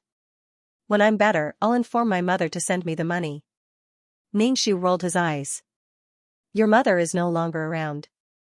It's more like you're looking for a psychic." Fang Feifei said, "I paid $5 before. I don't have much money left. It's not enough for $2. Let me go back and borrow from my classmates. Can you give me a few more days?" Fang Feifei said to Ningxu, "I don't have enough money." Ningxu saw Fang Feifei holding her small bag of jacquard lace tightly. He felt that Fang Feifei should have $2, but she didn't want to take it out. Ningxu raised the corner of his mouth. "You have to ask the doctor. I can't make the decision. If you can't pay, the patient can only be discharged." Zhu Yanqiu really felt what it meant to be poor. She couldn't help but resent Zhu Sunyang in her heart. If Zhu Sunyang sent her money, she wouldn't be in such an embarrassing situation. Zhu Yanqiu was so embarrassed that his back was sweating. He felt that the wound on his body was even more painful, but he still had to pretend to be calm. He said to Fang Feifei, "Feifei, go and borrow money. I'll pay it back." Fang Feifei nodded and said to Zhu Yanqiu, "I'll go back to school and borrow money from my classmates." Fang Feifei said to Ningxu, "Please give me a few more days." Fang Feifei turned and left after she finished speaking. Zhu Yanqiu exhaled heavily. He had never felt so difficult. It was true that a penny stumped a hero. He had never worried about money before. When he ran out of money, he would send a telegram home. But recently, the telegrams he sent out were like stones sinking into the sea. He hadn't received money from his family for more than half a year. Fortunately, he had some money before to support his basic necessities. But now he had no money. Zhu Yanqiu didn't know what to do after he was discharged from the hospital. Where could he get money from? Zhu Yanqiu rubbed his molars. He had to go home. What happened at home? Why didn't they send him money? Every time he asked Fang Feifei for money, Zhu Yanqiu felt very uncomfortable. He didn't want their relationship to change because of money. Money, money. Zhu Yanqiu's heart was full of resentment towards Zhu Sunyang. Ningxu saw all kinds of emotions on Zhu Yanqiu's face, such as resentment, suffering, embarrassment and uneasiness. He laughed in his heart, "I'll let you feel the bitterness of a poor young master." Zhu Sunyang was the only one suffering. Zhu Yanqiu and his mother didn't suffer any hardship at all. Zhu Sunyang was also stupid. She gave money to Zhu Yanqiu stupidly when he asked for money. At first, Zhu Yanqiu would make up all kinds of reasons to ask for money. Later, he didn't even bother to make up reasons and directly said that he had no money. They were all spoiled, so men couldn't be spoiled. The more they were spoiled, the more bastards they would be. Zhu Yanqiu was already depressed in his heart. Seeing this black-hearted nurse standing there and looking at him like a wooden stake, Zhu Yanqiu was so angry that he couldn't help but choke. "Why are you still standing here? I don't want you to take care of me. Get out of my sight, Xianxia roared in his heart. Ningxu, what was this? Looking at Xianxia's current appearance, he was no different from a cornered dog jumping over a wall. Ningxu said lightly, I'm staying here now, waiting to pack your things. Pack what things? Xianxia frowned and asked. I think you should be discharged from the hospital soon. You may not be able to pay the 2 yuan fee. Ningxu's tone was firm. Xianxia felt cold in his heart and said, I haven't recovered yet. How can I be discharged from the hospital? Besides, my girlfriend will definitely borrow the money. Xianxia felt that he was looked down upon. He was especially angry and unwilling. At the same time, he was uneasy. He couldn't guarantee that Fang Feifei could borrow the money. Would he be driven out of the hospital with his tail between his legs? Xianxia hated the person who robbed him that night even more. He was only left with his underwear. Xianxia especially felt sorry for his German watch, which was the most expensive thing he had. It was his glory. Ningxu originally thought that Fang Feifei would not be able to borrow the money, but he did not expect that Fang Feifei would have enough money the next day. She had borrowed the money from her classmates, and she even signed an IOU. Knowing that she could continue to receive treatment, Xianxia let out a sigh of relief. When she saw Ningxu, she puffed out her chest and said proudly, Who said that I would leave the hospital soon? My girlfriend is very popular in school. She won't leave me. Ningxu, what are you showing off for? You said it as if you don't need to pay back the money. When the time comes, how can you pay back the money? You will definitely lose face. You'd better go to Huangpu Wharf to unload the goods. Fang Feifei borrowed the money because she was not willing to pay the 2 yuan. It was not good to be involved in money disputes between boyfriends and girlfriends. When the time comes, these classmates would ask Xianxia for money. Fang Feifei would come to the hospital to take care of Xianxia every day when she had no classes. Her attitude was quite considerate, which made Xianxia feel very happy. Ningxu rarely went to Xianxia now. He spent more time learning military medical knowledge and constantly strengthening his body. Otherwise, he would not be able to run for his life when he was in a war. Practicing fighting skills and shooting skills was to increase the chance of survival. The chaos soon would last for too long. Ningxu had to ensure his own life until the mission was completed. Ningxu completed all the training programs meticulously. Because of the peerless martial arts, Ningxu was very strong. When he ran with weights, the sandbag on his body was heavier than the other 3 men. In addition, Ningxu had money now, so he would not treat himself badly. The food was very good, and his body was not as weak as before. In the blink of an eye, it had been almost a year since they came to Shanghai. Zhu Siyuan had reached the age to go to school. Ningxu sent Zhu Siyuan to school. Zhu Siyuan had never left Ningxu's side. He hugged Ningxu's leg at the school gate and cried loudly. He cried and shouted for his mother not to leave him. Ningxu comforted him, saying that his mother wouldn't abandon Siyuan and that it was time for Siyuan to go to school. There were many friends there. Zhu Siyuan was a child. Without any sense of security. He didn't have a father in his life. When he could remember, he only had hatred for his father. He only remembered how heartless his father's mother was. When Zhu Siyuan finished school, Ningxu was waiting for him at the entrance of the school to take him home. Every time Zhu Siyuan saw Ningxu, he would throw himself into Ningxu's arms. On the way home, Ningxu would ask Zhu Siyuan what he had learned today and which kid he had played well with in class. Zhu Siyuan would tell Ningxu everything. He was no longer as resistant to going to school as before.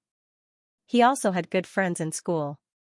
Occasionally, she would fight with her classmates and complain to Ningxu while crying.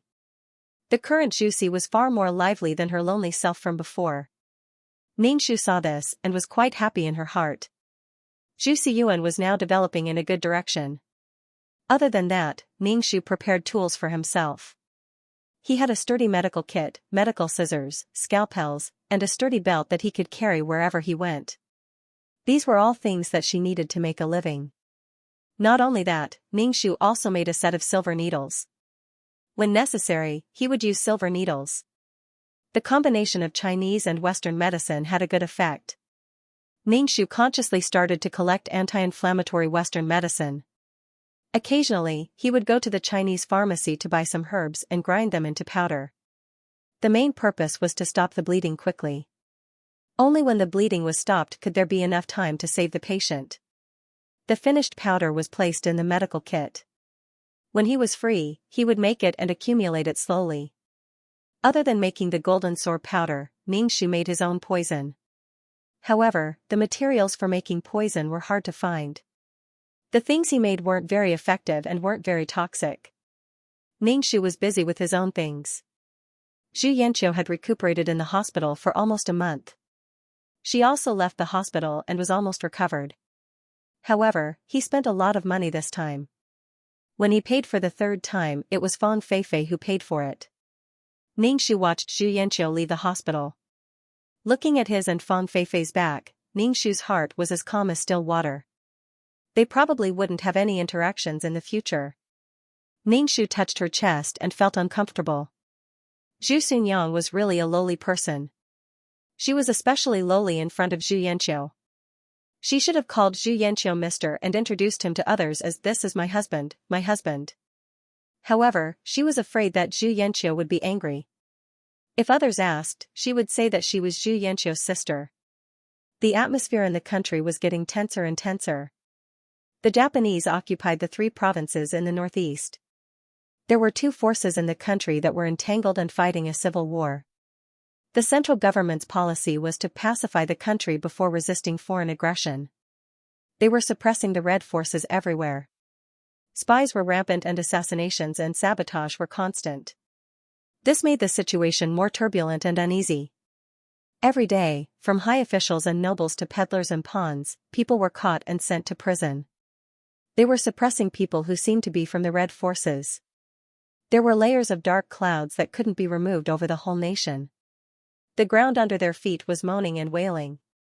Ningxu was in such a troubled world. That kind of insignificance, that kind of suffering and pain were lingering in his heart. Everyone should do something for this suffering nation. Zhu Xiyuan asked Ningxu for books to read. Ningxu took Zhu Xiyuan to the bookstore to buy books without hesitation. Now, Zhu Xiyuan could recognize some words and understand some books. In this day and age, books were precious and expensive. The bookstore was basically filled with students in school uniforms or well-dressed intellectuals. When Ningxu and Zhu Xiyuan were choosing books, they heard an uncertain and shocked voice. "Zhu Xunyang?" Ningxu turned his head and saw Zhu Yanqiu. Zhu Yanqiu was holding a book in her hand and was looking at him in a daze. Ningxu was dumbfounded. "Who are you?" Zhu Yanqiu's heart skipped a beat. When she saw someone who shouldn't be here appear in front of her, she felt shocked and ridiculous. Then, 2 words appeared in her heart. "Oh no. Why are you here?" Zhu Yanqiu's voice was a little loud, causing everyone in the bookstore to look at her. Zhu Yanqiu quickly walked in front of Ningxu, grabbed Ningxu's arm and dragged Ningxu out of the bookstore.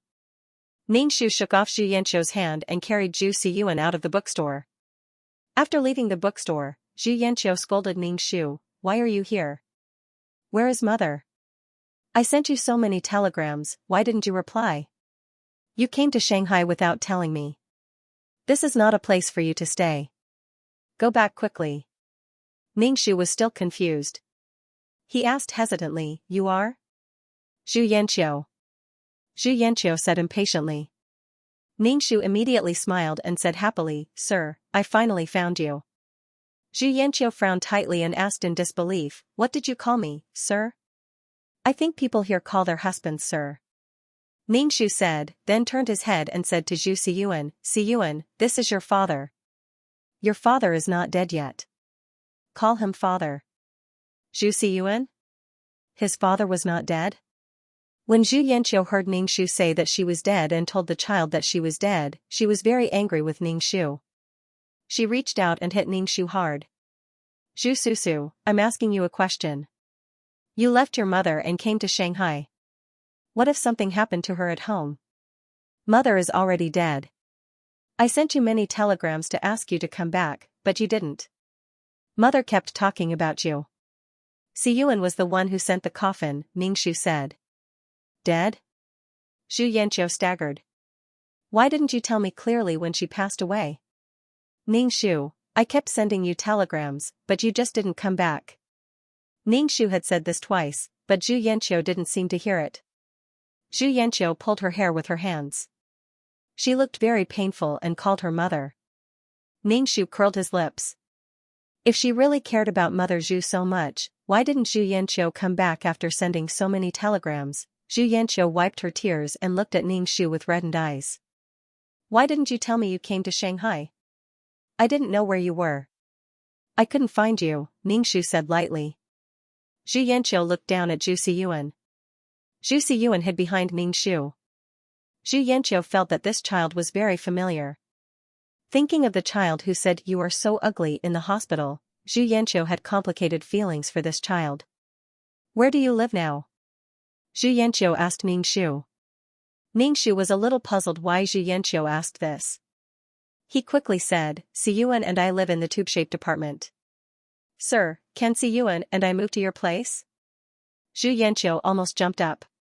She didn't want Zhu Susu to follow her.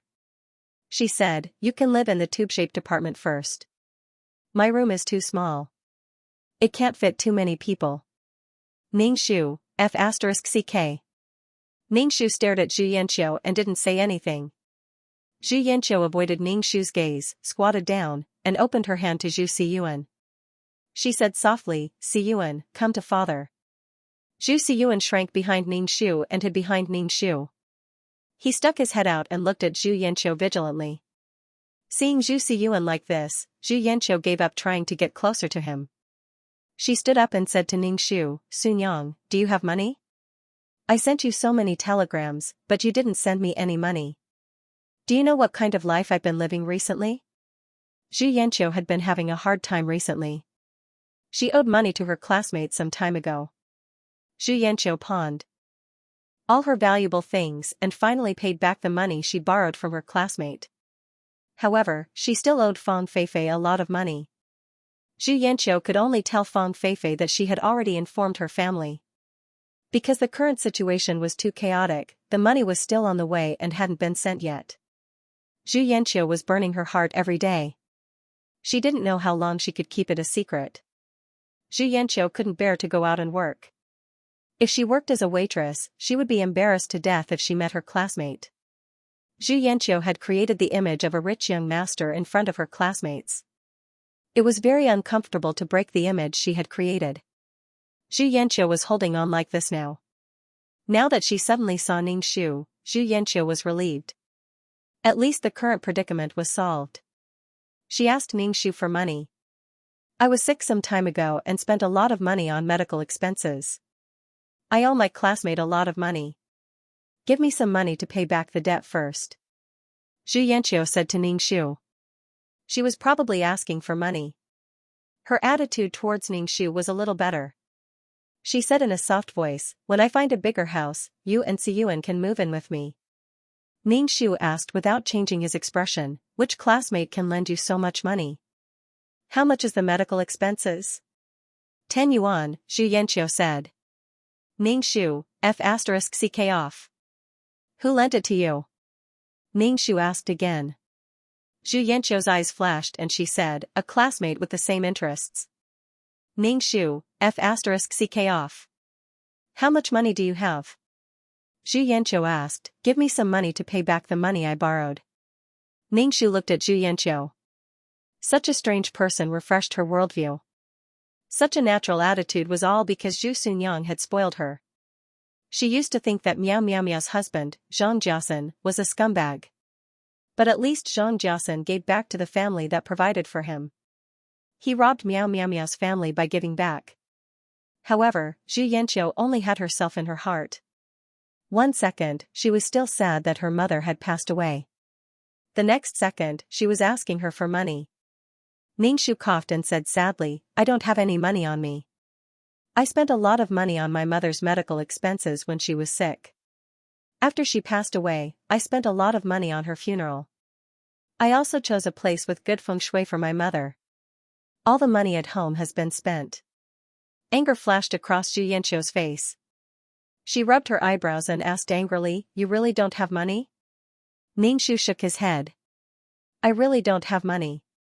Siyuan and I both live in a narrow tube-shaped apartment. We can also hear the people next door snoring in their sleep and eating rotten vegetable leaves. Zhu Yanqiu stared at Ningshu. She felt that Zhu Xunyang's skin was fairer than before, and her face was rounder than before. She looked so good. Did she eat rotten vegetable leaves? Zhu Yanqiu's heart was burning with anger. She felt that the woman in front of her was making a fool of her and really treated her as a fool. Coupled with the frustration during this period, Zhu Yanqiu could hardly suppress the anger in her heart. Facing Zhu Xunyang, Zhu Yanqiu could lose her temper without any scruples. Zhu Xunyang, what do you mean? You took your child to the bookstore to buy books, wore good clothes, and gained weight. You said that you ate rotten vegetable leaves. Are you kidding me? Ningshu touched his face. That's why it's said that Shanghai's environment is good for people. Eating rotten vegetable leaves made me gain weight. Zhu Yanqiu was about to die of anger. Zhu Xunyang, do you think that the Zhu family will be able to make a comeback after my mother passed away? I'm your husband. How can you be so selfish? So, Ningshu looked at Zhu Yanqiu coldly. Why didn't he think that he was already a husband and a father when he was dating Fang Feifei at this time as her husband? How much did Zhu Xunyang spoil Zhu Yanqiu? I really don't have money. Even if you kill me, I don't have money. Ningshu spread his hands and said. Zhu Yanqiu's face was gloomy. She couldn't help but say, Zhu Xunyang, stop it, okay? I really need money now. Ningshu looked helpless. But I really don't have money. My family has been emptied. Can I live with you? I don't have money to rent a house. How about letting Siyuan live with you? I won't live with you. Let Siyuan have a place to rest. Mother. Zhu Siyuan looked at Ningshu with watery eyes. Ningshu lowered his head and said to Zhu Siyuan, Siyuan, be good. Call me father. You can live with father in the future. You don't have to live in a shabby house with mother. Zhu Siyuan? Why couldn't he understand what his mother was saying? Zhu Yanqiu originally wanted money, but now Ningshu gave him a child. He had to go to school and didn't have time to take care of a child. Moreover, if he brought the child with him, how could he explain the child's identity to others? Zhu Yanqiu glanced at the cowering Zhu Siyuan. Hiding behind a woman made Zhu Yanqiu uncomfortable, and he didn't like the child that much. I don't have time to take care of the child at all. I'm so busy with my homework every day. What about the child? Do I just lock the child at home? Zhu Yanqiu frowned tightly. Obviously, he didn't want to accept Zhu Siyuan. Ningshu looked troubled. Then what should I do? I can't afford to live in the tube-shaped apartment for a while. I can suffer, but the child can't suffer with me. All kinds of emotions were not enough to describe Zhu Yanqiu's feelings. What was the situation now? Was Zhu Xunyang going to ask him for money? Give me the money first, and Siyuan will live with me, Zhu Yanqiu said. Ningshu, I really don't have money. Ningshu spread his hands. Zhu Yanqiu was impatient. If they weren't on the street, Zhu Yanqiu would want to check her pockets to see if she had money. Zhu Yanqiu looked at Ningshu up and down. He didn't look like he was short of money, and Zhu Siyuan was also white and tender with baby fat. How could he say that he didn't have food or a place to live? Zhu Yanqiu was irritable. He felt betrayed and said anxiously, Xunyang, I'm in a bad situation now. Give me some money first. I believe you have money. I don't have money, Ningshu said firmly. You, Yanqiu, have you bought your books? Fang Feifei came over with a bag with a smile on her face. Hearing Fang Feifei's voice, Zhu Yanqiu's hair stood on end and his pupils trembled. His body was stiff until Fang Feifei came to his side. There was only one thought in his mind. Fang Feifei and Zhu Xunyang bumped into each other. What should he do? Fang Feifei glanced at Ningshu and asked casually, this is? She's my sister. I'm his wife. Zhu Yanqiu and Ningshu said at the same time, but what they said was completely different. Zhu Yanqiu looked at Ningshu with an ashen face. Her eyes were red, and her gaze was terrifying. She looked like a wild beast that was about to devour someone. Ningshu's face was indifferent. Whose sister gave birth to your child, raised your child, And even earned money for you to study and support your squandering? Fang Feifei was stunned. She looked at Ning Shu and then at Zhu Yanqiu. She didn't know what was going on and asked in confusion, "What do you mean?" "I'm fine." Zhu Yanqiu took Fang Feifei's hand and turned to leave. She said to Fang Feifei, "You met a crazy person." "She's crazy." "She met a man and said that she was his wife. Just ignore her." "But..." Fang Feifei turned to look at Ning Shu. "She?" Ning Shu said to Zhu Siyuan, "Child, quickly call me dad." "No, call me dad." "Call me daddy." Zhu Siyuan called out obediently, "Daddy." When Zhu Yanqiu heard this, her face instantly turned ferocious. She looked at Ning Shu with eyes full of disgust and hatred. Obviously, she was very angry at Ning Shu for not understanding the situation. "Yanqiu, this child is calling you dad?" Fang Feifei looked at Zhu Yanqiu in confusion and uneasiness. "What's going on?" "I said she's crazy. I was just pestered by this crazy woman." Zhu Yanqiu took Fang Feifei's hand and left. Fang Feifei kept looking back at Ning Shu. Her face was full of confusion. Ning Shu waved to Zhu Yanqiu and shouted, "Sir, I'll wait for you here tomorrow." Zhu Yanqiu's figure paused. Then she took Fang Feifei's hand and left quickly. Ning Shu curled his lips. At least he had to confirm his identity. Zhu Sunyang was his wife, not some troublesome sister. "Mom, is he really my dad?" Zhu Siyuan asked in confusion. "Isn't Dad dead? Why did he suddenly come back to life?"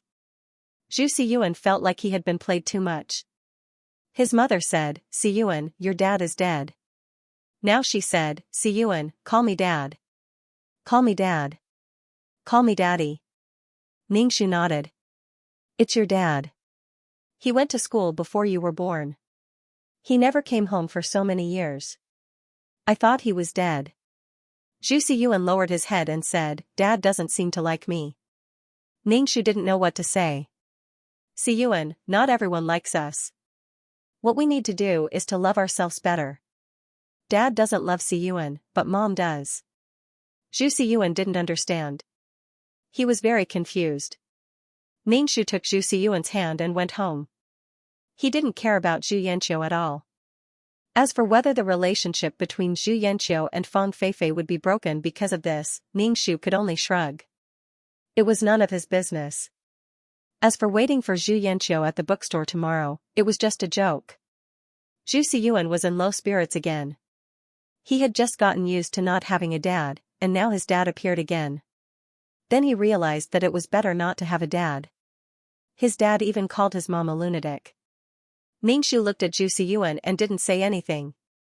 It was useless to say more about this kind of thing, especially at Zhu Siyuan's age. The image of a dad was like Mount Tai standing in front of the child, shielding the child from the wind and rain.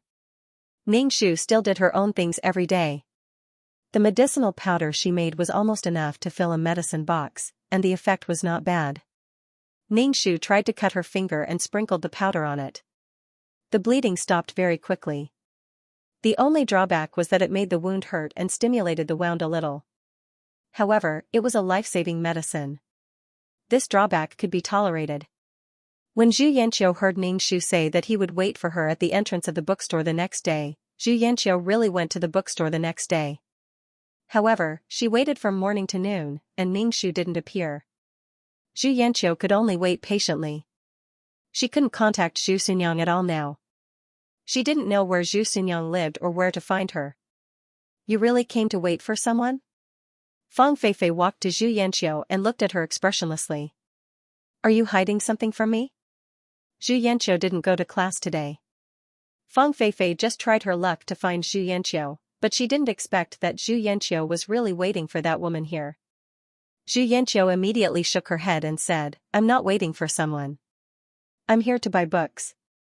Yesterday, I was pestered by that lunatic woman and didn't even buy books." Fang Feifei's expression became even worse. She was very angry, but she held it back and said stiffly, "You don't have to buy books without going to class. You're waiting for that woman yesterday, right? What's your relationship?" "Zhu Yanqiu, make it clear." Zhu Yanqiu shook her head firmly. Feifei, I really just came to buy books. Then did you buy them? What kind of books would take half a day to buy? Did you not see the person you were waiting for? Fang Feifei had a faint guess in her heart. She felt shocked and sad. Fang Feifei felt that she didn't know Zhu Yanqiu at all. Zhu Yanqiu actually hid such a big thing from her. Fang Feifei wouldn't be fooled by Zhu Yanqiu's words of a madwoman. That woman was not a madwoman at all. Zhu Yanqiu already had a wife and a child. Fang Feifei tried to calm herself down and suppress the anger and sadness in her heart. She looked at Zhu Yanqiu and said, I have the right to know the truth. Zhu Yanqiu, if you don't tell me, I'll find out the truth myself. Zhu Yanqiu scratched his head irritably with a painful and helpless expression. He quickly followed Fang Feifei and grabbed her hand. Fang Feifei shook off Zhu Yanqiu's hand and said coldly, Zhu Yanqiu, you should know my temper. Either you tell me the truth, or we break up. Zhu Yanqiu took a deep breath and said, I'm sorry, I lied to you. You. Fang Feifei's face turned pale and she turned to leave. Zhu Yanqiu stood in front of Fang Feifei and said, I know you won't forgive me, but at least listen to me. I didn't know about Zhu Xunyang's marriage. When I was 4 years old, I was sick and almost couldn't make it. My parents were superstitious and said that I would be cured if I found a child bride. Zhu Xunyang was sold to my family at that time. I didn't treat her as a wife at all. At most, she was a maid. Zhu Yanqiu explained as he took Fang Feifei's hand, I never loved her in my heart. That child? Fang Feifei was mentally prepared in advance, but she was still hurt by the truth. Zhu Yanqiu hurriedly said, that child was an accident.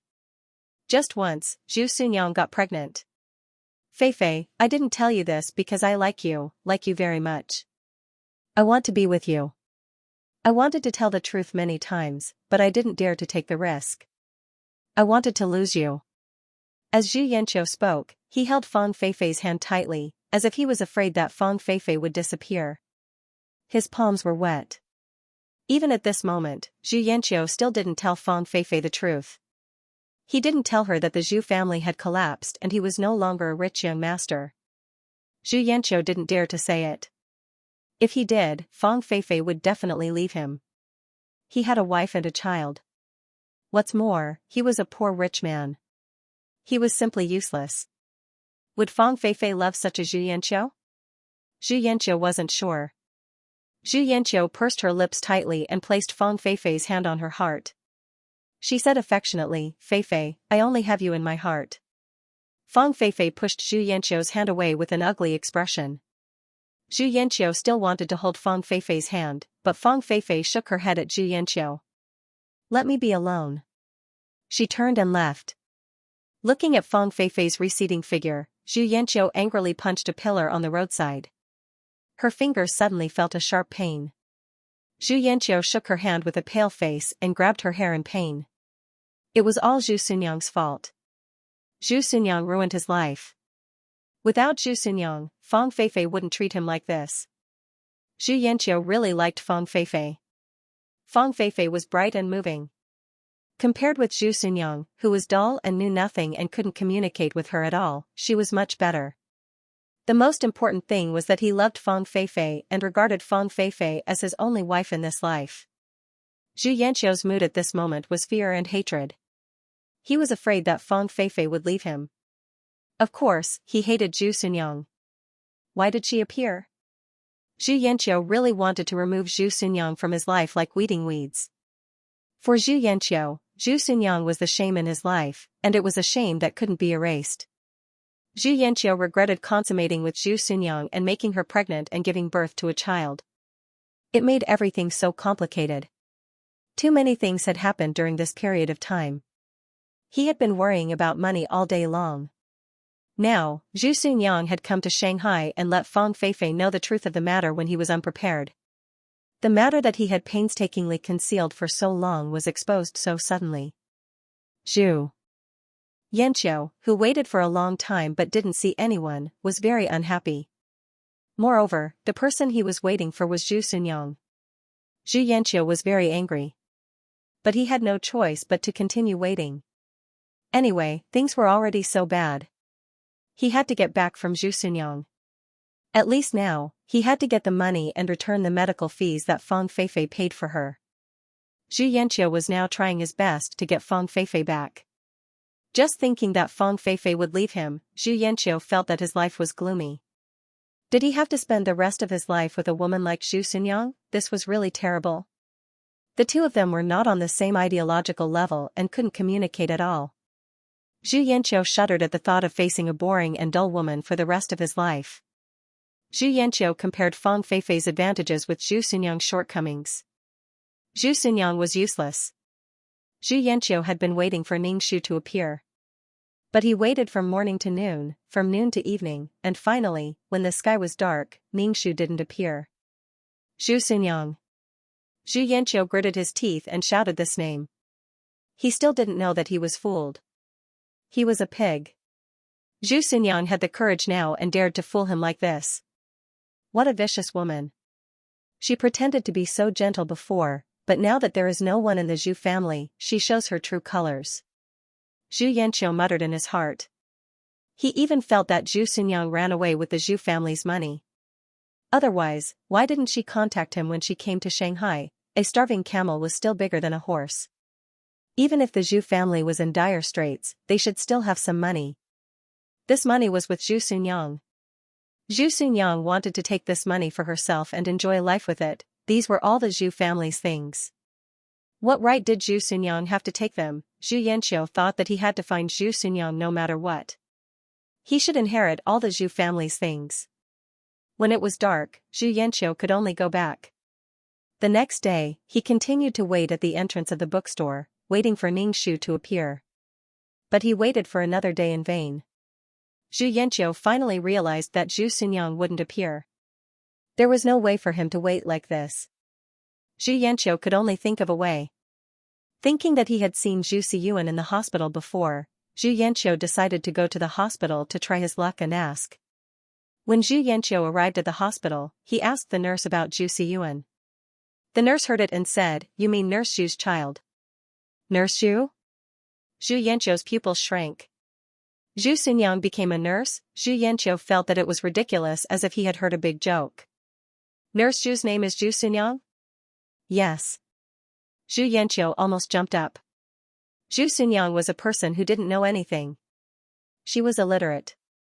Did she know how to use medicine? Did she know the alphabet of Western medicine? Xianxia never dreamed that the illiterate and rustic Zhu Su could become a nurse. This was even more fantastic than a dream. Xianxia had a strange feeling in her heart. The person she disdained in her heart had changed without her knowing. Xianxia looked for Ningxu one ward after another. Finally, she found Ningxu. Seeing Ningxu holding a needle and skillfully injecting the patient, Xianxia doubted whether this person was Zhu Xunyang. In Xianxia's heart, Zhu Xunyang was a person who only knew how to do things. She would do whatever she was asked to do. Now, she could wear a white nurse's uniform and hold a needle. Xianxia felt that she had been deceived. What did Zhu Xunyang mean by being so sneaky? He had been robbed before and stayed in this hospital for so long. Zhu Xunyang couldn't not know his existence. But she didn't tell him, so he had to ask Fang Feifei for medical expenses. Now, because of her, Fang Feifei seemed to want to break up with him. Zhu Xunyang was really a troublemaker. After Ningxu gave the patient an injection, he turned around with the tray and saw Xianxia standing at the door. Xianxia's face couldn't be darker. She was full of resentment, with a resentful and angry expression. Ningxu didn't care about Xianxia at all. He took the tray and left. He passed by Xianxia expressionlessly and indifferently. Xianxia was furious. She turned around and followed Ningxu. She suppressed her anger and asked, "Zhu Xunyang, shouldn't you say something to me?" Say what? Ningxu didn't think there was anything to say between them. Xianxia asked in a low voice, "Why didn't you tell me you were a nurse in this hospital?" "Oh, I'm a nurse here," Ningxu said. Xianxia's face turned blue because of Ningxu's indifferent attitude. She asked with red eyes, "Zhu Xunyang, what do you mean?" Xianxia was very angry with Ningxu's attitude. Shouldn't he say something to her? Xianxia just wanted an apology, but what was his attitude now? What kind of attitude was that? He had asked her for money before, but she didn't give him any. Didn't nurses get paid? He was already in such a difficult situation, but Zhu Xunyang was indifferent, which made Zhu Yanqiu very dissatisfied. Ningxu looked at Zhu Yanqiu. His expression was indignant, as if he had suffered a great grievance. Ningxu felt uncomfortable. What are you feeling wronged for? Didn't you say that you don't want us? Don't you have a girlfriend? If I leave you silently, what else do you want? Ningxu looked at Zhu Yanqiu sadly. I've already left. I won't hinder you and your girlfriend. What else do you want me to do? Ningxu looked at the crowd around them and looked at Zhu Yanqiu with red eyes. When mother left, I kept sending you telegrams, but you just refused to come back. You asked me for money, but I said I didn't have any money, so you got angry. Sell me. I really don't have any money. More and more people gathered around. Zhu Yanqiu listened to Ningxu's words and her face turned red. The eyes of the people around made Zhu Yanqiu feel like a thorn. Xunyang, what are you talking about? You came to Shanghai without telling me. I was worried about you. Zhu Yanqiu reached out to take Ningxu's hand. Obviously, she wanted to avoid the crowd, but Ningxu avoided her hand. Xunyang, don't be willful. Zhu Yanqiu's tone was threatening. Ningxu said sadly, Yanqiu, I know I'm not as beautiful as your girlfriend, and I'm not as cultured as your girlfriend. You don't want me and the child anymore. You said you couldn't communicate with me, but you never talked to me properly. After mother passed away, we had no money. I sent you a telegram saying that I was going to Shanghai, but you didn't reply. I came to Shanghai and couldn't find you, so I could only sleep on the street with the child. Zhu Yanqiu's face and eyes were red. She looked at Ningxu and couldn't say anything. She was so angry that her whole body was trembling. Zhu Yanqiu didn't expect Zhu Xunyang to have such courage. She didn't give him any face in front of the crowd and talked about him as if he was a beast. Did she want you to give up Fang Feifei? As long as there was something wrong with his head, he wouldn't choose Zhu Xunyang. What was Zhu Xunyang doing? Was she trying to ruin his reputation? Not only was she illiterate, but she was also vicious. Sure enough, people would change. Zhu Xunyang was not like this in the past. The collapse of the Zhu family made Zhu Xunyang have other thoughts. Xunyang, I didn't want to ask you for money. It's just that you didn't tell me that you took the child with you. I was worried. I thought something happened to you. Zhu Yanqiu's tone was full of concern. A smile suddenly appeared on Ningxu's face and he said, I thought you were going to ask me for money again. Wait until I give you my salary this month. Just bear with it for a few more days. Zhu Yanqiu suddenly felt that the eyes around her were full of strong disdain. She said to Ningxu, Xunyang, I still have classes. I'll come to you tomorrow. Zhu Yanqiu left in a hurry. She looked a little embarrassed from the back. Nurse Xu, is this your husband? Ningxu, the head nurse in her 40s, asked, he looks good. How can he do that kind of thing? Ningxu grinned and said, he is a person who has received a new education. He pursues free love and opposes the feudal arranged marriage. We are not on the same page. The new education made people abandon their wives and children? This man is not good. The head nurse said, but you are a legitimate wife. That kind of vixen is not legitimate. Ningxu didn't say anything. According to the head nurse, she couldn't save this marriage. Ningxu didn't want to. Why should she save it? Besides, she might not be able to save it. During this period of time, without Zhu Yanqiu, she still lived well with the child. She didn't have to serve a man and had to face his cold violence. Anyone could live well. Even if a woman didn't have a man, she could still live well. How could she be so lonely? She just wanted to find someone to rely on. Especially a man like Zhu Yanqiu, who couldn't be relied on at all. Instead, he would break her bones and suck her marrow. Zhu Yanqiu wouldn't share joys and sorrows with Zhu Xunyang. She would share joys and sorrows with Fang Feifei. In her heart, she didn't treat Zhu Xunyang as a person of the same class. She was very noble. Don't be too sad. Men are all like this. When they are young, they are dazzled by the colorful world. When they are older, they still have to return to their families. The head nurse comforted Ningxu. Ningxu took off her nurse uniform and planned to pick up Zhu Xiyuan from school.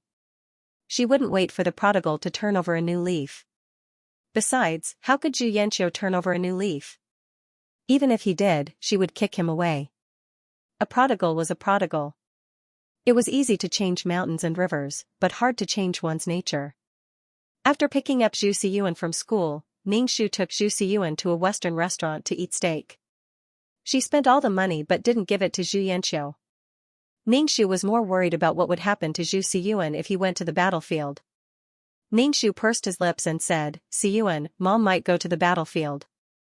Zhu Xiyuan put down the pencil in his hand and walked to Ningxu. Zhu Xiyuan was much taller than before. She was about 5 or 6 years old and was almost at Ningxu's heart. Besides, Zhu Xunyang was not tall to begin with. "Mom, you will leave me, right?" Zhu Xiyuan looked at Ningxu. Ningxu sighed and said, "Mom has to go." Zhu Xiyuan lowered his head and sounded very disappointed.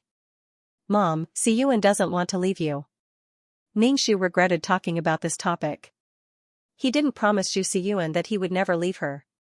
Zhu Xiyuan was unhappy for a few days and ignored Ningxu. Ningxu didn't say anything. Ningxu could only accompany Zhu Xiyuan for a few years. Since Zhu Yanqiu knew that Ningxu worked in the hospital, she went to the hospital to find Ningxu when she didn't have class. However, her attitude towards Ningxu was much better. It was probably because there were too many people in the hospital that he had some scruples.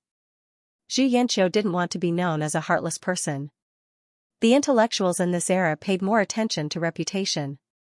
Zhu Yanqiu still wanted to revitalize the Zhu family. Zhu Yanqiu's purpose was to ask Ningxu for money to avoid the current crisis. She felt that Zhu Xunyang was smarter than before. She didn't ask for money directly. She wanted to take Ningxu and Zhu Xiyuan to live with her. "Xunyang, it's too much for you to raise the children alone. Live with me and let me take care of you," Zhu Yanqiu said gently to Ningxu. When Ningxu heard Zhu Yanqiu's words, she was dumbfounded. What did she mean? Ningxu didn't think that Zhu Yanqiu was so kind to live with her and Zhu Xiyuan. She was so resistant before. "That's not good. Will it affect your studies? Didn't you say that you were busy with your studies and couldn't take care of the children?" Ningxu said with a frown. "It's fine. It's my duty to take care of you," Zhu Yanqiu said gently. Coupled with his handsome face and refined temperament of a rich young master, it was easy for him to give others a good impression. Ningxu didn't agree, but he also understood Zhu Yanqiu's intentions. Once they were in Zhu Yanqiu's territory, Zhu Yanqiu could do whatever she wanted. At that time, she would be completely exploited by Zhu Yanqiu. In the hospital, Zhu Yanqiu didn't dare to be too ruthless. Being rejected by Ningxu, Zhu Yanqiu was angry, but she said, "Xunyang, when are you going to stop being angry?" Ningxu pursed his lips. She made it sound as if she was being unreasonable. "If I don't go, why don't you bite me?" Zhu Yanqiu could only go to the hospital to look for Ningxu every day. She said that she wanted to take care of Ningxu and let Ningxu live with her. She said that it was too dangerous for a woman to live with a child, especially now that the world was so chaotic. Ningxu still refused, and he refused in a big way. Zhu Yanqiu was so angry that she hated Ningxu even more. There was a reason why he was so anxious to get money, because Fang Feifei was ignoring him now. Since the matter was exposed, Fang Feifei hadn't said a word to him. Although she didn't mention breaking up with him, Zhu Yanqiu was very uneasy. Zhu Yanqiu now wanted to find a reason to talk to Fang Feifei. The best reason was to pay back the medical expenses that Fang Feifei had paid for him. But Zhu Yanqiu didn't have money, so she hoped to get it from Ningxu. Zhu Yanqiu had never suffered since she was a child, so she didn't want to work to make money. So she could only start with Ningxu and get money from Ningxu. And she was a nurse now, so she should be rich. Besides, Zhu Yanqiu also suspected that Ningxu had taken the Zhu family's money. At that time, his mother gave most of the money to him, so there was still some money left. Zhu Yanqiu thought that the money was with Ningxu. Zhu Yanqiu had never been so embarrassed.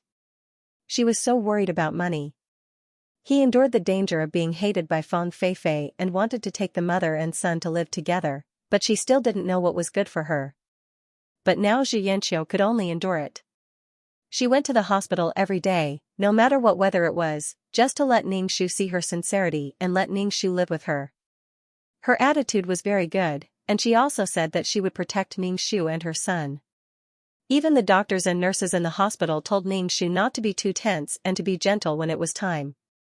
When the man was impatient, she would be the one to suffer. They told Ningxu to live a good life with Xianxia. Ningxu could only laugh at this. These people only saw Xianxia's gentleness, but they didn't see Xianxia's evil intentions. Xianxia only had Fang Feifei in his heart. Now he was so good to her just because he wanted her to take out the money. Ningxu was so annoyed by Xianxia that he didn't go to the hospital to work directly. He only went to learn military medical knowledge on the battlefield. If you like to wait in the hospital, then wait until you die. When Xianxia arrived at the hospital, she was directly told that Ningxu had resigned. Xianxia's head suddenly went blank. She was so angry that she wanted to strangle that woman in her heart. She disappeared without a word again. In the vast sea of people, Xianxia didn't know where to find her again. He still didn't know where Ningxu lived. He had lowered himself to talk to that woman, but she was still so arrogant. Xianxia was very anxious. He had no money. If he delayed it, he wouldn't even have food to eat, let alone return the money to Fang Feifei. He was afraid that Fang Feifei would break up with him. Zhu Xunyang was so hateful. Xianxia left the hospital. He wanted to take a rickshaw back, but he had no money at all. Xianxia was very poor now. Xianxia looked at the bustling streets of Shanghai and the people coming and going. She suddenly felt helpless in her heart. No matter how Xianxia looked down on Zhu Xunyang, he still relied on Zhu Xunyang in his heart. Because Zhu Xunyang tolerated him, he could treat Zhu Xunyang so unscrupulously. Because Zhu Xunyang would only tolerate him infinitely. Now without Zhu Xunyang, Xianxia's heart was blank and scared. She had the same feeling as Mother Zhu at that time. She didn't want to face the outside world. But she let Zhu Xunyang serve them like a cow. Ningxu's life was very comfortable. As for whether Xianxia was alive or dead, she didn't want to care. In fact, Ningxu felt a little uncomfortable in her heart. She wanted to end Xianxia directly at that time, but Zhu Xunyang subconsciously resisted, which made the current situation neither good nor bad. The humble and cowardly Zhu Xunyang couldn't be blamed for being bitten by dogs. If a person didn't have a bottom line and principles, they would either live a very good life, or live without self like Zhu Xunyang. Ningxu freed up more time to accompany Zhu Xiyuan. She also prepared for the preliminary work of going to the battlefield, so that she wouldn't be in a mess on the battlefield. Ningxu couldn't wait to be armed to the teeth to ensure her safety. Anything could happen on the battlefield. If something happened, her task would be a failure. Zhu Xiyuan poured a cup of tea for Ningxu, who was grinding medicinal powder. The small man held the teapot and poured tea for Ningxu. Ningxu was shocked and quickly took the teapot. It was filled with hot water. If he could not hold it and it fell to the ground, it would break. The teapot was small, but it would be a big problem if he got scalded. Ningxu placed the teapot on the table and said to Zhu Xiyuan, "Thank you, Xiyuan." Zhu Xiyuan looked at the medicinal powder. Ningxu asked, "Mother, are these things used to save people?" "Yes." Zhu Xiyuan looked at Ningxu and said, "Mother, send me to boarding school." Ningxu was stunned. "What?" Zhu Xiyuan said in a low voice, "I asked Mr. what a battlefield doctor was. Mr. said that it was a person who saved the lives of soldiers. I told Mr. that Mother was a battlefield doctor. Mr. admired Mother very much. I don't understand what Mr. means." Zhu Xiyuan looked at Ningxu. "Mother, go to the battlefield." Ningxu looked at Zhu Xiyuan strangely. Zhu Xiyuan had not been happy a while ago, but now he had thought it through. He was so reasonable. It was not like Zhu Xiyuan at all. "What's wrong with you?" Ningxu looked at Zhu Xiyuan. "Why did you suddenly become mature?" Zhu Xiyuan said, "Mr. said that what Mother does is beneficial to the country and the people." Ningxu didn't think that it was because he had suddenly thought things through. She reckoned that he had been praised by the teacher and no longer objected to Ningxu going to the battlefield. She was afraid that when she really went to the battlefield, Zhu Siyuan would cry himself to death. "Mother, I'll go to boarding school," Zhu Siyuan said to Ningxu. At this time, boarding schools already existed. The concept of boarding schools was proposed by the Song sisters. Ningxu put down the work in his hand and asked Zhu Siyuan, "Is that really what you think? Mother went to the battlefield to save people and is alone. I don't even know when Mother will come back. Can Mother not go?" Zhu Siyuan tilted his head and asked. "Of course not." Ningxu patted Zhu Siyuan's head. "Mother has to go." Ningxu felt that if he left, Zhu Siyuan would definitely cry in the boarding school. Zhu Siyuan Ningxu said, "Mother, I realized that I have things that other students don't have. The things that other students have are better than mine. These were all bought for me by Mother. In the past, Mother suffered a lot. Now that you have these things, is it because Mother wants to go to the battlefield?" Zhu Siyuan had a lot of books and even a fountain pen, but the other students might not even have a cheap brush. Ningxu looked at Zhu Siyuan in surprise. He couldn't help but hug him and said, "Siyuan, in this world, you have to give something in order to get something. Mother wants to give Siyuan a better life and become someone that Siyuan can be proud of." The battlefield changed rapidly. Ningxu didn't know when he would return from the battlefield. Ningxu could only influence Zhu Siyuan in a positive way. In the future, you can proudly tell others that your mother is a battlefield doctor who saves people. "What about father?" Zhu Siyuan asked. Ningxu was speechless for a moment. How should he answer? He thought about it and said, "When the nation is in danger, perhaps your father will become a soldier." Ningxu wasn't sure if Xianxia would still join the army. "Siyuan, do you want to see your father? Mother will take you to see him." Ningxu kept stopping Zhu Siyuan from seeing Xianxia. No matter how young a child was, he had his own judgment. Zhu Siyuan nodded. "Yes. Okay." Ningxu put on a jacket, held Zhu Siyuan's hand, and went out. They hailed a rickshaw and went to Xianxia's school. Xianxia's school environment was quite good. The students who came and went were all wearing zhongshan suits. There were also female students wearing black leather shoes and pleated skirts in 2s and 3s. They were holding books in their hands and had their hair in braids, which made Ningxu feel like she was in a different era. Because Ningxu wasn't a student of the school, he could only wait for Zhu Yanqiu at the school gate. Zhu Yanqiu was notified by the reception office that someone was looking for him. Zhu Yanqiu immediately thought of Zhu Su. Zhu Yanqiu saw Ningxu holding the child at the school gate. He was surprised and angry, but he suppressed his anger. He was afraid that she would run away. This time, he had to know her address no matter what. "Su, you're here. Siyuan is here too." Zhu Yanqiu's attitude was quite good. Ningxu nodded and looked Zhu Yanqiu up and down. Zhu Yanqiu was much thinner than before. There was a heavy gloominess between his eyebrows. Obviously, he wasn't doing well. "Knowing that you're not doing well, I feel much better. Siyuan wants to come and see you," Ningxu said calmly. It was this kind of indifferent attitude again. Zhu Yanqiu was so angry that his liver hurt. He left the hospital without saying anything. He couldn't find her at all. Shouldn't she explain to him? Zhu Yanqiu felt that the other party didn't take him seriously at all. Zhu Yanqiu sadly found that no matter how angry he was, he had to endure it. Moreover, he had to endure it for Zhu Su. How sad was that? "Siyuan, call Dad." "Don't you want to see Dad?" Ningxu asked Zhu Siyuan. There were people coming and going at the school gate now. Many students who passed by looked over when they heard this. Zhu Yanqiu's face immediately turned green. "Father," Zhu Siyuan called out in a crisp voice. Zhu Yanqiu glared at Ningxu fiercely. This person was doing it on purpose. He wanted to spread the news that he had a family everywhere. "Call uncle." Zhu Yanqiu deliberately raised his voice. Obviously, he said it for others to hear. Zhu Siyuan was dumbfounded. He turned to look at Ningxu. Ningxu had a smile on his face. Zhu Yanqiu was really a coward. He was the most cowardly man she had ever seen. He was afraid of being laughed at and wanted to make them disappear from this world. "Let's go home first." Zhu Yanqiu wanted to. Take Ningshu and Zhu Siyuan back to where he lived.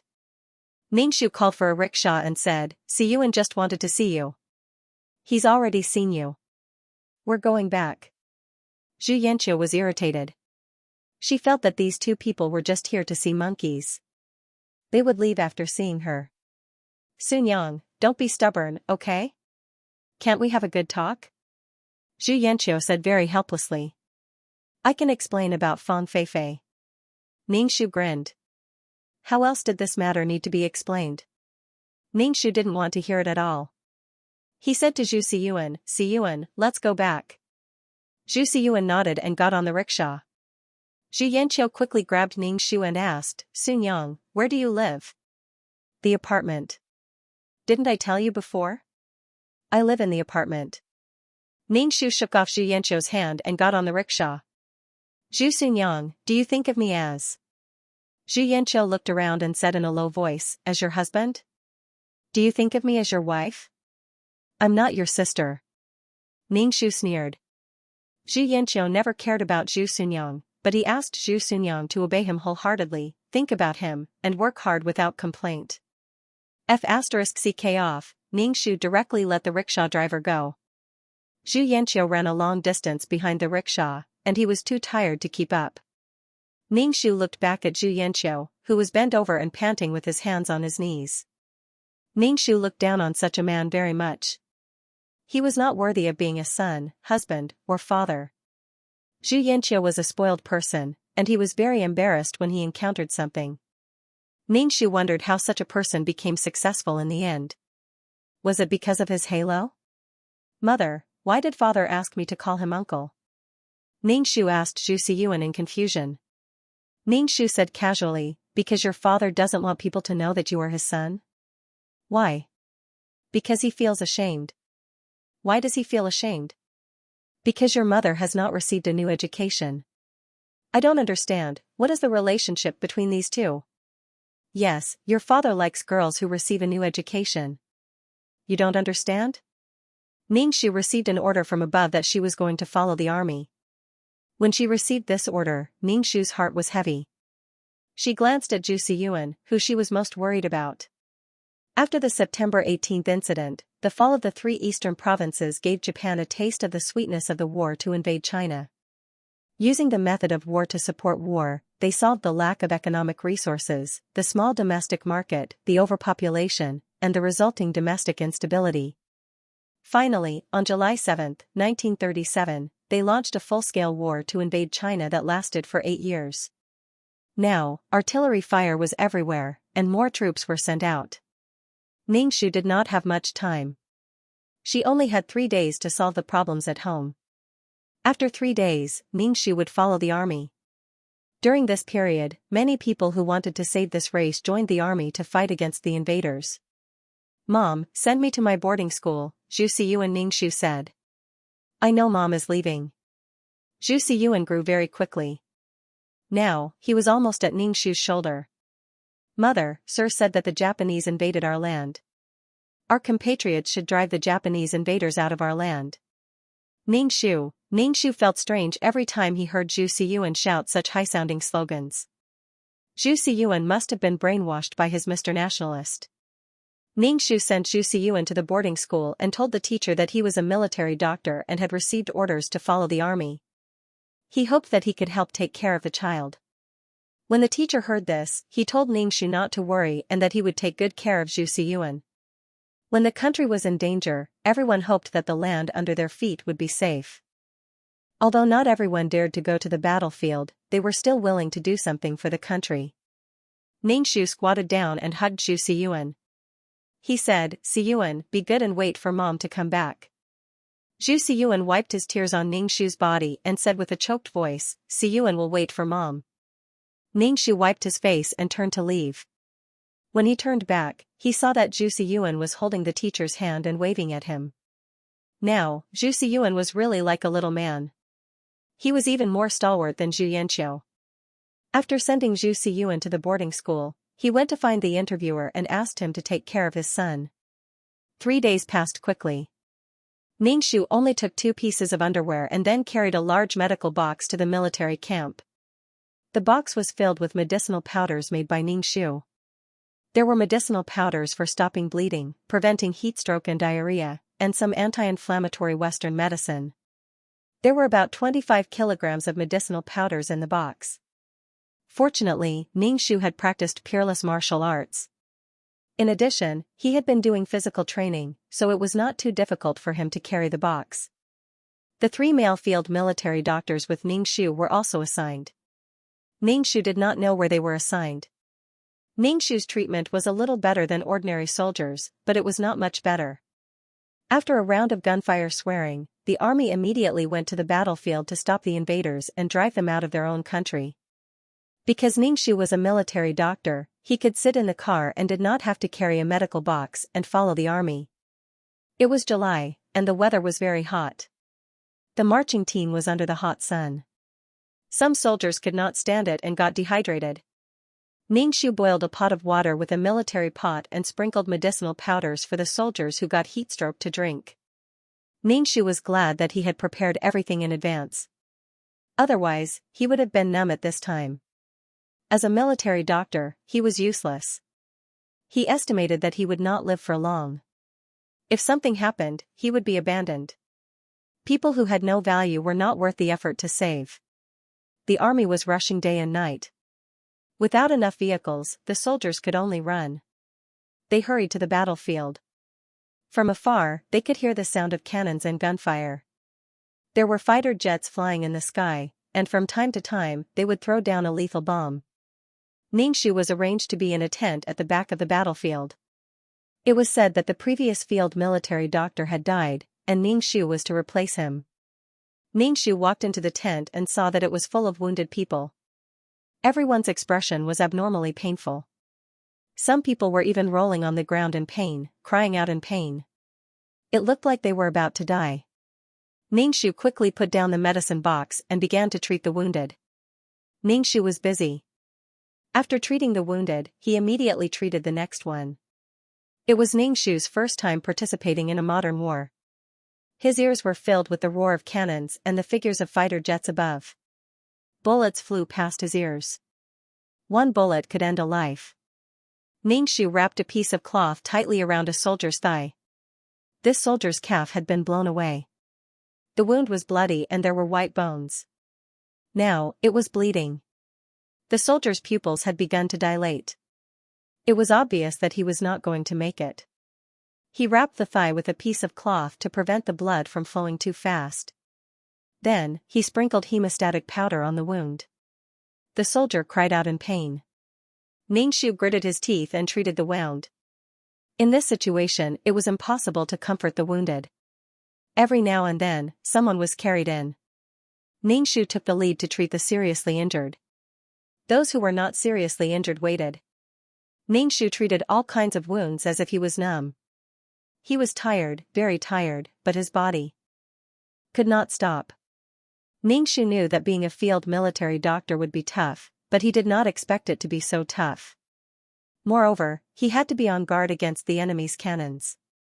Every time a cannonball was dropped, Xianxia felt that his ears were going deaf. The ground below shook violently. After the airdrop was over, Xianxia got up from the ground and continued to treat the wounded soldiers. Xianxia felt that his hands were useless. He did not know when he could stop.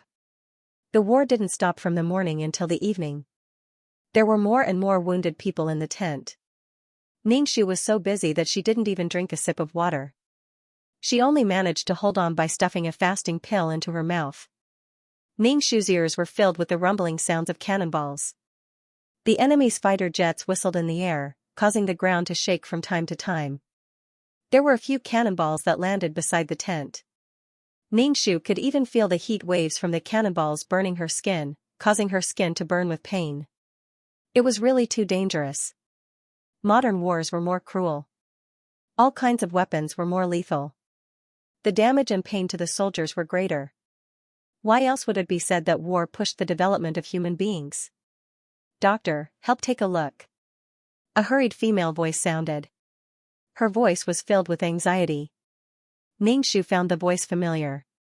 He turned around and saw Fang Feifei in a military uniform with a camera hanging on her chest. Fang Feifei was supporting an injured person. Ningxu looked at the soldier and grinned. It was Xianxia. Xianxia's shoulder was bleeding. Obviously, she was shot.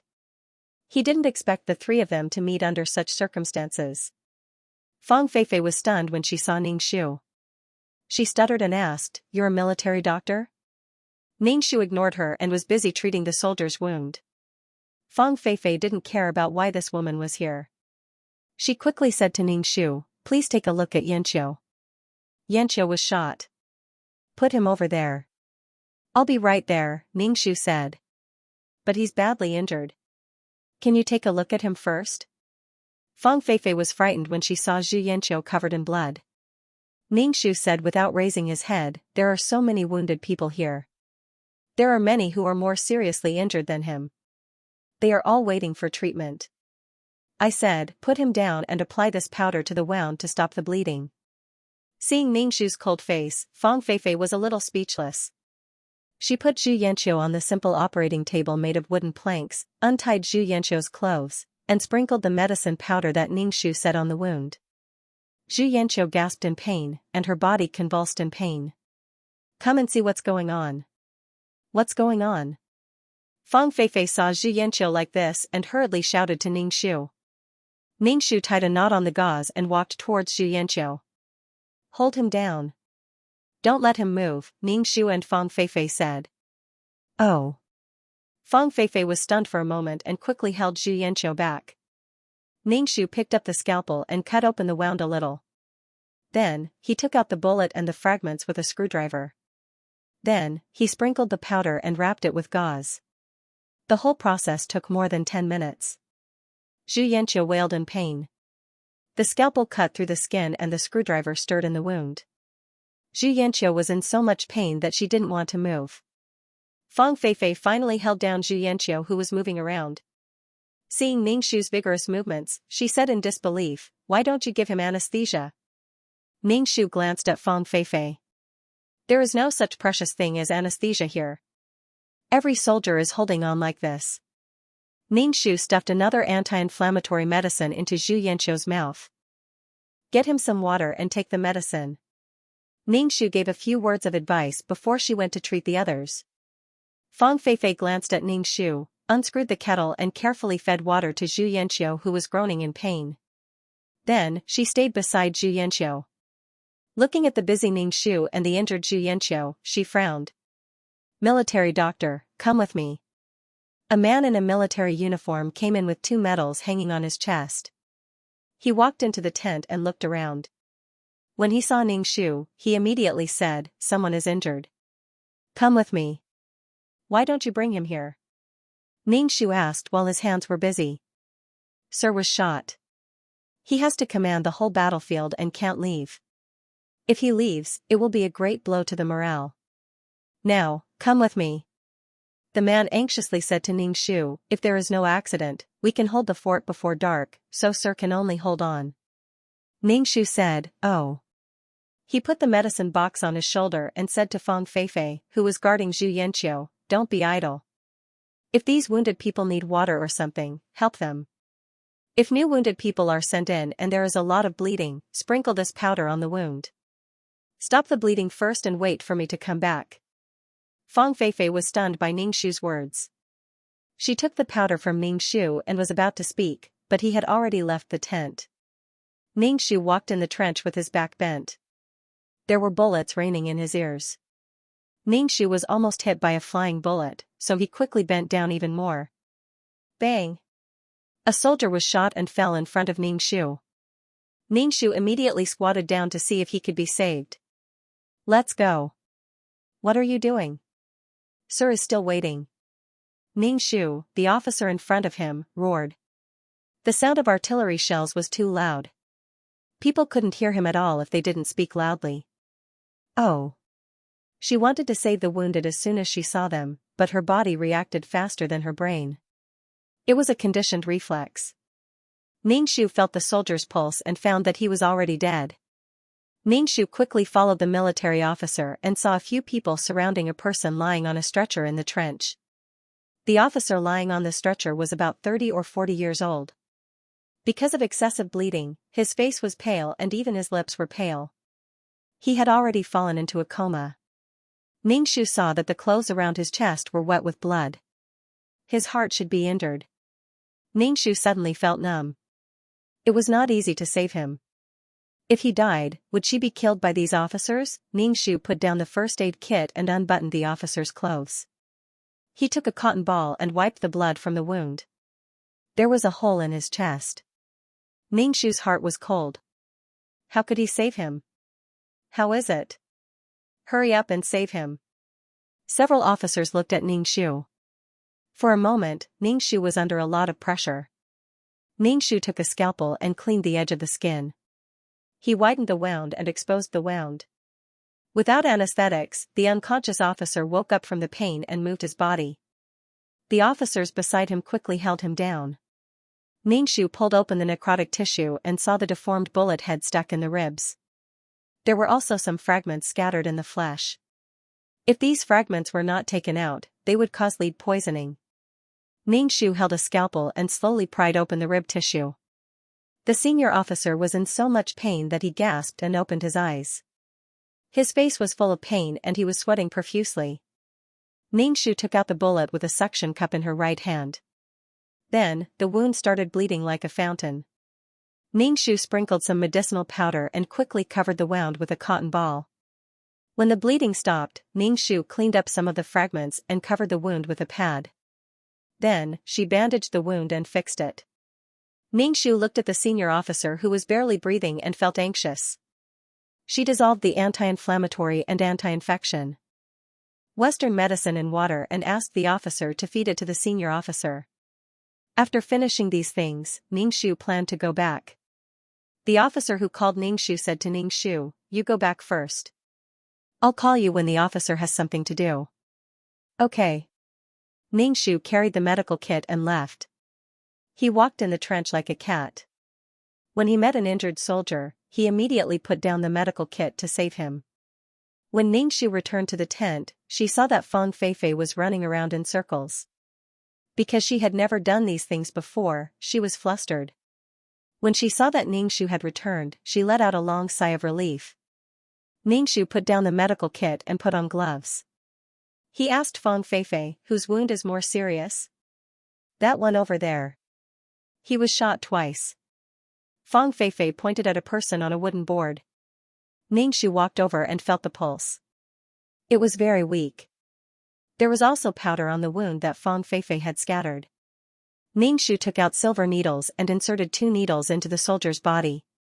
Then he began to treat the wound. Fang Feifei looked at Ningxu in a daze. She felt that the person in front of her was not the illiterate Zhu Sunyang that Zhu Yanqiu said. How could he treat the wound so calmly, be the child bride that Zhu Yanqiu said didn't know anything? It was already dark. Ningxu couldn't see when he was treating the wound. Besides, after a busy day, his eyes couldn't take it anymore. It was very strenuous to hold the scalpel and bend over. "Bring me the lamp over there." "I can't see," Ningxu said to Fang Feifei who was standing there. "Oh, okay." Fang Feifei brought the oil lamp over and put it in front of Ningxu. Ningxu could barely see. The sound of artillery fire gradually decreased. The gunshots were not as intense as before. Ningxu knew that today's battle was over. After suturing the wound, Ningxu stretched and let out a long sigh. It was so tiring. After the battle ended, many more wounded were carried over. Ningxu hastened the treatment.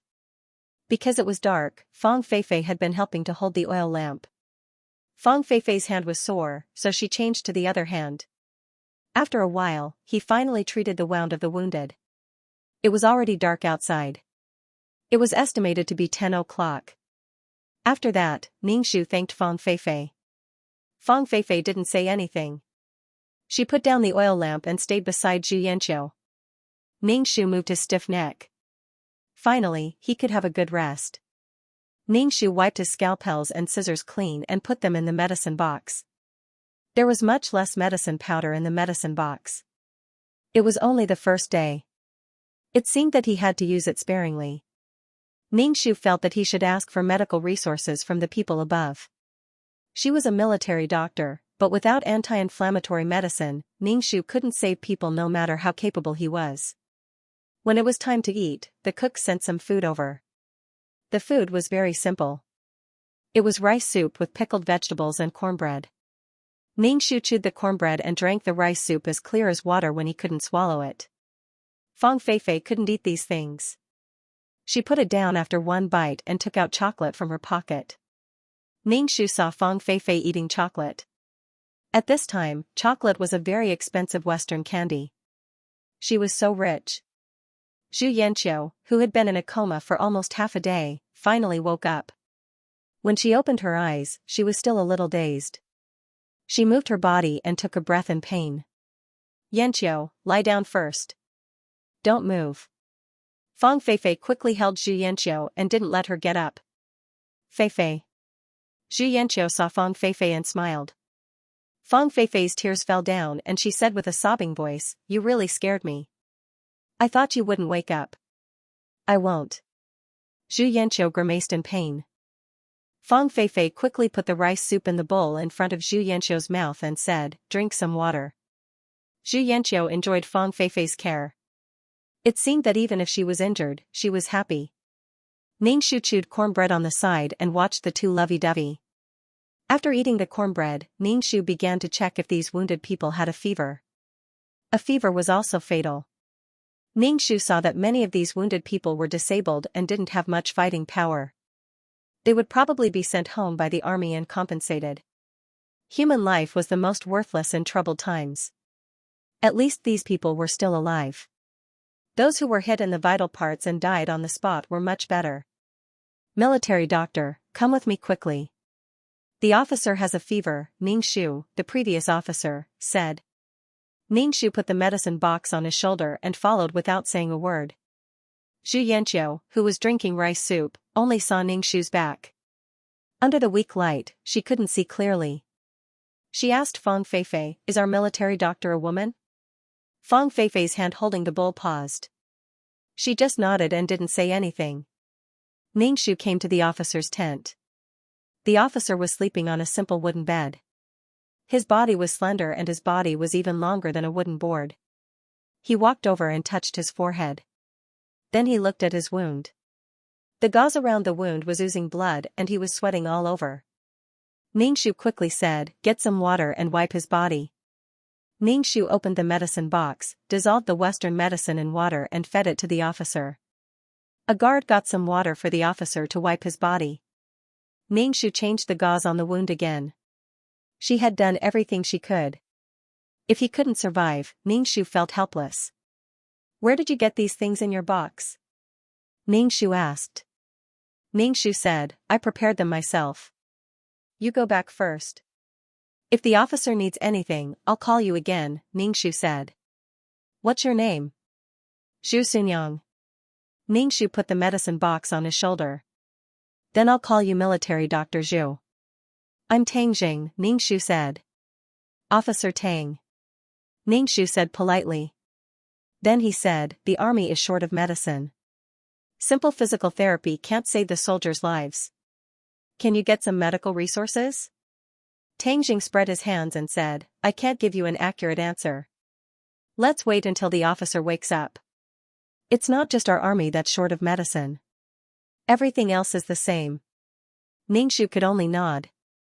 During the war, not only were medical resources scarce, but food was also scarce.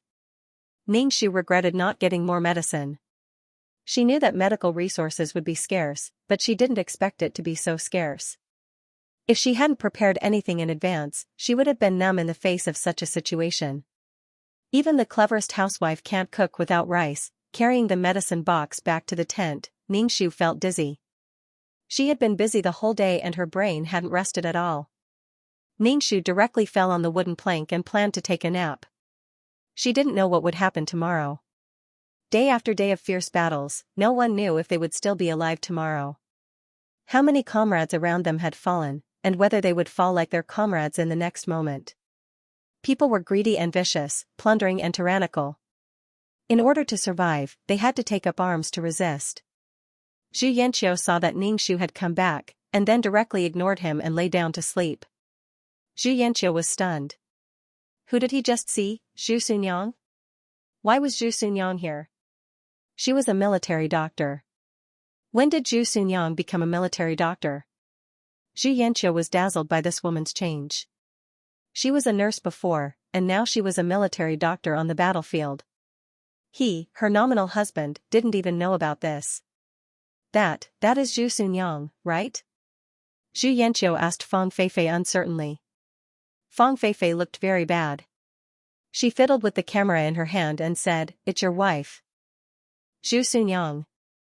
Xianxia quickly said, "I have never admitted that Zhu Xunyang is my wife." Don't be angry. Fang Feifei looked up at Xianxia and said, "Zhu Xunyang has become a military doctor now, and maybe she came to the army for you. Aren't you touched?" Xianxia shook his head and said, "I'm not touched. I'm touched that when I told you that I was going to the battlefield, you followed me to the battlefield without hesitation." "Zhu Xunyang has nothing to do with me," Xianxia said expressionlessly. He remembered all the things that Zhu Xunyang had done to him. He didn't want to spend the rest of his life with such a person. Fang Feifei didn't believe it. "Do you really think so? Don't you have a child?" Speaking of the child, Xianxia sighed. That child grew up with his mother. He doesn't have a father in his heart. He was influenced by Zhu Xunyang, so he has a grudge against me. Fang Feifei frowned and could only sigh. She said, "I think Zhu Xunyang came to be a military doctor for you this time. She probably wants to reconcile with you." "Absolutely impossible. It's impossible. I don't like Zhu Xunyang," Xianxia said firmly. The next day, Ningxu was awakened by a gunshot. With this gunshot, the sound of artillery fire rang out. The battle began again. Ningxu drank a glass of water, stuffed a fasting pill into his mouth, put on gloves, and started a new day's work. Before any new wounded were brought in, Ningxu checked the condition of the wounded. If they had a fever, he would give them medicine or change the gauze. "Zhu Xunyang. Even if you followed me here, it's impossible for us," Xianxia said to Ningxu. Ningxu was changing the gauze for the wounded person next to Xianxia. When she heard this, she was stunned for a moment. Her face was full of confusion. Wasn't he feeling too good about himself? At this time, a wounded person was carried in. Ningxu ignored Xianxia and started treating the wounded person. This kind of disregard made Xianxia so angry that his wound hurt. Xianxia covered his wound. Seeing Ningxu skillfully treating the soldier's wound, Xianxia was a little confused. Was this still the Zhu Xunyang in his memory? Zhu Xunyang was cautious and submissive, like a wooden puppet. The way she spoke was also unpleasant. At first glance, one could tell that she didn't know much. So Xianxia didn't like Zhu Xunyang so much. Even if the two of them consummated their marriage, it was probably because Xianxia was in puberty. His hormones were restless and he had a strong attraction to the opposite sex. In addition, he could have consummated his marriage with Zhu Xunyang openly. Xianxia ignored Zhu Xunyang, but this weed that he ignored actually bloomed a gorgeous flower now. Xianxia was a little unhappy in his heart. He was lying here injured, but Zhu Xunyang was holding a scalpel and skillfully treating people's wounds. This change of identity made Xianxia feel very uncomfortable. Moreover, he was saved by Zhu Xunyang. He felt ashamed in his heart. The reason why he joined the army was also because of Zhu Xunyang. On one hand, he wanted to make contributions on the battlefield. On the other hand, he wanted to get out of trouble. Because of Zhu Xunyang, he was gossiped about in school. So many classmates said that he was married and even had children. It was obviously the best time for a man, but he was already a husband and a father. Fang Feifei ignored him because of this. Moreover, he had no money on him. He didn't even have the money to rent a house and eat. Coincidentally, the war broke out at this time, so Xianxia decided to join the army. Xianxia went to see Fang Feifei and said that he was going to the battlefield. Maybe they wouldn't see each other again in this life. Xianxia hugged Fang Feifei and said, "I love you in this life. You will always be in my heart." Fang Feifei was held in Xianxia's arms. She felt that Xianxia's body was trembling. It seemed that Xianxia was holding back all his feelings. At this moment, Fang Feifei felt Zhu Yanqiu's sincere feelings. Fang Feifei liked Zhu Yanqiu in her heart, but she was angry that Zhu Yanqiu lied to her. She felt as if she was a part of someone else's family. She was very uncomfortable in her heart. However, Fang Feifei was moved by Zhu Yanqiu's deep feelings. Thinking that Zhu Yanqiu was going to the battlefield, which was very dangerous, maybe they would be separated by life and death without her knowing. Thinking that she wouldn't be able to see Zhu Yanqiu in the future, Fang Feifei felt warm in her heart and made a decision. Rather than being separated, it was better to go to the battlefield together. At least they could still see each other. Zhu Yanqiu became a soldier, and Fang Feifei became a war reporter. The two went to the battlefield together. If nothing went wrong, the two would write a touching war song. However, Zhu Yanqiu felt that something was wrong when he went to the battlefield for the first time. There was something wrong with his index finger.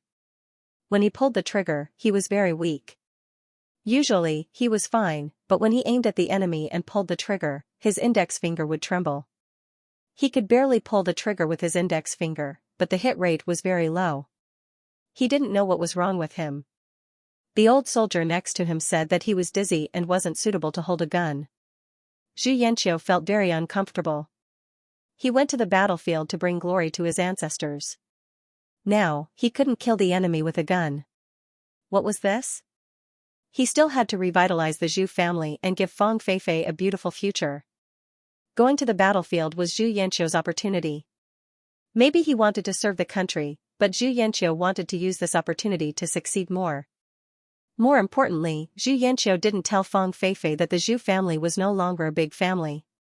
From the beginning to the end, Fang Feifei thought that Zhu Yanqiu was a young master of a big family. A young master of a big family was going to the battlefield to save the country, and it was because of her. This was enough to make this man stand tall in a woman's heart.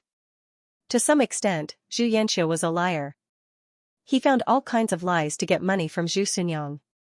He hid from Fang Feifei that he had a family, a wife and a child, and he was dating Fang Feifei. He didn't reveal any clues from the beginning to the end. Even now, Zhu Yanqiu still hid something from Fang Feifei. Zhu Yanqiu was afraid that Fang Feifei would leave him because of family conditions, so he wanted to fight for a future on the battlefield. Even if Fang Feifei knew the truth, she wouldn't leave him easily. Zhu Yanqiu lied to two women at the same time. He lied to Zhu Sunyang out of malice. He took money from Zhu Sunyang and lied to Fang Feifei out of kindness. He tried every means to keep Fang Feifei by his side because he loved Fang Feifei. But now he couldn't hold a gun. He was injured on the first day on the battlefield and was saved by Zhu Sunyang. Zhu Yanqiu felt complicated. He felt that God was really unfair. He didn't have any place to stand out.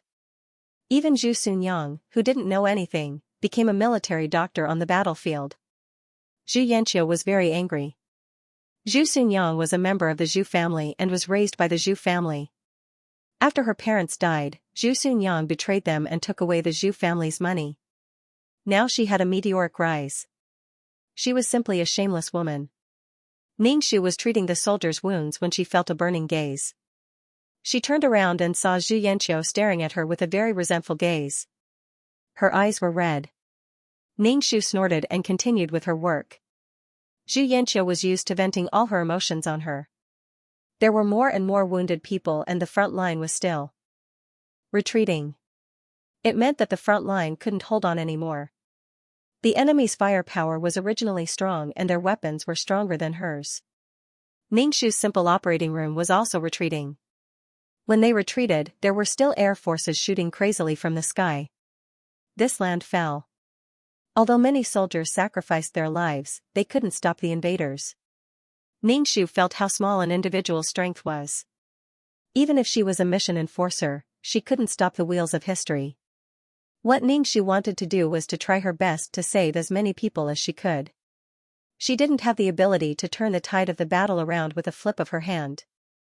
Ningxu opened the box and saw that there wasn't much powder left, but there were more and more wounded people. Ningxu was very anxious. If this continued, the powder would be gone sooner or later. She had to think of a way to tell the higher-ups. The higher-ups kept saying that resources were tight, but too many soldiers had died. It was her responsibility as a military doctor. Ningxu had many things to worry about every day. As long as a soldier's heart did not stop beating, she had to do her best to save them. Ningxu really wanted to have a helper by his side. He had to do everything by himself, and he also needed her to do some trivial things. Ningxu told Tangjing that he could look for him if he needed anything. As long as it was something beneficial to the military, he would do his best to fight for it. Ningxu told Tangjing that he needed an assistant to bandage the warrior's wounds. Not long after, Tangjing brought a young lady over. The young lady looked young, about 15 or 16 years old. Her name was Xiaotong. Later, when Ningxu became familiar with the girl, he found out that the girl had been raped by a Japanese devil. Moreover, it was not a Japanese devil. Fortunately, she was saved by someone. Ningxu taught the little girl how to wrap the bandage. She taught the little girl some basic knowledge, so Xiaotong usually called Ningxu master. Ningxu saw her like this and taught her everything he knew. Now was the time when the country was in trouble. Even if one person's strength was small, it was still huge when accumulated. With a helper, Ningxu's work was much easier. Some trivial things were left to Xiaotong to handle. During this time, Fang Feifei was already a slightly famous war reporter. Many newspapers used her photos of the battlefield. However, Xianxia did not have much progress. Because she was injured, she had to recuperate for a long time. Every day, she looked at Ningxu's busy face. When she heard the people in the military call Ningxu military Dr. Zhu and seemed to respect her, Xianxia felt as if there were countless ants gnawing at her heart. He really wanted to tell these people that this woman was not worthy of respect at all. She was just a woman who had been sold as a servant since she was young. From the beginning to the end, this woman ignored him and treated him as heir. Fang Feifei was busy taking photos every day. She only came to take care of him after the war was over. When Zhu Yanqiu saw Ningxu, he was anxious. When he saw Fang Feifei, he was also anxious. Because Fang Feifei had already left in front of him. He had nothing now and was afraid that Fang Feifei would leave him. However, he was injured. Zhu Yanqiu pursed his lips and made up his mind to go to the battlefield. If this continued, Zhu Xunyang would be more capable than him. Fang Feifei came back with a camera and asked Zhu Yanqiu, who looked gloomy, "Does the wound still hurt?" Zhu Yanqiu put away the loneliness on her face and reached out to wipe Fang Feifei's face. Her face was covered with dirt. She said, "It's good that you're okay. I'm worried about you all the time." "I'm fine." Fang Feifei gathered the camera and said, "I took a lot of photos again. These photos are evidence of the invaders invading our country."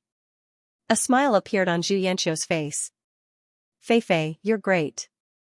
Fang Feifei smiled sweetly at Zhu Yanqiu and then glanced at Ningxu, who was busy treating the soldier's wound. Fang Feifei's eyes flashed when she saw him treating the soldier's wound and telling Xiaotong what to do with a solemn expression. Ningxu basically had to work until midnight with the help of Xiaotong. Xiaotong was a quiet child. Perhaps it was because she had suffered a serious injury at a young age that made her feel inferior. She was very active in doing things. Usually, she would pour tea for Ningxu. Ningxu had fasting pills himself. If he was really hungry, he would eat fasting pills and give half of his food to Xiaotong. A military doctor was a job that required a lot of physical strength. If one did not have enough physical strength, it would not work. Ningxu's actions made Zhu Yanqiu so angry that she wanted to die. He was Zhu Xunyang's husband. Although he couldn't be considered her husband, he should at least be her eldest young master. Ningxu usually ignored him and didn't give him anything to eat. She treated an outsider better than him. Zhu Yanqiu wanted to get angry at Ningxu, but considering his own body, he still needed Ningxu to take care of his wound. No one could offend a doctor. No one could guarantee that they would not be injured on the battlefield. Ningxu saw Zhu Yanqiu looking at him with red eyes and a constipated expression. Ningxu was speechless. He turned around and said to Xiaotong, "Sleep for a while. There are more things to do tomorrow." Xiaotong nodded. Ningxu asked, "Master, do you want me to get some water for you to wash?" Ningxu waved his hand. "Rest. You don't have to do these things." In this situation, how could she care about whether her body was clean or not? Ningxu could even smell the sweat on her body. She only needed to ensure that her hands were clean. She just had to endure the rest. After a busy day, Ningxu planned to rest. Fang Feifei came over and said to Ningxu, "Zhu. Dr. Zhu, I have something to say to you. Can we talk outside?" Ningxu refused. "Sorry, I feel very tired. I want to rest. Every day was hard." Why did they talk in the middle of the night instead of resting? Ningxu said that he didn't have the time. Fang Feifei looked a little bad and said, "It won't take up much of your time. Let's talk about it and everyone will feel comfortable. I want to talk about Xianxia." Ningxu rubbed his eyebrows, got up from the wooden board and walked out of the tent with Fang Feifei. It was already late at night and the sky was full of bright stars. There were footsteps not far away. Obviously, soldiers were patrolling. Ningxu didn't mind being dirty. He sat directly on the ground, supported his chin with his hand and asked, "What do you want to say?" Fang Feifei sat next to Ningxu and said directly, "I won't give up on Xianxia. We have the same ambition. We can talk about any topic. It's not easy to meet such a person in one's life.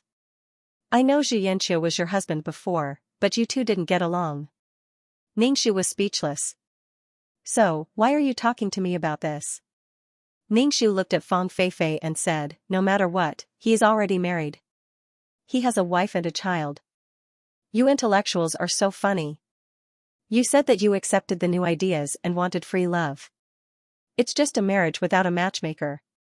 What do you mean by releasing human nature? As long as it's love, there will be a legitimate name. Women in this era had no guarantee at all. At least in ancient times, the patriarchal ethics attached great importance to marriage. Marriage was the foundation of etiquette. There was also the three no's on the surface." Fang Feifei's face was a little dark and said, "What kind of old-fashioned thinking is this?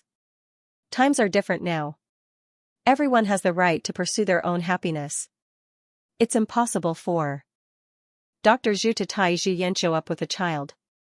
Once the child grows up, he will have his own life. But what about the parents? Will they force the two to be together for the sake of the child? A person's life is very long. Spending decades with someone you don't like is a waste of your own life. This is irresponsible for your own life. What's the point of having to spend your whole life with someone you can't communicate with?" Ningxu was speechless. It made sense. Ningxu found that he couldn't refute it at all. But the root of the problem was that Zhu Yanqiu didn't even recognize his wife and son. He only knew how to exploit Zhu Sunyang. Even if they had to separate, Zhu Yanqiu had to compensate Zhu Sunyang. Otherwise, no one would have a good life. You two love each other sweetly, and in the end, you'll be successful and famous. You'll stand at the top and be admired by others. What's Zhu Sunyang's sacrifice worth? There was nothing in this world that could be taken for granted.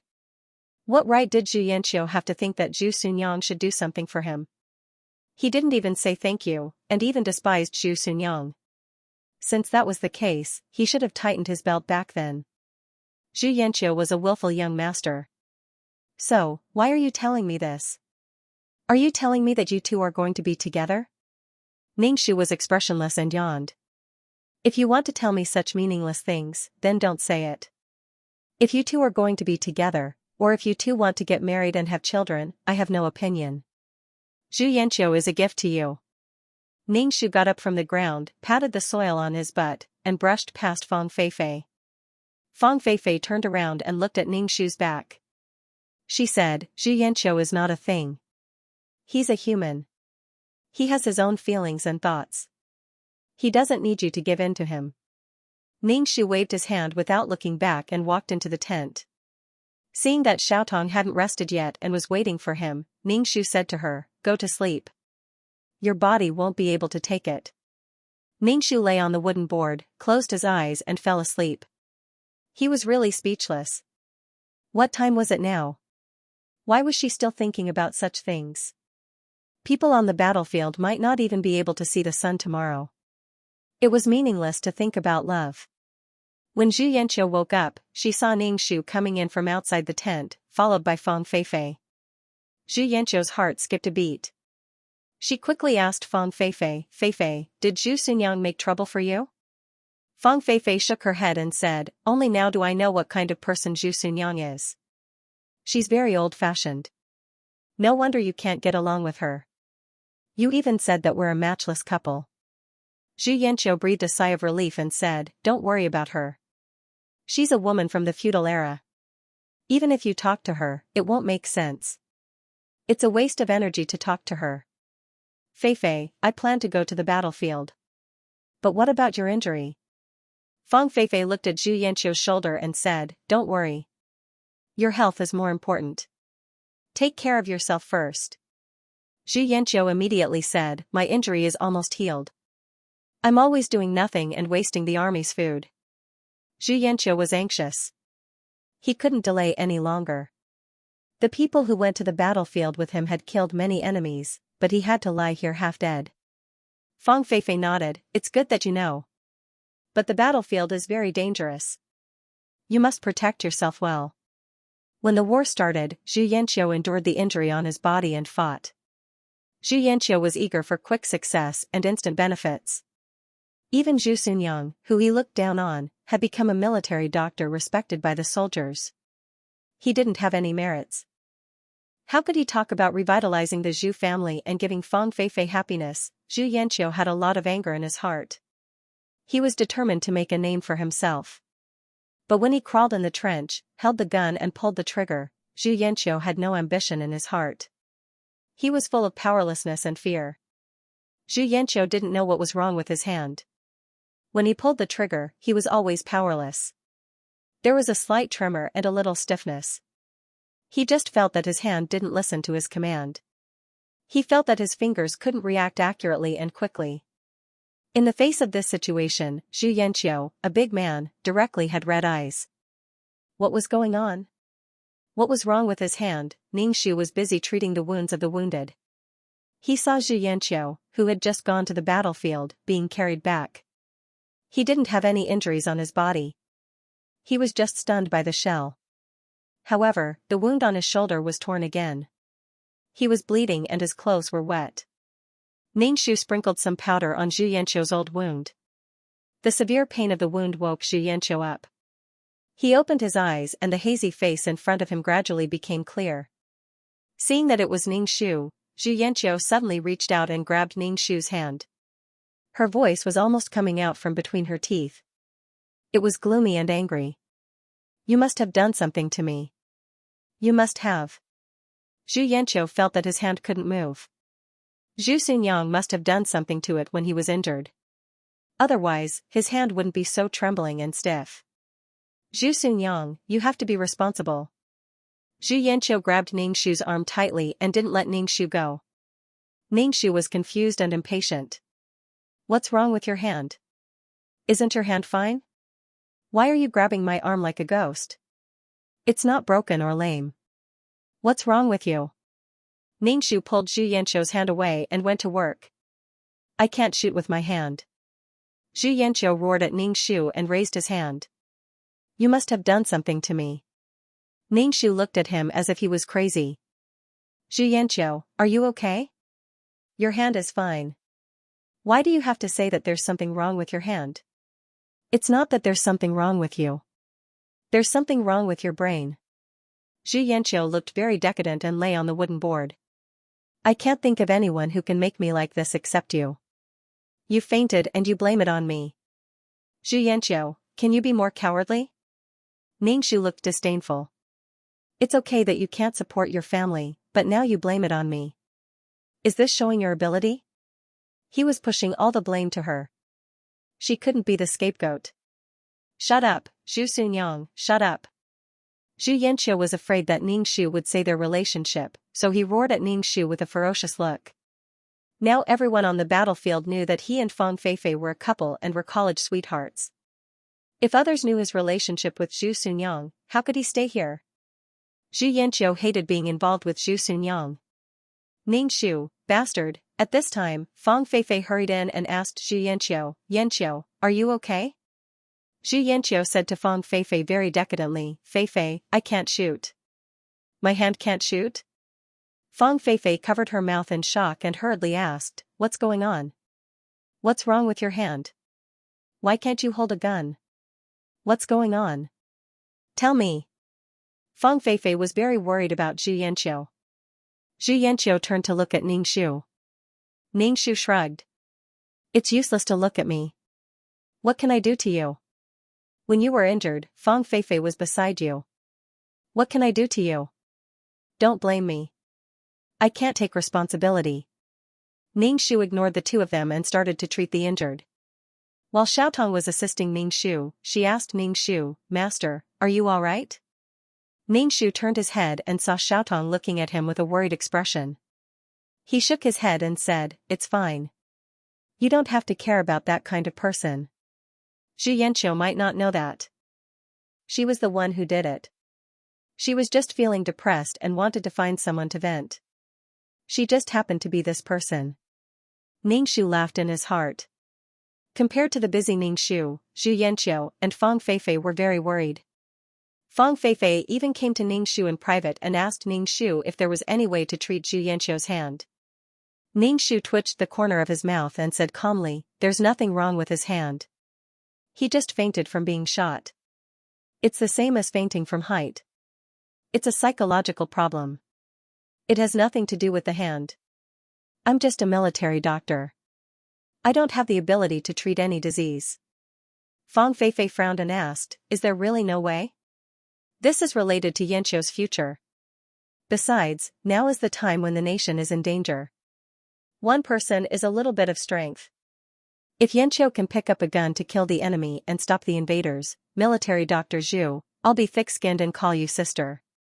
At this time, we should put down our personal grudges. In the face of right and wrong, when the nation is in trouble, we can put our personal grudges aside." Ningxu was speechless. Ningxu was very impatient. Fang Feifei always stood at the top of morality and asked her for righteousness. It was as if she was the only one who had read books and the others were ignorant. She just wanted her to treat Zhu Yanqiu's hand. If it were someone else, Fang Feifei would not care at all. There were so many people in the team.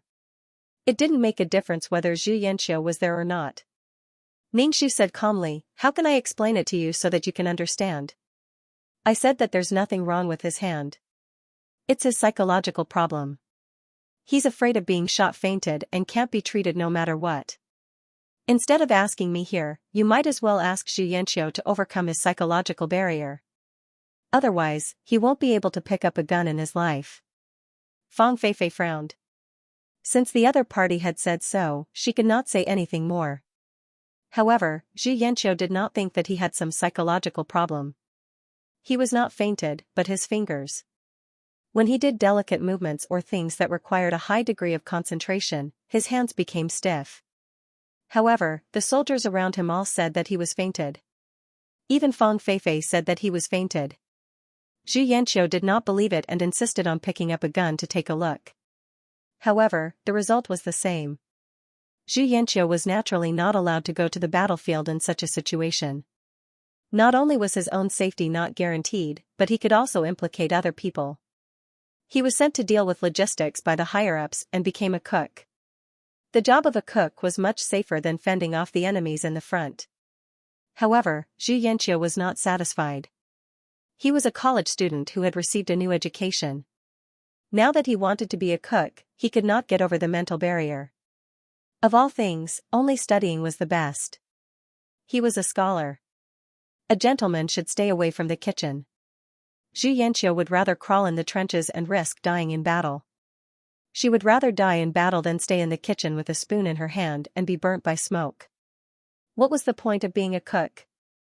Zhu Yanqiu wanted to bring glory to his ancestors. Ningxu saw Zhu Yanqiu wearing an apron and bringing food with a dark face. Ningxu laughed in his heart. He did not show it on his face. However, Zhu Yanqiu brought her very little food. Obviously, he was taking revenge on her. Zhu Yanqiu sneered at Ningxu and then walked away proudly. Ningxu pursed her lips. "How shameless! Master, why don't you eat mine?" Xiaotong sent her share to Ningxu. Ningxu waved his hand. "You keep it. You don't have to give it to me. I have enough. Ningshu ate pickled vegetables and cornbread. He sighed in his heart that the gap between people was so big. Xianxia fried an egg for Fang Feifei and tried to find a way to give Fang Feifei something to eat. However, when it came to her, she still wanted to deduct her rations. Dr. Zhu, I want to talk to you. Fang Feifei walked into the tent and said to Ningshu. Her tone was not very good. At this moment, the sharp sound of the Air Force dropping bombs sounded in the sky. Ningshu immediately shouted, "Get down." Then, he pressed Xiaotong down. Fang Feifei also crawled on the ground the moment Ningshu told her to get down. As a war reporter, she ran around the battlefield every day to take photos. She had to protect herself. Boom. The bomb landed on the ground. Even if Ningshu covered his ears, he instantly felt that his ears could not hear. His heart was hurt by the huge sound waves. A few more cannonballs landed one after another, causing the earth to shake. The simple tents were overturned by the huge heat wave. Some of the wounded in the tents were directly killed by the cannonballs that landed nearby. Ningshu raised her head and looked at the dead wounded. These were the people she had spent a lot of effort to save. With one cannonball, all her efforts were in vain. The Air Force hovered in the sky for a while and then roared away. Although Ning Kong's bomb was not very accurate, it could cause damage to buildings and targets. All kinds of heat radiation and radiation were also a kind of huge damage to the human body.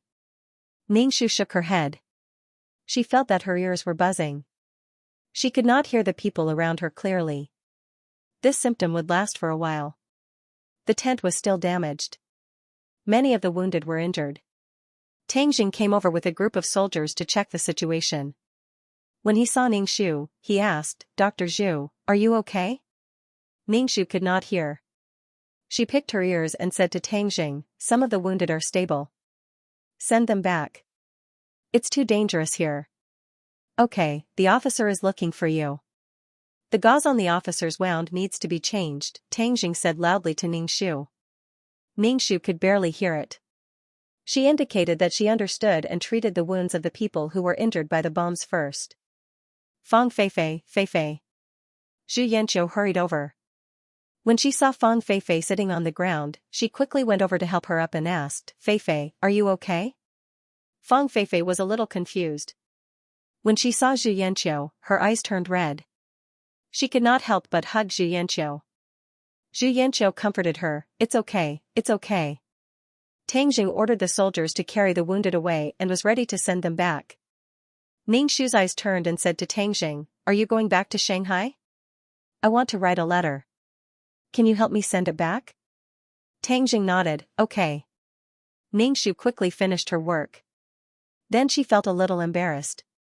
She did not have a letter paper or a pen. Tangjing gave Ningshu a pen and took the letter from the guard next to him. Ningshu. "Thank you, Officer Tang." Ningshu took the letter and wiped the dust off the wooden board. He placed the letter on the wooden board and began to think about how to write to Zhu Siyuan. In the letter, Ningshu mentioned that she was very busy and had saved many people. She told Zhu Siyuan that she was protecting the country no matter how much pain these soldiers had suffered. She also told Zhu Siyuan not to worry about her. After she finished writing the letter, Ningshu felt as though she had been cut off from the world for a lifetime. She had been saving people at the front lines all day, and after she woke up, she would save people. She had no idea how much time had passed.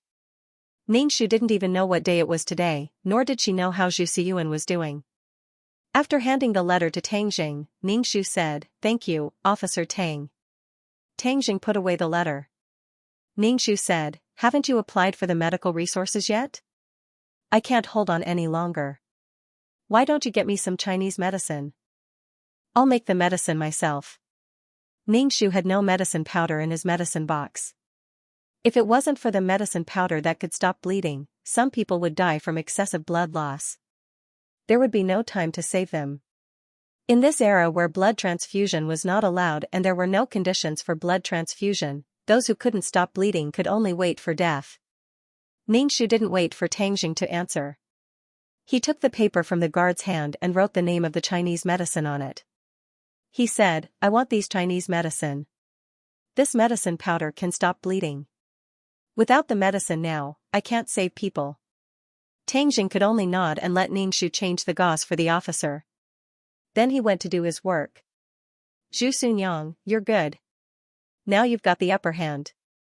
I didn't know you had this ability before. Zhu Yanqiu looked at Ningxu talking to Tang Jing and his heart was burning. He was just a small fry now, but Zhu Sunyang could talk to Tang Jing. Who was Tang Jing? He was the person next to the highest commander of this army. Ningxu turned his head and saw Zhu Yanqiu supporting Fang Feifei. He looked at him with disdain, and his tone was sour as if he had drunk 2 bottles of vinegar.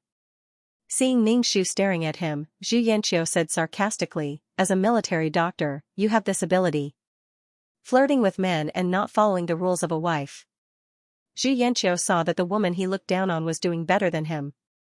A person who didn't know anything couldn't change her humble past. A woman who was sold as a servant. At this time, Zhu Yanqiu completely forgot the new ideas he had accepted. Equality, freedom, and universal love were all nonsense. Ningxu looked at Zhu Yanqiu coldly. Did you eat shit? Is your mouth full of shit? I'm not following the rules of a wife. Tell me who my husband is. Ningxu looked at Zhu Yanqiu with disdain. If you have the ability, tell me who my husband is. You. Zhu Yanqiu looked left and right. In the end, she didn't dare to say her relationship with Ningxu. Humph, look at her cowardly and incompetent appearance. She has no guts. Facing Ningxu's disdainful eyes, Zhu Yanqiu was angry. She gritted her teeth and didn't say anything. Ningxu didn't bother to pay attention to Zhu Yanqiu.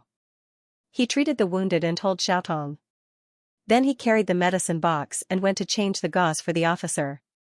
Ningxu felt that the officer of this army was very powerful. He was only in his 30s, but he could lead the army to fight against the enemy. At least Zhu Yanqiu didn't have such achievements at this age. This officer might have someone behind him, or he had a proud background. Ningxu walked into the room with the medicine box. He saw that the officer was looking at a map. His face didn't look good.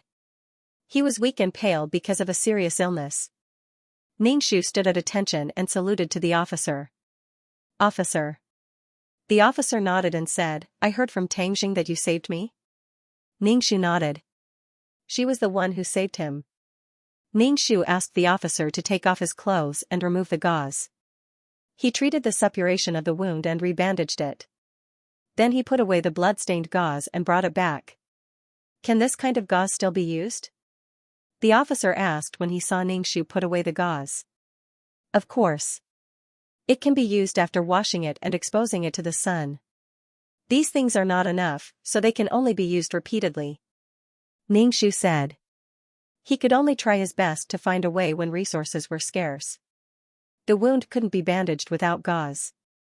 The officer sighed. You are good. Although you are a woman, I heard from Tang Jing that you saved a lot of people. When the war is over, I will give you a 3rd-class military merit.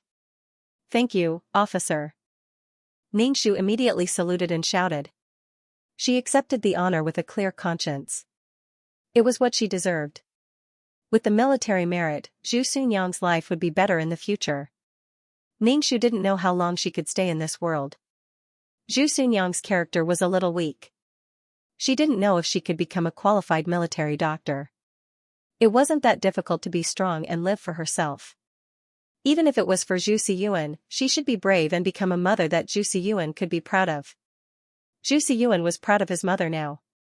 A few days later, Tang Jing came over to give Ningxu a letter and some Chinese herbs. Ningxu opened the letter. It was a letter from Zhu Siyuan. It was filled with worry and pride for Ningxu. He said that he had shown the letter to his teacher and classmates. They were all praising his mother for being a great hero. In the end, he asked Ningxu to take good care of him. He said that he would grow up quickly and fight the Japanese on the battlefield. When Ningxu saw the letter, he felt that Zhu Siyuan had grown up a lot. Ningxu kept the letter and started to process the Chinese herbs. He told Xiaotong how to process them. Now, Ningxu and Xiaotong had another task, which was to process the herbs. They had less time to sleep. Ningxu would let Xiaotong rest. She had cultivated peerless martial arts, so her body could take it. However, the little girl Xiaotong could not take it. Fortunately, with the support of the Chinese herbs, Ningxiu and Xiaotong's treatment process became more relaxed. Tangjing found Ningxiu and said that he wanted to mass-produce the prescription in Ningxiu's hands. This time, Tangjing went back and found out that the other troops had suffered heavy losses. Many of the wounded died before they could be treated. Although human lives were worthless in troubled times, the death count was still shocking. There were too many soldiers who died, and it was a blow to the morale of the entire country.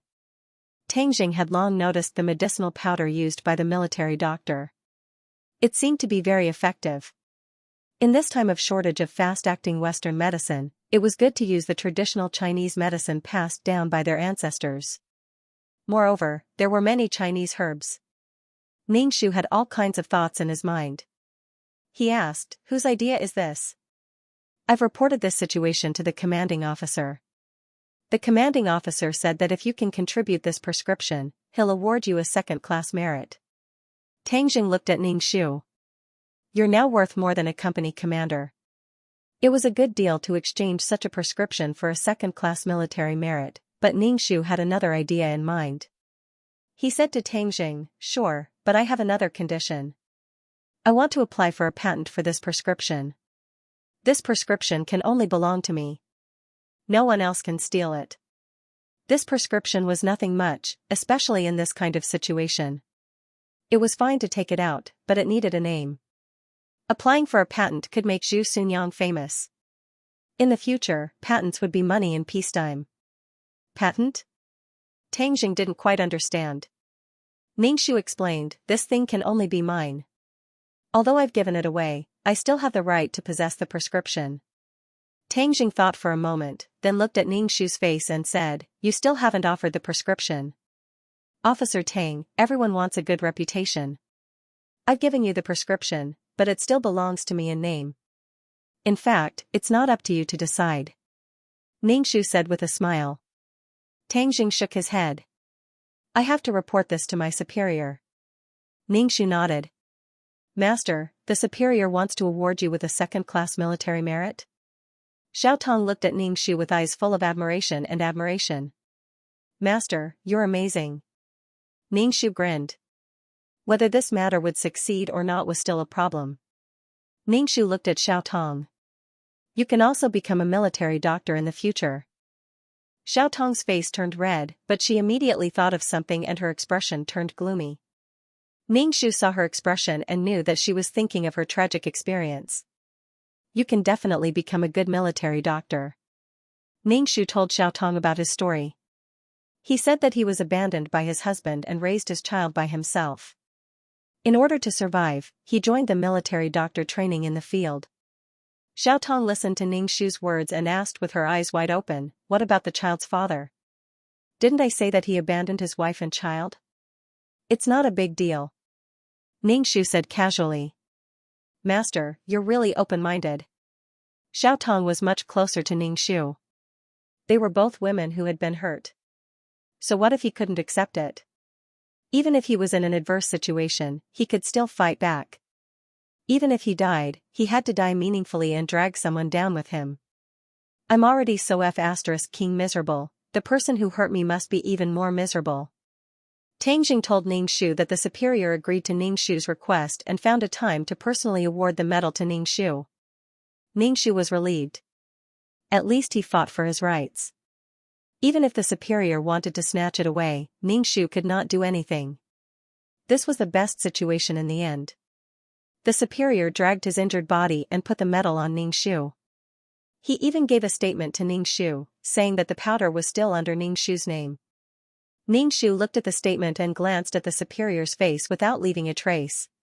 He suddenly felt that something was wrong. The superior did this to repay him for saving his life. If he really accepted it, the other party's favor would be repaid. In this world, favors were the most repaid. One could owe anything but a favor. If this man did not die, he would definitely be a powerful person in the future. A favor from such a person was more valuable than any patent. Moreover, Ningxiu had to help Zhu Xiyuan. It would be helpful for Zhu Xiyuan's future if he knew such a person. This was something that could not be bought with money. Moreover, after he left, this person would more or less take care of Zhu Sunyang. Ningxu tore the statement and handed over the prescription he wrote before. He saluted and said, "I am a citizen of this country. The prescription of this powder is nothing. If I can use this powder to save more soldiers, it will be my merit. The statement is too cliché, too cliché." The superior raised his eyebrows and glanced at Ningxu. In the end, he laughed, took the prescription and left. Tangjing was 2 steps behind. Ningxu said, "You did the right thing." Ningxu wiped the cold sweat on his head. He was almost blinded by money. Zhu Sunyang was a woman with a child in a troubled world. It was good to have someone to protect her. Zhu Yanqiu, who was tending the fire in the logistics department, heard that Ningxu awarded the second-class military merit. Her eyes turned red. Her mind was full of impossible. How did that woman get the second-class military merit? Zhu Yanqiu threw away the fire stick in her hand and found Ningxu. She questioned, "How did you get the second-class military merit? How did you get it? Did you do something dirty?" Ningxu took off his gloves and slapped Zhu Yanqiu's face. Zhu Yanqiu's face was slapped to the side. She staggered twice before she could steady herself. Ningxu said coldly, "What did you just say? Say it again." Zhu Yanqiu was slapped by Ningxu so hard that she saw stars and felt dizzy. When she heard Ningxu's words, she shouted out of reflex, "You shameless B***tch. What kind of dirty things did you do when you're not a woman?" Zhu Yanqiu could not accept that this woman got the military merit. "Why?" Ningxu slapped Zhu Yanqiu's face again. Half of her face was swollen, forming a sharp contrast with the other half. Zhu Yanqiu felt dizzy after being slapped twice by Ningxu. She fell to the ground and kept shaking her head. Her face was burning. She looked at Ningxu in disbelief. "You dare to hit me? If you talk nonsense again, I will not only hit you, but also kill you," Ningxu said coldly. Zhu Sunyang couldn't bear to kill such a person. No matter how much knowledge one learned, it couldn't change a person's vicious heart. Zhu Yanqiu was a beast in human clothing. Zhu Yanqiu was so angry that her whole body was trembling. "Zhu Sunyang, you are too arrogant." Ningxu rolled his eyes and ignored her. Zhu Yanqiu could forget about rising up in this life. He would just be a cook for the rest of his life. Zhu Yanqiu whispered bitterly, "Zhu Sunyang, are you going to kill your husband? If you are a man, speak louder. Why are you whispering?" Ningxu sneered. He wanted to use her husband's name to suppress her, but he didn't dare to say their relationship. He was simply speechless. It was Ningxu's first time seeing such a strange Zhu Yanqiu. She didn't want to lose face and wanted people to treat her like an ancestor. "I can send you to heaven with a can of gas." Zhu Yanqiu saw Ningxu's unscrupulous look and gnashed her teeth in hatred. She turned and left. For Ningxu, Zhu Yanqiu was a clown. She only knew how to find a sense of existence on the weak and only knew how to bully Zhu Sunyang. Even though Ningxu's status was different now, she still had a mysterious confidence when facing Ningxu. Zhu Yanqiu was indignant about being beaten by Ningxu and went around saying that Zhu Sunyang was just a servant that was sold to a large family by her parents. She also didn't know what kind of dog's hit luck she had to become a military doctor on the battlefield. She also said that Ningxu's second-class merit was dubious. How could a woman get a second-class merit? Hearing these rumors, Ningxu smacked his lips and stroked his chest. "Look, this is your husband, a narrow-minded and vicious man who talks about people everywhere like a gossipy woman." She succeeded, but Zhu Yanqiu didn't feel happy. Instead, she viciously spread rumors and was secretly jealous of her. Such a person, no matter how much you did to him, he would take it for granted. Ningxu moved his wrist and beat Zhu Yanqiu. He said that if she heard such words again in the future, she would beat him every time she saw him. Zhu Yanqiu was asking for a beating. Fang Feifei came to find Zhu Yanqiu. Seeing that Zhu Yanqiu couldn't fight back after being beaten by Ningxu and couldn't get up after being thrown over his shoulder, Fang Feifei frowned tightly. Ningxu said unhappily, "Military Dr. Zhu, you've gone too far." Ningxu sneered. "I've gone too far. Your boyfriend is the one who has gone too far. If you want to be together, don't provoke me. This man used to eat my food and use my money. The money he spent on your relationship was the money I earned from selling tofu. He didn't tell you these things, did he? Fang Feifei was stunned and then said, with Yanqiu's family background, does she still need the money you earned from selling tofu? Hee, the Zhu family is indeed a rich family, but that was several years ago. The Zhu family collapsed a long time ago. They even sold their house, and then the family, Zhu Sunyang, shut up. Zhu Yanqiu interrupted Ning Shu's words in panic and resentment. You stole the Zhu family's money, you traitorous B***tch. Ning Shu sneered and said, at that time all the money in the family was given to you to go to school. You said that you wanted to revitalize the Zhu family through studying, but you were gone for 3 or 4 years. Your tuition money and all the expenses were the money I earned from selling tofu. You didn't even go home when your mother died. Fang Feifei looked at Zhu Yanqiu blankly. Is this true? Feifei, don't listen to this woman's nonsense. Zhu Yanqiu grabbed Fang Feifei's arm in horror. Fang Feifei shook off Zhu Yanqiu's hand. Fang Feifei took 2 steps back and said with a sobbing voice, you lied to me again and again. I thought you had told me the truth before, but I didn't expect you to hide something from me. Zhu Yanqiu, I was worried about you and went to the battlefield with you. I didn't expect you to hide something from me. Is it fun to lie to me like this? Do you think I'm stupid? Fang Feifei saw Zhu Yanqiu, who was covered in black ashes and had ashes from the bottom of the pot on her head and face. She was completely different from the Zhu Yanqiu who was wearing bright clothes before. In addition, Zhu Yanqiu didn't have the aura of a young master anymore. She looked unbearable. Fang Feifei turned around and ran away. Zhu Yanqiu said to Ning Shu fiercely, Zhu Sunyang, you vicious woman. Then she chased after Fang Feifei. Ning Shu patted the dust on his hands and said goodbye. Pay attention to the sky when you run. There could be enemy air attacks at any time. Ning Shu didn't have time to pay attention to the love and hate entanglement of these 2 people. She was very busy. Time was life. Saving people was a race against time. Ning Shu thought that these 2 people would break up, but Fang Feifei came to her in the evening. And it was in the middle of the night. She probably knew that Ning Shu only had time in the middle of the night. Fang Feifei saw that Ning Shu began to pack up her things. She said to Ning Shu with a complicated expression, Dr. Zhu, I want to talk to you. Talk about what? What's there to talk about? We are not very close friends, and we don't talk about our hearts. To be honest, my husband is already with you.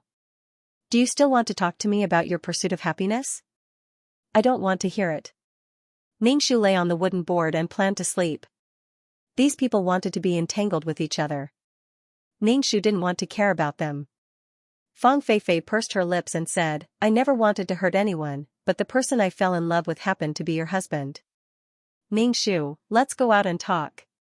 Let's talk about Zhu Yanqiu. Fang Feifei said, the 3 of us are entangled with each other. Hurting each other is not a problem. Problems have to be solved. Ning Shu said lightly, if you want to say something, say it here. There are many mosquitoes outside. I'm tired after a day. I'm too lazy to move. Fang Feifei had no choice. She hesitated for a moment and said, I know you have a way to treat Zhu Yanqiu's injury. I heard that you submitted a prescription and got a 2nd-class military merit. Ning Shu stretched out her finger and waved it. She said, first, I don't know how to treat Zhu Yanqiu. He fainted on his own.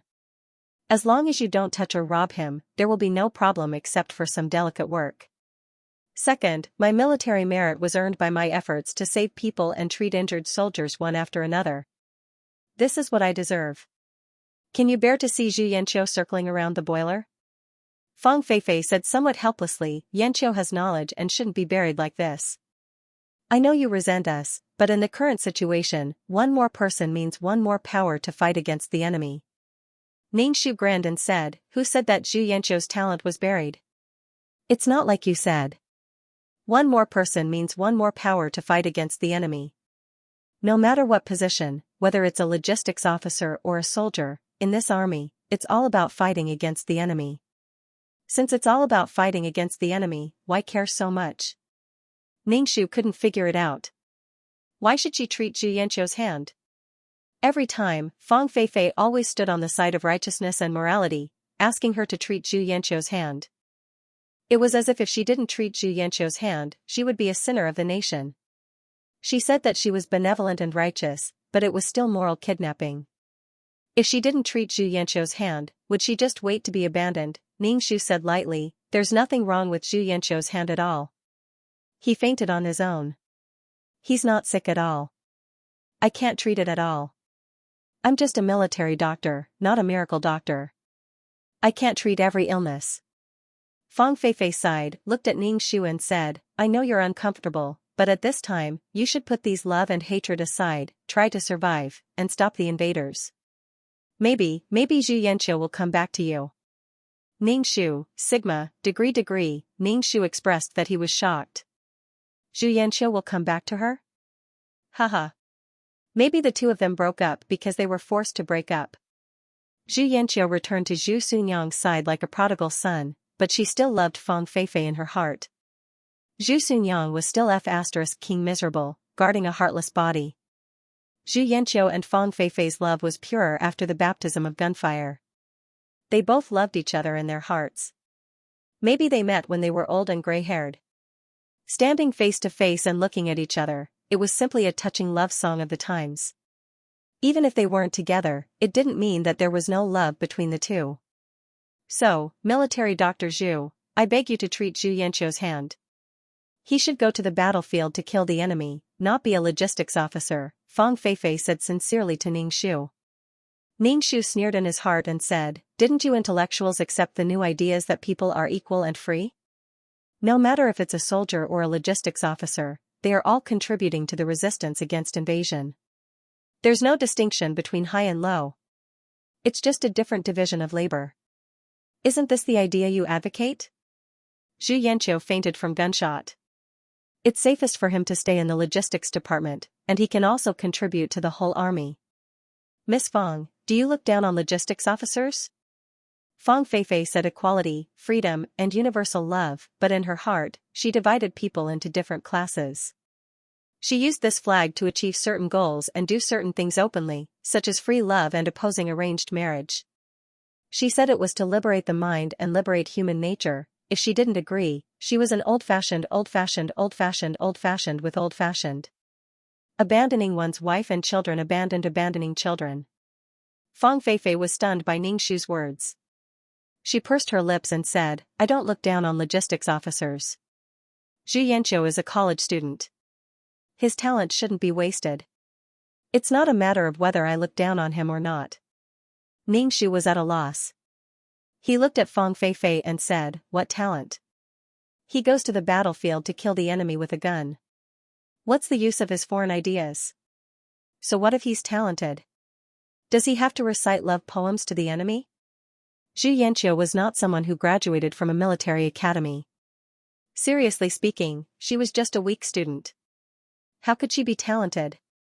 Fang Feifei's face darkened. She said helplessly, "You hate me and Zhu Yanqiu in your heart, but this is related to Zhu Yanqiu's future, so I beg you. Please, can you treat Zhu Yanqiu?" "Ningxu, I said that I don't know how to treat at all. I don't know what's wrong with Zhu Yanqiu." Ningxu stood up from the ground and patted the dust on his butt. "I'm very tired. I'm going to rest. Don't chat with me so often in the future. I'm very busy. Time is life, understand? I don't want to care about you and Zhu Yanqiu. Zhu Yanqiu doesn't want to be with me, but do you think I want to be with Zhu Yanqiu? He's just a man who abandoned his wife and children. And Miss Fang, you'd better have some shame after stealing someone else's husband. You have no right to ask me to do anything, and don't hang around in front of me." Ningxu sneered.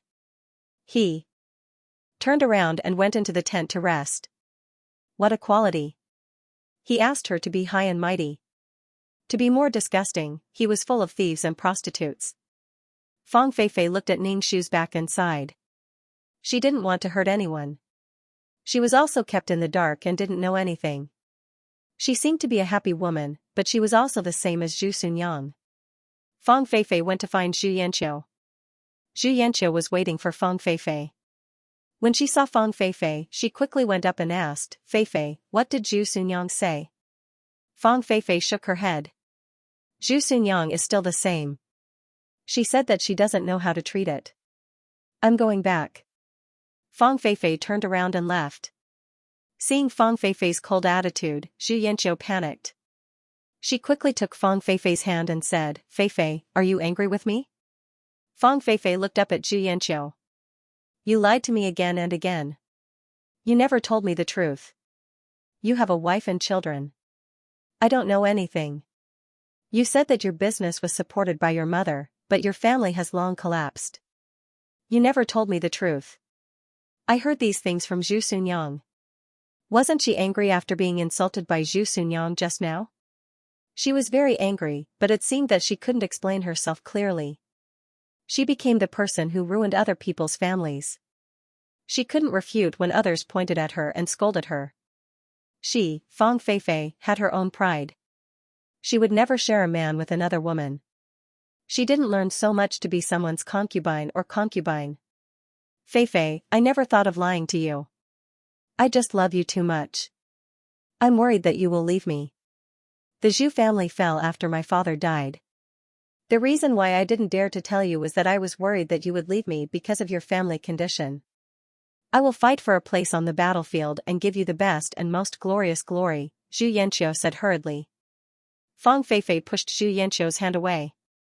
We've known each other for such a long time. Don't you know what kind of person I am? I don't care about your family background. You're lying to me without telling me anything. This is the biggest insult to me. We need to calm down. Let's do this first. The most important thing now is to survive on the battlefield. I don't want to talk about feelings. Zhu Yanqiu's face fell instantly. She said painfully, Feifei, I can't live without you. Don't be like this. Fang Feifei shook her head, turned around and left without looking back. Her figure disappeared in the darkness. Zhu Yanqiu fell to the ground in a daze. She grabbed her hair and hammered her head with her fists. Her heart was in a pot of oil. The biggest injury to Zhu Yanqiu was that without Fang Feifei, he had never loved someone so much. Too many things were stuck in Zhu Yanqiu's heart. His future, his ambitions, Fang Feifei seemed to want to break up with him, and Zhu Xunyang's disdain for him. It made Zhu Yanqiu feel unprecedented loss and helplessness. He was in so much pain that he wanted to die. Every day when he woke up, he had to cook. He was a young master of a big family, but now he was surrounded by smoke and fire all day long. This kind of life made Zhu Yanqiu collapse in pain. Zhu Yanqiu made up his mind. No matter what, he had to go to the battlefield. He had to go to the battlefield. Only by going to the battlefield could he solve his current predicament. But his hand, when it was mealtime, Ningxu saw Zhu Yanqiu's red eyes and swollen eyelids. He seemed to have cried. Could it be that the two of them had broken up? Zhu Yanqiu noticed Ningxu's gaze and glared at Ningxu. He didn't even bother to talk to Ningxu and turned to leave. Ningxu looked at Zhu Yanqiu, who looked like she had lost her footing. No, she looked like she was heartbroken and wanted to die. She guessed that there were some twists and turns in their relationship. In the plot, Fang Feifei didn't know the truth until Zhu Yanqiu became successful and famous. Zhu Yanqiu had been hiding it until then. Fang Feifei knew about Zhu Xunyang's existence, but she believed what Zhu Yanqiu said. She believed that Zhu Xunyang was Zhu Yanqiu's sister. Fang Feifei knew the truth later and wanted to leave Zhu Yanqiu. At that time, Zhu Yanqiu was wearing a military uniform with a row of medals on his chest. He knelt on the ground and begged for Fang Feifei's forgiveness. A powerful and influential man knelt in front of her. Any woman's heart would tremble. In the days on the battlefield, the two of them supported each other and had a deep relationship. Fang Feifei loved Zhu Yanqiu in her heart. In addition, at this time, Zhu Xunyu was bedridden and there was no cure for her. Seeing that she was about to die, Fang Feifei also accepted Zhu Yanqiu's apology. But now, Zhu Yanqiu wasn't famous yet.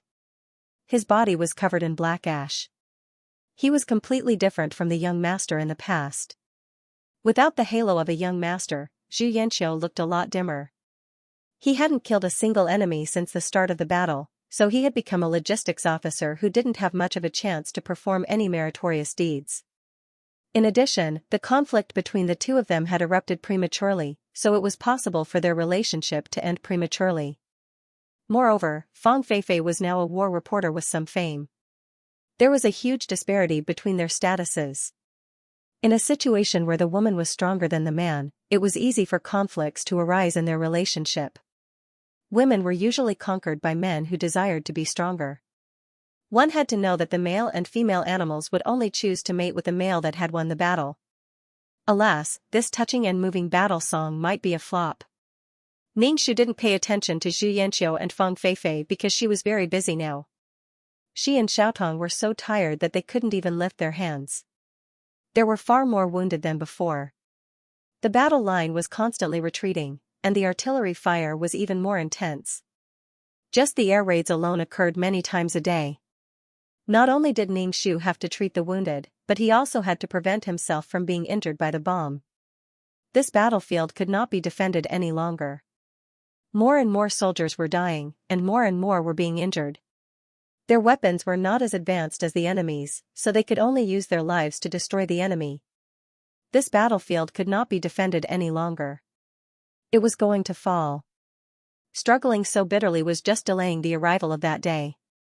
The body of the officer who had been shot earlier was getting worse.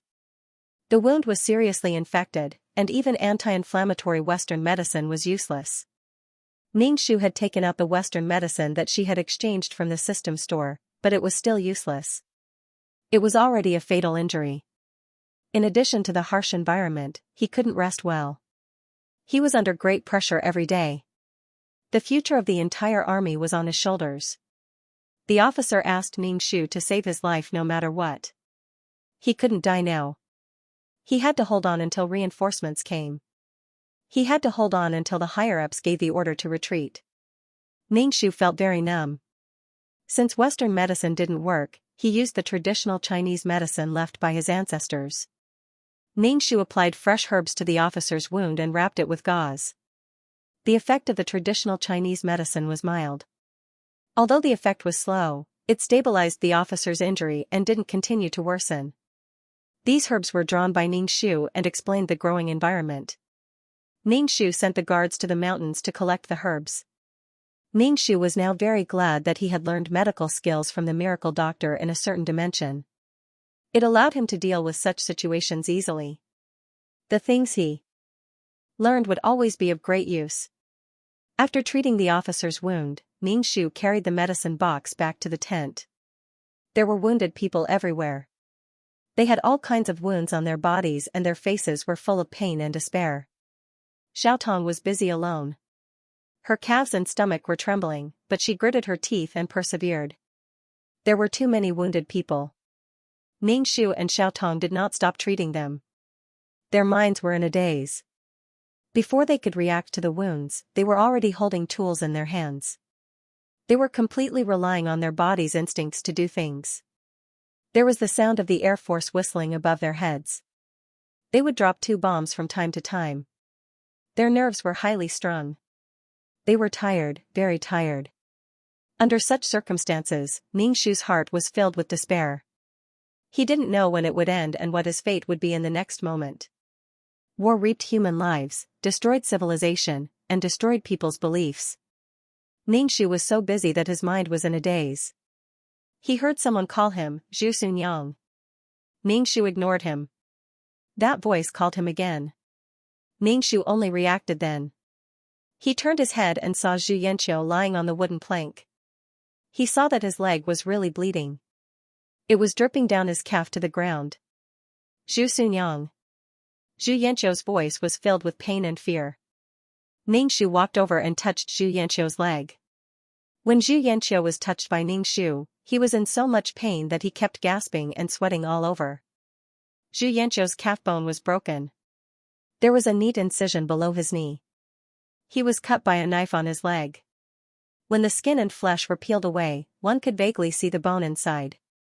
Blood was flowing out from the incision. It looked very scary. Zhu Sunyang, will my leg be okay? Zhu Yanqiu's voice trembled. He was in pain and scared. Ningxu frowned.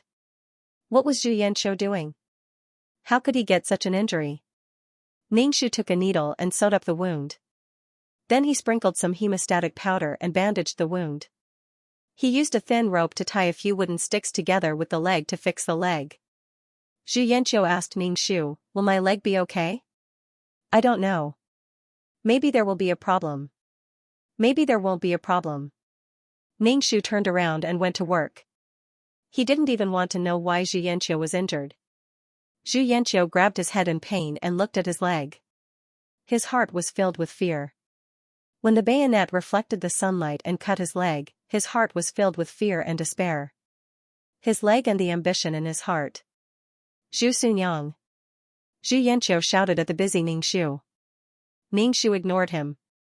There were so many wounded people waiting to be saved. He didn't have time to chat with Xianxia. In the end, the battlefield could not be defended. The order to retreat came from the top.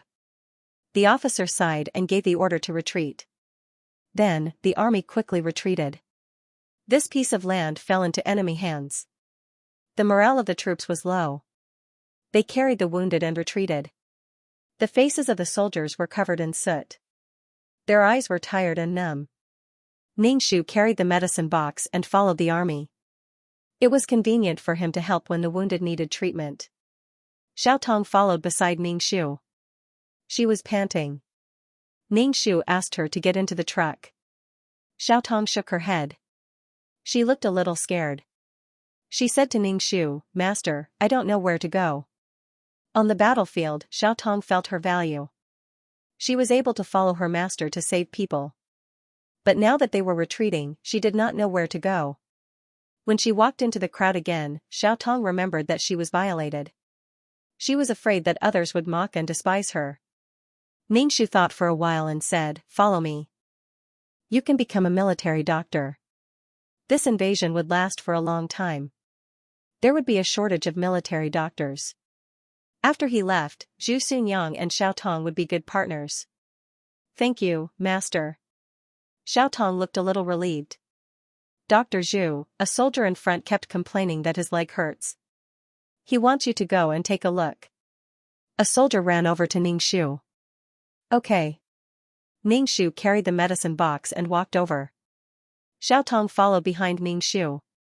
Ningxu said to her, "You don't have to follow me. Go to the truck." Ningxu was able to withstand it because he practiced the ultimate martial arts. His physique was strong. However, Xiaotong was only a weak woman. She could not be compared to him. "Master, I can do it." Xiaotong gritted her teeth. She looked determined. Ningxu saw her like this and let her follow him. The person who kept complaining of pain was Xianxia. Xianxia was lying on a stretcher and being carried by two soldiers. "What kind of pain is your leg?" Ningxu put down the box and asked Xianxia. He untied the stick and bandage on his leg and found that it was a little inflamed. Ningxu took some fresh herbs, chewed them, and applied them to the wound. Xianxia stared blankly at Ningxu, watching her meticulously treat her wound. She asked, "Zhu Sunyang, when did you learn how to do this?" Ningxu tied a knot on the gauze and coldly said, "Learn from others." Xianxia looked hesitant. She looked at her leg and asked, "Will my leg recover?" "I don't know. We will only know when we arrive at the hospital. Don't move." Ningxu looked at Xianxia's leg. He estimated that there would be sequelae. After all, the bone was injured. Xianxia looked defeated and uneasy. Obviously, she knew about her injury. That was why she kept asking Ningxu to confirm it again and again. She just wanted to feel at ease. He gritted his teeth and went to the battlefield. He didn't expect that his leg would be cut by the enemy when he was fighting with a bayonet. At that time, he spent a lot of effort to put the enemy on the ground. As a result, the enemy lying on the ground cut his leg with a bayonet. Xianxia didn't go through military training because of her illness. Of course, she was slow to encounter this kind of thing. She didn't grow up slowly on the battlefield like in the plot.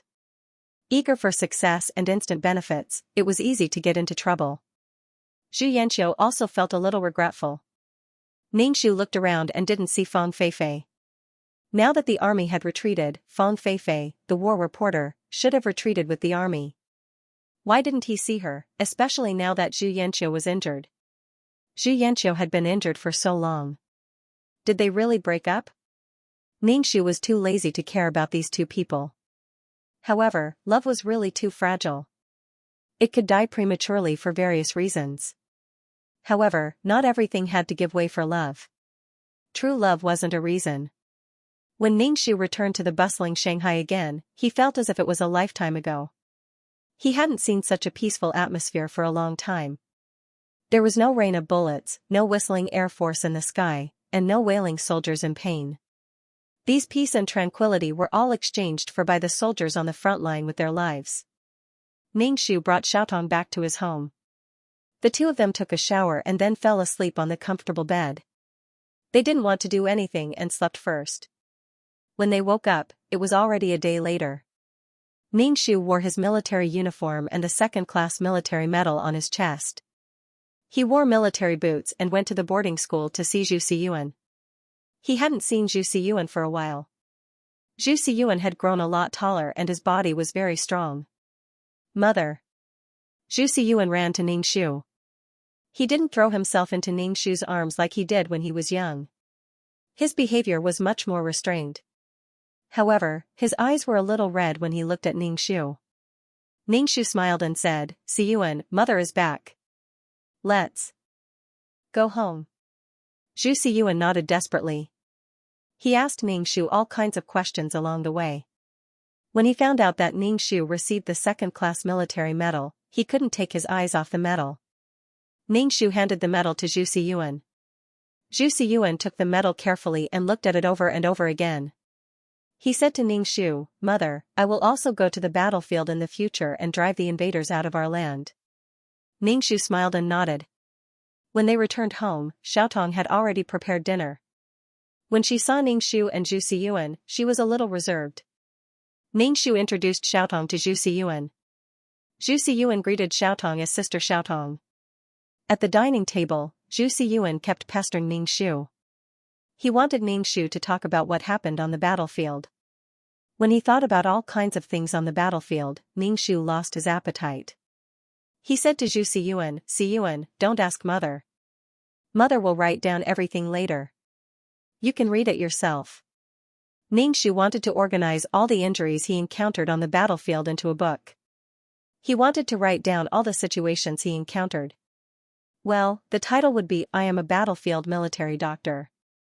Ningxu began to write down what he encountered on the battlefield like a diary. He wrote down how he worked, what injuries the soldiers suffered on the battlefield, and how to treat the wounds. Every time he wrote down a little, Zhu Xiyuan would be the first to read it. Every time she finished reading, she would look at Ningxu with admiration, heartache, and anger. She asked, "Are the invaders really so cruel?" "Well, war is just that cruel," Ningxu said. After Zhu Xiyuan finished reading it, she even brought it to school to show the other students. Ningxu did not mind. She would probably be sent to the battlefield soon. This was only a short retreat. This war still had a long, long time to go. When he was free, Ningxu would teach Xiaotong some military medical knowledge. Xiaotong had been on the battlefield before, so she understood it very quickly. Ningxu felt that he had been in this world for quite a long time, especially after returning from the battlefield. He felt that he had lived for more than half of his life. There was no other world that could make Ningxu feel so tired and weary. A newspaper came to Ningxu and wanted to publish "I Am a Battlefield Military Doctor" written by Ningxu. Ningxu agreed without saying anything.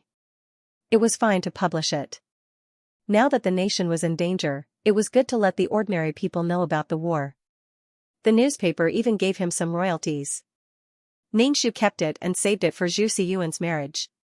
Ningxu took the diary to the newspaper office and met Fang Feifei. Fang Feifei wore a camera on her chest and was dressed neatly.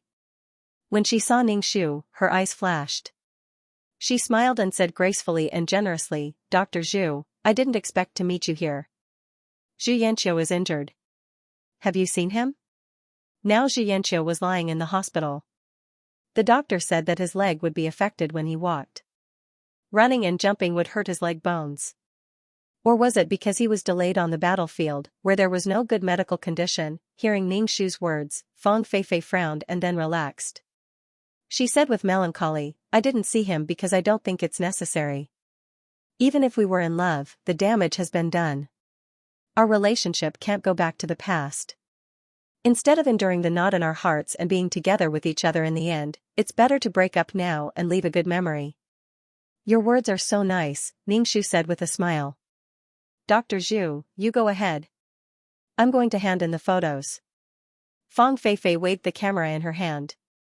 Ning Shu narrowed his eyes and looked at Fang Feifei. Fang Feifei had dumped Xianxia. Now Xianxia was lying alone in the hospital with no one around him. Now Xianxia had nothing. Even if Fang Feifei liked Xianxia in her heart, in reality, there were too many things involved. If Xianxia succeeded now, Fang Feifei might not have left Xianxia. Fang Feifei was a person who had received a new education. She knew how to plan for herself. She didn't have the thought of a feudal woman sacrificing for others. She knew how to plan for herself. She left very naturally. Zhu Yanqiu really deserved it. But if Fang Feifei thought that she could get rid of Zhu Yanqiu like this, she was a bit naive. Zhu Yanqiu had been spoiled since he was a child. In fact, he was a person who hadn't been weaned off his mother's milk. He loved Fang Feifei so much. Now Zhu Yanqiu had nothing. He should hold on to Fang Feifei tightly in the name of love. Ning Shu gave the diary to the newspaper and left. He took Zhu Siyuan to the hospital to see Zhu Yanqiu. Zhu Yanqiu was very thin. Lying by the bed, there wasn't even anyone around to take care of him. Compared to the storyline where he was surrounded by attendants wherever he went, he had both power and beauty. Now, Zhu Yanqiu was so down and out that he couldn't even look at him. Go and see him. He is your father. Ning Shu Zhu Siyuan said, he didn't fulfill his responsibility as a father, but he gave you life. You just need to fulfill your responsibility to him. Father doesn't like me. Zhu Siyuan pouted. Zhu Yanqiu turned around and saw the mother and son standing at the door. Her eyes focused on Zhu Siyuan, and her lips moved. Siyuan. Zhu Siyuan hesitated for a moment before walking in. Ning Shu turned around and left. He had no intention of going in. Ning Shu stood in the corridor and waited for Zhu Siyuan. When Zhu Siyuan came out, his expression was very strange. Ning Shu asked, "What's wrong?" Zhu Siyuan glanced at Ning Shu and said hesitantly, "Father asked me to find someone called Fang Feifei and ask her to come to the hospital." Ning Shu, just wait and see if you can wait for Fang Feifei. Even at this time, Zhu Yanqiu still had Fang Feifei in his heart. He even asked his son to find someone for him. Zhu Yanqiu, you should prepare to be alone for the rest of your life. Fang Feifei was actually the person who could hurt Zhu Yanqiu the most. Because Zhu Yanqiu loved Fang Feifei, it was just like how Zhu Yanqiu could hurt Zhu Sunyang and hurt people in the name of love. Mother, don't be sad. I will be filial to you. Zhu Siyuan saw that Ning Shu didn't speak, so he patted his chest and said. Ning Shu nodded. Mother will wait for Siyuan to be filial. Ning Shu's military doctor diary unexpectedly received a great response. In fact, Ning Shu didn't write well, but now that the country was being invaded, he needed something to arouse the people's feelings of hatred. It could only be said that it was fate. It made Ning Shu, the female military doctor on the battlefield, famous. The current Zhu Sunyang was no longer the abandoned woman. She had her own career. Even if she didn't receive a new education, she was still an advanced woman. Ding, mission completed. Do you want to leave the mission world? 2333's voice sounded in his mind. Ning Shu felt that he hadn't heard 2333's voice in a long time. Yes. Ning Shu's head was dizzy.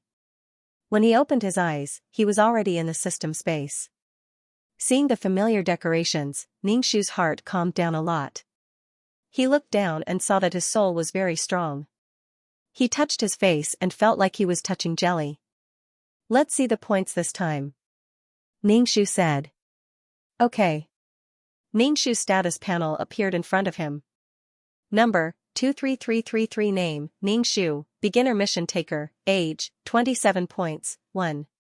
65 million/1. 5 million soul, 300 health, 71 wisdom, 170 charm, 4 luck, 44 spirit, 120 faith, 1430 aptitude, 39 martial strength, 112 merit, 620 skills, 5th ring shooting technique, trash fighting technique, beginner peerless martial arts, beginner poison technique, beginner business management knowledge, beginner code programming, beginner lawyer skills honorary title, goddess of war, selfless ancestor tools, calm aura, amulet aura, mother of the world, queen's blessing, model worker, Xianxia's blessing, leader aura, grass blessing, best friend, Miao Miao Miao's blessing, life-saving hand, Zhu Xunyang's blessing, fulfill Zhu Xunyang's wish, to not be burdened by the Zhu family, to live her own life with Zhu Xiyuan. Mission completion progress, 100%. Obtained 1. 5 million points, 60 attribute points, 20 merit points, 30 faith, and 1 more life-saving aura. The reward this time was great. With 60 attribute points, her stats would soon be up.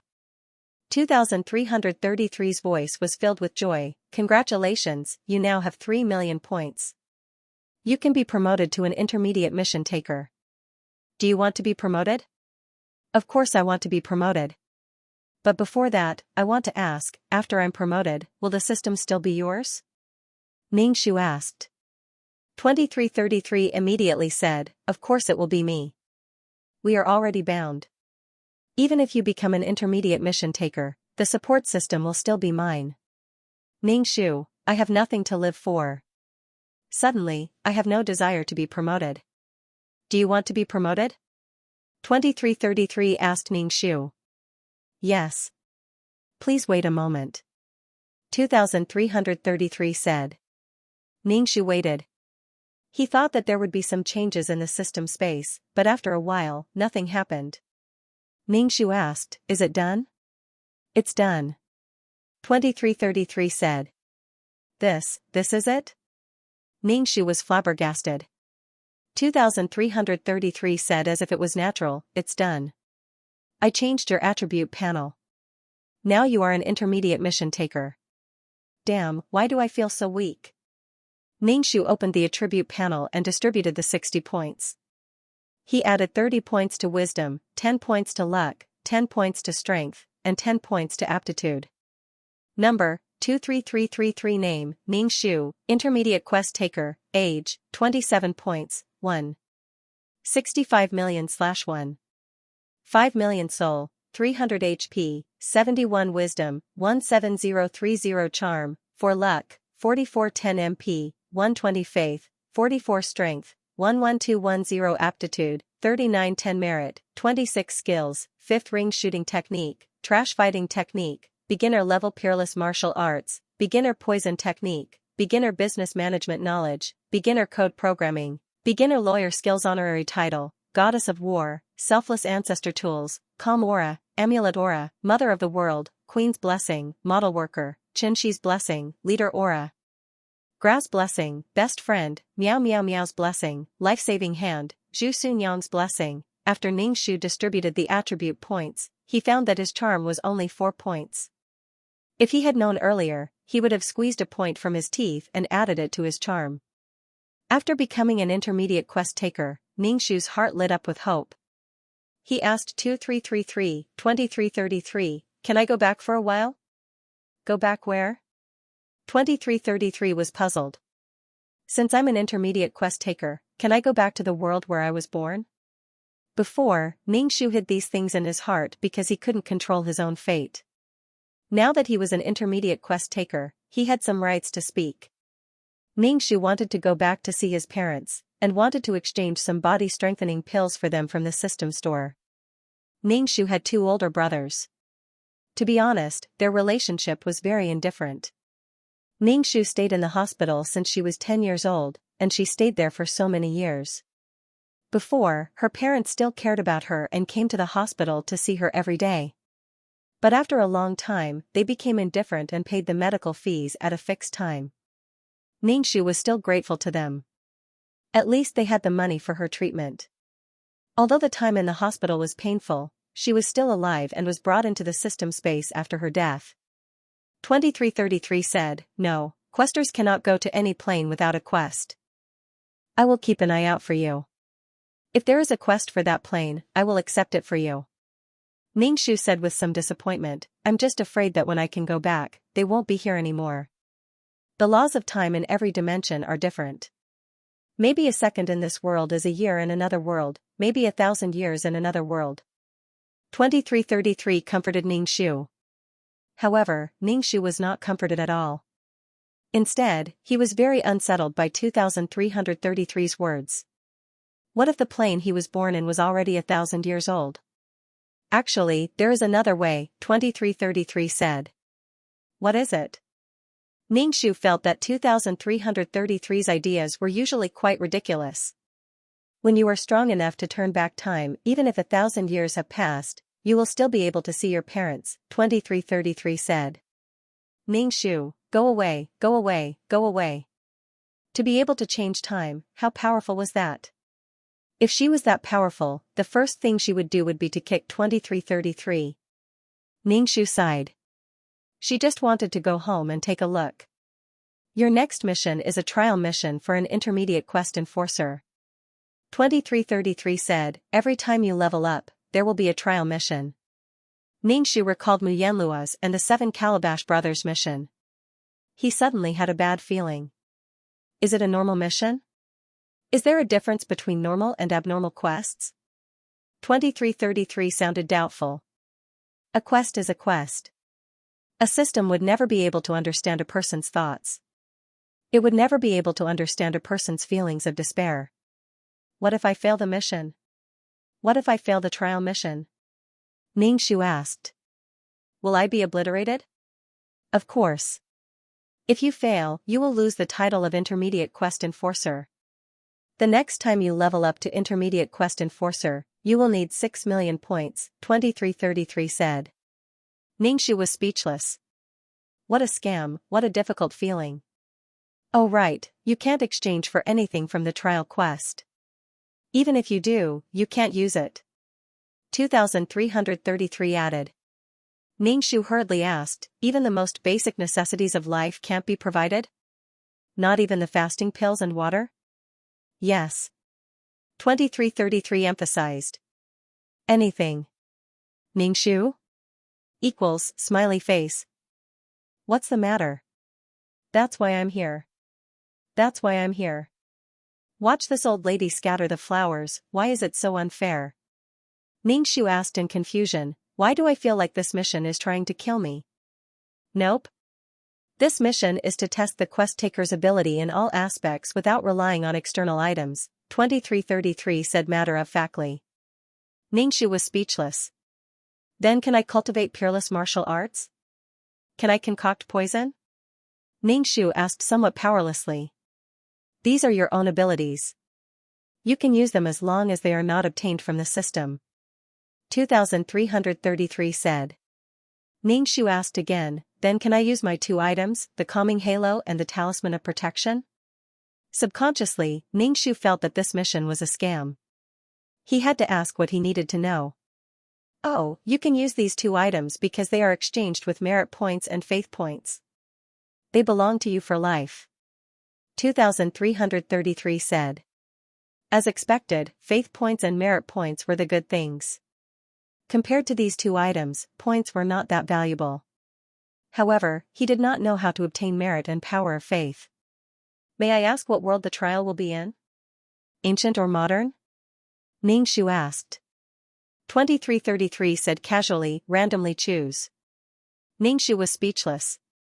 F*CK, he regretted not adding all his attribute points to luck points. Usually, Ningxu was not confident in things that relied on luck. Will the mission be difficult? Ningxu asked. It's random. It depends on your luck. It could be difficult, or it could be easy. It depends on what kind of mission you get. Haven't you heard that luck is also a kind of strength? 2333 said carelessly. Good luck. I have faith in you. Thank you. Ningxu said somewhat powerlessly. Ningxu took a deep breath. He sat cross-legged on the ground and began to cultivate his peerless martial arts. No matter what kind of mission it was, he had to maintain sufficient mental strength. After cultivating for a while, Ningxu opened his eyes. He was a little upset about this mission. If he failed, not only would he be disqualified as an intermediate quest taker, but the next level up would not require 3 million points. Instead, it would require 6 million points. Just hearing this number made him despair. It was not easy to level up. Ningxu hoped that this mission would be easier. Ningxu had to admit that he was worried. He started to panic as he paced back and forth in the system space. "You look like a dog biting its tail," 2333 said. Ningxu was speechless. "Can you give me a hint about the mission?" Ningxu asked 2333. "I'm a little scared." "No, maybe the mission is very simple?" 2333 comforted Ningxu. "I'm not scared." Ningxu was speechless. "It's not like you're the one doing the mission." Ningxu thought about it and realized that he was being too scared. He chanted the mind-cleansing mantra in his heart. He thought about it and realized that it was not a big deal. He could just start all over again. After completing so many missions, Ningxu felt that he should be able to complete this trial mission. Ningxu walked around the virtual space again. Most importantly, he wanted to eat at the restaurant. No matter how much he ate at the restaurant, he would not feel bloated. It would dissipate as soon as he ate. In order to satisfy his craving, Ningxu spent a few thousand points to buy a table full of dishes and tried all kinds of food. "Luckily, you're just a soul. If you eat so much, you'll definitely become a fatty," 2333 said in disdain. It was because he knew that he was just a soul that he could eat so much without any restraint. After a hearty meal, Ningxu returned to the system space. She calmed herself down and took out a book from the bookshelf. Then, she calmed herself down and started reading. After finishing the book, Ningxu slowly watered the potted plants and ran on the treadmill for a while. He was just randomly touching the plants. "Do you not want to enter the mission? Why are you dawdling?" 2333 asked. Ningxu sat cross-legged on the sofa and said, "I'm not ready yet. Let me be mentally prepared." "What do you need to be prepared for?" 2333 sounded confused. "Mentally prepared." 2333, system notification, 2333 doesn't want to talk to you and threw a pile of shit at you. Ningxu stretched lazily. He had originally wanted to enter the mission world, but he suddenly thought of something. Since 2333 was useless, there might be someone who knew what to pay attention to in the trial mission. Ningxu stepped into the tunnel leading to the virtual space. He felt dizzy, and when he opened his eyes, he was already on the street. Ningxu did not delay and went straight to the consultation room. When he arrived at the door of the consultation room, Ningxu first mourned in his heart for the points he was about to lose. Walking into the consultation room, Ningxu caught a whiff of an agarwood fragrance. When he breathed it in, he felt a cooling sensation in his soul. It was as if all the dirt in his soul was slowly disappearing. Ningxu's nose twitched hard as he tried to inhale the fragrance of the agarwood. The silver-haired man came out from the inner room, holding a book with a leather cover in his hand. He sat down unhurriedly, his every movement carrying the etiquette of an ancient aristocrat. The silver-haired man placed the book in his hand on the table, opened it, and said to Ningxu without raising his head, "Please sit." Ningxu sat across from the silver-haired man, his nose still quietly inhaling the agarwood fragrance. He asked the silver-haired man, "Is there anything I need to pay attention to in the intermediate trial mission?" "No, I want to ask first, how much does this mission cost?" 1 million points, the silver-haired man said calmly. Ningxu thought, go to hell, go to hell." Ningxu's face twitched. Last time, it was 300,000. This time, it was 1 million. Why is it so expensive? Fortunately, he had asked before. Otherwise, if he had asked for 1 million points, Ningxu would have been scared out of his wits. You can also choose not to ask. Pay 200,000 points and you can go, the silver-haired man said calmly, his bony fingers flipping the pages of the book. Ningxu was almost stunned by the pair of hands, but he quickly reacted and asked, "Why do I have to pay 200,000 points if I don't ask?" How black-hearted. He could have just casually asked for 1 million points. You can just go and rob me. I've never seen such a black-hearted person. Unfortunately, I can only find this person. The silver-haired man looked up at Ningxu. From the moment you enter this consultation room, you will be charged. The agarwood you smell is a very precious item. Its value cannot be estimated. Ningxu immediately held his breath. I'm not inhaling. Not asking would waste 200,000 points, so he might as well ask questions. Ningxu asked, I want to know what I need to pay attention to in the trial mission. It's not only the beginner trial mission, but also the intermediate trial mission and the advanced trial mission. There are even higher levels above. Let's not talk about whether or not you can complete the trial mission. The most important thing is to protect your own life and not die during the mission. As long as you wait for the auxiliary system to notify you that you can leave the mission world, the mission will be considered completed.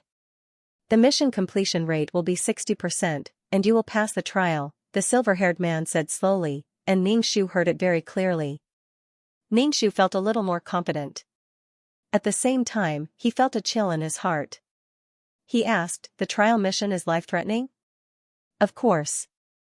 The higher you go, the more dangerous the trial mission is, the silver-haired man said. No matter what the trial is, you can continue the mission as long as you protect your own life and don't die during the mission. Ningxu nodded to show that he understood. He should have asked the experts. However, when he thought of the consultation fee, Ningxu's liver hurt. No, his liver was bursting. Ningxu trembled as he took out his points card and paid 1,000,000 points. When he left the consultation room, Ningxu walked very slowly and inhaled the agarwood. Every time he breathed in, he felt a chill in his soul. His heart was very calm.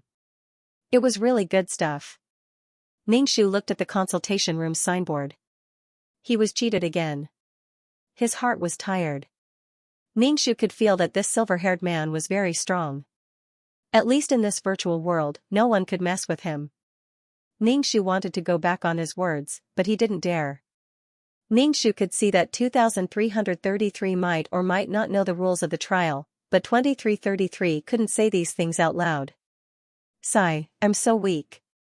I'm just an ant. Back in the system space, Ningxu asked 2333, am I very weak? Very weak, 2333 said. But everyone starts from weak to strong. I thought you wouldn't be able to hold on for so long, but you are now an intermediate mission taker. You will get stronger in the future. Don't worry about the 1,000,000 points. It's worth it to use the points to exchange for the senior's guidance. 2333 looked at Ningxu's pained face. Don't be petty. Be generous. Ningxu, hee, all you know is to play dead and say useless things. I'm really speechless. However, 2333 wasn't as sure that he couldn't go on like before. He was encouraging him now. Before, he was indifferent and didn't think much of him as a mission taker. Zhu Xiyuan went to the hospital to see Xianxia with the chicken soup made by Sister Xiaotong. But his nominal father asked him when he saw him, Xiyuan, can you help me find Feng Feifei? Ask her to come and see me. Zhu Xiyuan was only a child less than 10 years old. It was not easy for him to come to the hospital alone to see Xianxia. The world was so big. Where could he find this woman called Feng Feifei? He had only seen her twice and didn't know her at all. Zhu Xiyuan was speechless. His mother said that she would do her duty to his father, but Zhu Xiyuan didn't even want to see his father like this. He kept muttering the name of another woman. His mother was his wife. Why did he keep muttering the name of another woman? Zhu Xiyuan put down the chicken soup and turned to leave. Xianxia shouted at Zhu Xiyuan's back, Xiyuan, you must help me. Zhu Xiyuan wanted to say that he couldn't do it. What kind of father was he? Zhu Xiyuan went back home and told Zhu Xunyang about this. Zhu Xunyang was a little absent-minded. Now all kinds of images flashed through her mind, frame by frame. Zhu Xunyang looked at her hand and reached out to hold the scalpel in the box. She instantly felt that the scalpel was like her own hand. Mother, I don't want to see father. Zhu Xiyuan frowned and said to Zhu Xunyang. He felt that his father's mind was not clear. Zhu Xunyang said carelessly, then don't go. Zhu Xunyang was touching all kinds of medical equipment over and over again. He wants to see Feng Feifei. Every time he went to see his father, he would only talk about Fang Feifei. Zhu Xunyang thought for a while and said, if he wants to see her, then let him. Zhu Xunyang contacted Fang Feifei through the newspaper and asked her to see Zhu Yanqiu. Fang Feifei was a little impatient and said, this is your husband. Why do you want me to see your husband? It was a beautiful mistake that Zhu Yanqiu and I met and got to know each other. Now we have to correct this mistake. Zhu Xunyang looked at Fang Feifei and said, since you love each other so much, why don't you take a look at him until now? It's impossible for me and Zhu Yanqiu to be together. I was stupid before, but now I want to live for myself. Since you love each other so much, I will fulfill your love. Zhu Yanqiu loves you so much, you won't be so cruel, right? Fang Feifei pursed her lips and looked at Zhu Xunyang. This woman was obviously inferior to her in every aspect, but now she was more famous than her because of the book I Am a Battlefield Military Doctor. Now, she was acting so magnanimous in front of her.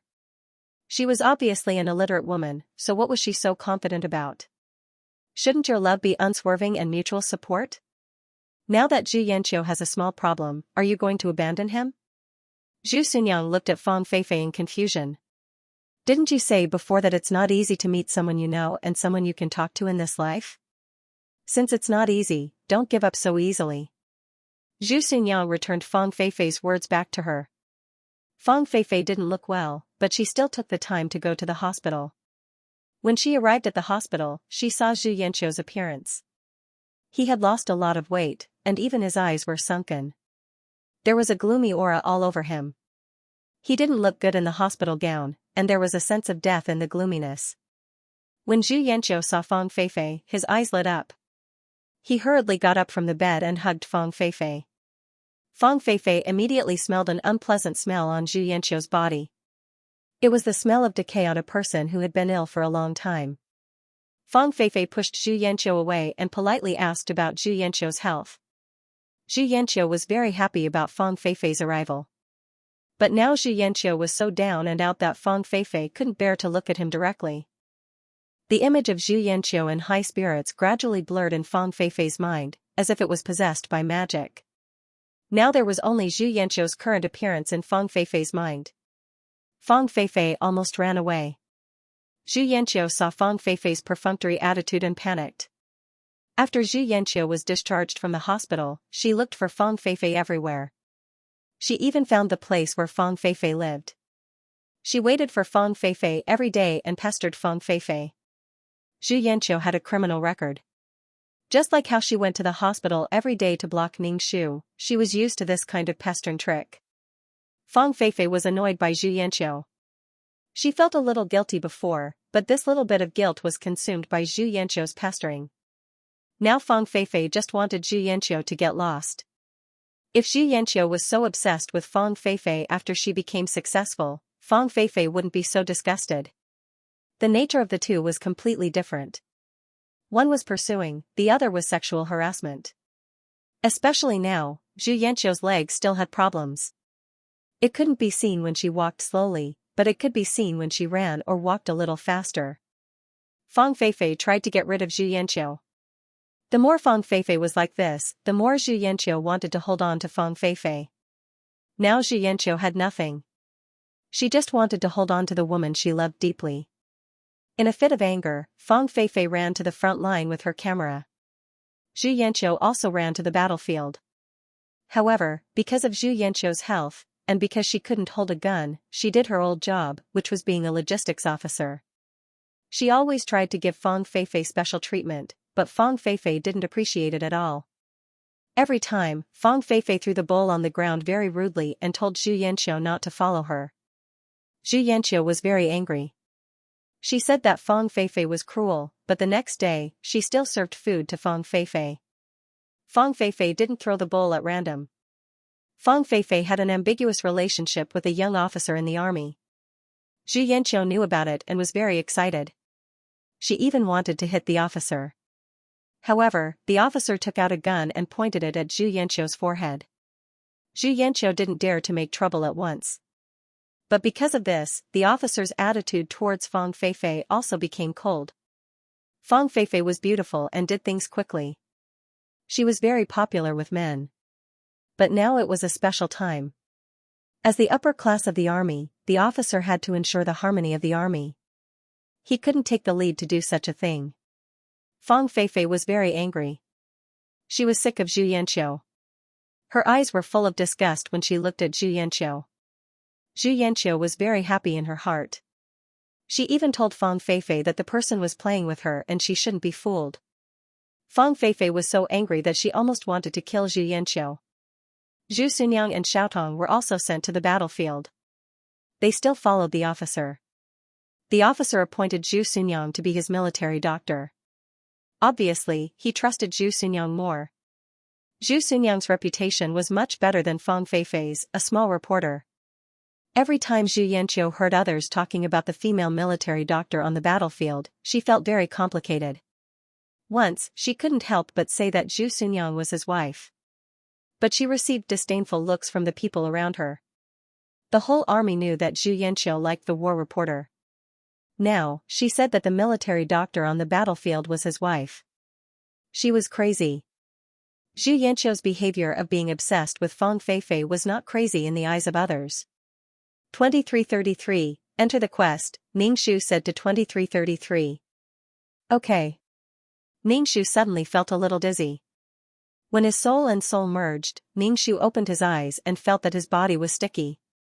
Even though there was a mat under him, he still felt very hot. The sky was a little dark.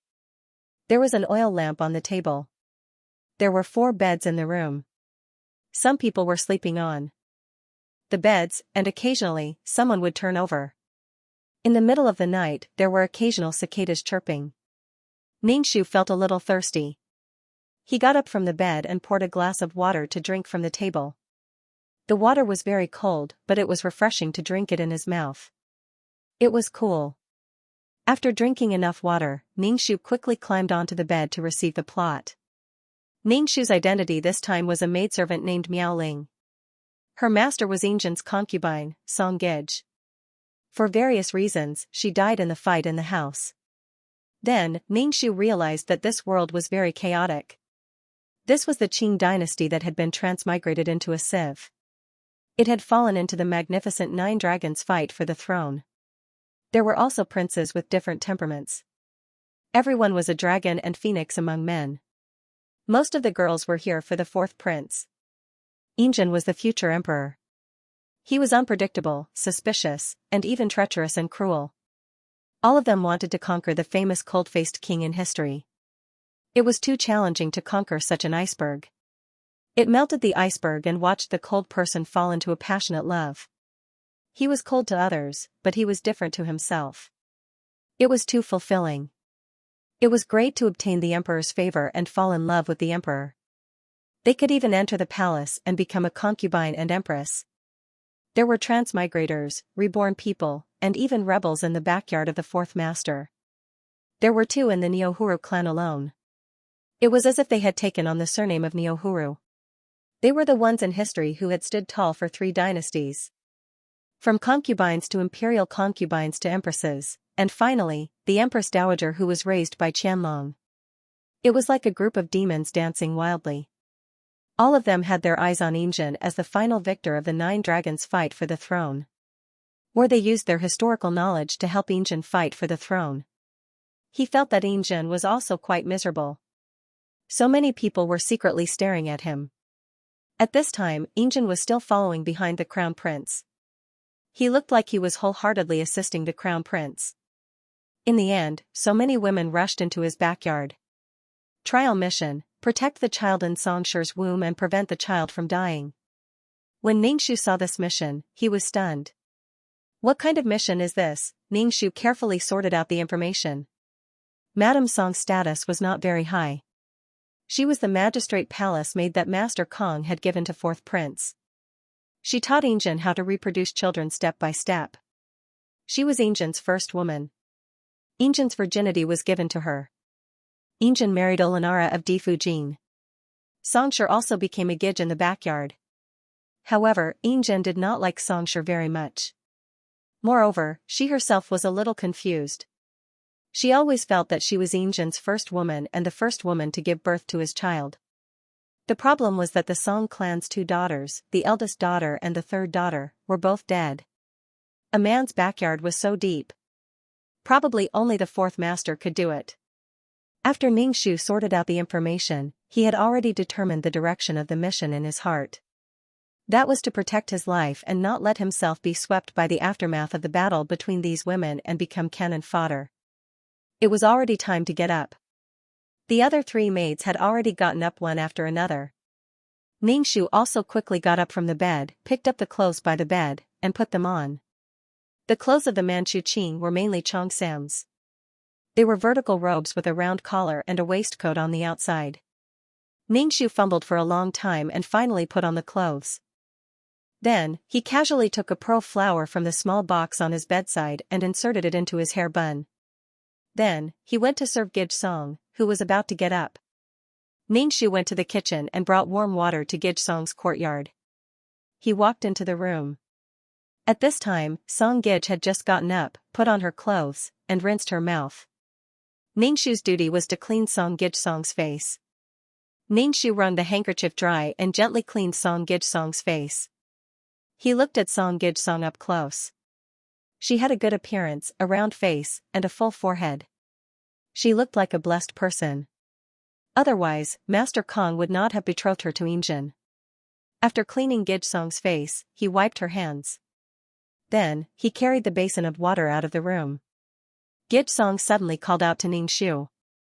Ningxu suspiciously turned his head to Song Gijsong and asked, "Gijsong, why did you call this servant?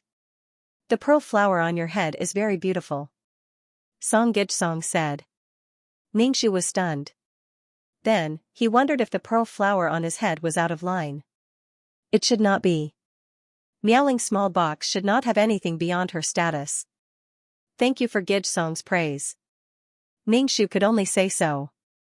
Song Gijsong said again, "Don't wear it in the future."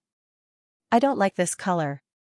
Song Gijsong said as she raised her orchid fingers and stroked her temples. Ningxu immediately took off the pearl flower on his hair bun. Song Gijsong glanced at Ningxu and did not say anything. Ningxu turned and left the room. In such a short time together, he roughly guessed Songshi's character.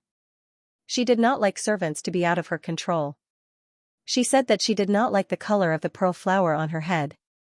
In fact, she did not like servants to wear beautiful clothes. She was probably afraid that her maid would seduce Injin. Song Gijsong took her personal maid to greet Di Fujing. Ningxu went to have breakfast and then returned to the room. He put the pearl flower in the small box beside the bed and only took a silver hairpin to plug it in. For this task, Ningxu was very careful. Song Gijsong was just a Gijsong, but her attitude towards servants was very arrogant. Therefore, as an involuntary maid, it was easy for her to become a sacrifice in the fight between big people. Moreover, part of the reason for the death of the original Miaoling was because of Song Gijsong. Sure enough, as the silver-haired man said, the most important thing was to save one's life. But he did not know whether Song Gijsong was pregnant now. The three maids in the same room returned to the room one after another. However, these three maids did not have the same master as Ningxu, but they lived in a room with 4 people. Basically, their status was not high. When the three maids saw Ningxu, they did not speak. It was not good for them to be too close to their masters. Ningxu observed the 3 people in the same room. They were dressed very plainly and very low-key. Sure enough, the pearl flower she just wore was a bit out of place. "Miaoling, you still stay here." Gijsong fainted. "Quickly get water." A maid rushed into the room. Ningxu anxiously said, and then hurriedly left. Ningxu quickly went to the kitchen to prepare hot water.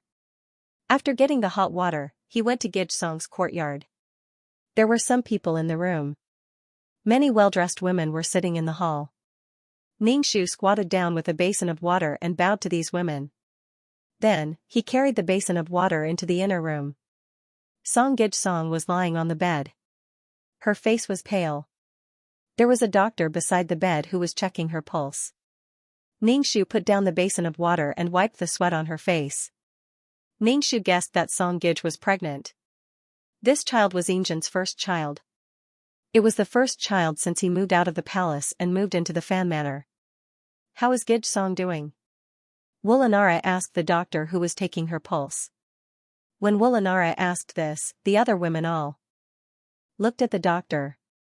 Some of them had understanding on their faces, while others didn't think much of it. Gij Song has been pregnant for a month. It's just that her body is weak, so she fainted, the doctor said. Woolanara nodded gracefully. If you need anything, just tell me. A few women had faint jealousy on their faces. They touched their stomachs and looked at Xianxia, who was lying on the bed. Their gazes were not good. Take good care of Gij. Gij is pregnant now. This is my first child. Nothing can go wrong. Woolanara knocked on Ningshu's group of servants. Yes. Woolanara left with fourth master's group of women. The room was empty. Ningshu wiped Song Gij's face. His gaze swept over her stomach. This child would be born safely, but it would die prematurely. Songxia's eyelashes trembled. It looked like she was about to wake up. What's wrong with me? Songxia touched her forehead. Her expression was a bit haggard. Ningshu said with joy, Gij, the doctor said you're pregnant. You're already pregnant for a month. Really? Songxia's face was filled with surprise and joy. She quickly touched her stomach. I'm pregnant. I'm pregnant with fourth master's child. Songxia was very happy. She even gave some tips to the servant girls in her courtyard. Ningshu also received some. Master should be leaving court at this time. Go and invite him here, Song Gij quickly said to her personal servant, Hong Mei. Her tone was filled with joy and happiness. Hong Mei bowed to Gij Song with a smile on her face, then turned around to invite the fourth master. Not long after, fourth master came over. Ningshu stood at the side and sized up the cold-faced king in history. The most eye-catching thing was his big forehead. It was shiny, and there was a braid behind it.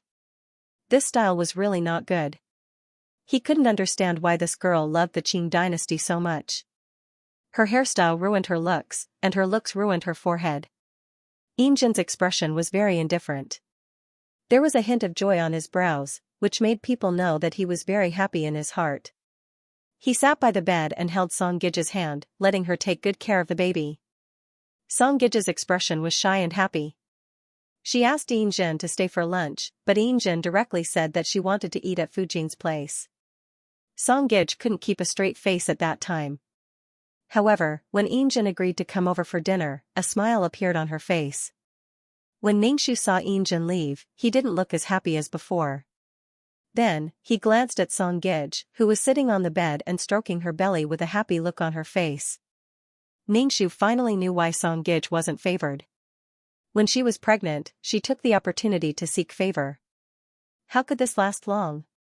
After Yinjin ascended the throne, she was still a concubine until she died. She also didn't protect her two daughters. Logically speaking, so many firsts happened to Song Gij, but Song Gij didn't grasp such an advantage at all. She didn't know when to advance or retreat. All kinds of thoughts flashed through Ningshu's mind. The battle between the women in the harem was a battlefield without gunpowder.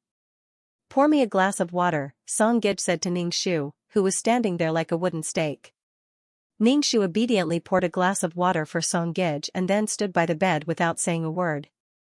People were in high spirits when they were happy.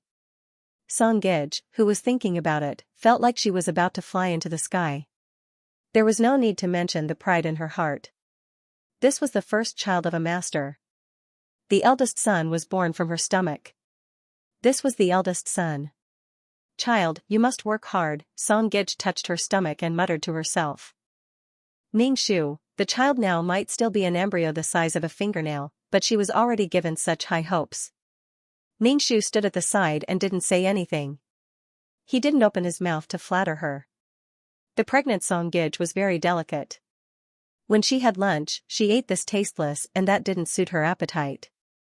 In short, she didn't like any of the dishes on the table. She was all kinds of picky and asked the kitchen to make a new table. She didn't specifically say what she wanted to eat, and she wasn't satisfied with the dishes. Ningshu's mouth twitched as he watched from the side. She was too pretentious.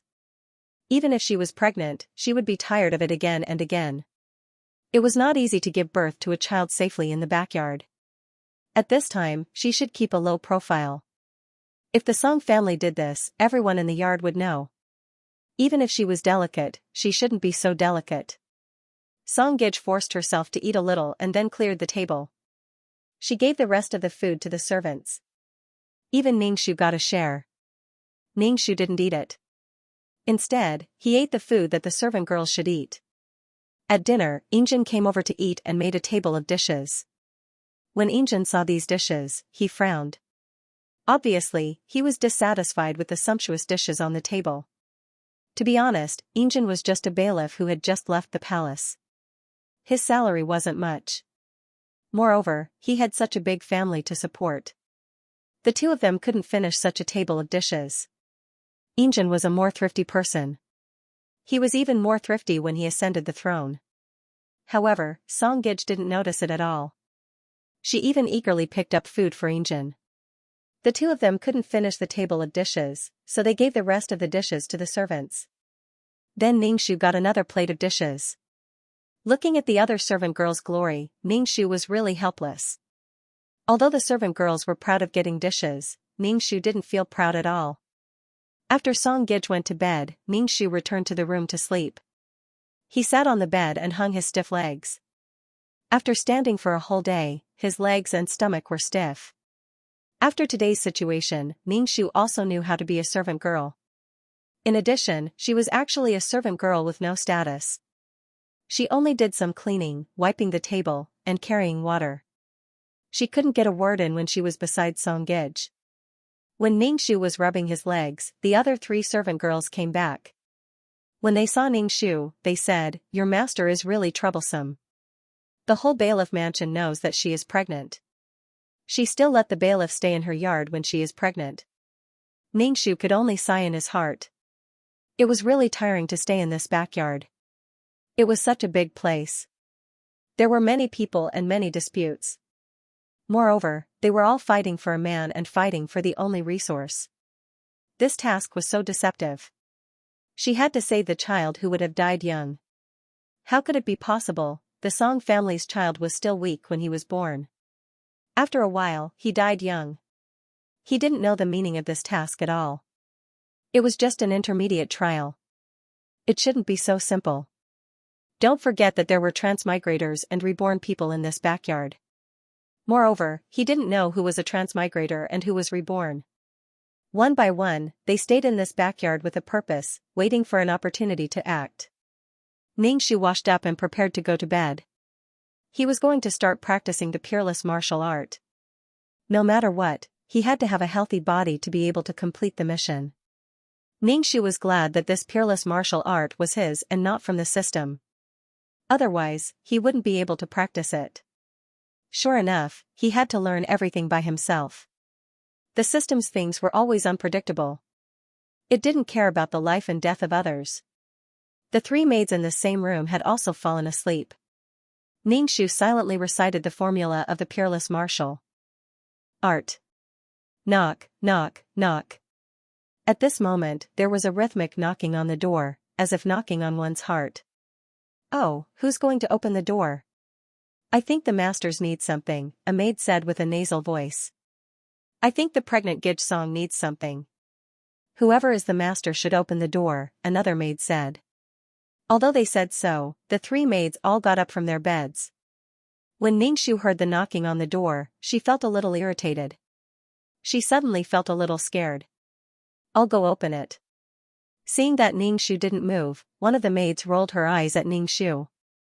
She put on her shoes and flicked the wick of the oil lamp to make it brighter. Then, she went to open the door. Hearing the door open, Ningxu looked at the door and saw that the maid who opened the door was lying on the ground. She didn't struggle, nor did she cry out in pain. She just lay there on the ground without any signs of life. Ningxu's heart skipped a beat. He hurriedly got off the bed and ran to the door without even putting on his shoes. When he reached the door, Ningxu immediately retreated into the room. This was because she saw a black gun barrel pointing at her. Gun? Following that, a man in a black windbreaker walked in. The corners of his clothes fluttered slightly. His whole body exuded an indifferent aura. At this moment, he was holding a gun and pointing it at Ningxu's head. Ningxu, Sigma, degree, asterisk gun. Uncle, the uncle was wearing a black windbreaker. At this moment, the outside of the house was pitch black, which made him look like a ghost, incomparably cold. With the black muzzle pointed at him, Ningxu felt goosebumps all over his body. Even his soul was trembling, as if he was facing something extremely terrifying. Ningxu's face trembled and cold sweat appeared on his forehead. With his head pointed at, Ningxu found it difficult to even speak. It was like a frog that had been targeted by a poisonous snake, facing its natural enemy. Ningxu raised his hands in surrender.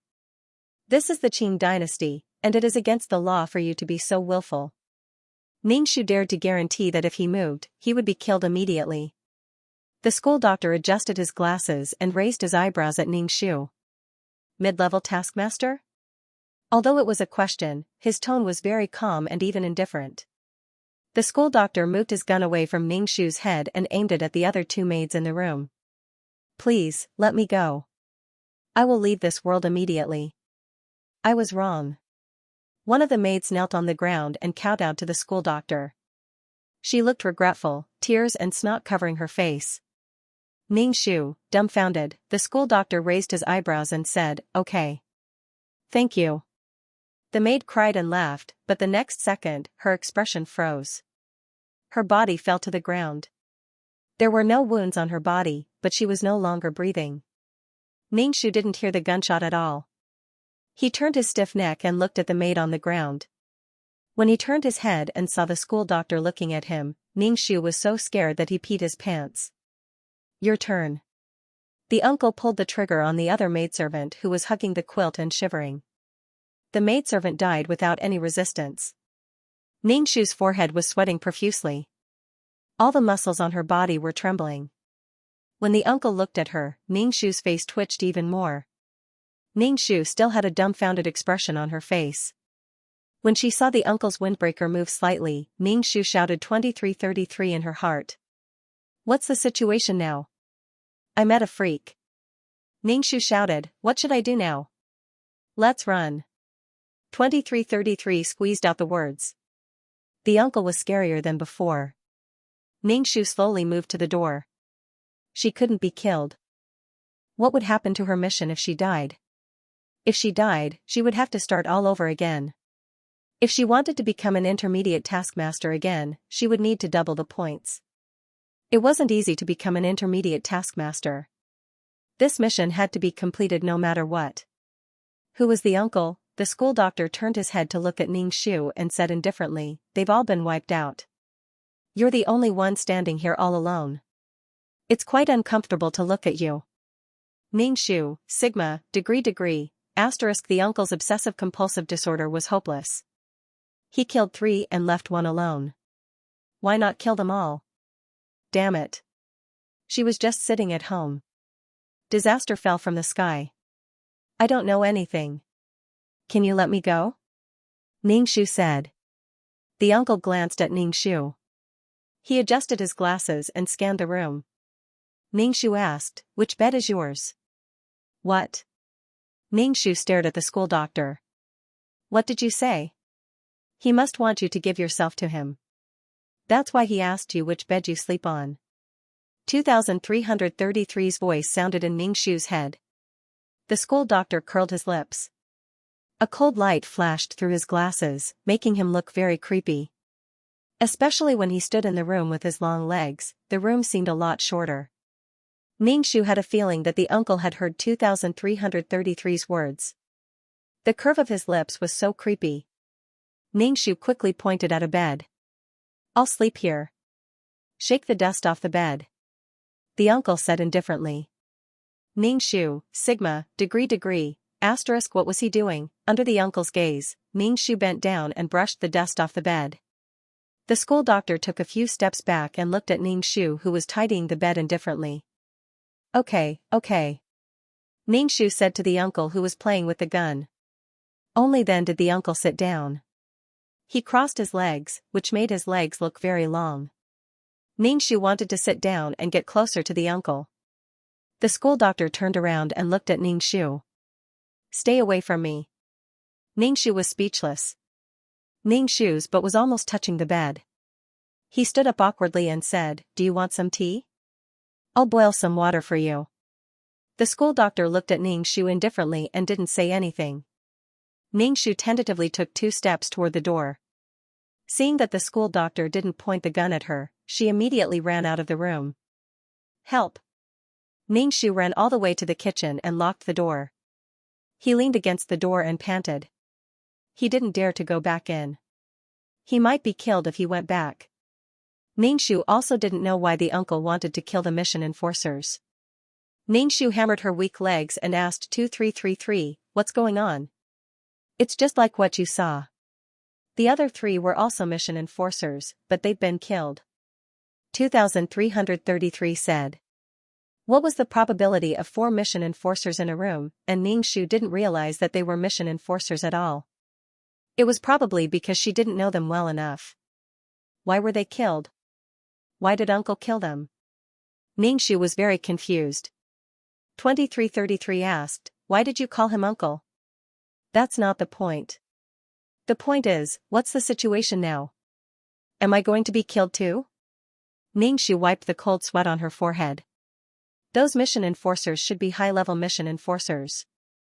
This is a trial mission for intermediate mission enforcers. They shouldn't be here to cause trouble. 2333 said, "Otherwise, I can't think of any other reason." Ningshu smacked her lips. "You killed high-level mission enforcers just like that." It wasn't easy to become a high-level mission enforcer. She was only an intermediate mission enforcer, but she already felt that it was very, very difficult. They said there was a lack of mission enforcers, but they didn't hesitate to kill them. They're just high-level mission enforcers. They've violated the rules set by the higher-ups. They don't have the ability to jump out of the rules.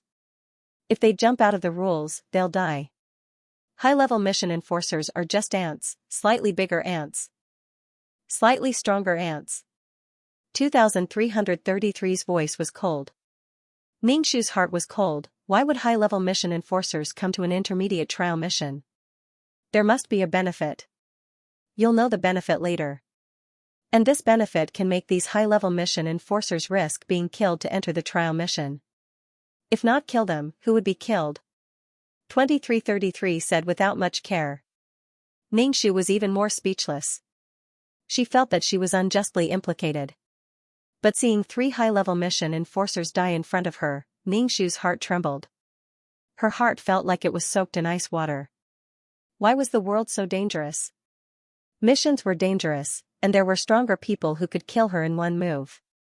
People's hearts were not what they used to be, and the world was difficult. Ningshu stayed in the kitchen and didn't dare to go back. He didn't know if the school doctor would kill everyone because of his obsessive-compulsive disorder. He didn't dare to take the risk. She was an honest middle-level mission enforcer. She couldn't let the uncle kill her by mistake. Every time Ningshu made a step forward, he would discover that there was someone even better than him. It was so tiring. The fact that the school doctor could kill a mission enforcer meant that he had a very high status. How could he have met him in a low-level dimension before? Ningshu, I don't dare to go back. Ningshu felt a little hungry. He found some cold pastries in the kitchen and ate 2 pieces. He choked and burped, then stopped eating. After staying in the kitchen for a long time, Ningshu decided to go back to see if he had left. He couldn't play with this kind of people. Ningshu carefully peeked into the room through the window. The school doctor who was supposed to be sitting on the bed was gone, and the person who had been killed earlier had come back to life and was walking around the room. Are these the souls of the original owner? Ningshu asked. 2333 nodded. Ningshu let out a sigh of relief. He walked into the room. The 3 maids saw Ningshu and asked, "Where did you go in the middle of the night? Don't tell me you went to meet someone in private?"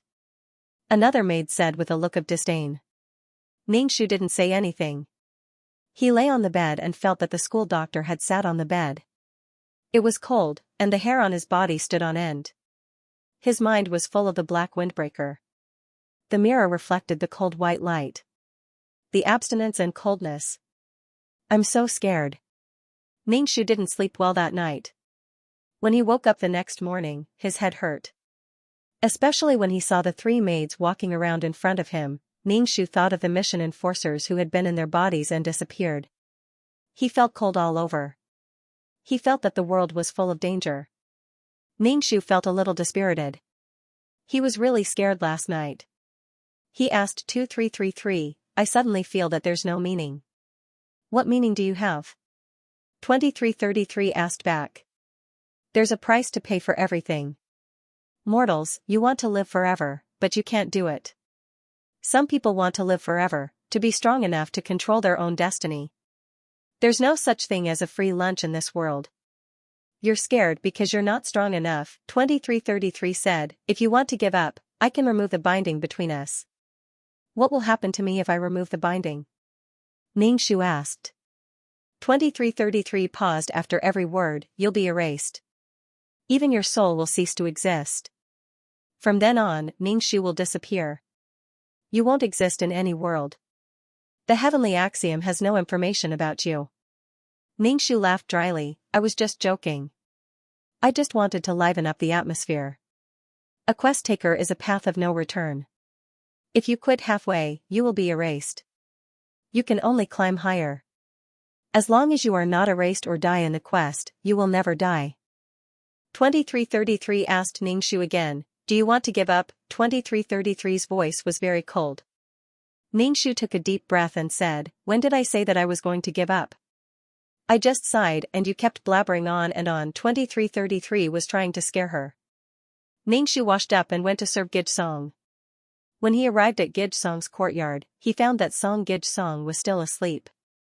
But soon, it would be time for Song Gijsong to greet Di Fujin.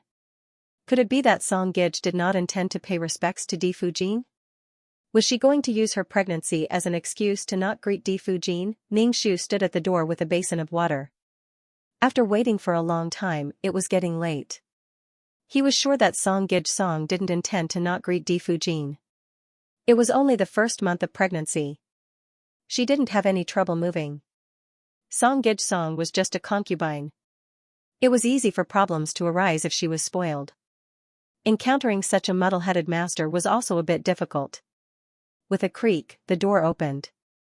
Song Gij's personal maidservant, Hong Mei, came out. She glanced at Ningxu, took over the basin in Ningxu's hand, and cast a sidelong glance at Ningxu. She raised her chin and said, go to Di Fujin's courtyard and tell her that Gij is not feeling well today. She felt dizzy when she woke up this morning. Go and apologize to Di Fujin, and tell her that Gij can't pay her respects today.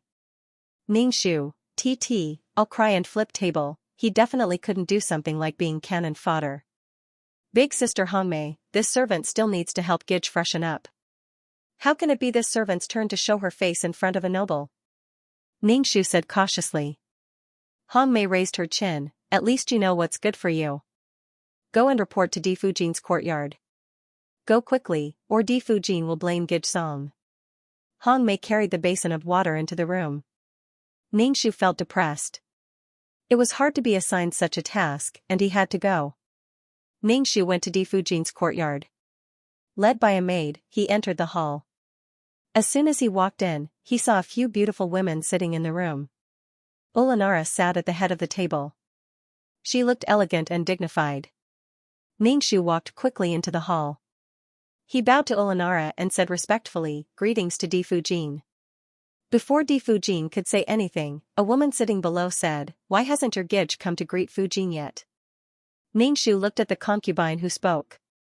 It was Ingen's concubine, Gung. He bowed and said, Gij Gung, my Gij didn't get up in the morning.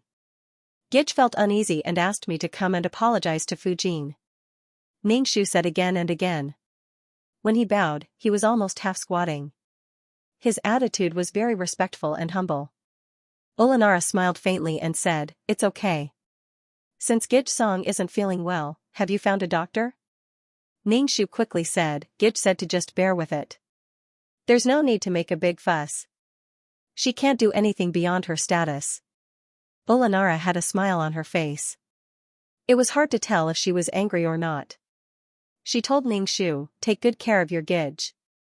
If you need anything, tell me. Thank you for your grace, Fujin, Ningxu said respectfully.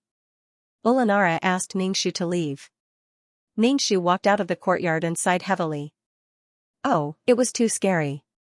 He was afraid she would be killed as an example to others. He felt like he had walked on the edge of life and death. Ningxu observed the women in the room. Injin's Difujin, Olanara, was noble and elegant.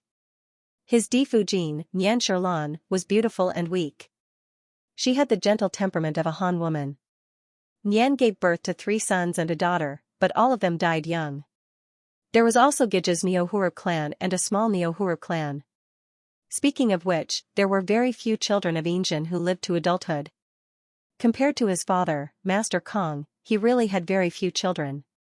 Ningxu returned to Song Gija's courtyard and saw that Song Gij was already sitting at the dining table, eating. The table was full of food, and it was so sumptuous in the morning. Ningxu felt quite powerless. He walked in and bowed. Gij Song drank a mouthful of rice porridge and wiped the corners of her mouth with a handkerchief. Ningxu asked, "What did Fujin say?" Ningxu said, "Fujin didn't say anything. He just told Gij to take good care of her body." A smile appeared on Gij Song's face. She looked very satisfied. She said to her personal maid, "Hongmei, give her my hairpin." Hongmei looked unhappy. In the end, she went into the inner room and took the hairpin to Ningxu. This hairpin was made of jade, and there were some black spots on it.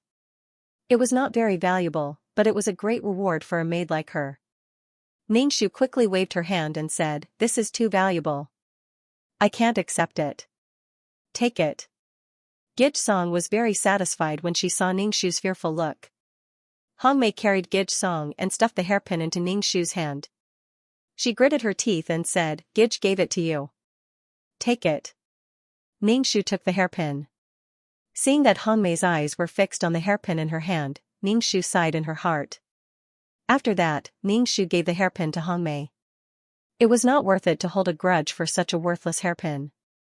Hongmei politely declined it at first, and then slightly raised her chin to accept the hairpin. Sure enough, like master, like servant. Hongmei and Song Gij Song were the same. Once they were in power, they became complacent. She would rather be a low-key servant. Song Gij Song's pregnancy was not very comfortable. It was either there was something wrong with her or there was something wrong with her. Anyway, there was no end to it. A woman's pregnancy was uncomfortable, but it was not like Song Gij Song. Meowing, "Go and ask Master Baylor to come." "Gij Song is not feeling well," Hongmei said to Ningxu. Ningxu glanced at Song Gij Song, who was sitting on the bed. Song Gij Song rubbed her forehead with her hand, looking very uncomfortable. With Ningxu's shallow medical skills, Gij Song was not feeling well yet. After a while, it would be the pregnancy period, and she would vomit. Gij Song should take good care of her body now. She should eat more before she starts vomiting. When the time came, it would be very painful. "Go and ask Master Baylor to come over." "Gij Song is not feeling well," Hongmei urged again when she saw that Ningxu did not move. Ningxu was speechless. Why did she always have to do such things? Besides, Injin was not a doctor. Why did she call him over? Being pampered like this would always wear out Injin's patience and pity. "Go quickly. What are you standing there for? Can't you see that Gij Song is not feeling well?" Hongmei's face was already stern. Ningxu said yes and turned around to look for Injin. No, he should be looking for a doctor. Ningxu did not go to look for Injin at all. Instead, he went to inform Difujin that Song Gij Song was not feeling well. He should look for the main wife for such a matter in the backyard. Directly bypassing Difujin to look for Injin was simply challenging Olanara's authority and status.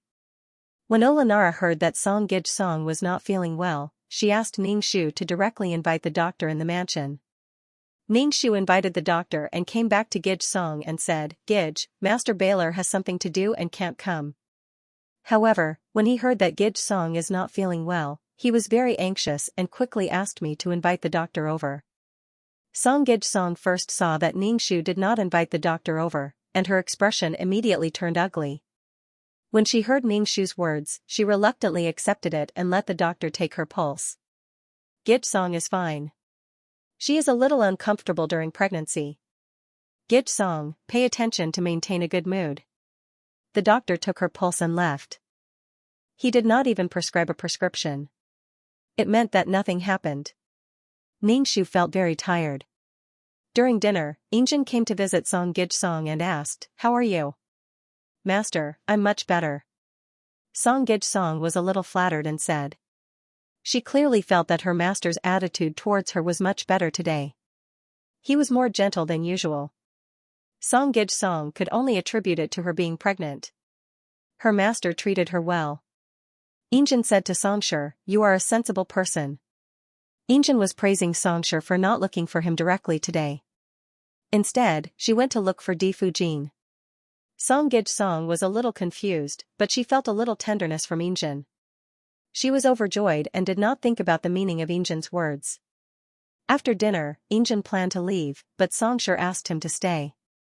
Injin frowned and asked Songshur to take good care of the fetus.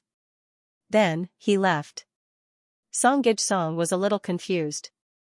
Her master was fine before, but why did she feel that he was cold again? Ningxu watched from the side and didn't know what to say. Until Injin left, Song Gij still had a blank look on her face. Obviously, she did not understand what she had done to make her master unhappy. Ningxu, on the other hand, understood very well. Injin had just praised Song Gij for being sensible, but in the next moment, Song Gij asked him to stay. A concubine was pregnant, but she still asked a man to stay for the night. When the main wife was pregnant and could not serve her husband, she had to find a woman for her husband to relieve him. A concubine actually asked a man to stay for the night when she was pregnant. How unruly was this? Moreover, Song Gij was not favored at all. Song Gij was a little angry. She threw all the food on the table to the ground. The plate fell to the ground with a crisp sound. The oil and debris mixed together, making a mess on the ground. Song Gij was annoyed by Injin's erratic attitude. In addition, she was annoyed by her pregnancy, which made Song Gij act so aggressively. Song Gij, who had vented her anger, saw the mess on the ground. A look of annoyance flashed across her face. She said to Hong Mei, "Deal with the things on the ground. Don't let anyone notice." Meowing, "Quickly clean up the ground," Hong Mei instructed Ningxu. Ningxu was speechless. He was speechless. Ningxu could only start to clean up the things on the ground. It was greasy. He wiped the ground many times before it was clean. "Ouch," Song Gij suddenly cried out with a panicked look. "My stomach hurts. My stomach hurts a little." "Gij, Gij." Hong Mei looked panicked. "Gij, Gij, are you okay?" Ningxu threw away the handkerchief in his hand and walked over to check Song Gij's pulse. Actually, there was nothing serious. Ningxu was a little speechless when he saw Song Gij in great pain. This was too exaggerated. In the early stages of pregnancy, it was normal for her lower abdomen to feel some pain. Now, it was because her body had not adapted to the pregnancy. It would be fine after a while. "Gij, it's okay," Ningxu said to Gij. Song Gij's face turned pale. "But my stomach hurts." Meowing, "You're not a doctor. Do you think you can tell by feeling the pulse like a doctor? Go get a doctor." Hong Mei said to Ningxu, who was in a bad mood. "I'm a little scared. Go and call Grandpa." Song Gij, Ningxu said weakly. Ningxu was speechless. It was already so dark, and they had already called for a doctor during the day. It hadn't been long since they called for another doctor. Ningxu was really annoyed. There was clearly nothing going on, so why did he have to seek attention and attract attention? Ningxu bowed and said, "I've learned medicine from Barefoot Doctor. I know some medical skills. Gij's body is priceless." She thinks she's a miracle doctor after learning from Barefoot Doctor. "If Gij is delayed, can you be responsible? The child in Gij's stomach is Master Baylor's eldest son. Nothing can happen." Hong Mei pointed at Ningxu. "I asked you to call Master Baylor over. Why are you refusing?" Ningxu was helpless. "Hurry up. Can't you see that Gij is in pain?" Hong Mei pushed Ningxu. "Hurry up and call Master Baylor." Ningxu heaved a sigh of relief and turned to head to the courtyard of the Olanara clan's Fujin. At this time Olanara was preparing to sleep. When she heard Ning Shu coming over and saw Ning Shu, she said in a bad tone, "What's wrong with your master?" Ning Shu heard Olanara's helpless tone. He bowed and said, "Fujin, Gitch said that she has a lot of abdominal pain and wants to call a doctor." Olanara rubbed her forehead. "You go find the doctor first. I'll go find master." Ning Shu nodded and turned to find the doctor. The doctor saw Ning Shu and was quite helpless. He carried the medicine box and followed Ning Shu to Song Gij's courtyard. "I asked you to call master." "Where's master?" Song Gij saw that Ning Shu had brought the doctor over and didn't see Yin Jin. Her expression immediately turned bad. "What's wrong?" Yin Jin walked in, followed by Olanara. "Master." Song Gij immediately cried out in joy, and then said with some panic, "Master, this concubine's stomach hurts." Yin Jin sat by the bed and said calmly, "It's okay." "But master, I'm really scared," Song Gij said as she grabbed Yin Jin tightly. "How is Gij Song?" Yin Jin's tone became more and more indifferent as he asked the doctor.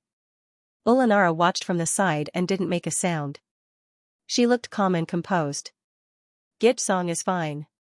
This is a normal reaction of a pregnant woman. What Gij Song needs to do is to maintain a good mood," the doctor said as he shook his head. Yin Jin glanced at Gij Song. "See, she's fine. Rest well."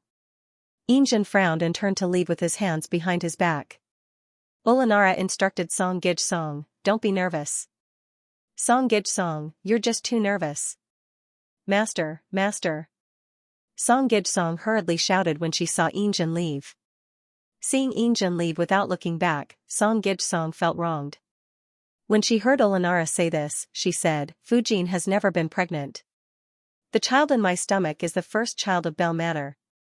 I don't have any experience, so I'm so anxious." A trace of sternness flashed across Olanara's eyes, but it disappeared immediately. She said in a dignified and elegant manner, "Since it's master's first child, Gij Song must take care of her body and give birth to a healthy heir for master." Olanara turned around and left. Song Gij Song felt a little uncomfortable. She touched her stomach. Of course, she would give birth to a healthy heir for master, and it was master's eldest son. Ning Shu watched from the side, and his jaw dropped to the ground. Song Gij Song's EQ made Ning Shu kneel down. He thought that the women who lived in the backyard were all smart people, but there were also one or two people who were not very clear-headed. Song Gij Song was such a person. She could not keep her cool. Only by being indifferent could she go far. With Song Gij Song's personality, she was simply cannon fodder. She used the child in her stomach to scold the legal wife. This confidence was enough to make Ning Shu's jaw drop. The problem was that she still had to serve such a master. She was tired and did not explain. "Hong Mei, do you think it's a boy or a girl in my stomach?" Song Gij Song asked Hong Mei. Hong Mei immediately said, "Gij Song's stomach is of course little Master Bell. It's Master Bell's eldest son." Song Gij Song touched her stomach. "I just have to wait until I give birth to master's child." "Child, you must do well." Ning Shu could only sigh in his heart. The child in Song Shu's stomach was a girl. Just like that, it was determined to be a boy. Song Gij Song gave birth to 2 children, both girls. In the end, they both died young. After a busy day, Ning Shu returned to his room. When the 3 maids saw Ning Shu, they immediately mocked and ridiculed Ning Shu. They were just saying that Ning Shu's master, Song Gij Song, was pretentious because she was pregnant. Isn't it just being pregnant? How smug. There was no lack of maids who wanted to fly to the branches and become phoenixes. They were all jealous and disdainful of the pregnant Song Gij Song. Ning Shu lay on the bed and covered his head with a pillow. He was too lazy to listen to these jealous words. He had to serve Gij Song during the day and listen to these words at night. It was really tiring. Song Gij, who had been pregnant for almost a month and a half, began to show signs of pregnancy. Song Gij's body was weak to begin with, and it was even worse when she vomited. As she vomited and cried, Ning Shu held the spittoon and watched Gij vomit. The room was filled with a sour smell. After Gij finished vomiting, Hong Mei immediately brought water to Song Gij. Song Gij rinsed her mouth and lay weakly on the bed with a pale face. Hurry up and take care of these things, Hongmei said to Ningxu. Yes. Ningxu carried the vomit out. Ningxu felt that she might really have to finish all 365 lines. To be honest, a servant's life was not in her own hands and her status was low. It was very disadvantageous for her to carry out missions. Ningxu guessed that such missions were to test the mission taker's temperament. No matter what status they were in, they had to be calm. She could be a queen, a beggar, a socialite, and a man. Ningxu cleaned the spittoon. Before he walked into the room, Hongmei came out from the inner room and said to Ningxu, "Master's appetite is not good. Please invite Master Baylor over for lunch." Ningxu chanted the clear heart mantra in her heart. She told herself not to be angry, but Ningxu felt helpless. She used the same excuse every time and always asked her to invite people. She was now a familiar face in front of Ulanara. Ningxu felt that if this continued, she would end up in a miserable state. Moreover, since Gijsong got pregnant, she had not gone to greet Fujin. Every time Ningxu went to report to Ulanara, she was very humble. However, Ningxu still felt that Ulanara was unhappy. Especially now that the morning sickness was serious, Xianxia had more reasons not to greet Ulanara. Ningxu felt that this could not go on. "Gij, are you going to greet Fujin now?" Ningxu asked Xianxia. "He just got up and vomited for a while. He should be able to go and greet Ulanara." Song Gij rubbed her forehead weakly. She was probably feeling unwell. Ningxu didn't get angry when he said that. "My body is really not feeling well. I can't take any risks until the child is born and the eldest son is born." Song Gij actually knew that her behavior was a little out of line. Perhaps it was because she was the first woman in the Fan Manor to be pregnant, so it was inevitable that she felt proud and wanted to use this method to seek attention. Ningxu felt really helpless. He said, "Gij, you're the only one in Master Baylor's backyard who's pregnant. What you're doing will make the other Gij unhappy." Ningxu said very straightforwardly, "Gij should be more careful in this critical period. She should be more careful with her words and actions." "Are you lecturing me?" Song Gij looked at Ningxu from the corner of her eyes. She put her hand on Hongmei's hand and slowly stood up. Ningxu quickly bowed and said, "This servant doesn't dare to lecture Gij. This servant doesn't dare." Song Gij touched her hair with her other hand and said lightly, "But you're right. You should be careful with your words and actions." Ningxu was a little surprised. He took out a sachet and said to Gij, "Gij, this is the sachet I made. There's orange peel and mint inside. When you feel dizzy or uncomfortable, you can take it out and smell it. It can wake you up." Gijsong nodded and gave Hongmei a look. Hongmei immediately took the sachet. "Come with me to greet Di Fujin," Gijsong said lightly to Ning Shu. Ningxu immediately bowed. Then Gijsong took Hongmei and Ningxu, followed by a few maids, to Ulanara's courtyard. Ningxu saw Gijsong exaggeratedly holding her waist. It wasn't time to show that she was pregnant yet. Why was she holding her waist like this? Ningxu had a bad feeling in his heart. This posture didn't look like she was going to greet Di Fujin, but more like she was going to show off. Meowing, "Don't try to curry favor in front of your master. Do you want to be Gij's personal maid?" Ningxu was thinking about something. Hongmei whispered in Ningxu's ear. Her voice sounded like she was gnashing her teeth. Hongmei was obviously angry that Ningxu was trying to curry favor in front of Gijsong. She felt that he was challenging her position. Ningxu didn't speak. He looked a little scared. Hongmei curled her lips. She was very satisfied with Ningxu's attitude. She quickly went forward to hold Gijsong's hand and said, "Gijsong, hold my hand." When they arrived at Ulanara's courtyard, the other Gijsong had already arrived. Gijsong had a happy smile on her face. She held her waist and walked in. Gijsong hadn't come to greet Di Fujin since she was pregnant. Now that she suddenly came, everyone was surprised. Greetings to Fujin. Gijsong was going to greet Di Fujin, but before she bowed, Ulanara said, "No need to be so polite. Sit down." Ulanara also asked the maid to put a soft cushion on Gijsong's chair. Song Gijsong sat down happily. Ulanara asked Xianxia how she was feeling. Xianxia touched her belly with a painful and happy expression. This made the faces of the women around her very ugly. Ningxu lowered his head and looked around with the corner of his eyes. Especially when he saw Songshi's smug look, Ningxu felt very speechless and observed the women around him. Olanara had a smile on her face all the time. He couldn't tell if she was angry or not. Speaking of which, Olanara was not very old. She was at most 17 years old. But she was mature, steady, and generous. At first glance, it was obvious that she was the wife of Xianxia. Olanara was a big family in Manchuria. Especially Olanara's family was prominent. Master Kong married such a woman to Injin. He still valued Injin in his heart. However, in the face of the concubine's provocation, Olanara could sit still. She was quite tolerant.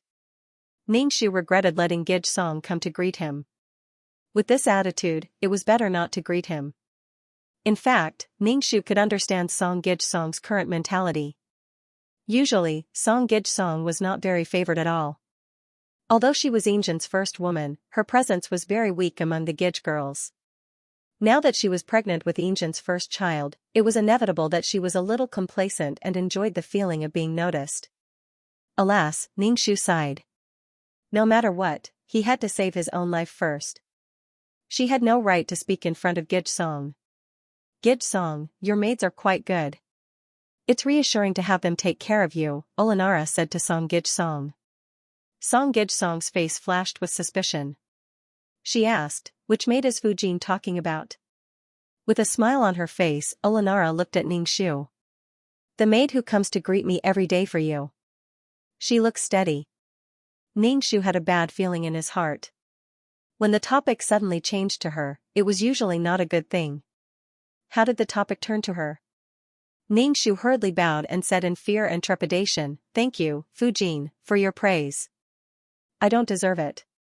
Gij Song glared at Ningxu and said to Olanara, "She's just a little girl. How can she deserve such praise from Fujin?" Olanara touched the white jade bracelet on her wrist and smiled. "I think this girl is good. She comes to greet me on time every day." Ningxu hurriedly said, "Gij Song ordered me to do this. I'm just following Gij Song's orders." Damn, was he going to become a chicken and be punished as an example to others? "See, I like people who know when to back off," Olanara said with a smile. Songshi's expression was not good. She looked at Ningxu with suspicion. Ningxu, what was going on? Had he done something out of line to attract Olanara's attention? Or did she just want to warn Gij Song? Gij Song forced a smile and said, "Since Fujin likes this girl so much, I'll give this girl to Fujin. I'll do something for Fujin and let this girl serve him." Ningxu was dazed and looked at Gij Song. Was she going to give him to Olanara? Gij Song. Ningxu called Gij Song. Gij Song frowned and looked at Ningxu. Then she said to Olanara, "Let this girl serve Fujin." Olanara smiled and said, "Although I like this girl, I can't take away someone else's love. It's reassuring to have such a mature girl by your side to take care of you." Brother Song heard Olanara's words and looked at Ningxu. He didn't want to keep Ningxu by his side anymore. He took off the sachet hanging on his waist and handed it to Hong Mei. Ningxu gave the sachet to Gij Song. Now that he took it off, it meant that he didn't trust Ningxu. "Fujin, please accept this little girl." Song Gij had a smile on her face. "Take it as this concubine's thanks for Fujin's concern for this concubine." Ningxu really didn't know what to say. The people in the room didn't care. No one came out to say a word for Ningxu. Everyone could see that Ningxu was abandoned by her master Gij Song. Olanara used Ningxu to attack Gij Song. After all this time, she was still cannon fodder. She became cannon fodder in the fight between the big shots. Only then did Ningxu realize the difficulty of this mission. As a slave whose life was not in her own hands, living was a huge challenge. Especially the fight between women, it was really killing without spilling blood. Ningxu stood still. Anyway, she was already like this. If her life was really in danger, she could definitely escape with her skills. Olanara and Gij Song smiled at each other. Olanara's smile was dignified and graceful. Song Gij's smile was a bit stiff. "Fujin, I think this servant girl is quite likable. Why don't you give her to me?" I lack a servant girl to run errands, a woman said. Ningxu looked at the woman. She was from the Neohuru clan. The Neohuru clan wanted to break the deadlock. Ulanara, as the main wife, definitely wouldn't want a servant girl to serve as a concubine. On the other hand, the Song clan couldn't keep Ningxu. One didn't want it, while the other was forcing it. This depends on Gij Song. This servant girl belongs to Gij Song, Ulanara said calmly. Ningxu could feel that Ulanara's tone was cold when she spoke to the Neohuru clan. Sister is so kind. Or do you really like this servant girl? The beautiful woman sitting next to the Neohuru clan looked at Ningxu. What's your name? My name is Miaoling. Greetings to Gij Song. Ningxu greeted the young Neohuru clan. It was said that this woman was the younger sister of the Neohuru clan. Not long after the Neohuru clan entered the Fan Mansion, the young Neohuru clan followed. That meant that there were 2 Neohuru clan in the Fan Mansion. Alright, it's just a matter of a servant girl. Song Gij is your servant girl, so let her serve you. She's your servant after all. If you let her go around like this, she'll feel bad, Ulanara said with a smile. Gij Song's expression became worse. She looked at the Neohuru clan and said, since my younger sister likes this servant girl, I'll give her to you. Gij Song used the fact that she was Injin's first woman to call the other women who entered the Fan Mansion later her younger sister, Gij Song. The Neohuru clan was surprised. Obviously, they didn't expect that the Song family really didn't want this servant girl anymore. Their attitude was so firm. Ningxu felt helpless. He glanced at Gij Song.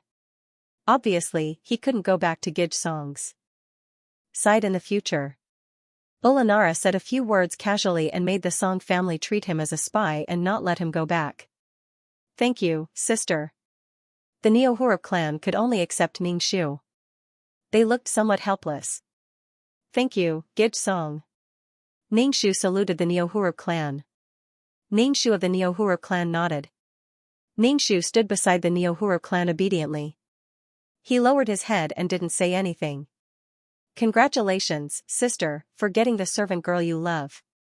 The young girl of the Neohuru clan next to her said to her sister. The Neohuru clan smiled and didn't say anything. Ningxu felt miserable in his heart. After coming to the main courtyard, he changed his master. Ningxu had given up this task. It was enough to save his life. Gij Song gave him away without saying anything. Song Gij Song was a cold-hearted person. Ningxu had tried to let the Song family trust him, but the Song family didn't care about him at all. Now it was a little difficult. Even if he went to the Neohuru clan's courtyard, he was still a person who was not trusted. Forget it. It was enough to save his life in the backyard. He didn't want to take care of Gij Song's affairs. Even if the task failed, as long as he kept his life, the task progress would be 60%. There was no reason for him to go back and worry about Song Gij Song. Even if he worried about her, Song Gij Song might not accept it. Ningxu glanced at Gij Song, who was relieved of a burden. He pursed his lips and didn't want to look at her. Ulanara had a smile on her face. Alright, let's go back. Several Gij Song saluted to Ulanara La and went out of the courtyard. Ningxu followed the Neohuru clan at the end of the team. He lowered his head and didn't speak. The Neohuru clan in the front stopped and turned to Ningxu, come here. Ningxu lowered his head and walked to the Neohuru clan. He bowed, Gij Song. I don't care who you were before. Now that you're with me, you're naturally mine. As long as you're loyal, I'll treat you well. Ningxu of the Neohuru clan said. There was no helpless expression on his face. Ningxu said, I know. I will do my duty. End of chapter 603. Don't forget to subscribe, like, and share the video to support the channel.